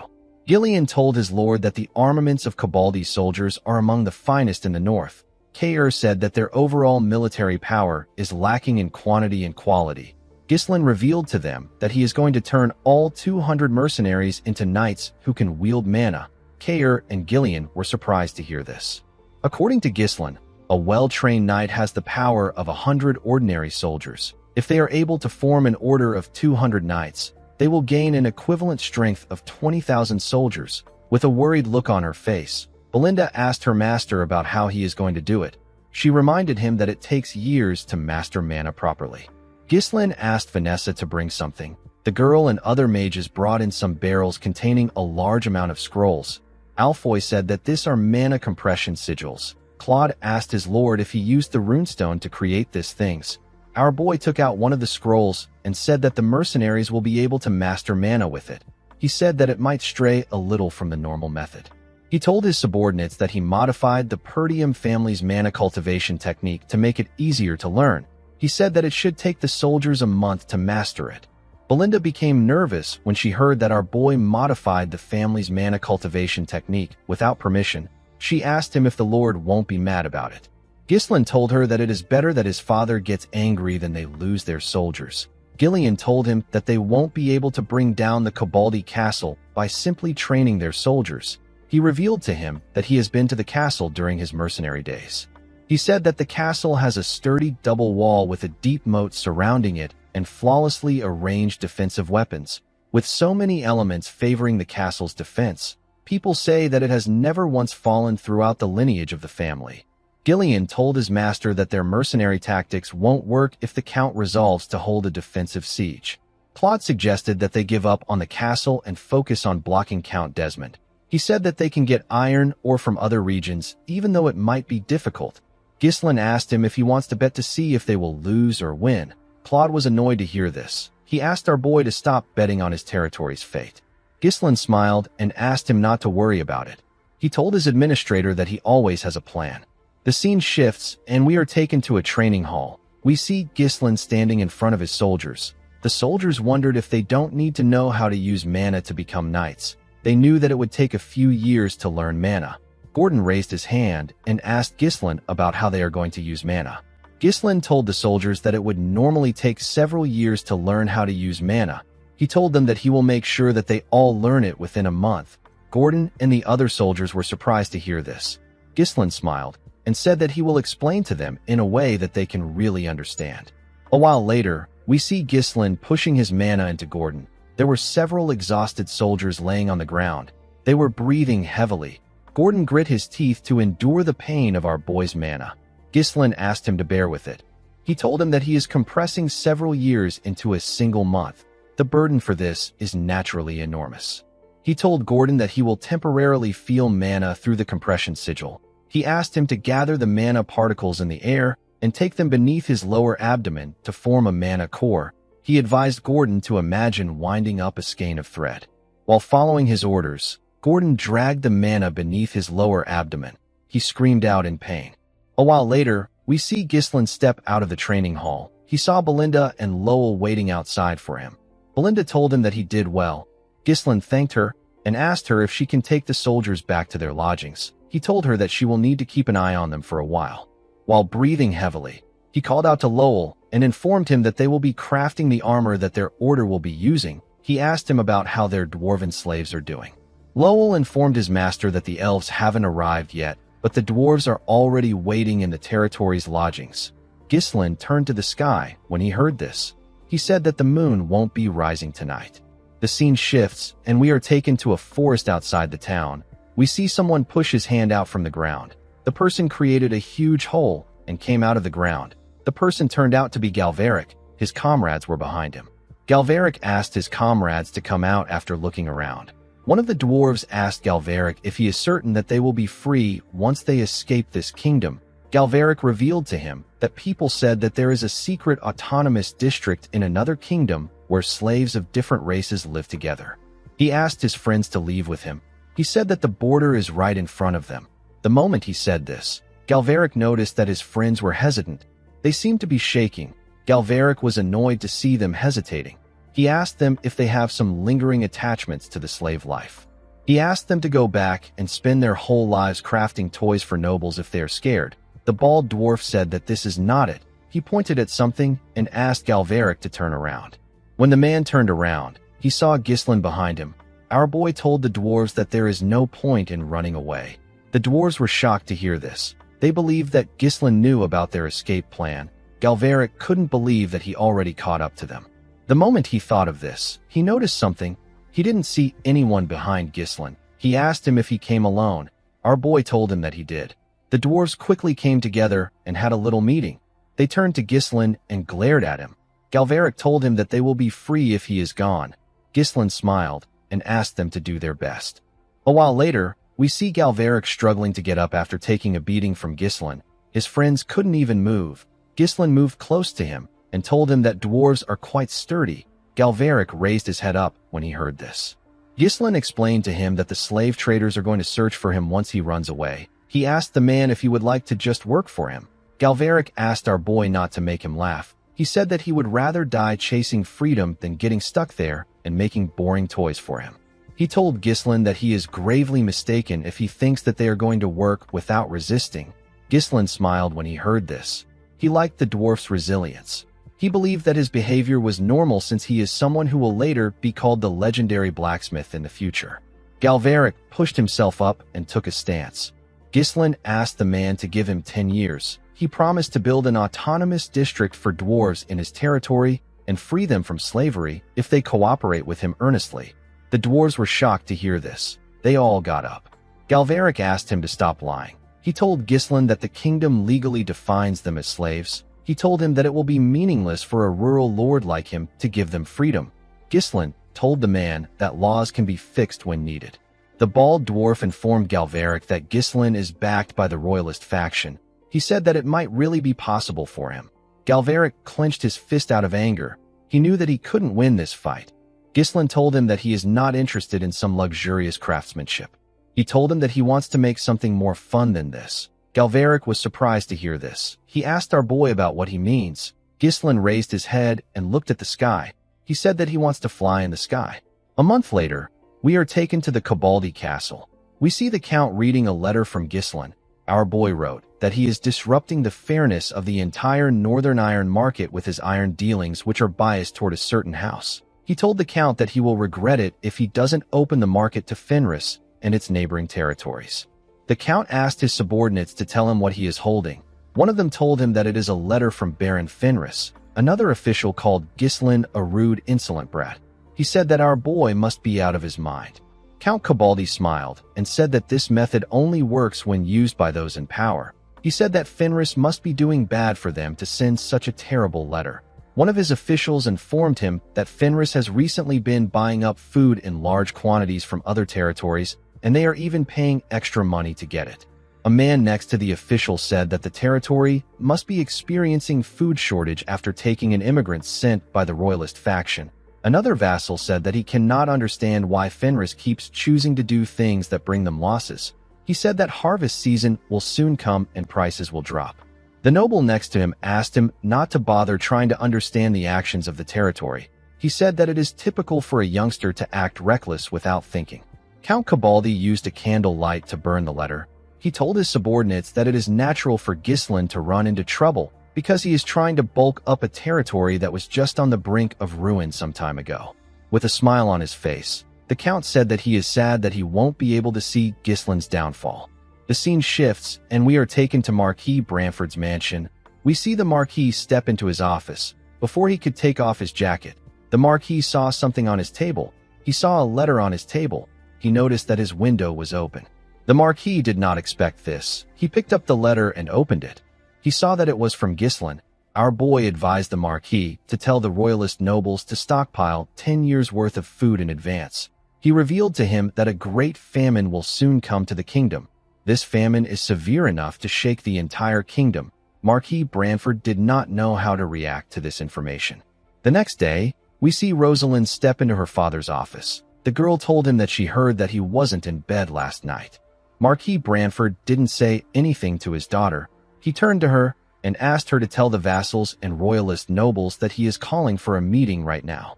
After sending the letter to the Marquis, an unprecedented famine spread across the entire kingdom.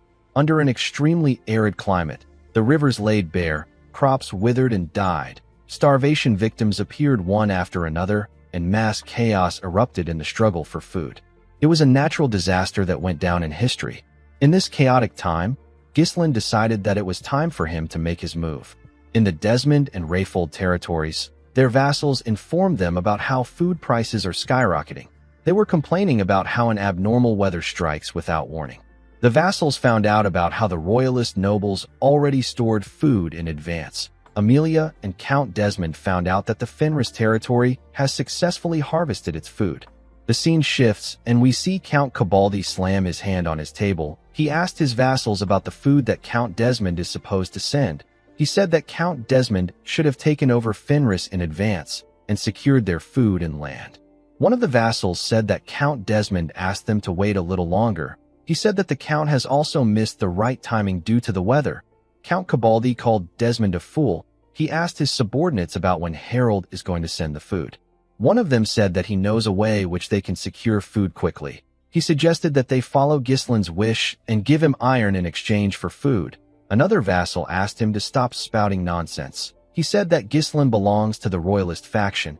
He told him that the ducal house won't appreciate it when they find out. A man in blue clothes said that the food can arrive at any time. He reminded his comrade that the ducal house and Count Desmond already promised them. He suggested that they wait for them. The man who made the suggestion told the other vassals that there is a limit to the amount of food they can requisition from the citizens. He said that they can barely suppress public unrest by using the army. He told the others that he is not certain if they can hold out until support arrives. The man turned to his lord and told him that it will be bad for them if the military grain runs out and the soldiers begin to starve. He said that the iron fortress, which has never been breached before, will be destroyed by an internal uprising. Count Cabaldi was shocked to hear this. He couldn't believe that his vassals wanted him to crawl to Ghislain. He grit his teeth and put himself together. With a nervous look on his face, he ordered his subordinates to give Fenris iron in exchange for food. The vassals who were against the idea called out to their lord. Count Cabaldi clenched his fist and said that Ghislain will die by the hands of the ducal house. He said that the result won't change even if he gives them some iron. While smiling like a lunatic, the count said that the ducal house or Count Desmond can come to his fortress if they have a problem with him. He told his vassals that no one can take over his fortress. He turned to a guard and asked him to send a messenger to Fenris before everyone starves to death. The guard told him that there is no need for this. He revealed to the count that Baron Fenris is already at their gate with his army. Count Cabaldi was shocked to hear this. He couldn't comprehend what was happening. The scene shifts, and we are taken outside the castle. We see Ghislain and his knights marching towards the gate. The knights were all wearing the same armors. Gordon said that the armor is just too small for him. Torin asked him to shut up. He told him that they used twice as many blood python scales for him. Gordon tapped his breastplate. He told the man that he now has mana flowing through him. He said that no one can scratch his perfect muscles now. The moment he said this, someone hit him in his chest. The man felt some pain in his chest. The person who hit him was Ghislain. Our boy said that the dwarves make really sturdy armors. He moved forward with his badass horse and ordered his soldiers to march forward.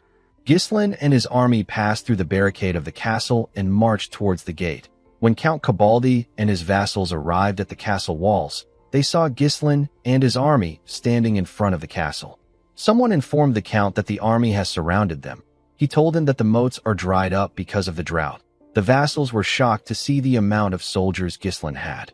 One of them said that it is impossible for a mere baron to possess such a large number of soldiers. He said that Ghislain must be receiving support from the royalist faction. Count Cabaldi laughed and asked his vassals to stop making a fuss. With a nervous smile on his face, the count asked the men to tell him what Ghislain and his army can do in front of his castle. He told them that the army won't be able to set foot on the castle shadows if they deploy their powerful weapons. Our boy called out to the count. He asked him if he read his letter. Count Cabaldi asked him to explain why he is being a nuisance. He told Ghislain that he brought an army to his castle without prior notice. Our boy reminded him that he conveyed his intent with his letter. He reminded the Count that he told him that he will regret it if he doesn't open the market. One of the vassals grit his teeth and said that this is not a reason for war. Another one told Ghislain that he can't just use anything to justify waging war. Count Cabaldi raised his hand and asked Ghislain to prepare a proper justification and formally declare it if he wants war. He said that he won't associate with someone who disrespects noble etiquette. Upon hearing that he needed to properly declare war, Ghislain called out to Gillian. The man took out a longbow and arrow. Ghislain grabbed the items and raised it up. Count Cabaldi was shocked to see this. He called our boy a crazy bastard. His soldiers quickly stood in front of him with their shields. Gillian informed his master that the wall is quite tall. Ghislain stretched the string of the longbow. His horse bent down in order to allow him get in the perfect position. Our boy fired his arrow with the right amount of strength. The arrow flew towards the castle wall at a crazy speed. It pierced through a shield and went through a soldier's helmet. It tore the Count's ear apart. The entire thing happened at a crazy speed. No one was able to react to the arrow. With a smile on his face, Ghislain told the Count that this is his declaration of war. The scene shifts, and we are taken to the Marquis's estate in the capital. We see the Marquis and his daughter in his office with the three important nobles of the Royalist faction. It was announced that Ghislain has started a war. Count Elisabeth said that it is true that they were able to endure this great famine thanks to Ghislain's advice, but this situation is difficult. Sir Bilor said that he did not think that Ghislain would start a war at a time like this. Marquis Bramford said that he wants to know Ghislain's justification. Rosalind informed her father that the Cabaldi County didn't open up their iron market to Fenris or any of the territories around them. She said that this incident has revealed that Count Cabaldi has been conducting nearly exclusive trade with the Desmond territory.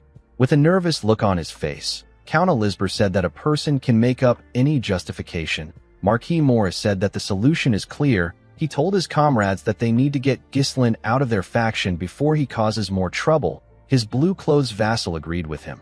The red-clothes vassal said that they need to be focused on recovering from the famine instead of starting wars. Sir Bilor asked Marquis Morris if he isn't saying this just because he hates Ghislain. The Marquis became nervous. Rosalind closed her hand fan and asked the men to stay calm.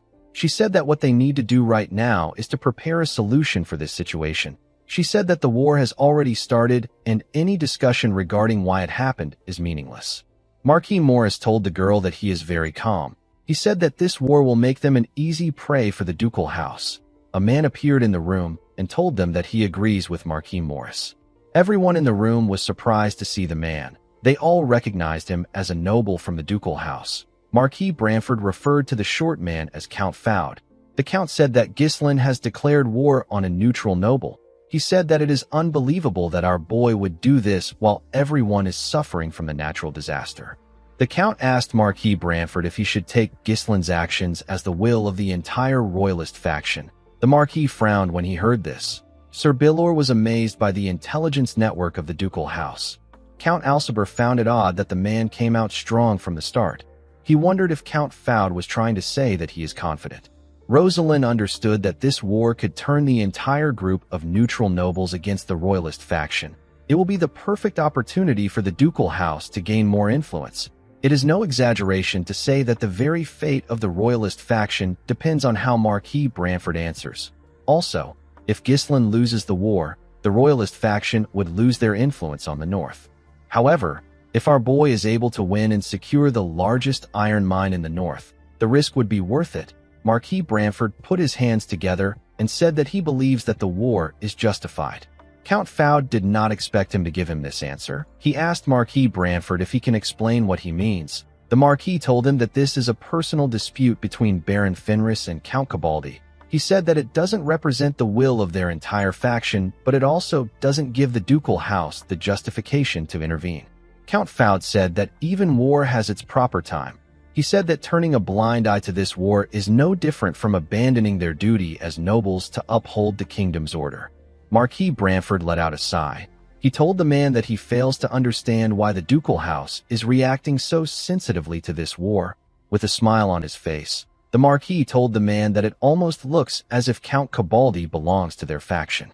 The scene shifts, and we are taken back to the Cabaldi territory. A loud scream was heard by everyone on the castle wall.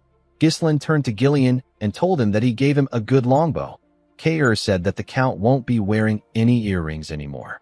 On the castle wall, we see Count Cabaldi hold his bleeding ear on his knees. The soldier who took the arrow to his head fell to the ground. The other soldiers surrounded their Count. They wanted to stop the bleeding. Count Cabaldi grit his teeth and ordered his soldiers to take their positions. He asked them to shoot down the worthless bastards. He ordered his men to show Ghislain the majesty of the Cabaldi castle, which has never fallen to its enemies before. The men accepted the order and quickly got in position. They all grabbed their catapults and prepared to fire. Gillian informed his master that the enemy is preparing to attack. Ghislain said that this people have defended this wall so many times that it has become a second nature to them. He wasn't surprised to see how quick their response was. After the catapults were loaded and ready, Count Cabaldi ordered his men to fire. The soldiers released a ridiculous amount of arrows on Ghislain's army. They covered the sky with their arrows.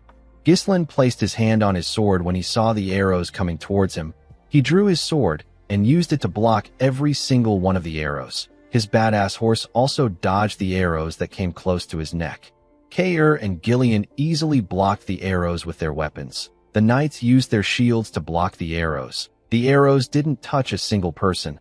Count Cabaldi was shocked to see this. Ghislain put his sword away when he realized that the Count was done throwing a tantrum. He turned his horse around and ordered his soldiers to retreat to their base. He said that they need to prepare for the next stage.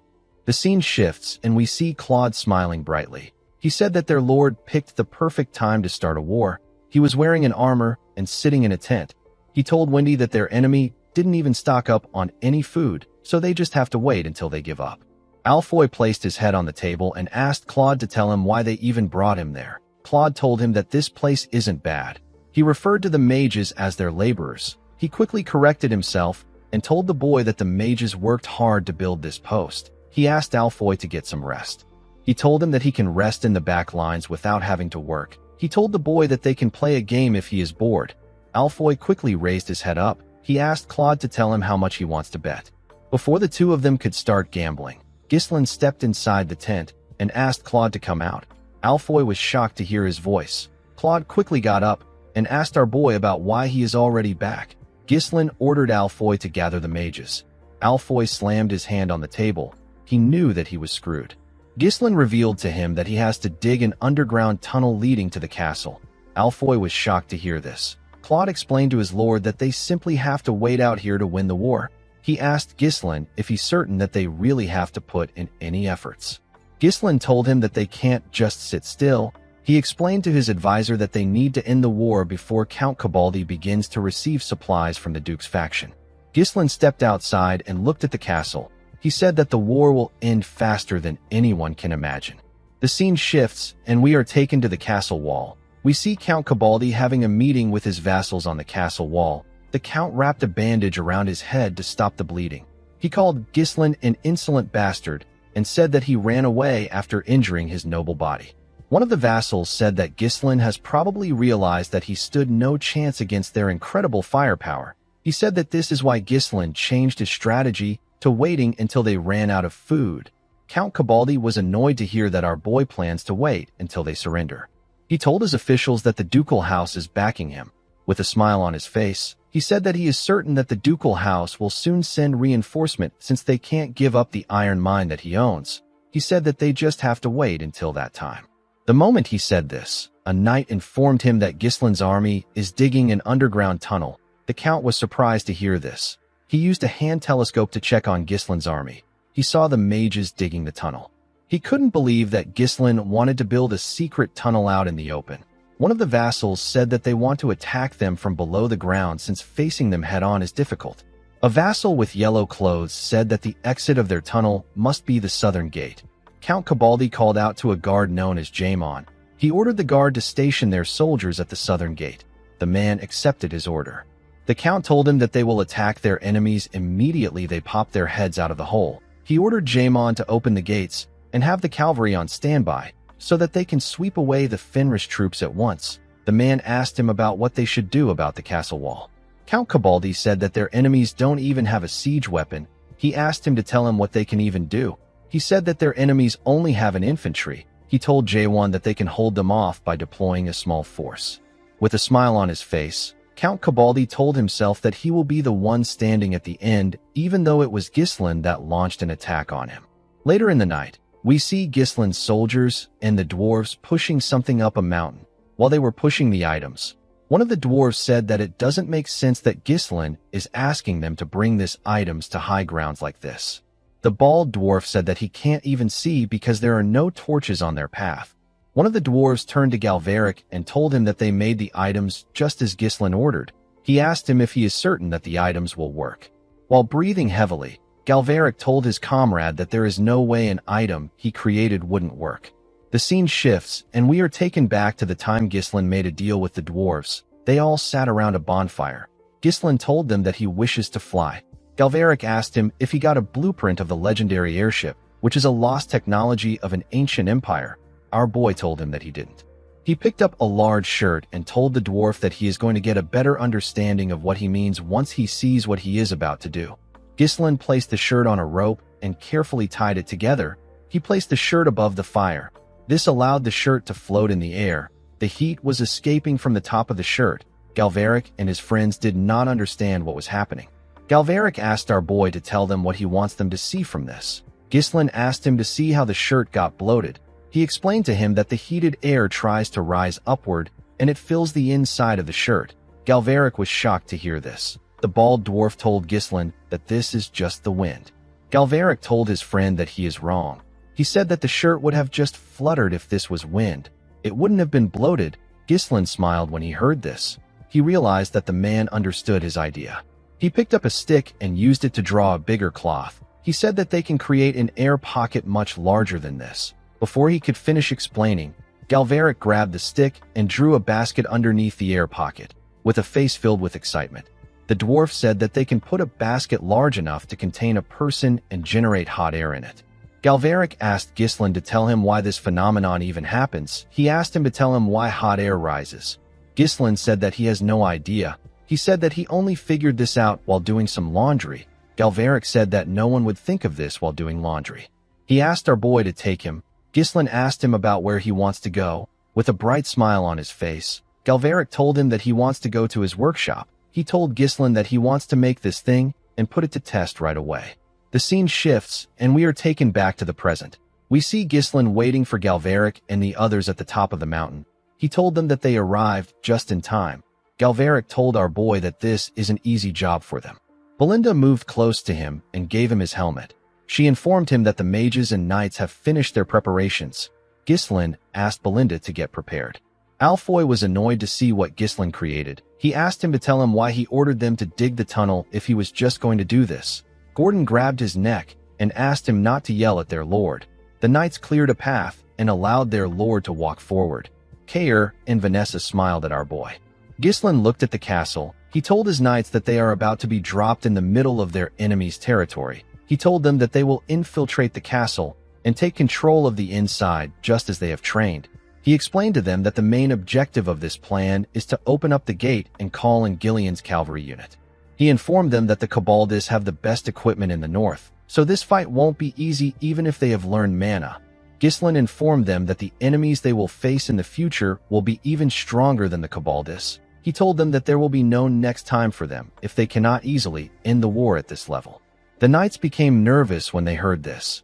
Ghislain smiled and asked them not to worry. He reminded them that they already pioneered the forest of beasts, which no one has managed to do. They have even led a hopeless war to victory. While screaming at the top of his voice, Ghislain asked his men if their preparations are lacking. The men said that it is not. Ghislain asked them if they are afraid. The knights said that they are not afraid. Our boy wore his helmet and told his knights that they have all grown faster than anyone could have ever imagined. He told them that it is time for them to fly. Immediately he said this, several hot air balloons appeared in the air.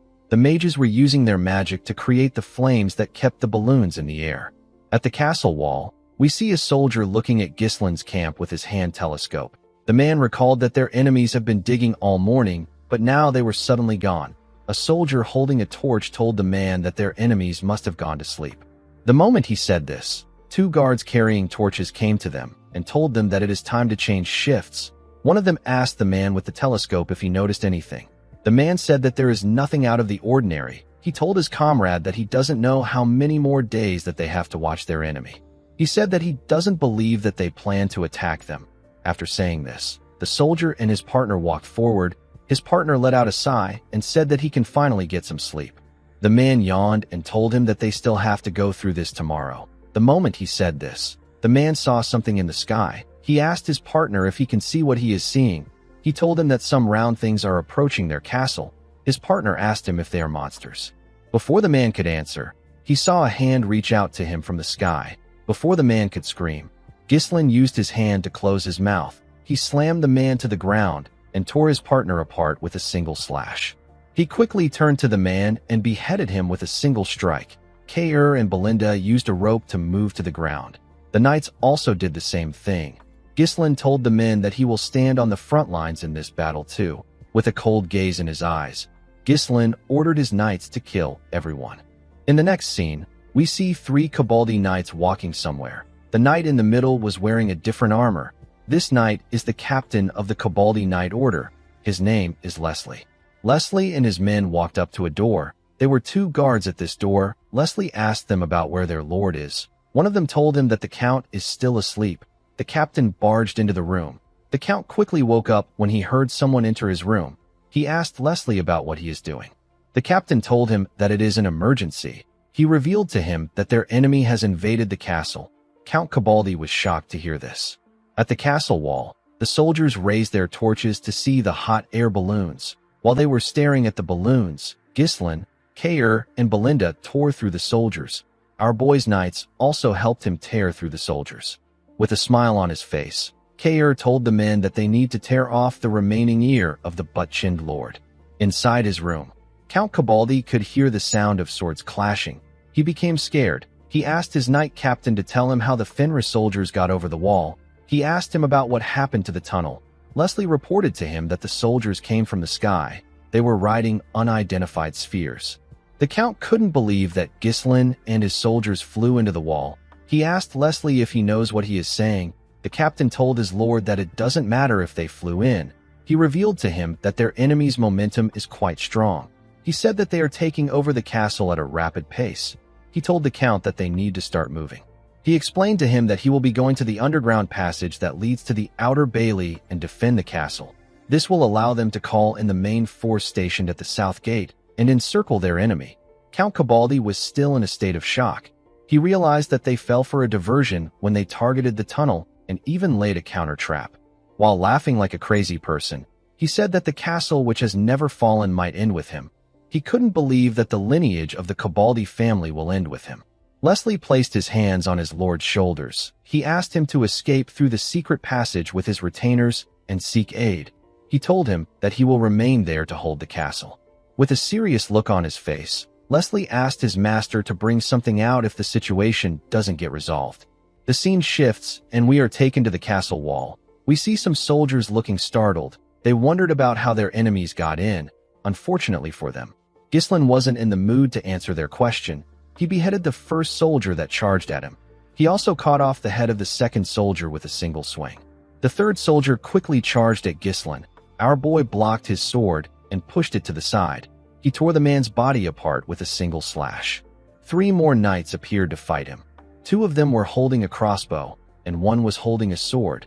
The man carrying the sword was the platoon commander. He ordered his frightened soldiers to get themselves together and fire at our boy.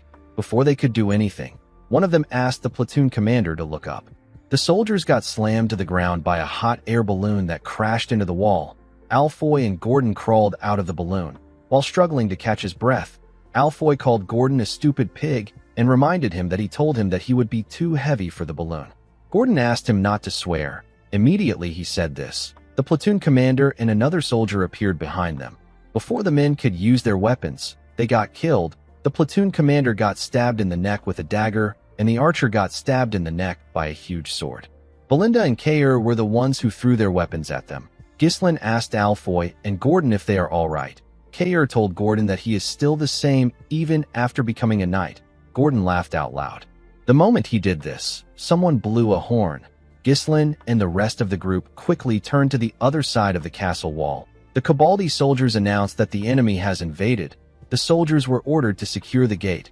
Kair did not expect the Kabaldi soldiers to already take a defensive formation. Even Ghislain did not expect them to react this fast. He realized that there's someone sharp among the knights. Our boy knew that the enemy forces they dispersed with the tunnel operation will soon regroup. He knew that they were running out of time. He turned to his knights and asked them if they are all there. The men told him that they are complete. Ghislain ordered Kair to stop the soldiers on the wall and destroy their siege weapons. He asked Belinda to find the count. He said that he will open up the path to the castle gate by himself. He asked his knights if they are ready. The men raised their weapons and released their mana. They told their lord that they are ready. Ghislain smiled when he saw this. He closed his helmet and drew his sword. He ordered the Fenris Knight Order to take action. He led his Knight Order towards the main gate. Leslie and his men were already waiting for them there. The captain was not surprised to see that they actually came for the gate. He raised his sword and ordered his soldiers to charge. He asked them to stop the enemy and hold them here until the main force at the south gate arrives. Ghislain and his knights easily tore through the men that charged at them. Leslie was shocked to see this. He saw how Torin, Gordon, and the Order Knights fought multiple soldiers. They were easily tearing through them. The soldiers slowly became demoralized.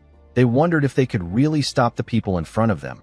Leslie noticed that every single person in Ghislain's army were wielding their weapons with mana. He couldn't believe that these men were knights. Even if they were knights, it didn't make sense that they were able to push back a medium infantry this quickly. Leslie realized that this was happening because of the knight at the front. He knew that this was happening because of Ghislain. He knew that they had to stop him. One of the soldiers told the captain that their enemy's momentum is too strong. He said that they can't stop them with their current troops. Another soldier said that the gate will be breached before the main force arrives. Leslie ordered the men to break something. The soldiers asked him to repeat himself. The captain ordered them to break all the switching mechanisms. He released his mana and said that he will buy time. He charged at Ghislain. Our boy was able to block his sword. He and Leslie locked eyes together. Ghislain pushed the man back. The captain thrust his blade at him. Our boy brushed his blade aside and swung his sword at him. The captain blocked his sword with his own sword. He moved his sword out of the way and let Ghislain's sword hit his shield. He thrust his blade at Ghislain again. Our boy was able to move his sword at a crazy speed and push Leslie's sword away. Ghislain carefully observed the man. Leslie introduced himself as the Knight Captain of Kabaldi. He put his sword and shield together and told Ghislain that he will not pass. While everyone was busy fighting for their lives, the Count went to visit a chained man in jail. He placed his hand on the iron bar and called out to a man known as Lucas. He told him that he will have to buy them some time. Lucas glared at the Count. He gently smiled and asked him to take off his shackles first. On the castle walls, we see Kair and the knights destroying their enemies' weapons. Kair ordered them to not leave any weapon intact. While he was busy destroying the weapons, we see Belinda tearing through the soldiers as she ran into the castle. The scene shifts, and we are taken back to Ghislain. After the captain introduced himself, Ghislain raised his sword and charged at him at a crazy speed. Leslie was shocked to see our boy in front of him. He was able to block Ghislain's attack, but his sword got pushed back. He quickly thrust it at our boy. Ghislain was able to block his blade. He swung his sword at the captain with a large amount of energy. Leslie was able to block the attack, but he got pushed down. He grit his teeth and struggled to hold on. He pushed Ghislain's sword away and used his sword to push him back. Unfortunately for him, our boy wasn't going to back down. He quickly charged at the captain. Leslie was able to block his sword strikes. He quickly thrust his blade at Ghislain. Our boy carefully swung his sword at the man's head. Leslie was shocked to see our boy's sword coming towards his head. He quickly bent his head to dodge the attack. He was able to dodge the strike, but a part of his helmet got destroyed. Ghislain didn't give him the chance to regain his balance. He quickly swung his sword at the man's head again. Leslie was able to use his shield to block the attack, but he got pushed back. One of the soldiers called out to his captain when he saw this. His comrade called him a fool and asked him to focus on his enemy if he has the ability to care for his captain. Leslie quickly took a stance. He was trying to catch his breath. He was amazed by Ghislain's strength. He noticed that his shield has been heavily damaged. He realized that his arm is not going to be able to keep up with Ghislain's strikes. He smiled and told himself that this is not enough to defeat him. He believed that Ghislain was already aware that he will be surrounded by their main force if he wastes any more time. He decided to deflect Ghislain's attacks obliquely to maintain an appropriate distance. This will allow him to seize the momentum by aiming for the gaps between our boy's strikes. Leslie carefully carried out his plan and put some distance between himself and Ghislain. He believed that he will win the moment Ghislain is unable to contain his impatience and makes a hasty attack. The moment he thought of this, Ghislain appeared in front of him and asked him if this is all he can do. Leslie was shocked to see him. Our boy thrust his sword at the man's head. Leslie quickly bent his back to dodge the attack. Ghislain gave him a heavy punch on his face. Leslie spat out some blood. He quickly regained his balance and raised his sword. He thrust it at our boy. Ghislain used his sword to push himself up and dodge the attack. He used his sword to cut off Leslie's arm while he was in the air. The captain was shocked to see what just happened. Our boy landed on the ground and told him that he wasn't too bad. Immediately he said this. He swung his sword and landed a powerful strike on Leslie. Blood gushed out of his body. The knight captain couldn't comprehend what was happening. He quickly remembered what Count Desmond said. He recalled that the Count asked them to consider Ghislain Fenris as the strongest sword in the north. The captain fell to the ground the moment he thought of this. His men were shocked to see this. They couldn't believe that their captain was on the ground. Gordon and Torin were happy to see that their lord defeated the captain. Ghislain ordered his knights to charge forward and open the gate. His men quickly ran towards the castle gate. Leslie gathered his strength and raised his head up. He called out to Ghislain and told him that things won't go as he planned. A knight came outside of the control room and informed our boy that the gate is not opening. Torin said that the machine is broken. He said that they cannot open the gate like this. Ghislain commended the captain for using his brain. Leslie smiled and told our boy that their main force will soon arrive. He told him that he doesn't stand a chance against their sheer numbers. He said that they will win as long as they can protect the gate. Immediately he said this. Our boy saw the main force coming towards them. Gordon asked him about what they should do. One of the men said that they are now knights. He said that they can take the main force. Ghislain noticed that his knights were breathing heavily. He knew that they were all exhausted because they had used all their mana. He knew that his knights couldn't fight the enemy in their current state. Our boy walked up to the gate. Gordon called out to him. He didn't understand what his lord was doing. Ghislain placed his hand on the gate. He took a look at his sword and said that he has to use something even if it is just for a moment. He ordered his men to move away from him. In the current era, the term master is closer to a title than a true state of mastery. This is because there was no established standard to define what a master realm is. The only thing that is known is that a mana blade is regarded as the qualification of knights.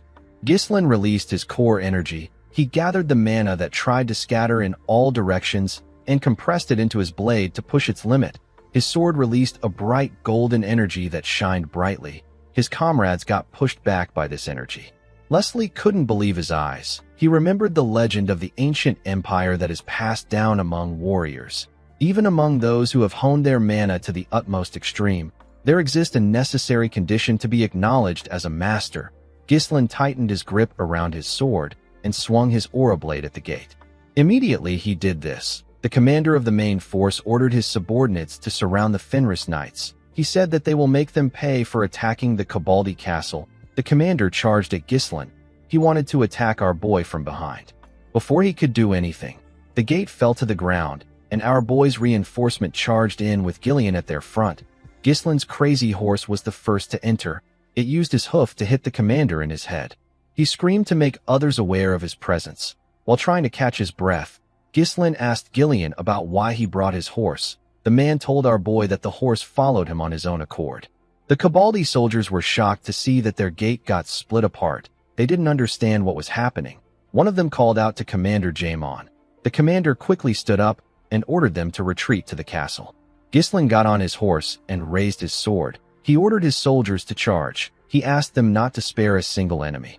The scene shifts, and we are taken inside the castle. We see Belinda kneeling in front of someone. She was breathing heavily. She was kneeling in front of Lucas. The man was holding a spear. He seemed to have subdued Belinda. He asked the woman about the kind of relationship she has with the Shadow Knights. The scene shifts, and we are taken to the entrance of the castle. We see the Cabaldi soldiers trying to run inside the castle. Unfortunately for them, Kair appeared out of nowhere with his men and began to attack them. He informed the soldiers that they have nowhere to go. He said that they have already taken over the inner castle. Ghislain pointed his sword at the enemy and told his men that they don't need prisoners. He asked them to kill everyone. Immediately he said this, our boy felt a large amount of pain in his body. He placed his hand on his chest and tried to catch his breath. He knew that he pushed himself too hard by using Aura Blade at his current level. He didn't expect to get this tired after using some mana. He knew that he couldn't fight for long in this condition. Kair called out to him and asked him if he is already tired. Gillian informed his master that they have successfully subdued the enemy's main force. Our boy commended the men for their work. He asked them about where Belinda is. Alfoy told him that they haven't heard from the woman since she went into the castle. Kair smiled and said that she is such a slowpoke. Ghislain found this odd. He called out to Gillian and told him that there must be a secret escape route built somewhere in the castle. He said that Count Cabaldi couldn't have gotten too far. He ordered the man to lead the cavalry and search for the exit of the secret passage in the outskirts of the castle. Gillian accepted his lord's order. Our boy rode his cool horse forward and said that he will search for Belinda himself. The scene shifts and we are taken back inside the castle. We see Belinda looking shocked after hearing Lucas's question. She asked him about how he knows this name. Lucas didn't say anything to her. Belinda quickly threw a dagger at the man. Lucas easily blocked it with his spear. He quickly noticed that a string was wrapped around his spear. Belinda pulled the string and used it to pull herself up. She gave Lucas a kick when she got close to him. The man was able to block the attack with his spear. Belinda asked him to give her an answer. Lucas ignored her and swung his spear at her. Belinda was able to dodge it by moving to the side.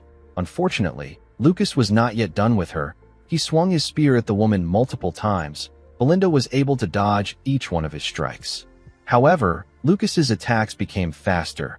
Belinda began to struggle to dodge his strikes. She had to jump back to create some distance between herself and the man. Lucas was not ready to give her some space. He charged at her the moment she landed on the ground. He thrust his spear at her. Belinda jumped over the spear and raised her leg. She gave Lucas a kick on his head. Unfortunately, the man was able to block her kick with his spear. He reminded the woman that she asked him about how he knows the name. He hit Belinda in her leg and moved his spear close to her neck. He told Belinda that there is no special reason why he knows the name. He told her that she just looked like his ex. The woman grit her teeth and asked him about what he means. Lucas explained to her that he doesn't care about the outcome of the war, but he can't just slack off. He told her that he can't just let her go if she decides to continue fighting. He told her that it is nothing personal. He moved his blade closer to her neck when he said this. The moment he did this, someone charged at him. Lucas was shocked to see someone coming towards him with a huge sword. He quickly used his spear to block Ghislain's attack. Belinda was shocked to see her master. Our boy asked her to go. He told her that he will take care of the man.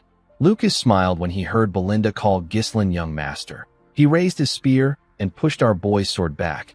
Ghislain quickly swung his sword at him again. Lucas was able to block his sword with his spear. He and Ghislain easily blocked each other's attacks. Lucas said that he can't chase after Belinda again. He asked our boy if he is the noble who started the war. He thrust his sword at Ghislain when he said this. Our boy used his sword to hook a part of Lucas's spear and used it to drag the man to him. He swung his sword at Lucas's leg. The man was able to dodge the attack by jumping over Ghislain's sword. Before he could land on the ground, our boy gave him a kick in his head. Lucas spat out some blood. He quickly moved back when he landed on the ground. Ghislain laughed and told Lucas that it is good to see him. The man didn't expect to hear this. He asked our boy if he knows him. Ghislain told the man that he does. Lucas was our boy's subordinate and comrade in his past life. Ghislain has actually been wondering about where the man was. He didn't expect him to be in the Cabaldi County. Lucas cleaned the blood coming from his nose and told our boy that it is weird that he knows him. He told him that he doesn't fight like a noble. He told Ghislain that his style is not like that of the nobles he knows. It was quite different from the general style. He pointed his spear at Ghislain and asked him about who he is. Our boy told him that he has worked as a mercenary in the past. Lucas found it odd that a noble worked as a mercenary. Ghislain told him that he wants to make a proposal. He told Lucas that he will withdraw his soldiers from the castle and pay for the recovery of the damage they caused if he is able to beat him. He told the man that he has to work for him if he wins. Lucas found this proposal to be weird. He asked Ghislain about why he is spouting nonsense. He asked him if he is really going to throw away his victory for a petty bet. He said that he doesn't even have any real ties or regrets about this castle. Ghislain asked him to come work for him if he doesn't have any ties to this place. Lucas told him that he can't. He said that it cost a lot to hire him. Our boy told him that this is the reason he is risking this castle to make a bet. He told Lucas that he is more valuable than this victory to him. Lucas didn't expect to hear this. He couldn't believe that Ghislain was telling him that he was more valuable than the castle. He asked Ghislain to tell him his name. Ghislain took off his helmet and introduced himself as the Lord of the Fenris territory. He told Lucas that this is the identity of the master he will be serving. Lucas noticed that Ghislain was breathing heavily. He told him that he doesn't look so good. He took a stance and asked our boy if he is not pushing himself too hard. Ghislain smiled and asked him to think of it as a handicap. Lucas smiled and asked our boy to do as he wishes. He quickly charged at him. The scene shifts and we are taken to the past. We see some mountains covered in snow. A man packed his bags and stepped out of his tent. The man with a scar on his face wore a huge coat and carried a long spear at his back. This man turned out to be the older Lucas. Lucas walked up to the older Ghislain and told him that today is the last day he promised to work for him. He asked him if he knows this. He said that it has been 10 years since the Moriana's recognition took place. This means that their contract has come to an end. Ghislain didn't think that the man had been with him for 10 years. He asked Lucas if he doesn't want an extension. Lucas walked past him and rejected his offer. Ghislain smiled and asked him if it is because of the woman. Lucas asked him not to take it personally. He told Ghislain that he can't let his life be devoured by his fight. Our boy let out a sigh and asked the man to go search for his precious woman. He told him that he also needs to finish his own task. Lucas stopped walking and turned to his captain when he heard this. He told him that he will promise him one thing. He told his captain that he will come to his rescue when he is in danger. The scene shifts and we are taken back to the present. We see Ghislain block Lucas's attack. He pushed the man back with his sword. Lucas thrust his spear at him at a crazy speed. Ghislain blocked his attacks and thrust his blade at the man. Lucas was able to dodge his blade. He pushed our boy's sword aside and swung his spear at his head. Ghislain quickly bent his head to dodge the attack. He swung his sword at the man's leg. Lucas dodged his attack by using his spear to push himself up. Ghislain quickly swung his sword at the spear. Lucas pulled it up and spun in the air. He landed in front of our boy. He found Ghislain to be impressive. He told him that his face was actually screaming fatigue at first glance. Ghislain told the man that he can't lose a bet he started. Lucas laughed out loud when he heard this. He apologized to Ghislain and told him that he will still win this fight. He said that he knows that things will become bothersome if he works for our boy. He released his mana and took a stance after saying this. Ghislain was surprised to see the amount of mana Lucas had. He realized that the man was already considerably strong even before he met him. Lucas worked for Ghislain for 10 years after he lost the Moriana's recognition. He was a confidant of the mercenary king who succeeded in anything he was ordered to do. However, even Lucas couldn't find his lover whom he chased after his entire life. On the day Ghislain fell into Iden's trap, Lucas tried to help him as he promised. He ended up losing his life. Ghislain smiled when he remembered this. He threw his sword to the ground. Lucas was shocked to see this. He quickly charged at Ghislain with this opportunity. Ghislain told the man that he won't let the past repeat itself. He bent his head and dodged Lucas's spear. Lucas quickly swung his spear at our boy's legs. Ghislain dodged it by jumping. While he was in the air, he placed his leg around the man's neck and used it to raise the man. He threw him to the ground. Lucas slammed his back on the ground. He screamed and spat out some blood. Ghislain quickly pointed a dagger at his throat before he could get up. He told Lucas that he won. The man smiled and said that things have gotten more complicated. A while later, we see the castle filled with the dead bodies of the Cabaldi soldiers. Ghislain stood in front of his soldiers. Kair and Gillian were next to him. Gillian placed the count before his lord. Count Cabaldi began to sweat when he saw Leslie and his soldiers on the ground. He couldn't believe that our boy managed to take over his impenetrable fortress. Ghislain called out to the count, whose name is Armstrong Duggan Cabaldi. With a cold gaze in his eyes, he told him that there is no such thing as an impenetrable fortress. The count instantly recognized the look in Ghislain's eyes. He realized that our boy didn't attack his castle out of greed. He asked him about what his goal is. Ghislain revealed to him that he has a lot of goals. He told the man that one of his goals is to kill him. Armstrong was annoyed to hear this. He asked our boy if he believes that him and his father will be able to get away with this. He told him that the royalist faction can't protect him from everything even if he has their backing. He told Ghislain that things will really get out of hand if he kills him. He said that he has someone supporting him from behind. Ghislain asked him if he is referring to Duke Delphine. The Count was shocked to hear this. Ghislain assured him that he knows about his backer.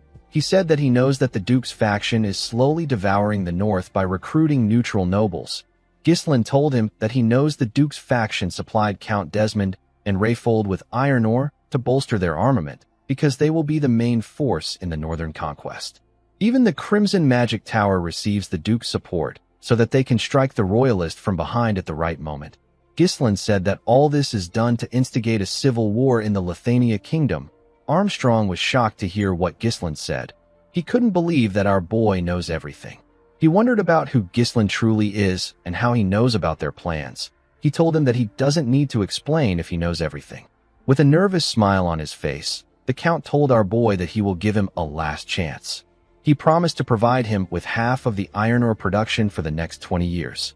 He told Ghislain that he will also tell the Duke about his excellence. He told him that him and his father won't have to work hard for the rest of their lives if they are able to join the faction. Ghislain was annoyed to hear this. The Count told him that it will be more profitable for him to spare him. The moment he said this, Ghislain swung his sword. He told Armstrong that he has no intention of working with him. Immediately he said this, the Count's head split apart. Ghislain turned around and told the Count that all of them will die by his hands.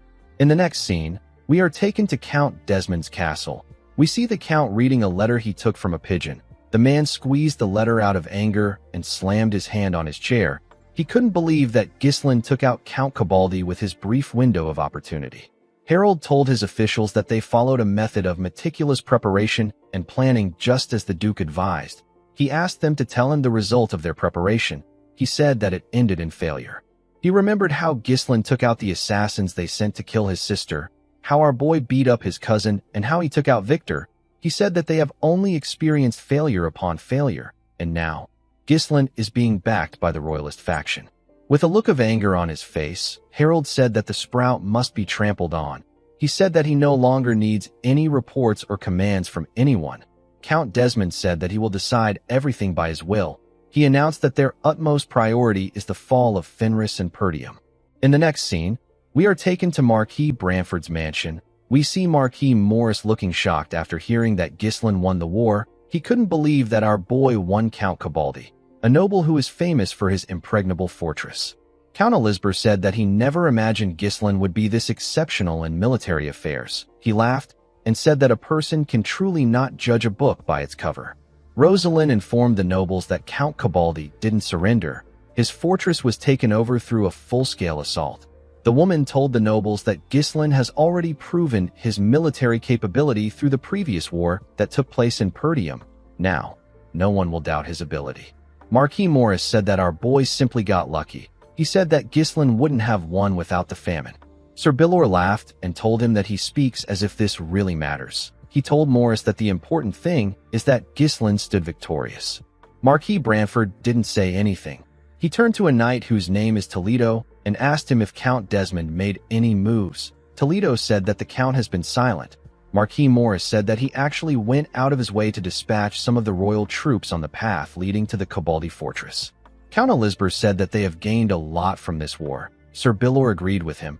He told the group that it will be difficult for the ducal faction to intervene since it has been revealed that Count Cabaldi was actually receiving support from them. Rosalind let out a sigh.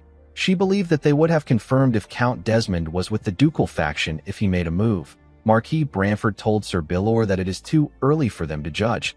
He stood up and said that Ghislain's victory will allow the royalists to expand their influence to the northern region. The Marquis agreed that the royalist faction had gained a huge advantage. He reminded the group that the ducal house won't sit idly and let them act as they please. He asked the nobles to be cautious at all times. After saying this, he suggested that they adjourn for today. Count Elizabeth was not surprised by what the Marquis said. He said that the Marquis is still the same as ever. He couldn't believe that Marquis Branford didn't even smile after hearing about a considerable victory. Sir Billor told him that the Marquis's cold composure is what has allowed him to lead the royalists to this point. Marquis Branford walked forward and asked his daughter to follow him. Before she could reply, Rosalind saw something shocking. She saw her father gently smile. The woman was delighted by this. She followed her father out of the room. The scene shifts, and we see some warriors riding their horses towards the Kabaldi fortress. The leader of the warriors had a young woman riding his horse with him. Someone called out to the leader, whose name is Captain Max, and asked him if he doesn't think that this place is a little too quiet for a battlefield. Max said that the Fenris army might have been defeated. The woman behind the captain was shocked to hear this. She asked him about what will happen to their mission. She reminded him that Lady Muriel and the daughter of Marquis Branford asked them to save Baron Fenris at all costs.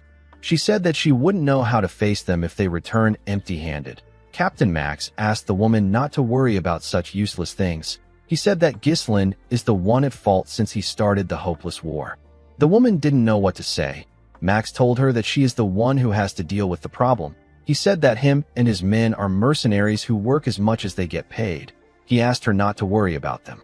Immediately he said this. His comrade pointed at something and asked him to look. He told Max that he can see the castle from there.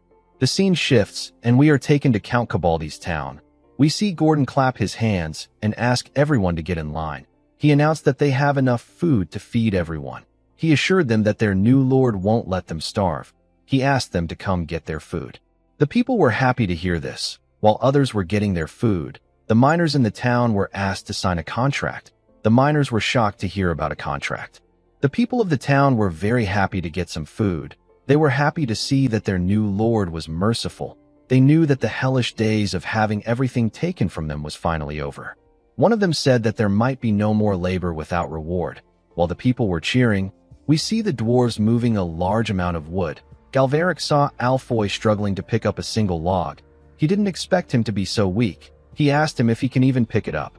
Alfoy asked the dwarf to shut up. He called him a midget and reminded him that he is a mage, not a laborer. While Alfoy was struggling, the other soldiers were ordered to carry all the materials for the temporary housing to another location. Everyone was busy. Captain Max and his men were surprised to see the soldiers moving the materials. He wondered if the war was already over. The moment he said this, someone called Count Kabaldi a sly bastard and wondered about how many stolen goods he was hiding. The woman turned around when she heard this. She saw some soldiers walking with Claude. Claude seemed to be very happy. One of the soldiers said that the Count has so much gold and expensive artworks in his castle. Claude said that the military warehouse is filled with high-end equipment and reserved iron ores. The woman told Max that the men just mentioned that they were carrying Count Kabaldi's stolen items. The man realized that Ghislain won the war. The moment he thought of this, someone told him that he hasn't seen him around there before. Max and the woman quickly turned to the person. The person turned out to be Gillian. The woman and the captain were shocked to see the huge man. With a scary look on his face, Gillian asked them to reveal their identities. The scene shifts, and we are taken to the Count's castle. We see two knights standing guard at a door. The knights slammed their spears to the ground and opened the door when they saw Gillian. Ghislain was standing inside the room. The woman and the captain nervously stepped into the room. Gillian entered the room and slammed the door. The woman became scared when she heard the sound of the door. Gillian informed his lord that this people are visitors from the capital. Ghislain turned around when he heard this.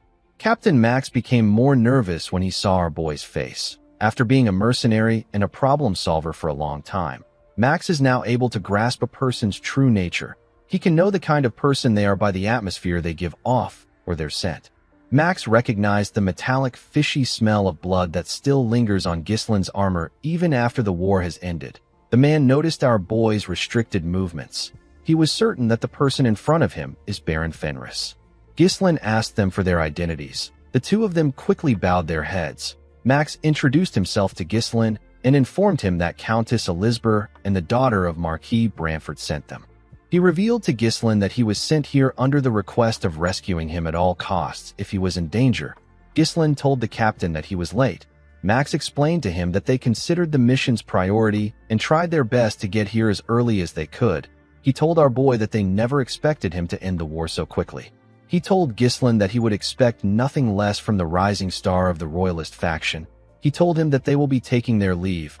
Our boy asked him about where he is going. The captain became scared when he heard this. Ghislain explained to him that they are short on manpower because the war just ended. Max told him that this has nothing to do with his mission. Ghislain reminded him that they were not able to help him when he was in danger. Max didn't know what to say. He never expected our boy to have ended the war before they got there. Ghislain placed his hand on Max's shoulder and told him that he doesn't know what to say if his two employers ask him about how he did. He told the captain that it would be best if he saves his employers' faces. Max knew that he was screwed. He bowed his head and told Ghislain that he will do as he requests. The woman called out to Max when she heard this. Ghislain quickly turned to her. He asked the woman if she is a priest. The woman said that she is. She introduced herself as Pyote, a servant of Wana, the goddess of beauty and abundance. Pyote said that she was dispatched here because Countess Muriel is a patron of their order. Ghislain recalled that those serving the goddess of beauty reject battle and all forms of impurity. He knew that there were almost no priests in the northern region. Only the Rayfold County has some. This was why Gillian had to stay in the Rayfold territory to cure his daughter. Ghislain was aware that the divine power of the priest was a very precious resource. He believed that Pyote came at the right time. He bowed his head and told her that she has suffered a lot to reach this place. Pyote told him that he doesn't have to be so polite.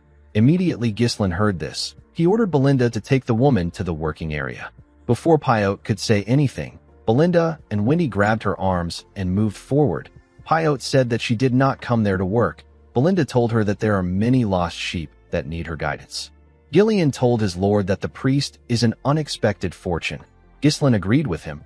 He told the man that he didn't expect the royalist faction to be able to get the order to assist him. He said that he will now be able to move around freely. He asked Gillian to call someone in.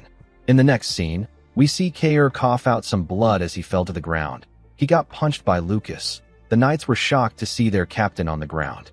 Lucas moved close to Kair and asked him if he is really Ghislain's right-hand man. Kair was annoyed to hear this. He stood up and said that he hasn't even started fighting. He charged at Lucas.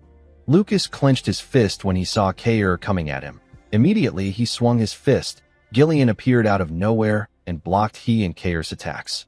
Everyone was shocked to see this. Kair referred to Gillian as Gramps. He didn't expect to see him there. Gillian told the two men that they have done enough.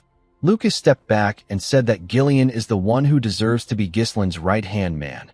Kair was annoyed to hear this. He asked Gillian to let go of him. He said that the fight is not yet over. Gillian twisted his arm and gave him a powerful push. The attack sent Kair flying. He slammed his body on the ground. Gillian advised him to maintain his dignity in front of his subordinates. He turned to Lucas and asked him to follow him. He told him that Ghislain is looking for him. While breathing heavily, Kair watched Gillian walk away with Lucas. He grit his teeth out of anger. Gillian carefully looked at him. He noticed that Kair was angry. While he was looking at him, Lucas laughed. Gillian asked him about why he is laughing. Lucas revealed to him that the first thing Ghislain ordered him to do is to beat up his own subordinate. He found this quite funny. He believed that Ghislain was a weird guy. Later in the night, we see Ghislain enter the training ground. He saw someone swinging his sword at a dummy. The person turned out to be Kair. The warrior was angrily swinging his sword. He turned around and swung his sword at Ghislain when he felt his presence behind him. Our boy easily blocked his attack with his sword sheath. He told Kair that he heard about how he got crushed by the new guy. Kair turned around and asked Ghislain to leave if he came there to make fun of him. He reminded him that he is a busy man. He told him that he shouldn't have time for him. Our boy smiled and threw something at him. He asked Kair to catch it. He gave Kair a book. He revealed to him that he jotted down his thoughts on the mana circulation method and swordsmanship that should suit him. He asked the man to make good use of it. Kair quickly scrolled through the book. He was shocked to see what was inside. He asked his lord about why he didn't give it to someone like Lucas. Our boy asked him to give it back to him. Kair declined his request and thanked him. Ghislain walked past him and explained to him that there isn't a big reason why he lost. He simply lacked fundamentals. Our boy told Kair that experience and instinct have their limits. Kair referred to him as captain and called out to him. When Ghislain turned around, Kair bowed his head. Ghislain smiled and asked him to rest. He told him that he will see him tomorrow. After a month, Fenris absorbed the Cabaldi territory and quickly underwent rapid territorial expansion and stabilization.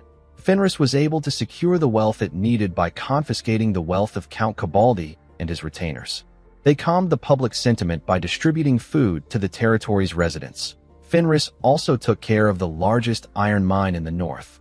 By giving proper compensation to the laborers who had long been exploited, their motivation to work increased. This allowed iron of higher quality to be supplied even faster than before the fortress was taken over.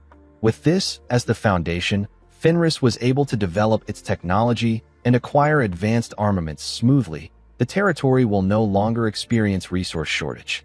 The scene shifts, and we see Ghislain in a room with his subordinates. He told them that everything that happened is thanks to everyone fulfilling their roles excellently in their respective positions. He said that no one will be able to look down on Fenris again. Claude agreed with his lord. He said that 1/3 of the northern region belongs to them if they add Perdium to their territory. Fenris is no longer lacking in population or military power. Claude said that Count Desmond can come at them. Ghislain called out to Wendy when he heard this. The woman hit Claude in his throat for mentioning Desmond. Belinda wondered why Claude had such a loose mouth. Ghislain told his advisor that it is too early to celebrate. He reminded him that the root of the threat still remains. While struggling to catch his breath, Claude asked our boy if he can't take a break. Vanessa called out to Ghislain. She informed him that the mages have recently been telling her that they are too tired to work. She asked him about what she should do. She said that Alfoy even tried to escape a few nights ago. Unfortunately for him, he got caught. Ghislain told Vanessa that the mages are his slaves. He smiled and asked her not to worry about it. He reminded her that they have a priestess now. The scene shifts, and we see Pio releasing a bright light from her body. She asked someone to rise in the name of Wana. The person screamed and asked Pio to not heal him. The person screaming was Alfoy. The boy begged the priestess to just let him be exhausted. He said that he doesn't want to work anymore. Unfortunately, he couldn't run away from her divine power because Gordon was holding him down. He asked Alfoy to just receive the healing. Pio asked Wana if it is really okay to use divine power like this. She couldn't believe that she was healing people who are exhausted so they can return back to work. She wondered when Ghislain was going to let her go. She recalled that he said she was only going to do a little work. The moment she thought of this, Ghislain walked up to her and called out to her. Pio was surprised to see him. Ghislain told her that he noticed that her divine power has increased. The priestess said that she can't really tell. Unlike mana, the total amount of a person's divine power does not increase through training. It is a mysterious power that only gifted individuals can wield. Our boy realized that Pio was not an average priestess. He asked her if she has experienced any inconvenience during her stay. Pio nervously asked him about when she can return to her order. Ghislain told her that she can leave now. The priestess was shocked to hear this. Ghislain told her that his territory has received so much help thanks to her contributions. He told Pio that he would like to repay her. The scene shifts, and we are taken to Marquis Branford's territory. We see the people discussing about Ghislain's battle. They spoke about how he traveled through the sky to infiltrate the castle. Some people believed that this was a lie. They said that Ghislain is not a bird. At the Marquis' mansion, we see Ghislain step inside a room with Belinda and Pio. He saw someone waiting for him there. Ghislain greeted her and asked her about how she has been. The person turned out to be Rosalind. The woman gently blushed when she heard Ghislain's voice. She told our boy that she is relieved to see that he is okay. Ghislain bowed his head to her and thanked her for sending talented people to his territory. He said that he received a great deal of help from the priestess. Rosalind smiled and said that she is glad to hear this. She told Pio that she can return to the order now that her dispatch is over. Pio thanked her for this. She was relieved to see that her first dispatch was now over. Although the Fenris territory was a good place to live in, it was still mentally exhausting for Pio. The moment the priestess thought of this, Ghislain told Rosalind that he has a request to make regarding the priestess. Pio was shocked to hear this. Before Ghislain could say anything, a knight informed him that the Marquis is waiting for him. Our boy moved close to Rosalind and asked her if he can talk to her later. Rosalind smiled and told him that he can. When Ghislain stepped into the Marquis' office, everyone turned their heads to him. With a serious look on his face, Marquis Branford told our boy that he is late. Ghislain bowed his head and apologized to the Marquis. He explained to him that it took him some time to stabilize his territory. Marquis Morris told him that he should have come immediately. He won the war. Sir Bilor asked him to stay calm. The Marquis reminded Ghislain that he once said that he must consider his honor before he acts on anything. He explained to him that his honor and the honor of the royalists would have been tarnished if he didn't defeat Count Cabaldi. The ducal faction would have seized the initiative and secured their position in the north. The Marquis told Ghislain that he is gravely mistaken if he thinks that he is going to excuse all his unilateral actions because he is his patron. With a serious look on his face, he asked our boy to tell him everything about the war and convince him. Ghislain informed Marquis Branford that he doesn't fight battles that have no chance of victory. He said that he saw an opportunity and quickly took it. He told the Marquis that this is all that happened. He explained to him that the reason he is there is not to review what has already happened, but to discuss what to do from now on. He sat down and asked Marquis Branford to appoint him as the commander of the Northern forces. Everyone was shocked to hear this, but no one was as shocked as Marquis Morris. Branford glared at Ghislain when he heard his request. Our boy didn't look away. He looked the Marquis in his eyes. Marquis Branford stood up and told Ghislain that they have begun to change everything since he arrived. He said that he is feeling the wind of change breezing across the Royalist faction. Ghislain smiled and told him that he will be their tailwind. Branford explained to him that the commander of the Northern forces is an empty title in peacetime. However, during war, it becomes an important title that holds tremendous authority.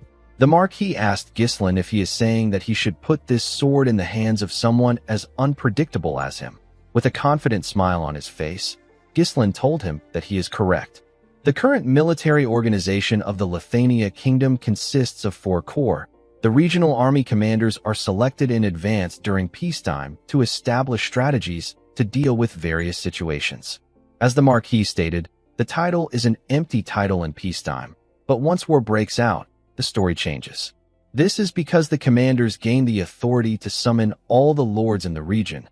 Ghislain told the Marquis that the position of the commander of the Northern forces is currently vacant. He asked Branford to give him the position if he wants to put someone there. The Marquis sat down when he heard this. He asked Ghislain to tell him what makes him think that the position is vacant.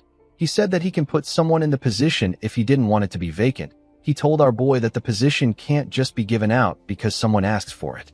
Ghislain asked him if the Duke's influence hasn't already reached the Southern and the Western commanders. Branford was surprised to hear this. Our boy said that the East and the North are still under the Royalists, but the untrustworthy Count Desmond is aiming for the position. Ghislain clenched his fist and told the Marquis that it will be even more difficult to clean up after the balance collapses. He said that they need to strengthen their power with every means possible while their faction still holds the upper hand. Ghislain told the nobles that they need to gain enough power that they would be able to suppress the ducal faction even if they start a civil war in the kingdom. Count Elizabeth, Sir Billor, and Marquis Morris were shocked to hear this. They didn't expect Ghislain to think this far. The Marquis was surprised to hear this. He smirked and called our boy a little brat. He knew that our boy was toying with him. He picked up a pen and began to write. He revealed to him that he will submit a request for his promotion to the royal court very soon. He explained to him that the kingdom's law states that one must be a count to sit in the commander's position. He told Ghislain that his father's pride would be hurt if he gives them the same title and gives him an even greater authority. Marquis Branford told our boy that they will be promoting his father too. He revealed to him that he has a condition. Belinda and Pio were surprised to hear this. With a smile on his face, the Marquis revealed to Ghislain that they received a rescue request from the Shadow Mountains of the Turian Kingdom. He told him that he will be the one to go there. Our boy didn't expect to hear this. The Turian Kingdom is the nation of knights. It is a country where monsters pour out endlessly from the Shadow Mountains, which occupies most of its territory. Due to this, most of the people in the kingdom are tough, and they place great value on martial prowess. Even the knights' combat strength ranks among the top in the continent. Ghislain recalled that he once hunted and trained in this place, since their royal court has allowed even outsiders to hunt in order to deal with the monster problem. There is only one reason for them to request aid. The Marquis informed our boy that there has been a problem in preparing for this year's monster wave. He told Ghislain that this problem shouldn't be an issue for someone like him who can infiltrate a fortress by flying through the sky and cut down a castle gate with an aura blade.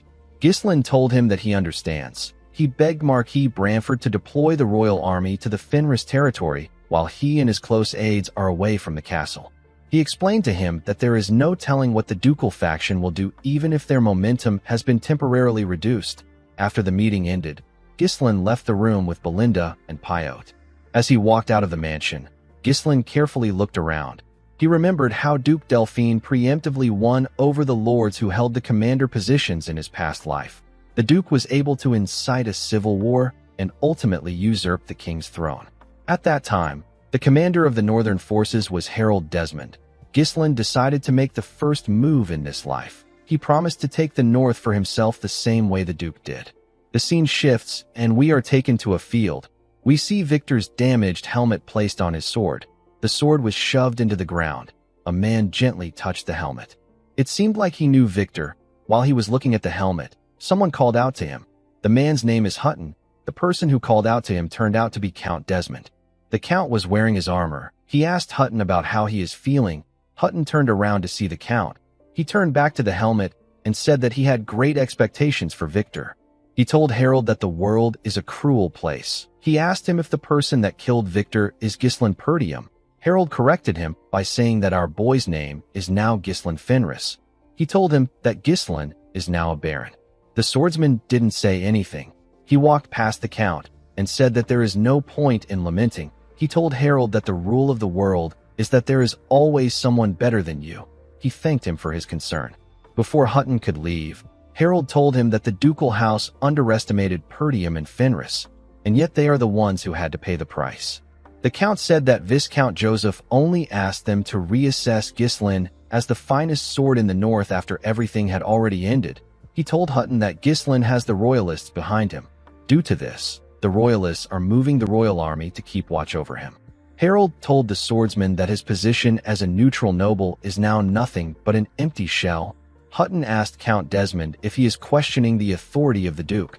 The Count turned to him and said that he will no longer be swayed by anyone's orders. He revealed to Hutton that he will personally start a war to destroy Perdium and Fenris and settle matters with the ducal faction once and for all. Hutton didn't expect to hear this. He informed the Count that the royalist faction won't sit idly and let him do as he wishes because he would be inciting a civil war. He told Harold that it is a bit too much for him to oppose the royalists without the help of the Duke. Count Desmond called out to Hutton and told him that there is no reason for him to hide his true feelings in front of him. He asked him if this situation is truly enough for him. Hutton asked the Count about why he's saying something so harsh. He said that he cannot just forget about that night. The night when Victor, who had never known defeat, returned as a shattered helmet. With a shaky tone in his voice, Hutton referred to Victor as his one and only disciple. He clenched his fist and grit his teeth. He said that he should have trained Victor to become stronger. He told Harold that there is no way that this is enough for him. He went on his knees and told Harold that he will behead Ghislain Fenris. He begged the Count to let him do it. Harold assured Hutton that the time will come soon. The moment he said this, several knights appeared behind him. Harold stretched out his hand and asked Hutton to tear everything to shreds together with his two-winged knight order when the time comes. Count Desmond told himself that Ghislain will die on that day. Before Ghislain left the capital, Rosalind went to see him. With a worried look on her face, she asked our boy if he is really going to the Turian kingdom. Ghislain told her that he has to go there. He said that it was an order that he received from the Marquis. Rosalind couldn't believe that he was going to such a rough place. She recalled that it hasn't been long since the war with Count Cabaldi ended. Ghislain explained to her that her father doesn't truly trust his performance in the war. He said that the Marquis wants him to prove his strength with this mission. He smiled and asked Rosalind not to worry. He told her that he has killed several monsters. The girl still seemed bothered. She informed our boy that the negotiation he requested with the Wana order has been completed. She told him that he can hold on to the priestess for some time, without any problems. Pyode heard what Rosalind said inside the carriage. She knew that she was doomed. Ghislain told Rosalind that he is actually quite surprised. He told her that he did not expect her to be able to bring in a priestess from an order with such strict internal discipline, even if she is a sponsor. Rosalind smiled and said that it actually wasn't so difficult. She said that Leader Perisco is a priest of the Wana order, but he is extremely weak when it comes to money. Ghislain bowed his head to Rosalind and told her that he is indebted to her again. Rosalind blushed when she heard this. Our boy stretched out his hand when he noticed this. Rosalind gave him her hand. Ghislain gently kissed her hand and told her that he will always hope for her happiness. The scene shifts, and we are taken under the shadow mountains of the Turian kingdom. We see Ghislain, Kair, Belinda, and Lucas riding somewhere. They were all wearing their armors and coats. As they rode their horses forward, Belinda called out to her master. Ghislain quickly placed his hand on his sword. He and the group saw some monsters running towards them. The monsters charged at them. Ghislain and his subordinates began to tear them apart. It wasn't even a challenge for our boy. Lucas also handled the monsters around him easily. Kair jumped off his horse and tore the monsters around him apart with a single swing. He laughed and called the monsters vermin. He asked them to come at him. Immediately he did this. Belinda hooked his mouth with her rope. She dragged him to his horse. Kair was annoyed with this. He asked her about why she had to hook his mouth. Belinda put away her rope and asked him if he wants her to hook it somewhere else next time.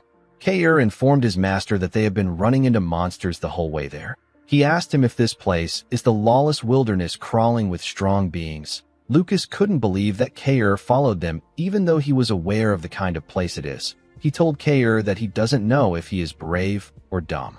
Kair decided to ignore him. Ghislain turned to the men and asked them to get ready. He told them that they will soon reach their destination.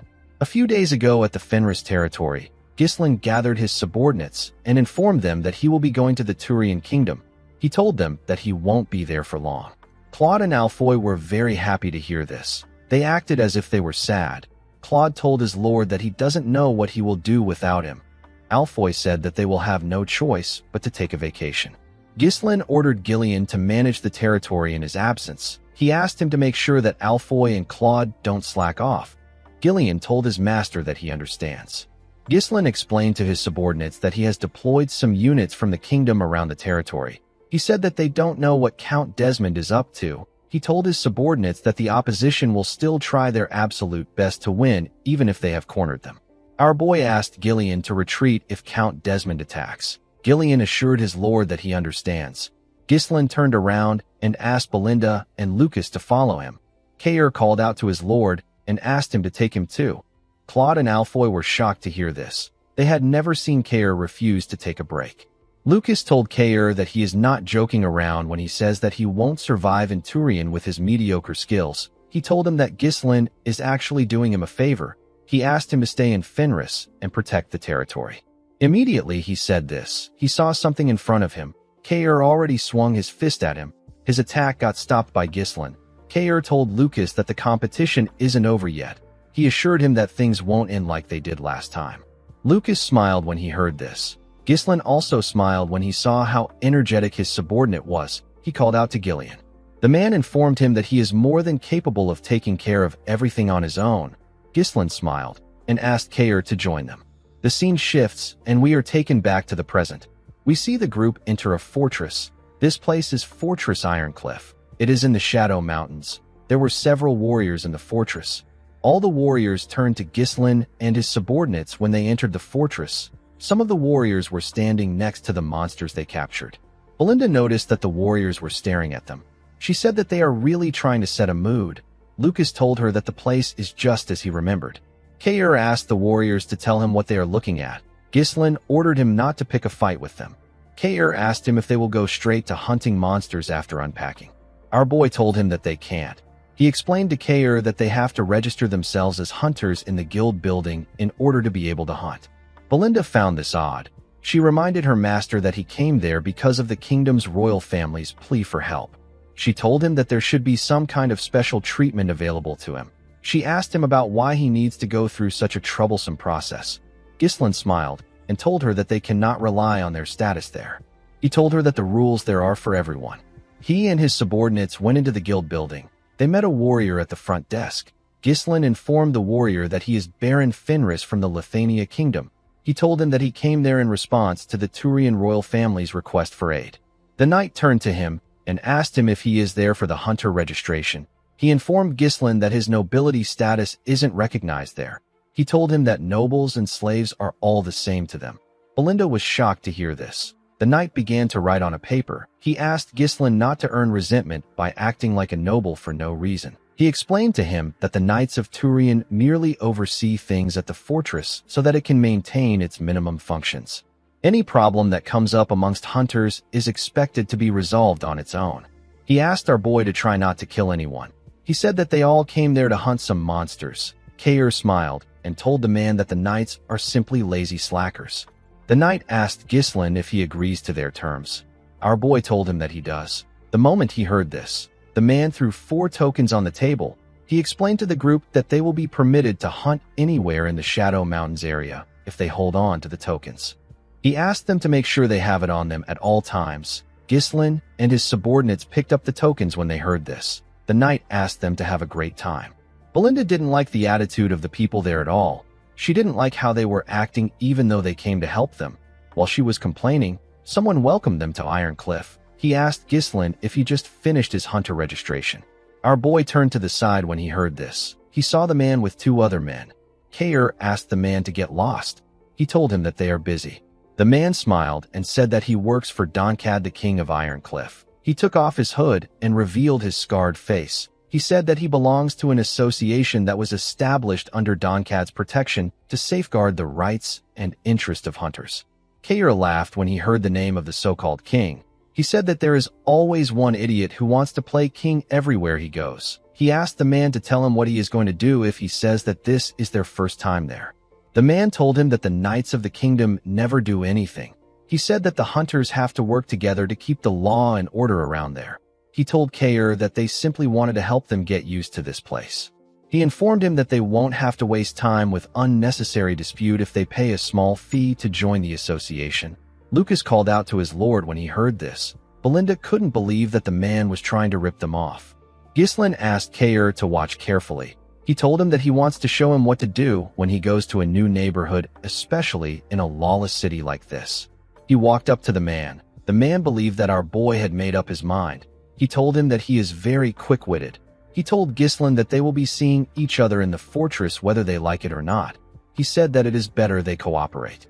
Immediately he said this. Ghislain gave him a bone-crushing punch in his face. The attack sent the man flying. He crashed into the wall. Kair was shocked to see what his master did. Our boy told him that fist comes before talks in places like this. He said that the strong define justice. The warriors next to the man took out their huge hammers. One of them called Ghislain a fool. The other one told our boy that he dug his own grave when he refused to work under Lord Donkad's protection. The moment he said this, he and his comrade charged at our boy. Ghislain took out 2 daggers and threw it at the men. The daggers never hit them. They were just a diversion. Kair and Belinda attacked them when they got distracted. Belinda used her leg to hit one of them in the chin. Kair gave the other man a punch in the head. The men got knocked out. The knight told them that they have done enough. He asked them if they are going to pay for the damage they caused. Belinda reminded him that he said that he wasn't going to intervene. Kair smiled and told his lord that he understands what he means now. He told him that he simply needs to show his skills and stop using his brain. Ghislain nodded his head at him. Lucas told our boy that he seems to know this place quite well. He asked him if he has ever been there before. Ghislain told him that he has. Belinda was surprised to hear this. She didn't know how this was possible. Our boy recalled that the special one among the continent's 7 strongest used to be in the Turian kingdom. The first man who our boy hit stood up and called them bastards. With his messed up face, he told the group that they have no idea about what they have just done. Before he could say anything else, Kair gave him a punch to knock him out.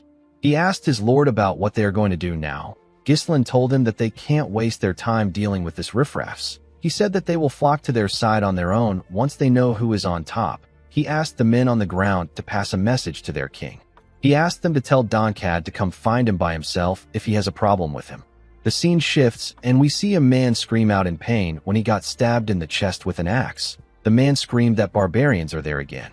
The huge and muscular barbarians tore the men there apart with their weapons. Their huge leader wore a huge monster fur. He raised his axe and ordered his warriors to begin the harvest. He asked them to indulge in the moment. The barbarians destroyed everything there.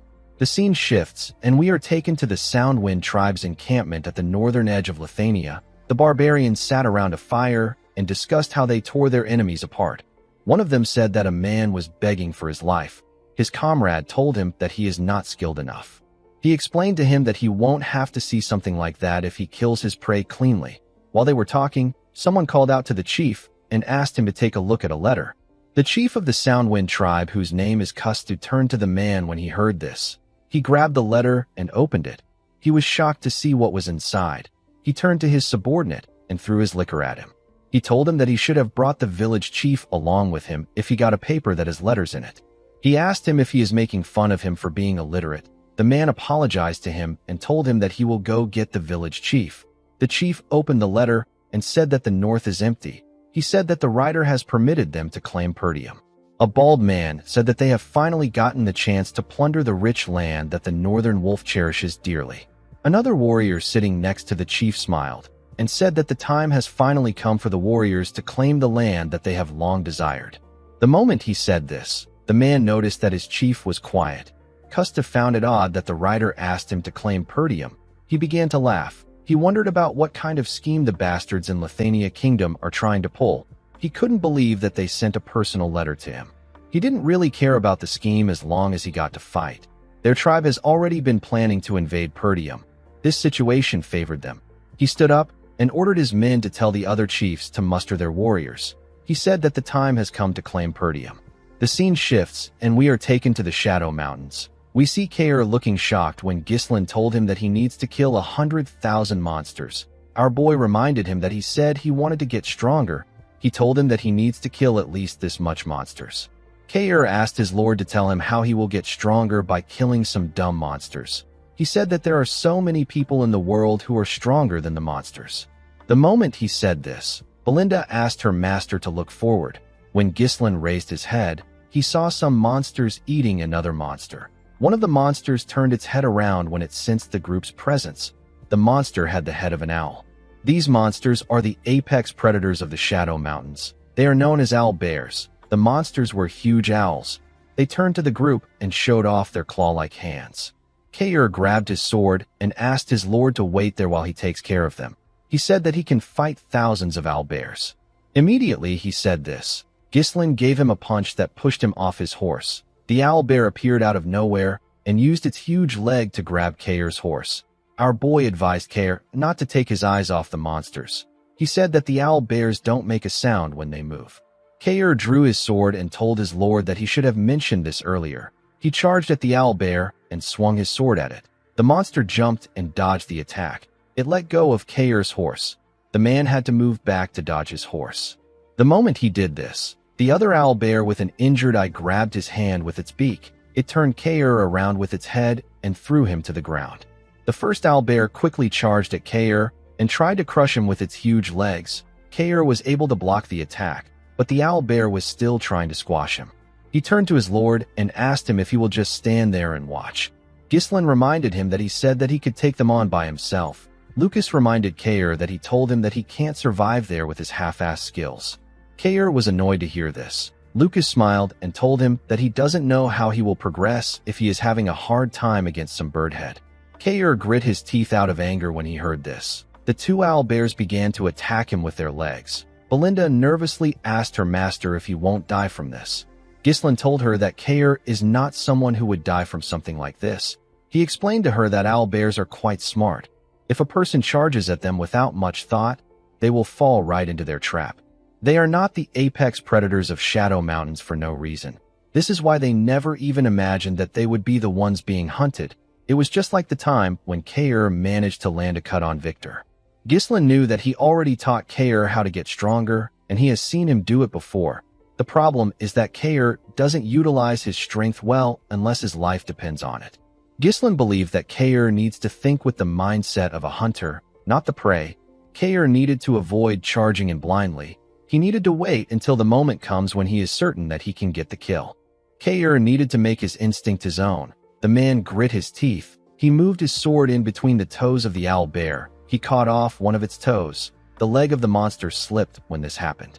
Kair got up and landed a quick cut on the monster's neck. Belinda and Lucas were surprised to see this. The other owl bear quickly swung its hand at Kair when it saw what he did. Kair dodged the attack by jumping. While he was in the air, he landed a clean cut on the monster's body. He smiled and asked the monster not to mess with him.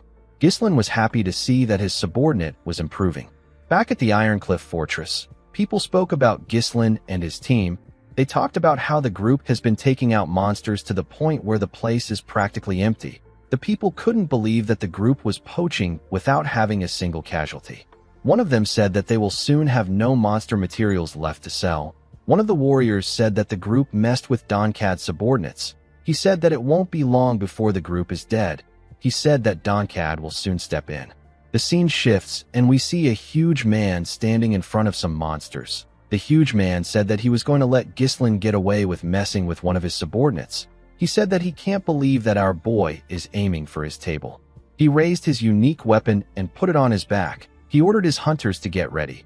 He told them that it is time to hunt. The scene shifts, and we see Ghislain and his subordinates putting away their weapons after taking care of a large number of owlbears. Kair said that they killed a lot of monsters. He turned to some men loading up the monster corpses and asked them to finish up quickly before more monsters come. He asked them not to take any materials because he is going to count every single one. The men nervously told him that they understand. Lucas told Kair that he will soon find a blade sticking out of his back if he keeps pressuring them. Kair brushed off his advice and told him that he wants to see the men try it. He asked him if there is a reason why he has to respect anyone who sucks up to Doncat. He said that they did not run into anyone who tried to mess with them for days. He said that Doncat must be scared. The two men turned around and glared at Kair when they heard this. Ghislain noticed this. Kair looked at the monster bodies and asked his lord about what they are going to do with the bodies. He reminded Ghislain that they already have too many materials stocked up in their storage. Ghislain asked him to send them to the territory and to Cardinia. He said that the dwarves are going to love these materials since they don't get them in Lithuania. He told Kair that he already sent a letter telling Claude to form a transport unit. The moment he said this, Belinda called out to her master. She told him that they have a problem. She showed him a letter and told him that it just arrived from Perdium. She told him that he needs to read it. Ghislain quickly opened the letter. He was surprised to find out that Perdium is being attacked. The scene shifts, and we are taken to Perdium. We see the archers of the territory firing a ridiculous amount of arrows at the barbarians below. The barbarians raised their shields when they saw the arrows coming at them. Zwalter ordered his archers to shoot every barbarian down. He asked them to not let any barbarian set foot in their territory.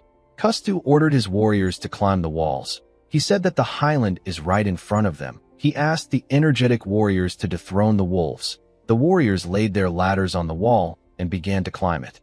The Perdium soldiers used their spears to hit them and push them down. Randolph was shocked to see that there were so many barbarians. He wondered if they were serious about taking over Perdium. Scoven was also shocked to see this. Although the barbarians have attacked them before, it was never something on this scale. Randolph turned to Zwalter and told him that there is nothing ordinary about this attack. He suggested that they ask Ghislain for assistance. He told him that they need to send a letter to our boy right now. The Count asked him not to even think about it. He said that this is an issue that the Lord of Perdium has to solve. It is not for the Lord of Fenris. Zwalter said that they do not need any assistance. According to the letter Ghislain got, 6 of the barbarian tribes united to attack Perdium's northern fortress. Ghislain found this odd. The barbarians have always attacked Perdium, but they have never formed an alliance. This was something that didn't happen even in our boy's past life. Ghislain read that half of Fenris soldiers have already been sent to Perdium. Ghislain knew that his father would never write a letter like that to Fenris. He believed that his father might have done this because the barbarians united. However, something still felt off to our boy. While he was thinking, Lucas asked him about what he will do. Kair said that he was just starting to get used to this place.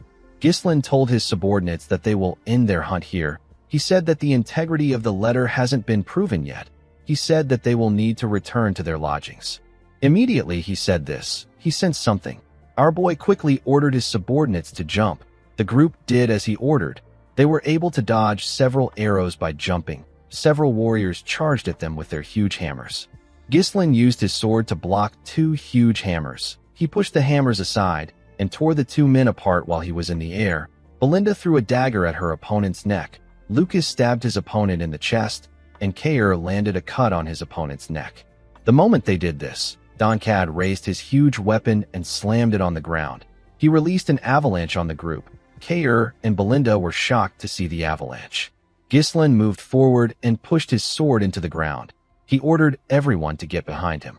The heavy snow poured on them. Doncad jumped down to see if he had taken care of the group. To his surprise, Kair told him that he came prepared. He pointed his sword at Doncad and asked him about who he is. Doncad told him that he just gave them the only chance to die peacefully. He introduced himself as the King of Ironcliff. He asked them if he needs to explain why he is there. Ghislain told the man that he was the one who asked his subordinates to tell him to come. Lucas told him that he never expected him to come just because Ghislain called him. He asked Doncad if he is a dog. Kair realized that this was the idiot playing king. He asked Donkat if the rule doesn't state that they should refrain from killing each other. He asked him if he really thinks that he is above rules just because people call him king. Donkat smiled and said that rules are very important. He told Kair that he never said he was going to kill them. He said that they are currently in the middle of the Shadow Mountains. It is not too strange for people to die to monsters there. Immediately he said this. He showed the group the tokens of people he has killed. Kair wasn't impressed with his display of power. Donkat asked the group about who their leader is. Kair wanted to call out to his lord. Before he could say anything, Ghislain tapped his shoulder and said that he is the leader. He told Donkat that Kair will become king of Ironcliff very soon. The man laughed and asked our boy if he is certain that he is not the leader. Ghislain told the man that something came up. Kair smiled and raised his sword. He asked his lord to go take care of his business. He told him that he is going to crush Donkat quickly. Ghislain put his sword away and asked Lucas and Belinda to follow him. Lucas asked Kair to try not to die. Donkat's subordinates were annoyed to see Ghislain and his subordinates walking away. They charged at them. Kair moved to the side and landed a huge cut on their necks with a single swing of his sword. His sword was so fast that the men couldn't react to the attack. He smiled and asked the men not to take their eyes off him. He told them that he is their opponent. Donkat smirked when he heard this. He told Kair that he will grant his wish. His remaining men charged at Kair with their huge hammers. Kair blocked the attack of the first man that swung his hammer at him. He cut the man down with a single strike. Another warrior swung his hammer at him. Kair blocked the attack and pushed his hammer aside. He tore the man's stomach open with his sword. The third warrior appeared behind him. He swung his hammer at Kair's head. Kair bent his head and dodged the attack. He gave the man a powerful kick in his chin. The man spat out some blood. The kick sent him flying. Before Kair could get up, Donkat swung his pillar at him. Kair quickly jumped back to dodge the attack. Donkat instantly raised his weapon and made a huge swing. Kair was still able to dodge the attack. Donkat referred to him as Red Hair and told him that he is not half bad. He asked Kair to come work for him. He assured him that he will treat him well. He licked his lips in a disgusting manner and told Kair that the two of them will make a great team. Kair asked the man to tell him how a wolf can work under a pig. He said that he is going to be the king of this place from now on. Some minutes later, we see some crazy movements in the snowy mountain. Kair and Donkat were the ones destroying the trees and the terrain. Kair was dodging Donkat's attacks. The huge man swung his pillar with ease and precision. Each attack was smooth and well executed. Although Kair was able to dodge his attacks, he was getting pushed back. Kair decided to attack the man. He thrust his blade at him at a crazy speed, but Donkat easily blocked his attacks. Kair found the man to be quite annoying. He couldn't believe that Donkat was using the pillar like it was some kind of shield. Immediately he thought of this. Donkat swung his pillar at him. Kair jumped in order to dodge the attack. He swung his sword at Donkat while he was in the air. The man quickly raised his pillar and blocked the attack. He moved his pillar aside and made Kair lose his balance. He gave him a kick in his chest before he could land on the ground. The attack sent Kair flying. Fortunately, the knight was able to quickly regain his balance. He grit his teeth out of anger. He found it incredible that Donkat was able to move this fast, even though he is fat. He couldn't believe that the man wasn't showing any openings despite the fact that he was carrying a stupidly massive pillar. Kair knew that he would pass out if he gets hit even once. He didn't know how he was going to beat this man when his counterattacks don't work. The moment he thought of this, Donkat appeared in front of him. He swung his pillar at him. Kair was able to bend his head and dodge the attack. Donkat's pillar hit a tree and destroyed it with a single swing. The tree quickly fell apart. It slowly fell on Kair. Kair realized that Donkat already knew that he would dodge the attack. He was actually aiming for the tree. Before he could jump out of the way, he saw Donkat raise his pillar. The man smiled and told Kair that he has run into guys like him as many times as the number of monsters he has hunted. He said that guys like him always think that they are some kind of top dog. Immediately he said this. He hit Kair with his pillar. The tree also fell on the knight's body. Kair was able to raise his sword to block the pillar, but it wasn't strong enough to stop it. He spat out some blood. The attack caused a loud explosion in the area. When the cold air cleared up, we see Donkat sitting on his pillar. He robbed some flint rocks together and used it to create fire in order to light his cigar. He quickly put the cigar in his mouth and let out a puff. Kair was lying on the tree that hit him while Donkad was smoking. The huge man told Kair that he has never met someone who challenged him for his position. He said that he forgot how to hold back. He told Kair that it is not always a good thing to become renowned. He said that everyone backs down before they even try. He revealed to Kair that he noticed that he started getting scared at some point and focused on dodging. He said that he decided to finish things quickly because it stopped being fun. Donkad stood up and told Kair that he feels bad for the blonde guy who trusted him. He said that the fight was boring. Before he could walk away, Kair stood up and called him a shithead. He asked him if he ever said that he got scared. Donkad was surprised to hear Kair's voice. He quickly turned around to see Kair's body covered in blood. He asked him if he will reconsider his offer. He asked Kair to work for him. He told him that it isn't too late for him. He said that pride doesn't put food on the table. He asked Kair if it isn't better to live as a satisfied pig than a hungry wolf. While breathing heavily, Kair let out a sigh. He took a stance and pointed his blade at Donkad. He told the man that one of them will have to die there today. He assured Donkad that the person dying won't be him. Donkad called him a fool. He took a stance and covered his pillar with mana. He told Kair that he won't be able to regret his actions after he dies. Even though Kair was putting on a brave face, he felt like he was about to die. He was certain that all the bones in his body have completely shattered. He realized that things are always like this for him. He thought that he understood everything Ghislain taught him, but he forgets them in real situations like this. He knew that Donkad was right when he said that he got scared. Kair was unable to execute his moves clearly due to his fear. He noticed that his hand was shaking. He quickly grabbed it to calm himself. He realized that this was fear. He remembered asking Ghislain to tell him when he ever got scared. Our boy told him that he was scared of getting his position taken away by Lucas. He underestimated Lucas before the fight, but it turned out that the man was better than he expected. Due to this, Kair became scared. Ghislain asked him about how he plans to win a fight while being scared. Kair didn't know what to say. He knew that Ghislain was right. He told his lord that he actually never got scared when he fought in the Forest of Beasts or when he fought Victor. The moment he said this, Kair saw a blade coming towards him. He quickly bent his head to dodge Ghislain's attack. He used the sword in his hand to block his lord's attacks, but he got pushed back. He asked our boy about what he is doing. Immediately he said this. His back hit a wall. Ghislain quickly swung his sword at the man's neck. He stopped moving when his sword got close to Kair's neck. Our boy explained to Kair that he starts getting too focused on dodging once he starts thinking that he is at a disadvantage. He said that this is naturally something that humans instinctively do.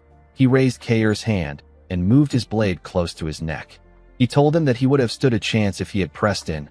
Kair remembered his captain telling him that he needs to overcome his fear in order to achieve his goal. Immediately he thought of this. He saw Donkad's huge pillar coming at him. Kair calmly raised his head and looked at the pillar coming at him. He realized that death is something that must be avoided at all costs, but it was also the greatest teacher. Kair calmly dodged the pillar by carefully moving his body. His movement was well calculated.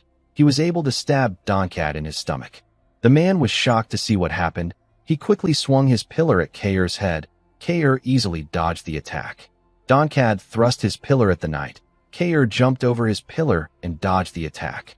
He used the pillar to push himself forward. He landed a clean cut on Donkad's shoulder. The huge man couldn't believe that this was the second time Kair's blade was touching him.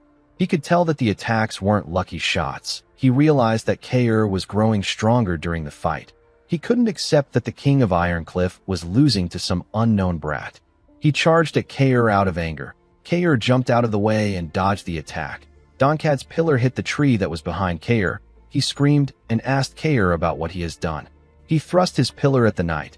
Kair told Donkad that he didn't do anything special. He jumped over the pillar and grabbed the falling tree. He used it to move himself in front of Donkad. With a smile on his face, Kair told the man that he is no longer afraid. The moment he said this, he beheaded Donkad with a single slash. The man didn't expect to see his head leaving his body. The scene shifts, and we see Ghislain and his subordinates riding their horses at full speed. A man watched them from afar with a telescope. He quickly informed his senior that Ghislain has started moving. The officer quickly checked to see if he was looking at Baron Fenris. He noticed that there was someone missing in Ghislain's group. He said that this is fine. He ordered his subordinate to send a letter to Count Desmond. He asked him to tell the Count that Baron Fenris is moving according to their plan. The scene shifts, and we are taken to the northern fortress of Perdium. We see Zwalter and his soldiers fighting off the barbarians that managed to climb the fortress wall. The Count raised his sword and told his soldiers that these barbarians are nothing but scarecrows made of flesh and blood. He asked them not to be afraid. The soldiers pushed forward and cut down the barbarians on the wall. They wondered if the barbarians never get tired. They knew that the barbarians would have normally left after receiving this much damages. Custa smiled and said that the wolves are exhausted. He could tell that Perdium will fall if they clash a couple more times with them. He raised his hand and ordered the members of the Soundwind tribe to retreat. He said that it is time for them to rest. He asked his subordinates to switch with the follow-up unit. The warriors of the Soundwind tribe didn't like what they were hearing. They couldn't believe that they had to switch at this moment. One of them told the others that they need to follow Chief Custa's order. The soldiers of Perdium couldn't believe that another unit was coming at them. They were extremely tired. They wondered about how many times the barbarians were going to switch units. While breathing heavily, Randolph informed the Count that the 6 tribes are using a rotation strategy. They are taking turns in order to continue the flow of their attack. Randolph explained to his lord that their forces are far too lacking to absorb the gaps between the barbarians' assaults. While breathing heavily, Scovin said that he never expected the barbarians to use a strategy. He told his lord that the barbarians are trying to exhaust them to death. Randolph found the alliance of the 6 tribes to be strange. It didn't make sense to him that the barbarians would use a strategy. He told his lord that there must be a mastermind behind this situation. Zwalter ordered Randolph to open the gates the next time the barbarians get close. He said that he will personally go out to get the head of the enemy chief. The knight captain and Scovin were shocked to hear this. Immediately Zwalter gave the order. Randolph saw something from afar. He asked the Count to look forward. Zwalter saw some knights charging towards them. He was shocked to see the unit approaching the fortress. It was Gislin's unit. Our boy and his knights gloriously charged at Perdium. Belinda was annoyed to see the barbarians surrounding the northern fortress. Lucas said that the alliance of the 6 tribes must be true. Gislin ordered Belinda and Lucas to lead their units and spread out to both flanks to form an encirclement. He said that they will wipe out the barbarians today. Immediately, he gave his order. Belinda and Lucas moved in different directions with their units. Some of the barbarians laughed and asked about who the new losers are. One of them asked about why the knights were coming from their rear. A barbarian smiled and said that he doesn't care. He said that he was just getting tired of retreating like a coward. He told his comrades that this is a great opportunity for them. The barbarians noticed that Gislin was charging at them alone. They decided to kill him and feast on his blood. When Gislin got close to them, he raised his halberd. With a single swing of his new weapon, our boy beheaded them. The barbarians were shocked to see the heads of their comrades in the air. He spun his halberd in the air and began to attack the barbarians. He tore them apart with each attack. None of them were able to block or withstand his attack. It wasn't even a challenge to Gislin. Every enemy that faced his weapon got cut down. The barbarians were shocked to see this. They couldn't believe that Perdium had a warrior like this. They wanted to get Gislin off his horse, but their efforts were meaningless in front of our boy. Kustu watched Gislin cut down his warriors. He grit his teeth out of anger. He asked his warriors if great warriors like them are scared of one guy. One of his warriors quickly informed him that they have a problem. He revealed to Kustu that their new enemy is pushing them back from the flanks. He said that the northern wolf is coming at them from the rear with his soldiers. Kustu did not expect Zwalter to open his gates. The Count has never done something like this before. He didn't like the fact that Zwalter did this now. He raised his axes and told his warriors that none of this matters. He reminded them that they outnumber their enemies. He asked them to push forward. The moment he said this, he noticed that his warriors were frozen in shock. They said that a demon is in front of them. They saw a demon soaked in blood. It was a demon from a myth. On the day that the forest of beasts burned, there was a tale of a demon that was drenched in crimson blood. This demon stole everyone's soul. It is known as the Bloody Demon. The barbarians saw Gislin as the Bloody Demon. Our boy and his horse were covered with the blood of the warriors. Kusta smiled when he understood why his subordinates called Gislin the Bloody Demon. He laughed and said that this is fun. He told Gislin that he never thought that there would be someone as strong as him in the north. He charged at our boy and introduced himself as the great warrior of the north. He referred to Gislin as Demon and told him that he will take his head. Gislin told the man that he is disgusting. Immediately he said this. His crazy horse raised his hoof and used it to hit Kusta's horse in the face. Kusta quickly jumped off his horse when he saw that it was about to fall. Before he could hit Ghislain, he asked him if he knows the amount of the northern lands that have been gnawed away by his barbaric axe. Ghislain thrust his halberd at the man. Kusta was able to dodge it. He swung his axe at our boy's head. Ghislain moved his body back to dodge the attack. He used his halberd to hold Kusta's axes before he could swing it again. He dragged the chief and threw him to the ground. Kusta quickly got up. He asked Ghislain to fight him properly. He told him that he will take his life. Immediately he said this. Our boy's horse kicked him in the face. The attack sent the chief flying. It sent him to the mouth of the northern wolf. Zwalter stabbed the chief in his chest. Kusta carefully looked behind him to see who stabbed him. He never expected it to be the northern wolf. Ghislain told him that a new mythology will spread among the barbarians. From this day on, the barbarians will always know that the northern wolf will slit the throats of their warriors. Zwalter took out his sword and let Kusta's body fall to the ground. He announced to his men that the chief of the barbarians is dead. He asked them to make the barbarians never think of coveting Perdium again. Ghislain and his father came down from their horses. Our boy walked up to his father. Zwalter smiled and told him that it has been a while. Ghislain took off his helmet and placed his hand on his chest. He said that he was a little late. Randolph quickly hugged him and told him that he is so proud of him. He told Ghislain that they can finally breathe thanks to him. Zwalter asked his son about how he knew about the situation and how he knew that he was to come with this many soldiers. Ghislain revealed to his father that he came there after receiving an urgent plea for aid bearing the seal of Perdium. He explained to Zwalter that the letter stated that he was under attack by the barbarians and that he has already received a part of Fenris's forces as reinforcement. The Count was surprised to hear this. Ghislain took out the letter and asked his father if he wasn't the one who sent it. Zwalter glared at Randolph when he heard this. The knight captain assured his lord that he wasn't the one who sent it.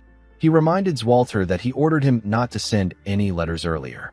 The Count didn't understand what was happening. He wondered about who sent the letter. With a calm tone in his voice, Ghislain asked his father to listen well. He told Zwalter that they have fallen into a trap. The scene shifts, and we are taken to the camp of the 2nd Corps garrison of the Royal Army. We see the soldiers gambling. One of them said that he has lost his weekly salary again. Another soldier turned to the Corps commander and asked him about when they are going to leave. He said that this lifestyle is too exhausting for him. Another man said that he is starting to miss Cardinia. The Corps commander, whose name is Doran, told his men that they will go home when they are ordered to leave. His subordinate said that he heard that they were there to stand guard in case Count Desmond attacks Fenris. His comrade said that they haven't seen a single movement from the Count. He told the other men that there is no way that the Count would do something like that with the Royal Army watching. Commander Doran asked his subordinates not to be too worried. He said that he knows Count Desmond wouldn't do something so reckless. He told his subordinates that Count Desmond would be opposing the entire kingdom by attacking. He said that even the strongest great lord of the north wouldn't do something so insane. Some minutes later, we see an army appear on a hill. Their flags were in the air. A soldier quickly ran into the commander's tent. He informed Doran that they have some trouble. He revealed to him that Count Desmond's army is charging towards them. Count Desmond was the one leading the soldiers. Doran quickly got out of his tent and announced that this is a night ambush. He ordered his men to form up the front lines and prepare for battle. He ordered the spearmen to move to the front and stop the advancement with the phalanx formation. The men quickly prepared to attack when they saw the Count getting close. Unfortunately for them, Count Desmond and his soldiers destroyed their formation and tore them apart. Harold and his two-winged knight order easily destroyed the men. It wasn't even a challenge for them. The soldiers of the Royal Army could barely keep up with them. One of them told the Corps commander that they can't last any longer. He said that they cannot hold the formation. The man couldn't believe what he was seeing. He knew that the Royal Army is made up of the kingdom's elites. He didn't understand how they were reduced to this level in an instant. Commander Doran ordered his men to give up on the battle and retreat to Fenris. He asked his subordinate to send a messenger to Cardinia. Immediately he gave the order. He heard a loud explosion from behind. The explosion was caused by Desmond's cavalry. The cavalry attacked the army from behind and cut off their escape route. The cavalry was led by Hutton. Commander Doran couldn't believe that Desmond made the Royal Army focus on the front and sent his cavalry to the back to block off their escape routes. He realized that Count Desmond completely got them. The moment he thought of this, a horse appeared in front of him.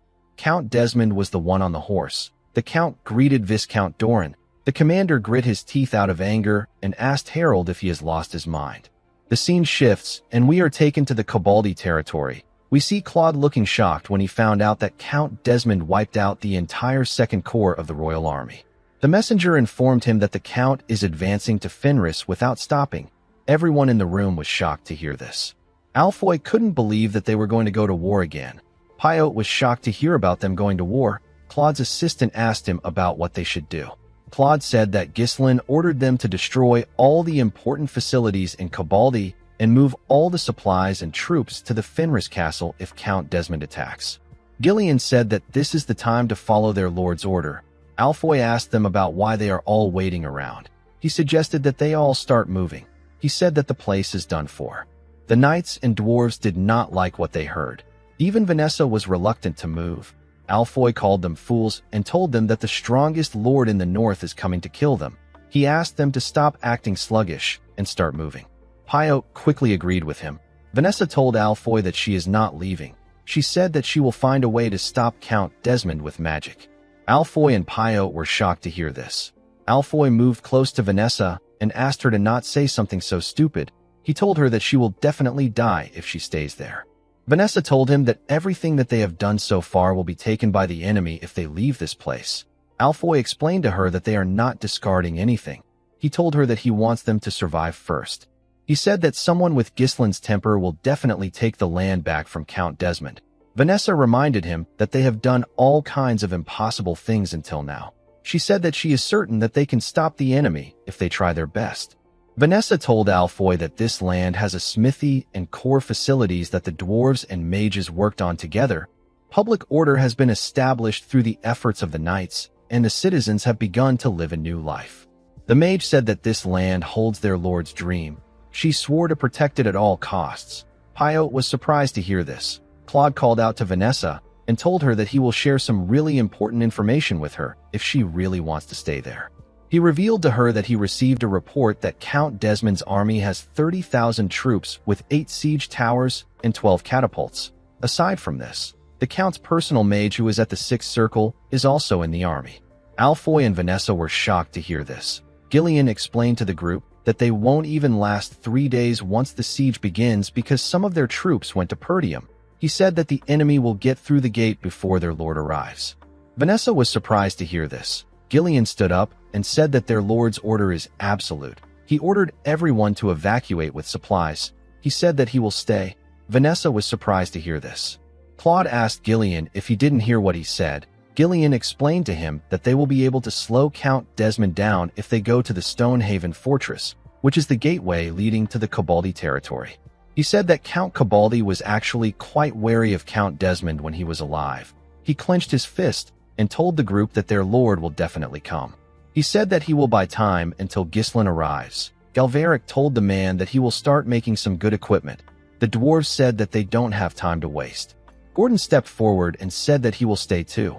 Alfoy was shocked to hear this. Gordon clenched his fist and said that he doesn't know what Captain Kair would say if they ran away like losers. Gazelle said that he would rather fight and die there than hear Kair call him a loser for the rest of his life. The other knights agreed with the men. They raised their swords and said that they were going to stay too. Alfoy didn't like the fact that everyone was suddenly acting brave. He couldn't believe that he missed his chance to run away. He knew that he couldn't just leave at this point. Vanessa was touched that her comrades were all ready to lay down their lives for the territory. The scene shifts, and we are taken to the northern fortress of Perdium. We see Ghislain reading a letter. The letter was from Gillian. Gillian told his lord that he has accomplished what everyone said was impossible. He said that he knows that this region is needed for them to face even greater enemies. He assured Ghislain that he will protect the territory no matter what. Our boy was touched that his subordinates were willing to lay their lives down for him. He knew that Count Desmond commands an army of 30,000 with the strength to wipe out the royal army's second corps in an instant. Ghislain understood that the Count sowed confusion in his intelligence network and dispersed Fenris forces. He launched his attack while keeping our boy tied down there. Ghislain didn't like this situation at all. He considered the fact that the Count might act independently, but he never thought that he would do something like this. Randolph told our boy that he shouldn't be there while Count Desmond's army is advancing. Walter told his son that he needs to go back to his territory now. Immediately he said this, Scoven barged into the room and informed him that they have a problem. He said that the follow-up units of the barbarians are advancing towards them again.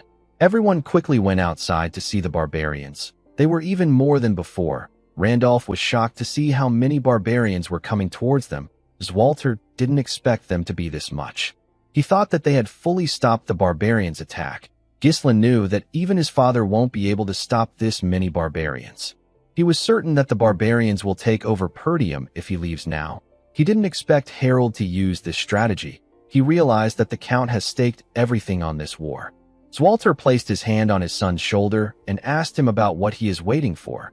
He explained to Ghislain that fending off the barbarians and protecting the people of Perdium is the job of the Northern Wolf.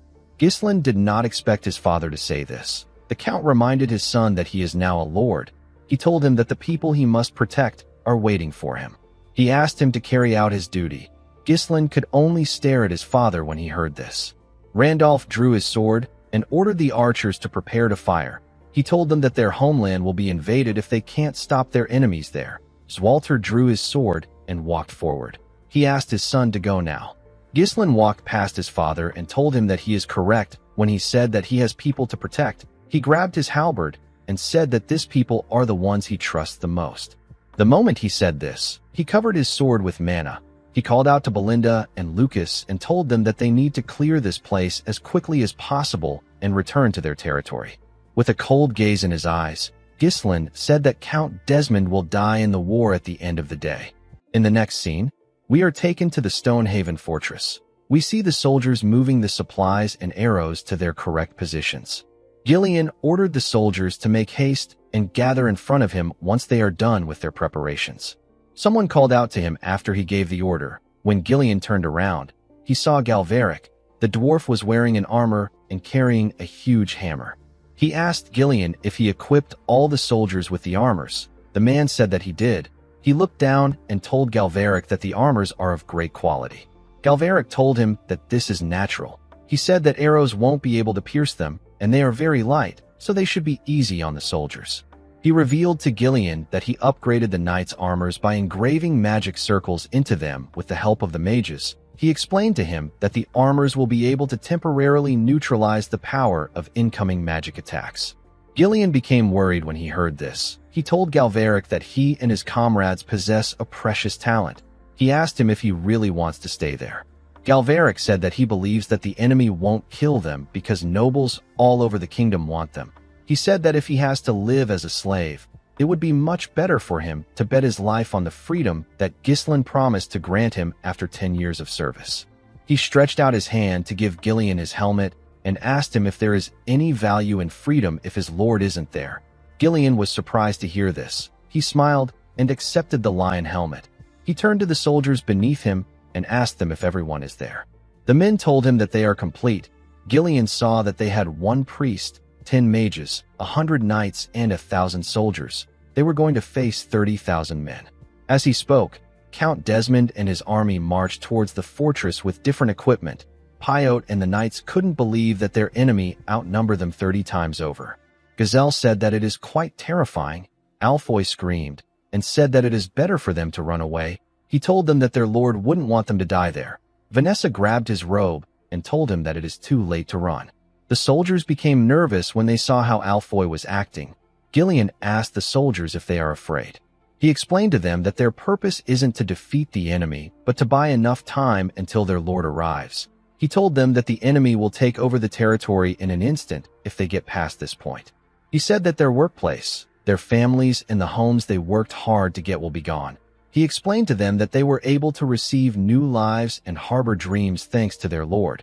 He wore his glorious helmet and told the soldiers that it is now their turn to protect their lord's dream. The knights and the soldiers became motivated when they heard this. They got ready to fight. Outside the fortress, we see Hutton move close to the Count. He informed him that they have loaded all the catapults. Count Desmond called out to a man named Willow. The man hid his staff on the ground and answered the Count's call. This man is the Count's personal mage. He is a 6th circle mage. Harold asked Willow if he has found the runestone trap that the Perdium forces used against the Dagard. Willow informed him that he and his subordinates did not detect any traces of runestone energy in the area. He said that the Fenris soldiers didn't have the time to prepare it since the war began as a surprise attack. Upon hearing this, the Count raised his sword and ordered his warriors to fire. The soldiers fired the catapults immediately they got the order. As Gillian saw the huge rocks coming towards the fortress, he ordered the soldiers to prepare for impact. The huge rocks barely damaged the fortress wall. They only made the soldiers lose their balance. Upon seeing this, the Count ordered his soldiers to charge forward. Galveric quickly informed Gillian that the enemy is coming. Gillian quickly ordered the soldiers to push the damaged bags aside. He asked the archers to get in position. The archers quickly followed his orders. They fired a large amount of arrows at the enemy. The Desmond soldiers raised their shields and used them to block the arrows. A commander asked the soldiers to continue moving forward. Hutton told the Count that the enemy's fortress wall is quite sturdy. He noticed that the wall didn't take any noticeable damages even after they fired all 12 catapults at it. He said that the reaction of the Fenris soldiers was faster than expected. Count Desmond revealed to him that he heard that Ghislain received some dwarven slaves from the royalist faction. He said that the dwarves must have made the walls sturdier. Immediately he said this, a commander ordered the archers of the 1st and 4th team to start firing. He asked them to wipe out everything on the wall. The archers quickly got in position and fired their arrows at the soldiers on the wall. The archers who were loading the bows on the wall got hit with a large amount of arrows, but nothing happened to them. The arrows weren't able to pierce through their armors. The Count was surprised to see this. The archers couldn't believe that their armors deflected all the arrows. They wondered about how the dwarves were able to create something like this. Galveric smiled when he saw their reactions. Gillian ordered them to keep firing. He assured them that the arrows won't do any damage to them. The Count didn't like this situation. He called out to Willow and ordered him to rain fire upon the enemy. Willow activated a magic spell immediately. He got the order. He smiled and told his lord that he will carry out his wish. The moment he said this, Galveric called out to Gillian and asked him to look up. He said that there is something ominous in the sky. When Gillian looked up, he noticed that some dark clouds were forming above them. He instantly realized that this was magic. With a smile on his face, Willow asked the Fenris soldiers to watch their heads because a rain that will burn everything is about to fall. As he spoke, several fireballs descended from the sky. Galveric and the soldiers were shocked to see this. Galveric said that their armors may be able to defend against arrows, but they can't stop magic on this level. He asked everyone to hide. Gillian raised his voice and ordered his soldiers to stay calm and hold their positions. He told them that they have nothing to worry about because they also have their own magic. Immediately he said this. Vanessa raised her staff and began to levitate. She activated a spell known as Wind Curtain. A huge barrier covered the entire fortress. The barrier blocked the numerous fireballs that were coming at them. Once it was done taking the attacks, it disappeared. Gillian and the soldiers were shocked to see what happened. However, no one was more shocked than Willow. He instantly knew that this magic belongs to the mage who wiped out the Dagard army. While she was trying to catch her breath, Alfoy told the girl that he is working as a battery again. Vanessa asked him not to lose focus. She said that they need to prepare for the next attack. While they were trying to regain their energy, Hutton moved close to the Count and told him that they need his next order. Harold thought about how Gillian managed to counter his siege attacks with fortress walls reinforced by dwarves. He prepared armors that could block arrows, and he was facing magic with magic. Even though the Fenris forces were split up and Ghislain wasn't present, the current force was still able to stand against the Count. Harold had to accept that the Fenris soldiers were quite skilled. He recalled that he started this war without considering the Duke's orders or the ties to the royalist faction. He noticed that he hasn't been calm. This was not how he usually behaved. He smiled and said that this is a stroke of fortune. He realized that he wouldn't have been able to bring Ghislain down if he hadn't made a move now. He said that he is truly relieved. He told Hutton that there is no need for them to test the waters with their attacks anymore. Hutton was surprised to hear this. With a confident smile on his face, Harold ordered the man to advance the entire army. He said that they need to erase this fortress from the map right now. He raised his sword and ordered his soldiers to advance. He said that they will be capturing the fortress. Gillian and the soldiers continued firing a large amount of arrows at the enemy. Gillian told them that they need to slow down the enemy's advance as much as possible. The Desmond soldiers used their shields to block the arrows as they marched forward. While the Fenris soldiers were firing their arrows, they saw something coming towards them from above. One of them quickly informed the others that the enemy's catapult shots are on fire. He asked Galveric if their armors can also block these shots.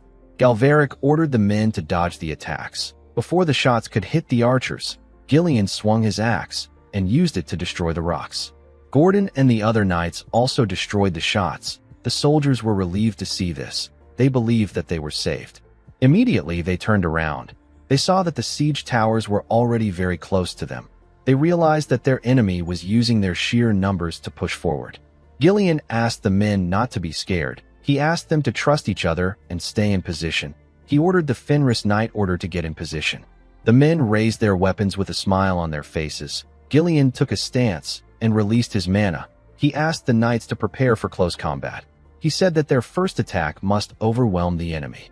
He told the knights that this battle will be the very first point that decides the outcome of the war. Immediately he said this, the Desmond soldiers jumped into the fortress wall through their siege towers. Before they could even land on the ground, Gillian swung his axe and tore them apart with a single swing. He used his huge axe to hit their bodies and send them flying. The bodies of the soldiers went through the siege tower they came out of. The Desmond soldiers were shocked to see the bodies of their comrades falling to the ground. They wondered about what was happening at the top. The soldiers who went to the top of the tower began to tremble when they saw a huge axe covered in blood. It was as if they knew that they would die if they charged in. Gillian took a stance and glared at them. The men froze in fear. While Gillian was dealing with one siege tower, the Knight Order faced the soldiers in the other towers. Count Desmond took notice of the white-maned lion. Hutton informed the Count that the knights are at a very high level. He said that it will take a while for them to break through with average soldiers. Harold called out to the two-winged Knight Order when he heard this. The knights instantly answered his call. Harold ordered them to get off their horses and join the infantry formation. He asked them to climb the siege towers and push the enemy knights off them. He asked one squad to join the battering ram unit and strike the gate while the siege towers assaults the walls. He ordered Willow to gather enough mana to use a large-scale spell at any time. The mage accepted the order. The Count called out to Hutton. He raised his sword and pointed at Gillian. He said that the white-maned lion is getting on his nerves. He told Hutton that he is free to kill him. Hutton moved his horse and smiled brightly. He said that he has been waiting for this order. The scene shifts, and we are taken to Marquis Branford's mansion in the capital. We see Count Fowd nervously standing in the Marquis's office. Rosalind and Marquis Morris were also in the room. With a cold gaze in his eyes, Marquis Branford asked the man to tell him the pretext for the war. The Count asked him about what he is talking about. The Marquis revealed to him that Count Desmond annihilated his second legion and attacked Baron Fenris. He asked the Count if Duke Delphine is trying to say that there is no pretext for this war. The Count cleared his throat and told the Marquis that he understands his anger, but he can't see the connection between them and Count Desmond, who is a neutral noble. Rosalind asked him to not bother denying their connection. She revealed to him that they already uncovered that Count Desmond and the ducal house are working together during the post-war investigation of the recent Cabaldi War.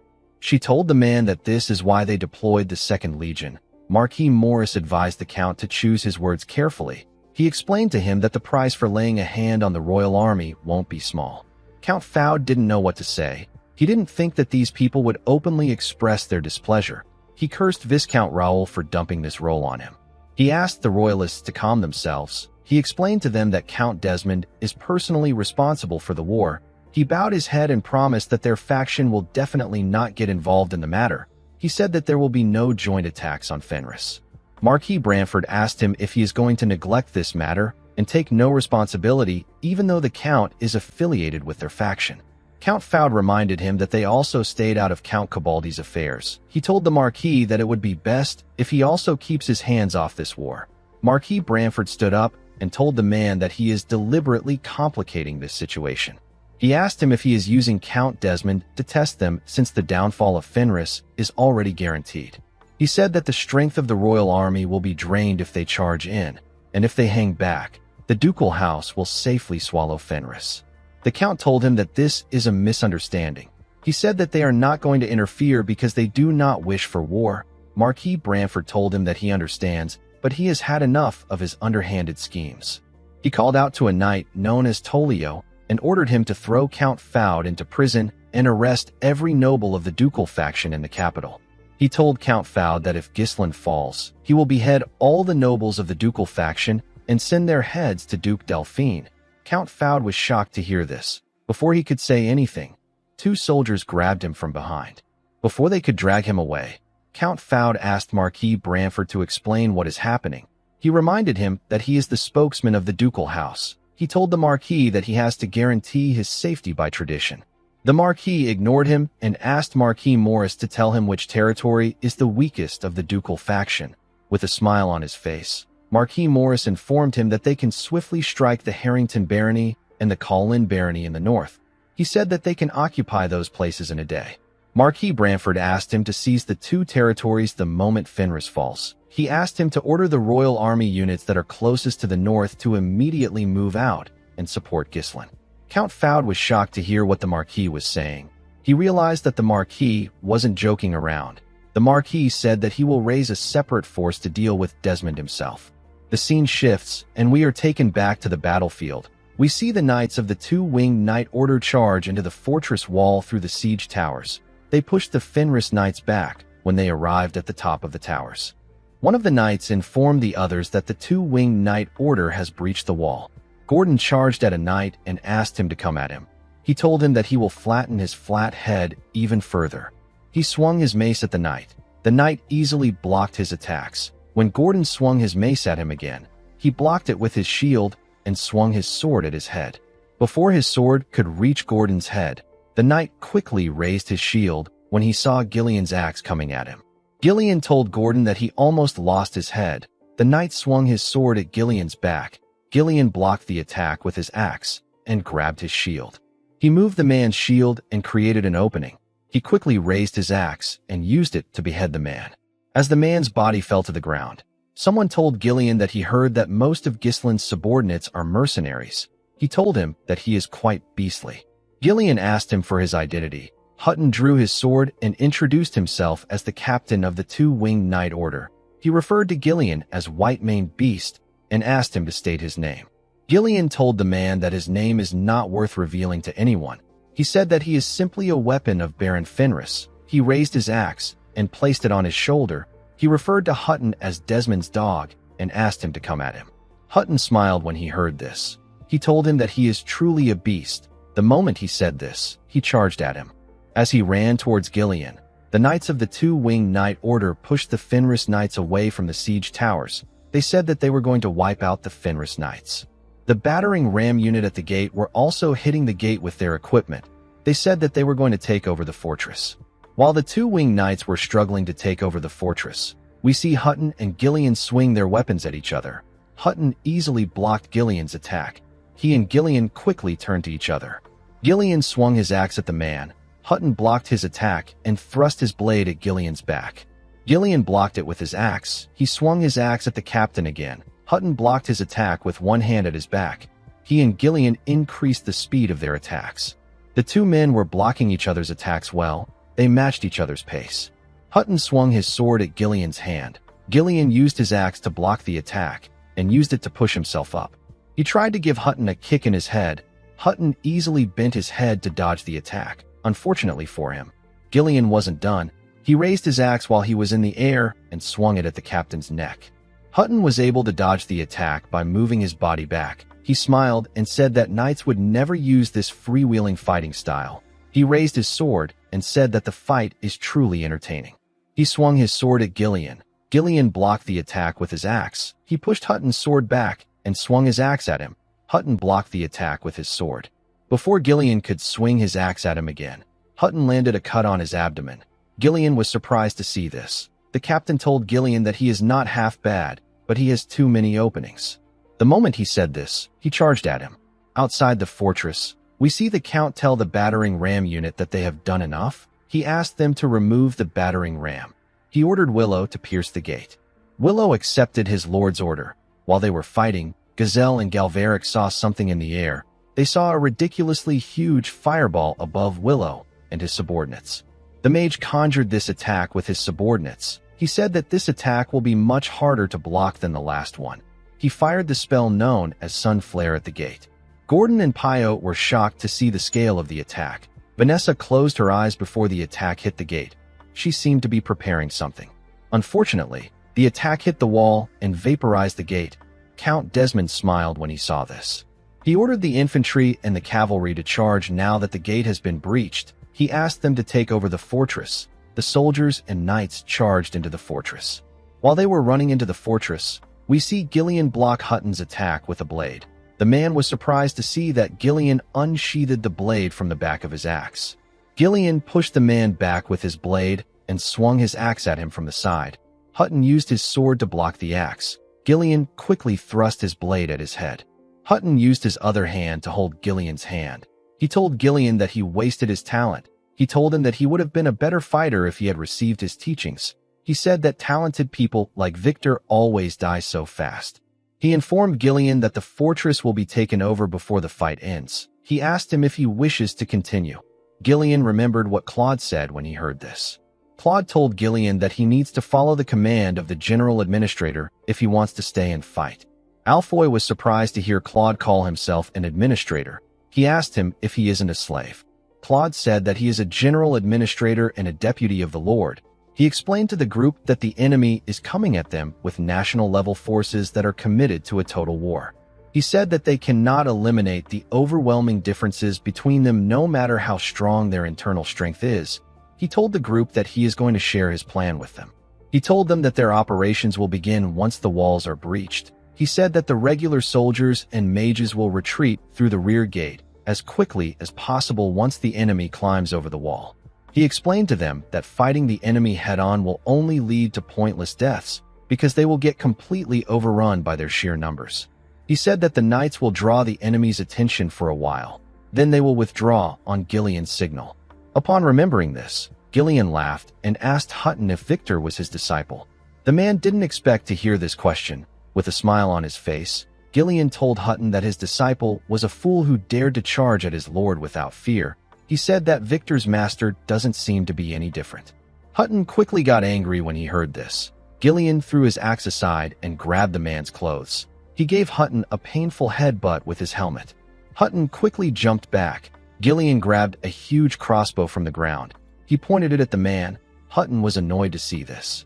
He said that such trickery is pointless. Gillian turned to the side and fired an arrow at a bell. The bell rang out to everyone in the fortress. The knights instantly understood that this was a signal. Hutton couldn't understand why Gillian did something like this.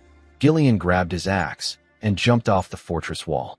Hutton said that Gillian doesn't deserve to call himself a knight if he runs away from his enemy. Immediately he said this, Hutton realized that something was wrong. He quickly looked around. He noticed that there was no Fenris soldier or knight on the fortress wall. Two of his knights moved close to him and informed him that the enemy ran away during the fight. One of them asked him if they should chase after them. Hutton realized that something wasn't right. He knew that the Fenris knights that he saw looked like they were ready to sacrifice their lives to protect this fortress no matter how much they were losing. Although the gate was breached, the knights and soldiers gave up too easily. Hutton now understood the situation. While he was putting things together, the Desmond soldiers chased after Gillian and the other knights who were running away through the rear gate. They hated the knights for making them work like this. They said that they won't spare anyone. Immediately Gillian and the other knights got past the rear gate. Vanessa stepped forward with her staff.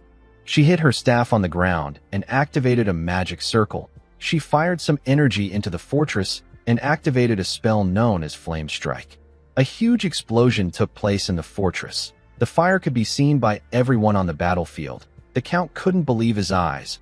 Willow instantly realized that Vanessa used runestones to create an explosion on this scale. The Desmond soldiers who managed to survive screamed out in pain. They begged someone to put out the fire. Hutton and most of the knights were able to survive the explosion. The captain ordered the two-winged knight order to rescue the injured and count the survivors. The moment he gave the order, Count Desmond charged into the fortress with his horse. With a look of anger on his face, he ordered Hutton to report the situation.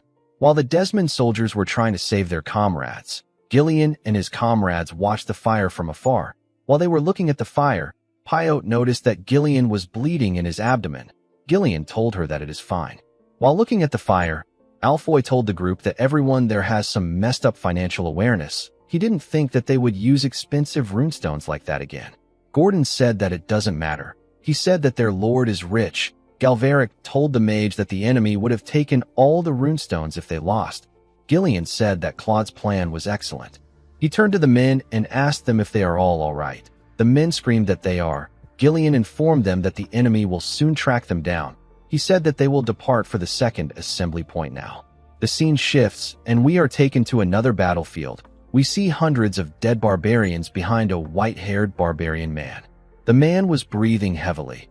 While he and his horse were struggling to catch their breath, Ghislain charged at him with his horse. He swung his halberd at the leg of the man's horse. The man blocked the attack before it could touch his horse. Ghislain didn't give him the chance to rest. He pressed the man with numerous strikes. The man was able to block the attacks, but he was getting pushed back. Ghislain raised his halberd and made a huge swing. The man was able to block his attack, but he wasn't able to stop Ghislain's horse from kicking his horse in the head. His horse spat out some blood and fell to the ground. The man had to jump off the horse. He referred to Ghislain as Bloody Demon and asked him if he doesn't know when to quit. He told him that he is more addicted to fighting than them. He asked Ghislain to lower his weapon and hear him out if he still has any sense. He introduced himself as Waroka and said that he represents his people. He proposed a truce with our boy. He asked Ghislain to look around. He said that no matter where he looks, all he sees is a place filled with poor souls that have become nothing but disgusting lumps of flesh. He explained to Ghislain that they were only working under Kusta's order. He said that there is no reason for them to continue fighting now that Kustu is dead. Ghislain recalled that Waroka was a barbarian general who was given a portion of Perdium for helping the Duke in his past life. He is a smart man among the simple and stupid barbarians. Waroka told Ghislain that they can end this meaningless killing. He asked him if they haven't sacrificed enough men.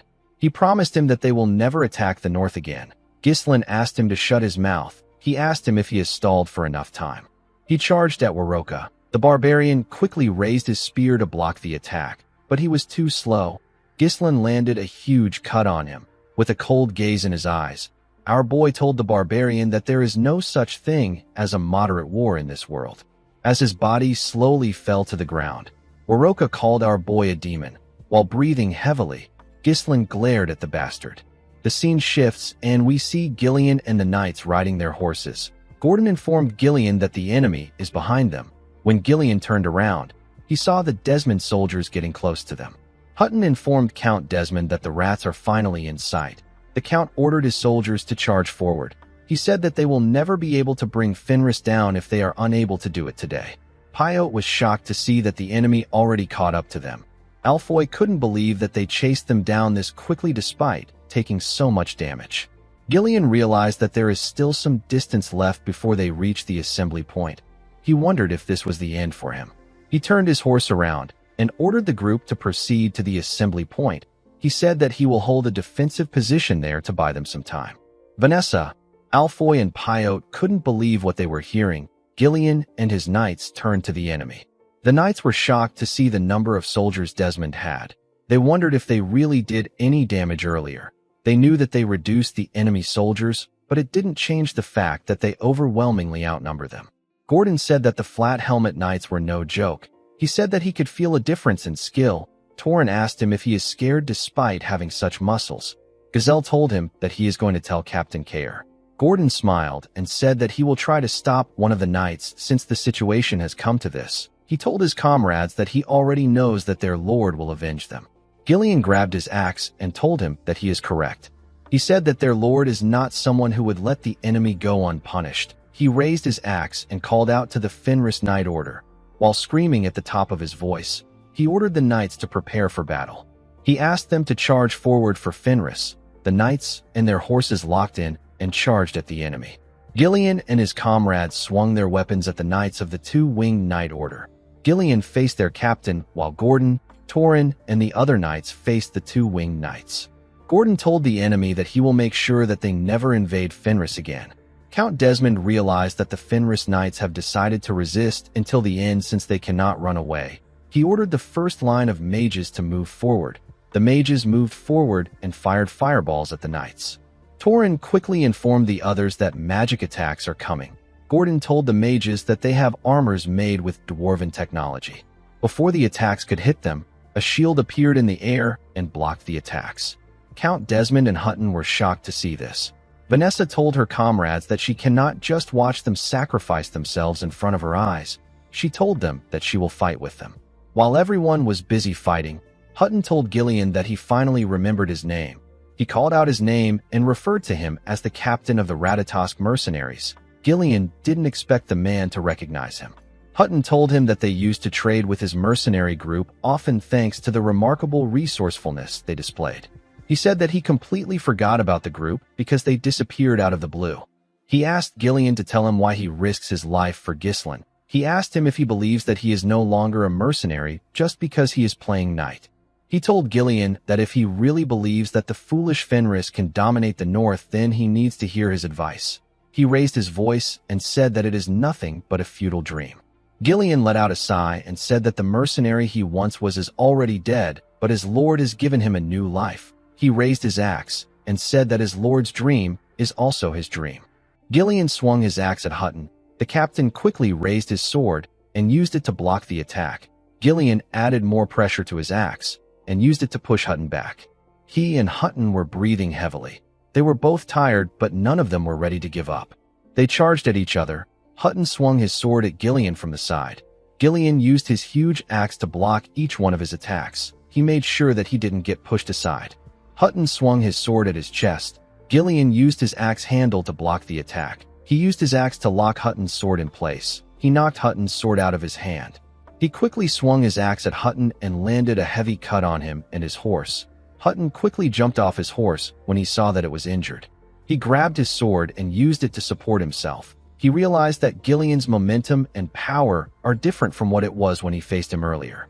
He knew that Gillian was at a disadvantage and he was wounded. He wondered about where the man was getting his strength from. He told Gillian that he doesn't understand something.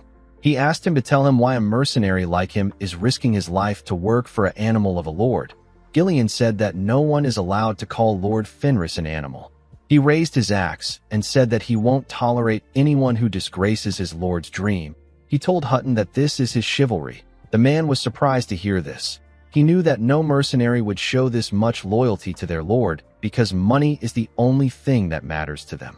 He saw mercenaries as people who have no manners and only follow their primal desires. Hutton didn't expect Ghislaine to tame this wild lion and turn him into a knight.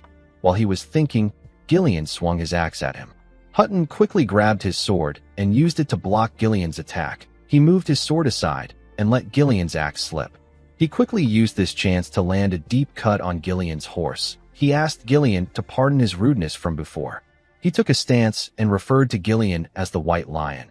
He told him that he will now challenge him to a duel as a fellow knight. On another side of the battlefield, we see Count Desmond order his men to attack the enemy's flanks and surround them. The soldiers and knights quickly charged at the Fenris knights from all sides. Alfoy informed Vanessa and Galveric that they will be done for if they get surrounded with this much of a difference in numbers. While breathing heavily, Galveric asked Alfoy if there is a way out for them. Vanessa quickly ordered Alfoy and the other mages to get into a circular formation. She hit her staff on the ground and activated a spell. A huge ice wall came out of the ground and covered them from all sides. The ice wall stopped the enemy from getting close to them. The two winged knights couldn't believe that the mages managed to block them. Count Desmond was annoyed to see what Vanessa did. He didn't think that she would get in his way like this. He ordered Willow to prepare a spell. The mage accepted his order. The two winged knights gathered at the front of the ice wall. They decided to break through the enemy's defense through the front. They wanted to eliminate the mages. Gordon and Torin told them that this won't happen. They asked their comrades to charge at the knights. Unfortunately, the two winged knights were still more skilled than them. They were able to push the Fenris knights aside and break through their defense. They charged at Vanessa and the other mages. When the mages saw the knights coming at them, they gave Vanessa their mana. The girl fired a spell known as Thunder Spear at the knights. The attack electrocuted the knights. Immediately she used the spell. Vanessa fell to her knees and began to cough.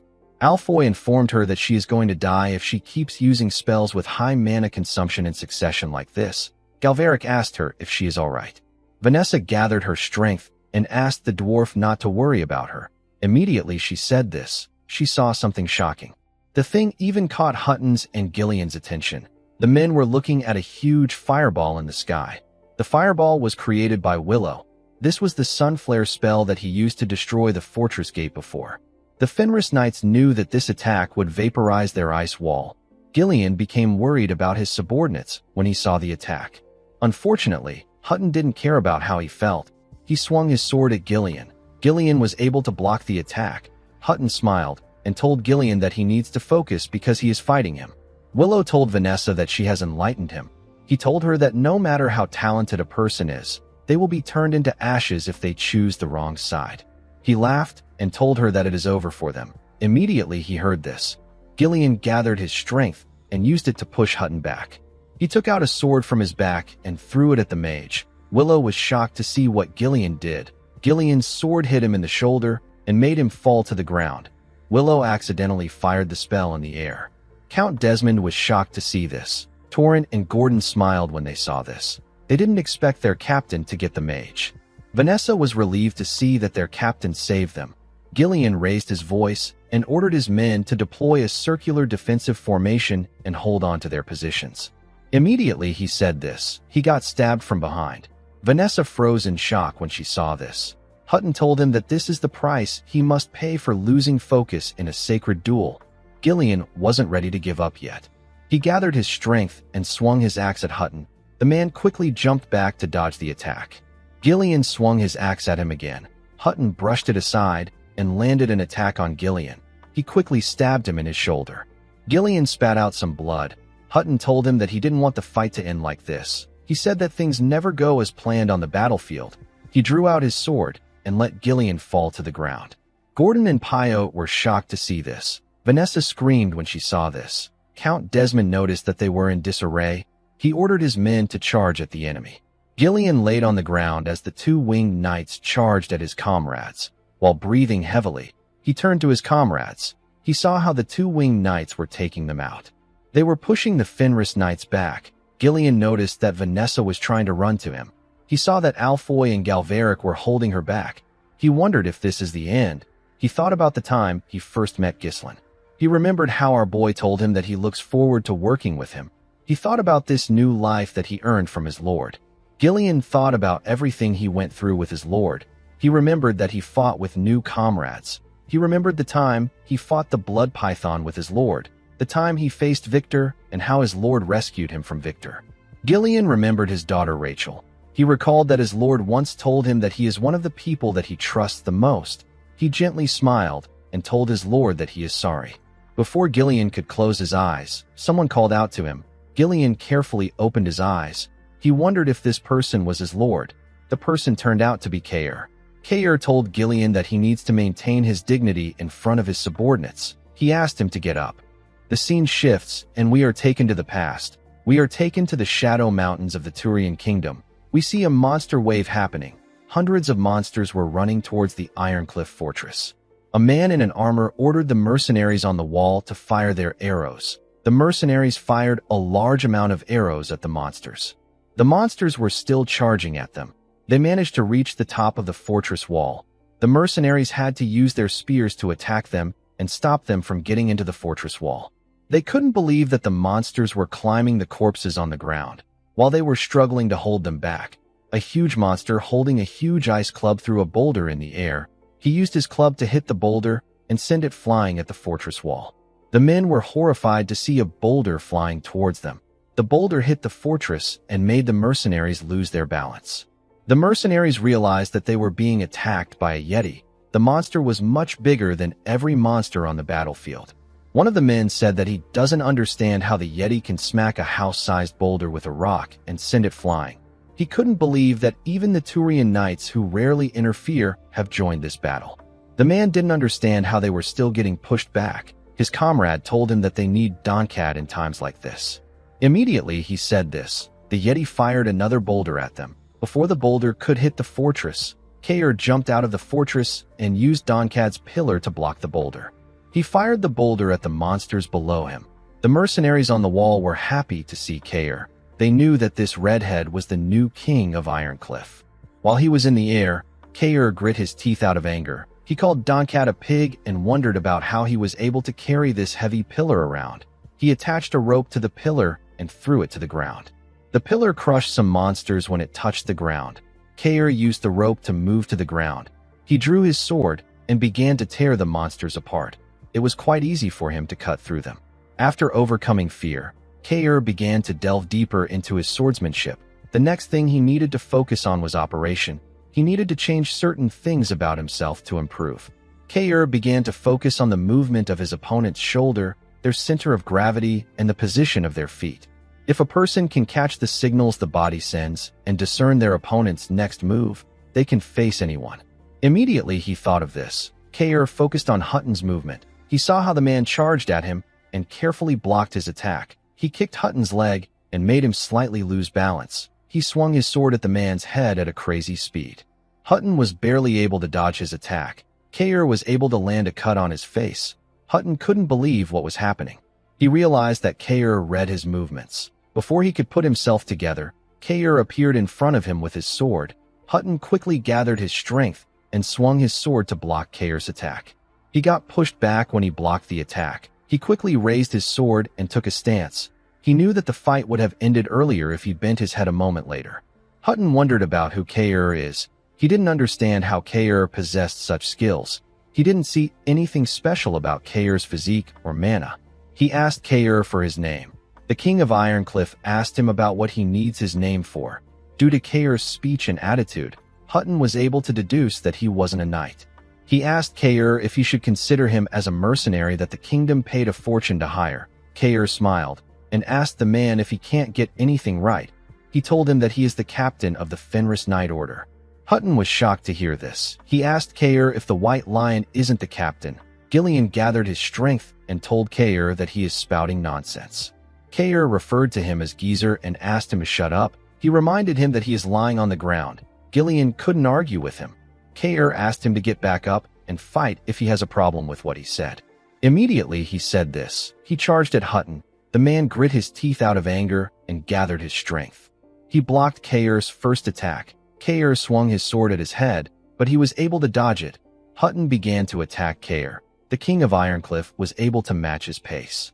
He and Hutton used their swords to push each other back. Hutton told Kair that he moves without a hint of restraint. He said that Baron Fenris really raised nothing but beasts. He revealed to Kair that he has seized victory 5 times in knights' duels where the fate of a territory was at stake. He asked Kair if he thinks that someone like him will lose to a lowly wretch like him. Kair told him that a knight's duel is similar to the bets that mercenaries make. He told him that their lord has engaged in bets like this over 100 times. Hutton was shocked to hear this. He asked Kair if he is serious. Immediately he asked his question.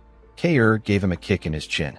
The attack pushed Hutton's head back and made him lose his balance. Kair quickly swung his sword at Hutton.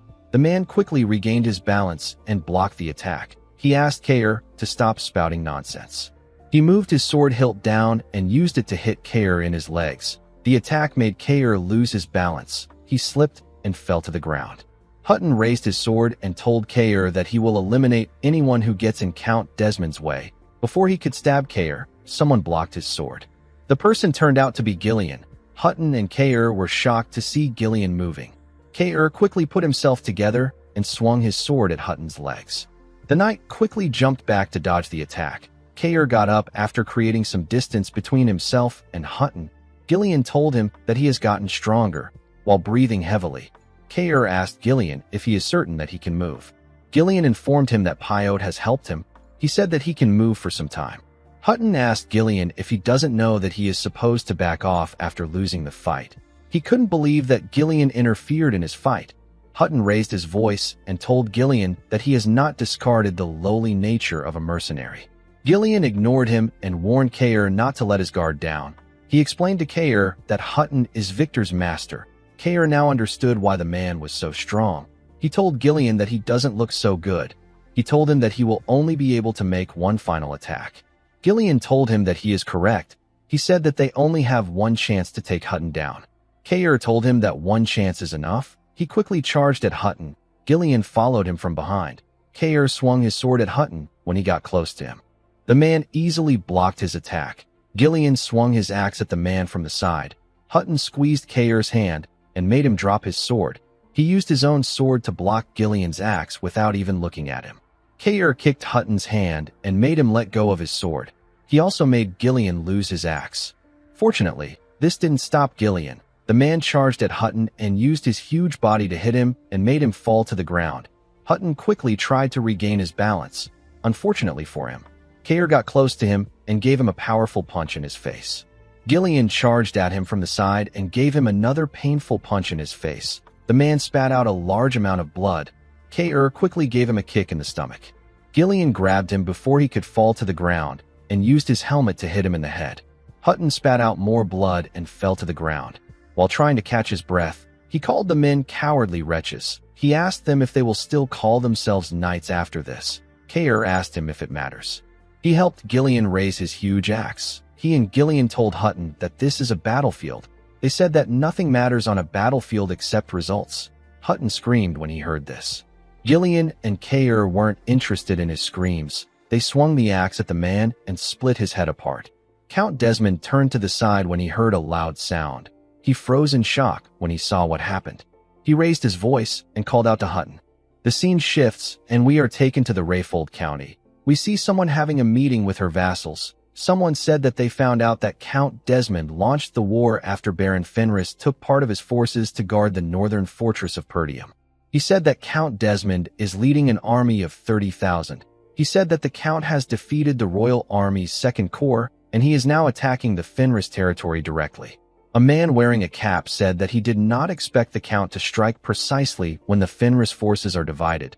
The man in front of him said that the timing if the war is too perfect, even though Count Desmond started it against the will of the ducal faction.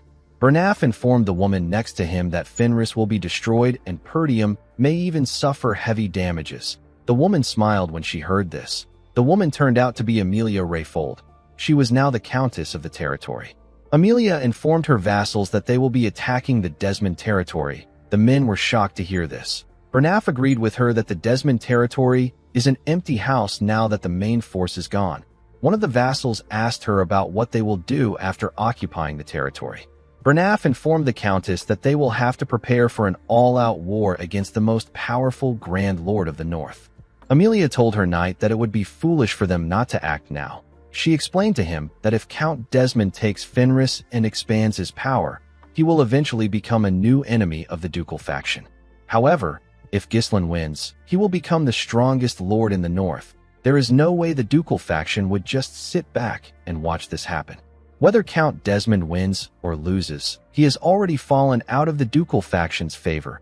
Amelia asked her knight if the ducal faction won't support her if she takes Count Desmond's place. Her vassals were shocked to hear what she said. They didn't think of this. Bernaf smiled. He realized that his lady's strategy can keep both Desmond and Fenris in check, regardless of who wins the war. It is a plan that brings nothing but benefits. Amelia gently stroked her cat and ordered Bernaf to prepare for departure. She said that now is their chance. In the next scene, we see Bernaf raise his sword and order the soldiers to prepare for deployment. He told them that this is their chance to display the might of the new Rayfold. Amelia looked at the army through her window. She knew that Ghislain won't go down easily no matter how strong Count Desmond is. She believed that our boy has drawn too much attention to himself. She smiled and said that she will be the one to land a blow this time. The moment she thought of this, someone greeted her from behind and told her that it has been a while. Amelia was shocked to hear the woman's voice. She quickly turned around to see a hooded woman. The woman turned out to be Belinda. Belinda told Amelia that her master said that she wouldn't miss an opportunity to strike. She said that her master was correct. She appeared behind Amelia and pointed her dagger at her neck. Immediately, Belinda got close to her. Amelia realized that she was Ghislain's maid. She nervously asked the woman to tell her why she is there. Belinda told her that she has a message from her master. She said that Ghislain doesn't want her to move recklessly. Belinda told Amelia that they are going to adjust her plan a little bit. The Countess became nervous when she heard this. The scene shifts, and we are taken back to the battlefield. We see the two winged knights and Count Desmond freeze after seeing a huge axe on Hutton's head. Count Desmond screamed and called out to Hutton. He and his knights charged at Kair and Gillian. While breathing heavily, Kair asked Gillian if the man coming towards them is the Count. He asked Gillian to get ready. Unfortunately, Gillian could no longer gather any strength. He fell to the ground and lost consciousness. Kair realized that he is screwed. However, he had no time to reflect on things. He grabbed Gillian's axe and asked the enemy to come at him. He said that he is the captain of the Cerberus Mercenaries, the king of Ironcliff, and the captain of the Fenris Knight Order. He charged at the Count.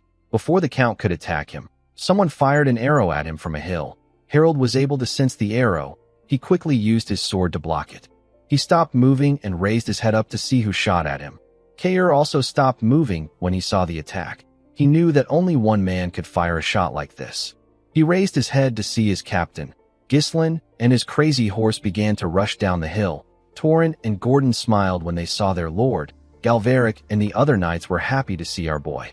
Alfoy was more happy than anyone. He asked Ghislain about what took him so long.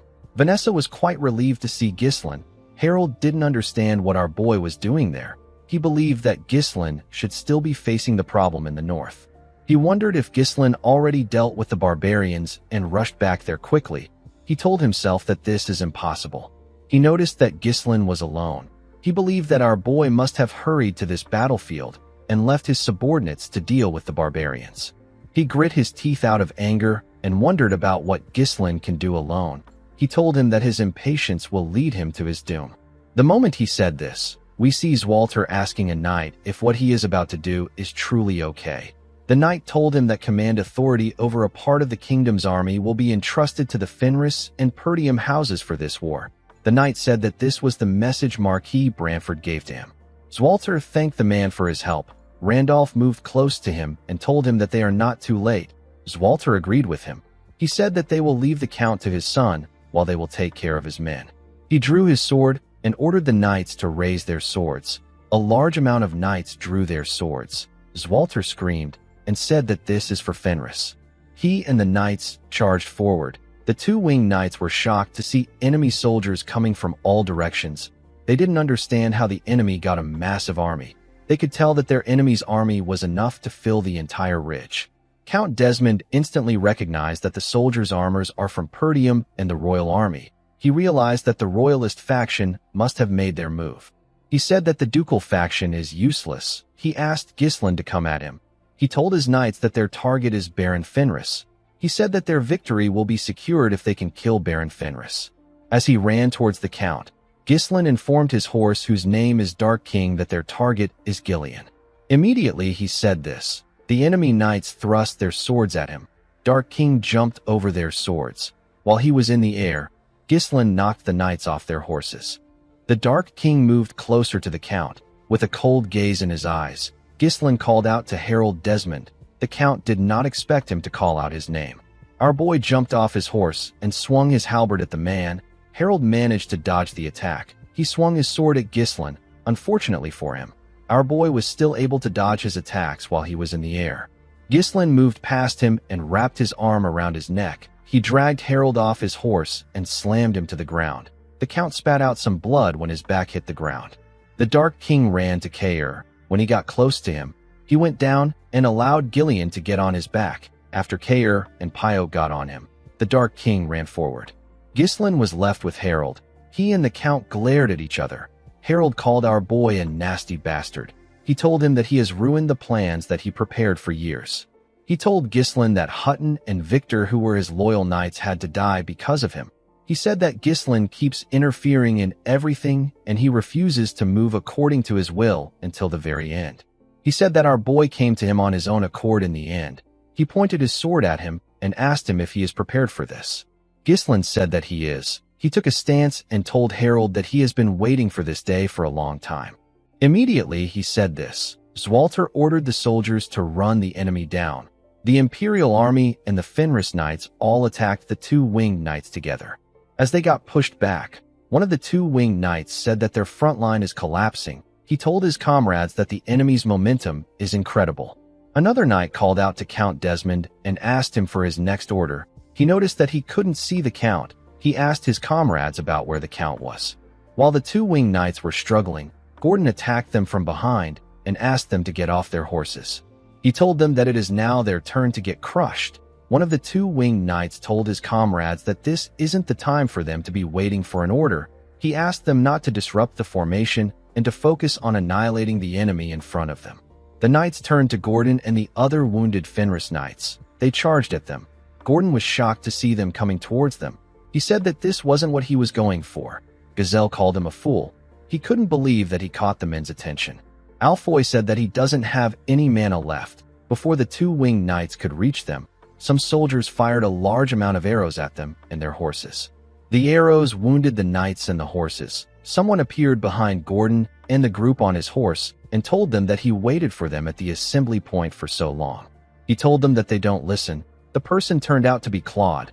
The man brought some archers with him to the battlefield. He ordered his soldiers to get in action and support their allies. The soldiers fired more arrows at the two winged knights and the enemy soldiers. While they were busy doing this, Kair was holding on the Gillian's body because of how fast the Dark King was moving, and Zwalter was busy pushing the enemy back with the Imperial army. On another side of the battlefield, we see Harold and Ghislain charge at each other. The Count swung his sword at our boy. Ghislain easily blocked his attack. The Count pushed his halberd aside and swung his fist at him. Ghislain used his halberd to push himself up and dodge the attack. He gave the Count a kick in his face while he was in the air. He quickly swung his halberd at him. Harold was able to block the attack, but he got pushed back. Ghislain quickly charged at him before he could regain his balance. Harold was annoyed to see this. He gathered his strength and swung his sword at Ghislain. Our boy blocked his attack and swung his halberd at him. Harold was able to block his attack too. He thrust his blade at Ghislain. Our boy dodged the attack and gave him a kick in the chest. The attack sent Harold flying. The Count thought about how he had lived his life without any disruptions. His plans were always perfect, and he led his family in the right direction every time. Trial and error was never in his dictionary. He didn't understand why this was happening. Immediately he thought of this. Ghislain charged at him from above and swung his halberd with a lot of energy. Harold was able to block the attack, but he got pushed down. The impact of the attack caused a small explosion and filled the air with dust. Harold called out to Ghislain and asked him to tell him who he thinks he is for him to shake him like this. He slowly pushed Ghislain's weapon away and told him that his plan began to crumble the moment he interfered. He said that people who have believed in him and followed him have now died by our boy's hand. Harold raised his voice and told Ghislain that he has suffered countless humiliations over and over again because of him. He pushed his halberd aside and thrust his blade at him. Ghislain dodged his attack and swung his halberd at him. Harold dodged his attack by jumping and told him that everything happened because of him. He swung his sword at Ghislain's neck. Our boy quickly drew out a sword with his other hand and used it to block the attack. Harold used his other hand to support his sword in order to push Ghislain down. He was able to destroy the ground with his attack, but he couldn't push our boy down. Ghislain was able to jump back and dodge his attack. He noticed that the impact of the Count's attack was quite strong. He realized that Harold was pouring all his energy into his mana core, and he was even using his own life force. While breathing heavily, the Count told Ghislain that he won't lose. He told him that he won't allow him to destroy everything that he worked so hard to build. With a look of anger on his face, Harold said that the only way to reverse this whole situation is to kill our boy. The moment he said this, he appeared in front of Ghislain with his sword. Our boy wasn't surprised to see him. Harold thrust his blade at his head. He knocked Ghislain's helmet off his head with a powerful thrust. Unfortunately for him, Ghislain caught his hand. Our boy told him that he still can't forget the vanity he felt when he killed him the first time. He said that no matter how many times he stabbed his dead body, his precious people never returned. Ghislain thought about his father, his sister, Vanessa, Alfoy, Gillian, Kair, and his other comrades. He told the Count that things are different this time. As blood dripped down from his head, our boy told the Count that he will cut him down for his people. The moment he said this, he released the energy of his core. The Count could feel his energy. He quickly bent his head to dodge Ghislain's strike. Even though he dodged the attack, Ghislain was still able to take his ear. Our boy moved his halberd aside and used the sword in his left hand to attack the man. Harold was able to block his attack. He swung his sword at Ghislain. Our boy blocked it and thrust his halberd at the Count. Harold was able to block the attack. He pushed the halberd back and moved closer to Ghislain. Our boy used this chance to stab him in his stomach. Unfortunately for him, Harold wasn't ready to give up. He pushed his sword and halberd back. Ghislain swung his halberd at his head. Harold was able to dodge the attack, but he received a cut in his neck. Before he could regain his balance, Ghislain swung his sword and caught off his arm. Harold turned to him and told him that he should have aimed for him in the past instead of his sister. He told Ghislain that he should have crushed him from the very beginning. Our boy stabbed him again when he heard this. The scene shifts, and we are taken to Viscount Raoul's office. We see the Viscount ask two nobles to keep quiet. He told them that they are too worried. He asked them if they were surprised that Count Desmond started a war so suddenly. A blond man said that the Count's actions are an insult to the ducal house. The man in front of him said that this incident has greatly incurred the royal family's displeasure. He told Raoul that all the nobles of the ducal faction were arrested because of this incident. The Viscount asked them not to be shaken by a minor variable. He said that Count Desmond hasn't been showing any results lately. He told them that the Count must have felt frustrated. He said that Harold is simply a man who has lived his whole life flawlessly and is now trying to correct his one blemish. He told the men that he can understand this feeling. He asked them if they can call themselves advisors to the great Duke Delphine if they can't even grasp one person's heart. The blond man said that he has no doubt that the Count will conquer the north. He explained to Raoul that he is simply worried about what will come next. The man next to him asked Raoul if Count Desmond will still follow their orders after he conquers the north. With a smile on his face, Viscount Raoul told the man that Count Desmond will have no choice but to obey their orders once the civil war begins. The men didn't expect the Viscount to be so confident. Cayen asked the Viscount about what he thinks will happen if Count Desmond loses. Raoul didn't expect to hear this question. The blond man said that it is impossible for the Count to lose. He reminded him that Harold has an army of 30,000 men. He said that it is stupid to think that Harold won't be able to take Fenris down. Raoul asked Cayen if he is concerned. The man reminded him that he once said that Ghislain isn't an easy opponent. He said that what he is truly worried about is Count Desmond deciding to unleash a certain power. The scene shifts, and we are taken back to the battlefield. We see Ghislain looking shocked. He was shocked to see that the Count's skin had turned gray, his eyeballs turned black, and his pupils became yellow. Harold's body released a dark and ominous energy. He grabbed Ghislain's sword and broke it with his hand. Ghislain was surprised to see this. He quickly jumped back. He couldn't believe that Harold broke his mana-infused blade with his sheer grip strength. He carefully looked at Harold and saw a golden core in his chest. Harold said that he didn't want to use the power he received from the ducal family like this. He said that it is better for him to do this than to die at Ghislain's hands. He took off his breastplate and armor. He grabbed his sword and took a stance. He said that there is no turning back now. Immediately he said this. He charged at Ghislain. He appeared in front of him in an instant. He swung his sword at him and moved to the air. Ghislain was able to block the attack with his halberd. While he was in the air, Harold swung his sword at Ghislain's head. Our boy was able to block the attack. He swung his weapon at the Count. Harold stood his ground and blocked his attack. Ghislain increased the speed of his attacks, but Harold was still able to match his pace. He told our boy that his resistance is futile. Ghislain increased the speed of his attack again and thrust his halberd at Harold at a crazy speed. Harold calmly followed the flow of his weapon and blocked his attack. He moved his hand and made Ghislain move closer to him. He told our boy that he can see his attacks and movements. He swung his sword at Ghislain immediately he said this. Our boy jumped back to dodge his attack. He noticed that the Count managed to land an attack on his chest. Harold moved close to him and thrust his sword at him. Ghislain dodged the attack and swung his leg at Harold's head. The Count was able to dodge the kick. He turned around and swung his leg at Ghislain. Our boy had to use his halberd to block his kick. He still got pushed back. He realized that this situation isn't good for him. All his attacks were getting blocked, and he couldn't keep up with the Count's speed. Harold charged at Ghislain and told him that nothing he does matters in the face of this power. Ghislain took a stance and thrust his halberd at the man. Harold was able to block the attack. He swung his sword and pushed Ghislain's halberd back. Our boy quickly swung his weapon at him again.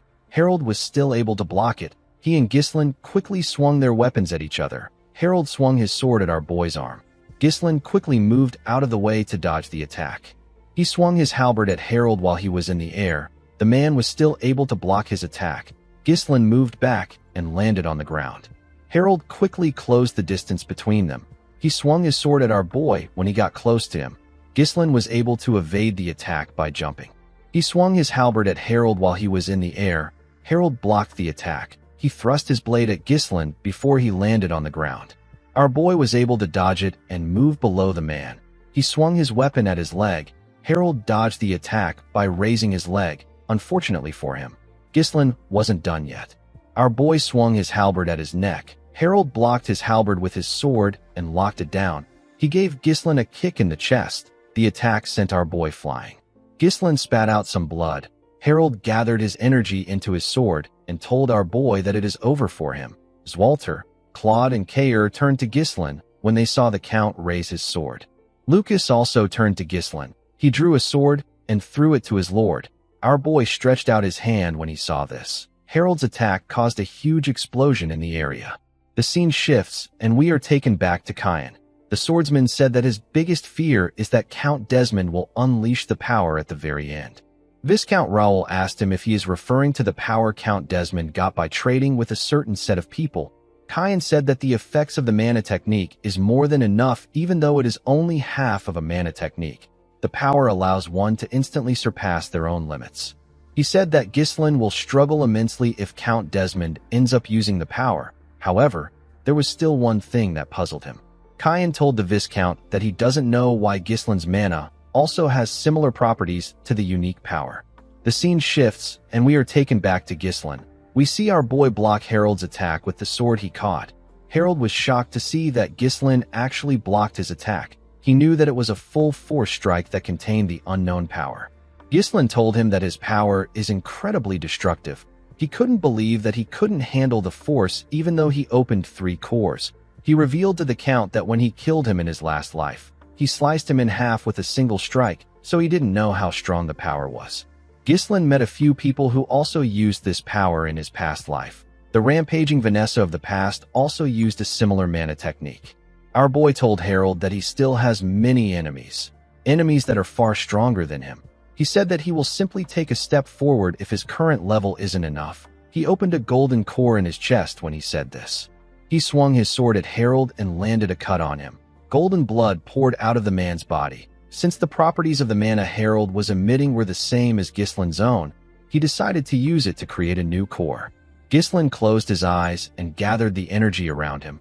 He created a larger vessel to contain the other 3 cores. He was now able to suppress the explosion recoil that he couldn't handle before.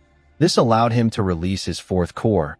His body released a bright golden light. Harold froze in shock when he saw this. He couldn't accept what he was looking at. He recognized this golden light. Ghislain reminded Harold that he said that he could see all his attacks. He took a stance and gathered his energy into his sword. He asked the Count to watch closely. With a single step, Ghislain appeared in front of Harold. The Count saw our boy's blade in front of him, but he couldn't move. Ghislain cut through him with a single swing. Harold didn't know when our boy tore him apart.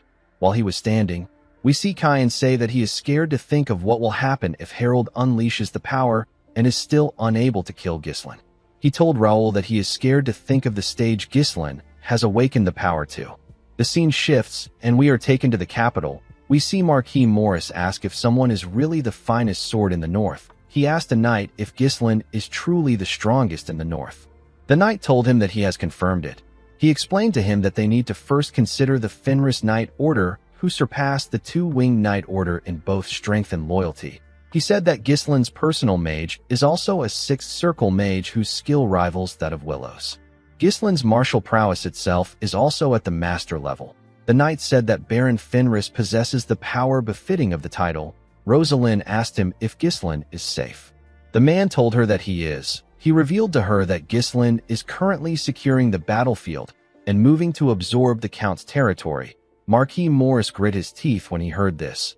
He couldn't believe that our boy was already taking over Count Desmond's territory. Sir Bilor smiled when he heard what the knight said. Count Elizabeth said that it won't be an exaggeration to call Baron Fenris the strongest in the north from now onwards. Marquis Morris asked Marquis Bramford if Ghislain isn't growing too fast. He suggested that they keep our boy in check. Rosalind moved close to him and asked him to explain what he means. The man nervously said that Ghislain was a reckless fool who never listened to them before. He asked her if she believes that they will be able to control Ghislain once he becomes a great lord of the north. He reminded her that the royalist faction wanted Ghislain to keep the north in check. not to run wild. Tolio said that the commander-in-chief makes a fair point. He asked Marquis Branford to reconsider some adjustments so that Ghislain can serve the royalist faction better. The Marquis said that this is impossible. He told the nobles that Baron Fenris will be a great asset in the war against the ducal faction. He said that minor concerns can be dealt with later. He reminded the nobles that their enemy is the Duke. He warned them not to provoke Baron Fenris. Sir Bilor placed his hand on Marquis Morris's shoulder and asked him not to be disheartened. He reminded him that Ghislain wasn't the sole reason for his victory. The victory came thanks to the support of the royal army and the Perdium forces. Count Elisber told the man that he is correct. He explained to the Marquis that victory would have been impossible for Ghislain without the support of the royal army. Marquis Morris told him that he is correct. He said that things went well thanks to his army. After a while, Marquis Branford announced that the meeting is done. He dismissed everyone. After everyone left the room, he called out to Tolio. He asked the knight to bring in Count Foud.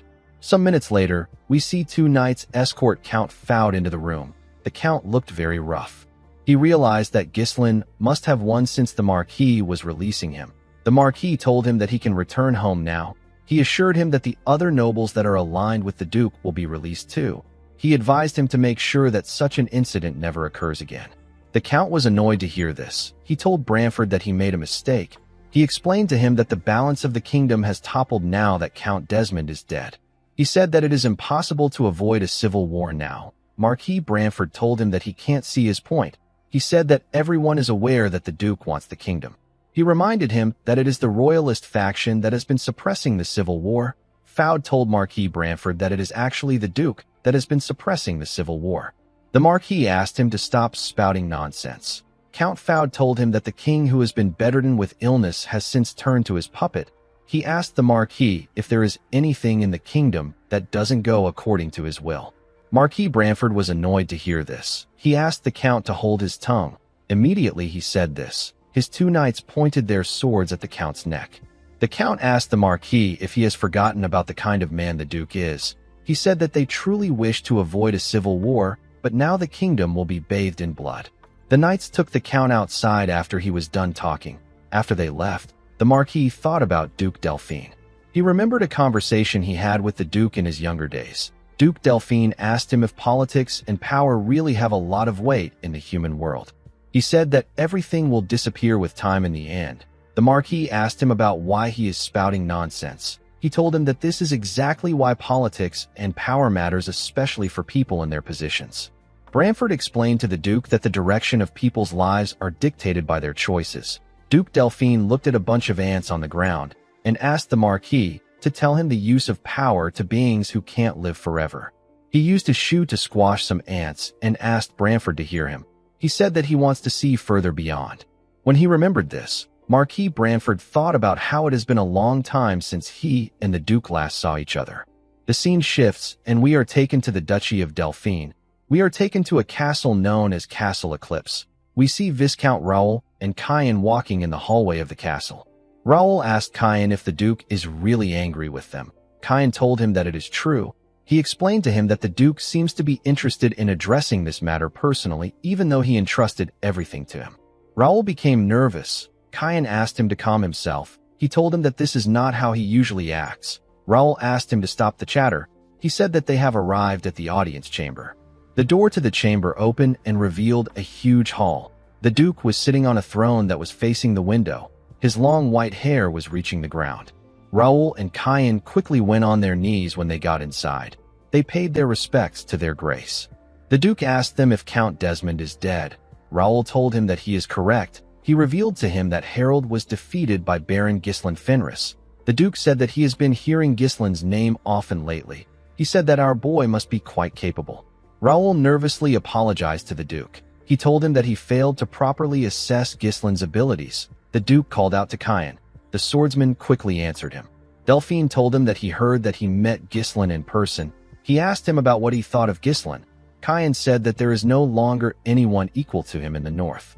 He told the Duke that no one would dare challenge Ghislain if he is given enough time. The Duke called out to Raoul and told him that he knows the joy of waiting. He snapped his finger and said that this is why he entrusted everything to him and waited. With a terrifying look on his face, Delphine told Raoul that he finds himself growing parched. The Viscount became scared when he heard this. Delphine asked him if his stance remains unchanged. Raoul nervously told the Duke that haste will only invite disaster. The Duke asked him if they haven't already lost Count Desmond in the north. Raoul revealed to him that he has already contacted a certain set of people. He told him that those people said that they will send someone to assist them. He assured the Duke that he will resolve everything before his thirst grows stronger. He swore that he will do it. Delphine told the man that he still clings to trivial matters. He told Raoul that he will wait a little longer because of him. He asked the Viscount not to think that his patience is as plentiful as before. Raoul told him that he understands. The Duke told him that he can leave if he has nothing else to say. Raoul quickly turned around and walked towards the door. The Duke told Cayenne that he can also leave. The swordsman wanted to argue, but the Duke released a large amount of dark energy and told him that he wishes to be alone. Cayenne decided not to say anything. He told his lord that they will take their leave. After everyone left, we see a man wearing an armor walk into the hall. The man asked the Duke if they should proceed at once. The Duke declined his offer and told him that they will wait a bit longer. The person the Duke was talking to turned out to be Aiden. This is the swordsman who beheaded Ghislain in his first life. Aiden bowed his head to the Duke and told him that he will follow his command. In the next scene, we see Ghislain sleeping in his bed. He was sweating heavily. He opened his eyes in a world where the sky had turned red and several portals were open in the air. Dragons and monsters were in the sky. The capital of the kingdom was on fire. The monsters were destroying everything around them. Ghislain was shocked to see what was in front of him. He wondered if these are memories from his past life. He remembered how terrible the situation was. The sky turned dark red and mysterious rifts began to appear all over the continent. Otherworldly entities poured out of the rifts and turned the world upside down. It was around this time that the continent's 7 strongest, including Ghislain, began to act in earnest. Ghislain wondered about why he was seeing this scene. He looked down at a knight and wondered about who he was. The knight was facing a huge monster with multiple skulls on its head. The monster charged at the knight with its huge sword. The knight calmly moved his sword and blocked the monster's attack. He thrust his blade at the monster's core. He pushed his blade into its core and twisted it. The monster's body shattered immediately. The man destroyed its core. Ghislain was shocked to see this. He found this scene to be strange. He watched the man fight more skull monsters. He was certain that he had no memories of the knight. But somehow the knight felt familiar to him. Ghislain quickly realized that he knew the knight's swordsmanship. The knight was using Perdium's sword techniques. The knight's sword techniques were actually ideal sword techniques that surpass every aspect of Perdium's swordsmanship. While the knight was looking at something, a skull monster charged at him from behind. Ghislain knew that this was dangerous for the man. Before the skull monster's sword could reach the knight, a small amount of mana covered his body. Immediately the skull monster's sword touched the mana. The knight sensed the monster's presence. He calmly moved back and blocked the attack. He swung his sword at the monster's core. Ghislain was shocked to see this. He couldn't believe that the man managed to deflect an attack from a blind spot without a glance. He wondered if the knight was sensing the monsters by spreading a mana barrier around his body. Our boy stretched out his hand and tried to reach for the knight. He wanted the knight to show him more things. Before Ghislain could touch the man, he got dragged back to reality. He opened his eyes and caught Belinda's hand. The maid screamed when this happened. She told her master that he startled her. She explained to Ghislain that she wanted to help him clean his face because he was sweating a lot.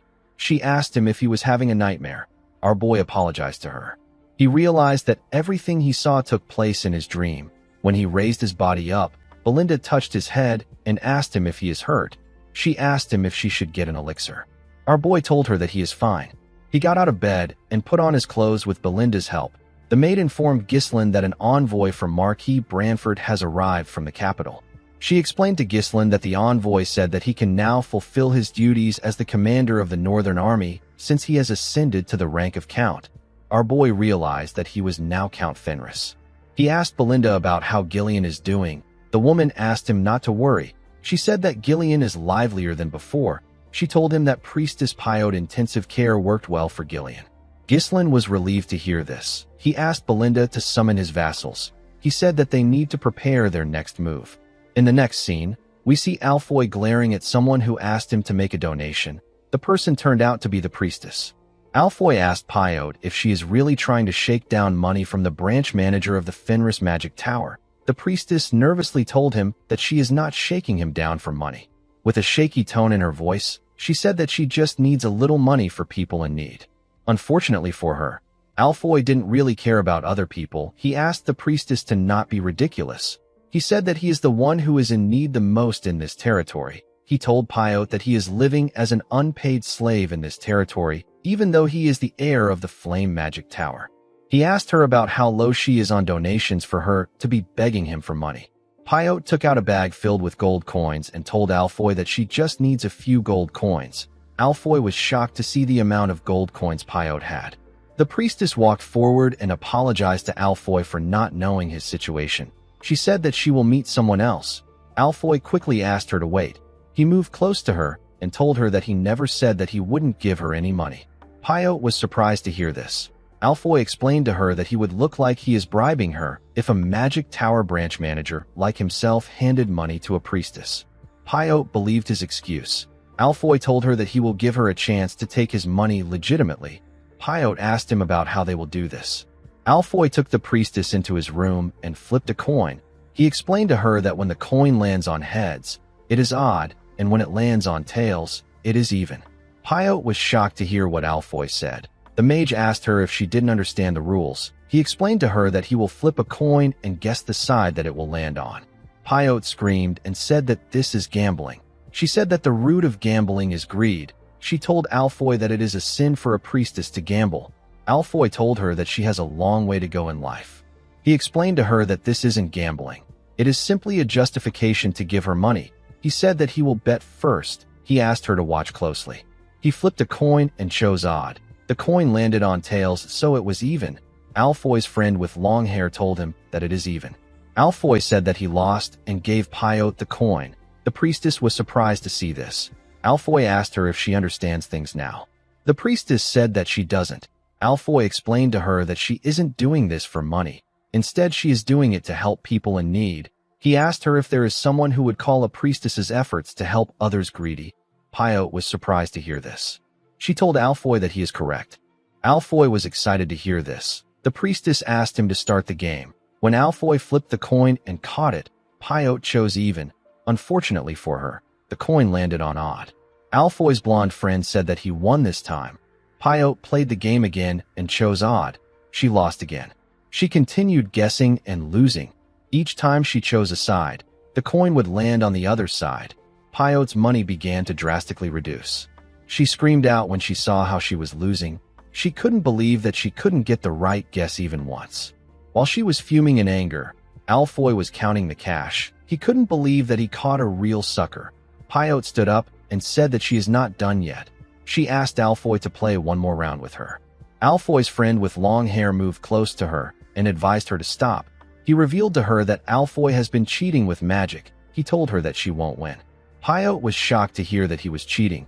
She called Alfoy a scammer and asked him to give her back her money. Alfoy moved the bag of cash away from her and asked her if this is still her money. He asked Pyote if she wants to keep going. He reminded her that she said that she wanted to help those in need. Pyote couldn't argue with him. She shook her bag and took out the last coin in it. She asked Alfoy to play one more game with her. Some minutes later, we see Alfoy flip a coin. As the coin slowly moved to the ground, Pyote began to pray. Alfoy smiled when he saw this. He believed that Pyote was wasting her time by praying. As he caught the coin, Alfoy thought about how even a goddess couldn't beat him as long as he had his personally developed coin-swapping magic. He was swapping the coins with the ones he hid in his robe. He saw himself as a god of the game of even or odd. Pyote prayed to Goddess Wana. She said that she has fallen into a swamp of sin because of her ignorance. She cried and asked the almighty beautiful Goddess Wana to help her win the game. The moment she did this, a bright light descended from the sky and entered the room. Everyone outside could see the light. The bright light entered Pyote's body and blew away the table. The priestess began to float. Alfoy and his friends were shocked to see this. They didn't understand what was happening. Alfoy recalled that he had read something about this before. He knew that this only happens when a saintess that is chosen by the goddess receives a revelation. It is known as channeling. Pyote's body exuded an aura of divinity. Alfoy nervously asked Pyote to tell him why a goddess would interfere in a game of even or odd. With a unique tone in her voice, Pyote chose even. She pointed at Alfoy and asked him to move his hand. Alfoy quickly activated his magic. He wanted to swap the coins. He quickly noticed something shocking. He was unable to use magic. He realized that the goddess was countering his magic with divine power. He grit his teeth out of anger and asked the goddess not to make him laugh. He asked her if she thinks that she is incredible just because she is a goddess. The gambling addict said that his chances of becoming the successor are already gone. He told himself that there is nothing wrong with having a little fun there. He raised his voice and asked the goddess to let him have this much fun. Pyote also gathered her strength and screamed. Some minutes later, we see Gordon barge into the room. He asked Alfoy about what the Pillar of Light was. He was shocked to see Alfoy and Pyote lying on the ground. The priestess was breathing heavily and Alfoy was still holding on to the coin. He gathered his strength and moved his hand aside. The coin was on odd. Alfoy cried when he saw this. He couldn't believe that he won. He said that even the goddess couldn't beat his magic. He screamed that he is the man who defeated a goddess. In the next scene, we see Alfoy explaining to Ghislain that Pyote became a saintess that is chosen by the goddess, but he managed to overcome her power. He told our boy that he is the man who defeated a goddess. Ghislain said that he finds this hard to believe. He revealed to Alfoy that Priestess Pyote is actually a man, which means that he is actually Priest Pyote. Alfoy was shocked to hear this. Kair wrapped his arms around his neck and called him a bastard. He asked him if he is trying to lie to their boss. Alfoy assured them that he is telling the truth. He asked them if they didn't see the Pillar of Light. He swore that he defeated a goddess. Ghislain knew that a saint chosen by a goddess will become an agent capable of wielding that deity's authority. He remembered that a saint chosen by the goddess of war in his past life managed to rise to the rank of the continent's 7 strongest. He realized that Pyote will be of great help to him in the times of turmoil to come. He clapped his hands and called for everyone's attention. He announced that Count Desmond, who was their greatest threat, has now perished. He said that Fenris has become a great territory that has absorbed 3 northern lands and has a force of over 20,000 troops. He told his vassals that he couldn't have achieved this without them. He congratulated all of them on their efforts. With a bright smile on their faces, the group thanked their lord for his praise. Ghislain told them that they need to get started on their next task. Claude was annoyed to hear this. He couldn't believe that there was more to do. He asked Ghislain if he can't see the mountain of paperwork piled up in front of him. He said that he has to do everything, and yet our boy still wants to give him more work. Ghislain asked him to handle this on his own. He said that they need to review their situation. They joined the royalist faction and have now become the dominant power in the north. Ghislain asked the group if they know who they will be facing next. Everyone became nervous when they heard the question. Gillian said that they will be going head-to-head with Duke Delphine. Alfoy became scared when he heard this. He wondered about what he did wrong to get caught up in a massive war. Kair smiled and reminded him that he said he beat a goddess. He asked him if he is now scared of mere humans. Ghislain turned to a map and said that a confrontation is inevitable whether they like it or not. He placed his hand on the map and said that the stage of the conflict will no longer be limited to the north. It will now be the entire kingdom. He pointed at a territory and said that it is their next target. Lucas was surprised to see where Ghislain pointed his finger. Gillian told his master that this is the Roderick territory of the west. Our boy explained to his vassals that they don't need to worry about the east since it is firmly held by the royalist faction. He told them that they can apply pressure to the southern regions where the ducal family is based if they take control of the west. Claude told his lord that this is out of the question. He explained to him that the Roderick Marquiate is a territory with a massive market led by numerous merchant guilds and nobles. The funds and military strength built upon the territory are almost equal to a small kingdom. They are in a completely different weight class compared to the north. Claude asked his lord if he seriously intends on attacking the territory. Ghislain explained to him that he isn't saying that they should attack the territory at this time. He told him that he simply wants them to prepare with them as their intended target. Kair asked his lord if they are still not prepared enough. Ghislain said that they are not. He said that he felt it keenly during their last battle.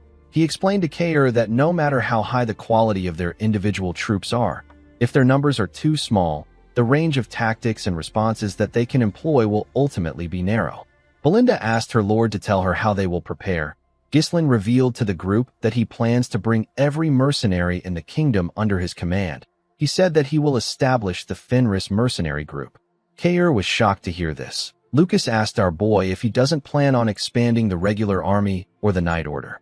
Gillian explained to his lord that the West is the territory where the largest number of mercenaries operate in the kingdom. The Drake Mercenary Group, which is actually the largest mercenary group in the kingdom, is under Marquis Roderick. Gillian asked his lord if he plans on taking the mercenary group for himself. Claude realized that his lord plans to whittle down the enemy's strength until he can handle him, since he is too powerful. Ghislain ordered Claude and Kair to recruit every mercenary group in the north. He told them that they can make the stubborn ones yield to them anyhow they see fit. He said that he will go to the west himself. Kair told his lord that this is his specialty. Gillian told his lord that he is correct for thinking that they only need to recruit the Drake mercenary group of the Marquis. With a serious look on his face, he said that the finest sword of the West might interfere with his plans. Ghislain realized that he was right. He thought about the finest sword of the West, the man known as Tennant. The scene shifts, and we are taken to a cabin in the woods. We see a young boy breathing heavily. The boy's teacher pat him on the back and turned to a training dummy. He asked the boy if he is ready to go again. The boy gathered his strength and raised his sword. His teacher asked him to relax his arms. The boy calmed himself and took the correct stance. The man explained to him that he is not just hacking, but he is also making a downward diagonal motion which connects to the next stance. The man asked the boy to steady his breath and let the tip of his blade descend lightly. The boy took a deep breath and swung his sword. He cut through the dummy with a clean strike. The boy was shocked to see what he did. He told his master that he has done it. The other students asked the master to look at their strikes too. The man assured his students that he will check everything. He said that he will do it one at a time. As he pat the boy on his head, someone referred to the man as Master Tennant and told him that he hasn't changed a bit. He told Tennant that his pupil has finally come to show his face after a long time. Tennant glared at the man whose name is Martin. Martin told his master that he has something to discuss with him.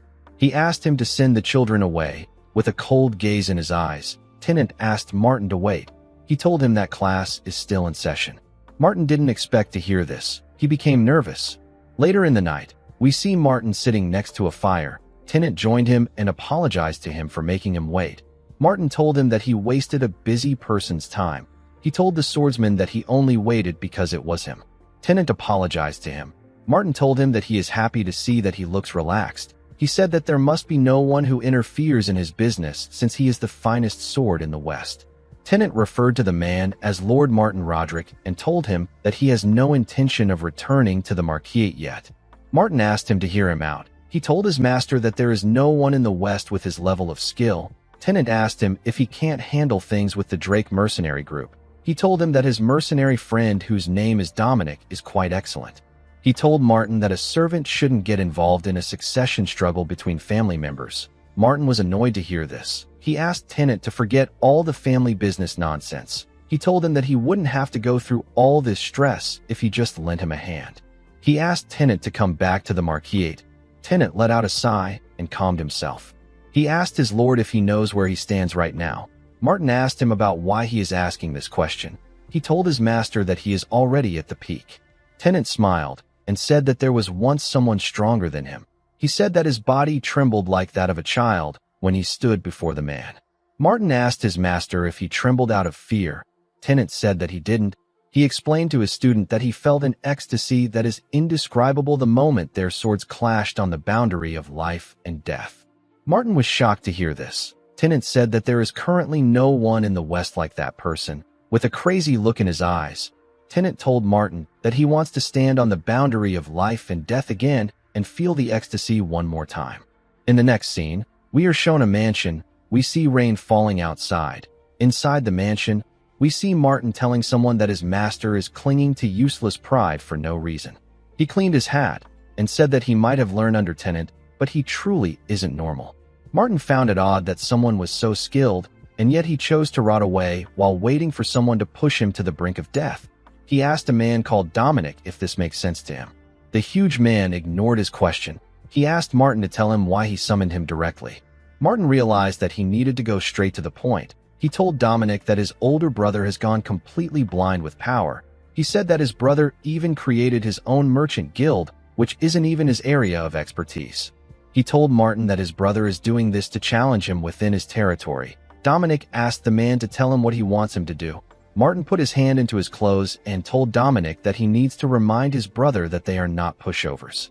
He took out a dagger and placed it on the table. He ordered Dominic to wipe out his brother's Combel merchant guild. He asked him to plant the dagger at the scene. Dominic quickly noticed that this dagger belonged to another noble. Martin told him that his deadline is next week, before the bidding competition. Dominic didn't expect to hear this. Martin advised him to do a good job. With a scary smile on his face, he reminded Dominic that he still has his children. After his meeting, Dominic stepped out of the mansion with the dagger in his hand. He seemed to be quite angry.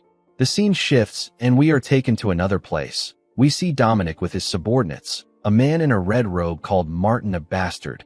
He couldn't believe that Martin wanted to take out his own brother's merchant guild. The man wondered about how long Martin was going to keep using Dominic's kids to blackmail them. Another mercenary said that Martin is completely using their group as kindling for his succession war. The man in the red robe told his captain that he can't take this anymore. He asked his captain to allow him wring Martin's neck. A bald man next to Dominic said that this situation is driving them crazy with frustration. Dominic asked his subordinates to keep quiet. He asked them to shut up unless they know where his kids are locked up. None of his subordinates could say anything. A blonde woman behind Dominic said that the mood is quite terrible. She asked her captain if it matters that they are the largest mercenary group in the kingdom. She said that they are just acting like obedient lapdogs for a brat. The man in red was shocked to hear this. The woman explained to the group that the Combel merchant group has young Lord Roderick as their backer. She said that their escorts won't be pushovers.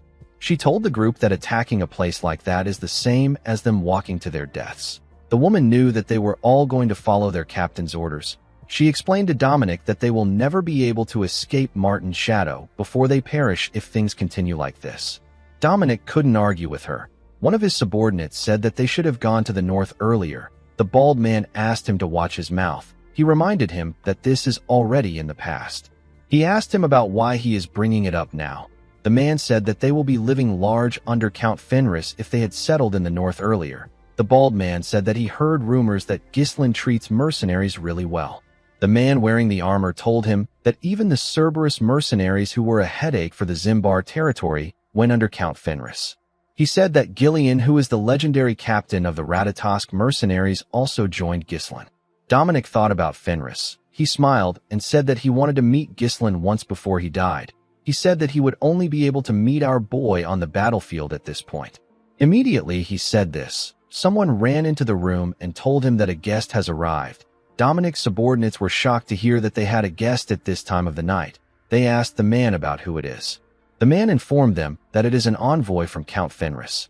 Some minutes later, Gillian stepped into the room and introduced himself as the former captain of the Ratatosk mercenaries and the vice-captain of the Fenris mercenary group.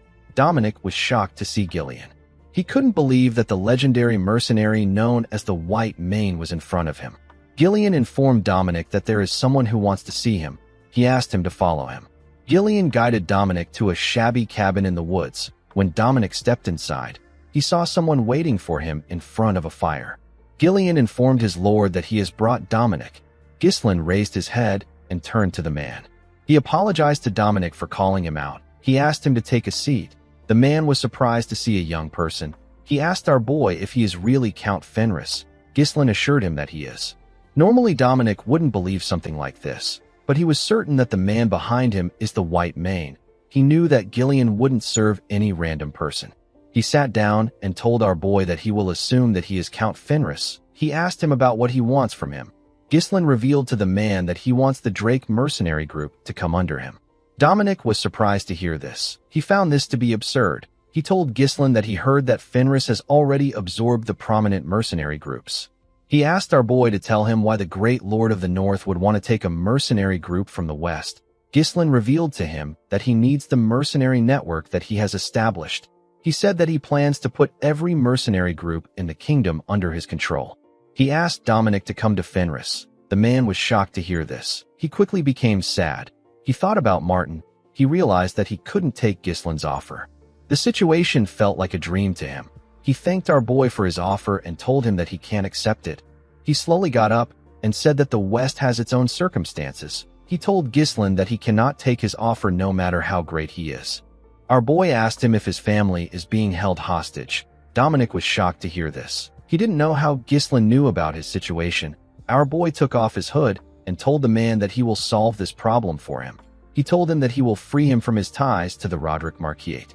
Ghislain recalled that Dominic Drake was the last mercenary captain who stood against his mercenary army. The scene shifts, and we are taken to a tower. We see Ghislain, Lucas, and Belinda at the top of the tower. Lucas was surprised to see how grand Martin's mansion was. He asked our boy if this is really Martin's mansion. Belinda let out a sigh and asked her lord about why they always do something like this every time they go to a new place. Ghislain smiled and told her that it is a bit problematic for the commander of the Northern Army to go around acting reckless. Lucas told our boy that he seems to be acting reckless right now. Ghislain asked Belinda if she brought the bundle. He asked her if she could give it to him. Belinda asked her lord for the reason. Ghislain jumped out of the tower and ordered his subordinates to secure Dominic's family first. Belinda was surprised to hear this. She asked her lord if they are not infiltrating the place together. Ghislain smiled and told her that he is going through the front door. The scene shifts, and we see Martin looking at Ghislain's wolf logo. He turned to our boy and told him that he was a bit suspicious because he didn't come there with a single attendant. He said that he can now confirm that our boy is truly Count Fenris. He asked him if he really came there to buy the Drake mercenary group. He threw his logo to him and asked him if he snuck in there at night over a mere mercenary group. Our boy explained to him that he isn't just looking for a mercenary group. He said that he wants a useful blade. Martin told him that this blade already belongs to him. Our boy said that this is why he is offering to buy it. Martin found Ghislain to be arrogant. Our boy placed a large bag on the table and opened it. He showed Martin some runestones. The man didn't expect to see this much runestones. He knew that a person could buy a castle or two with this much runestones. He asked Ghislain if he is asking him to sell the Drake mercenary group for something like this. Our boy told him that he can add more to it if it is not enough. He said that he has plenty runestones rotting away in his castle. Martin asked Ghislain if he knows what he is dealing with right now. Our boy said that he is in a succession war. Martin asked Ghislain if he is expecting him to sell his military power at such a critical time.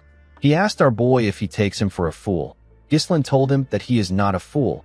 He told him that he is just low class. He told Martin that he is obsessing over a single mercenary group.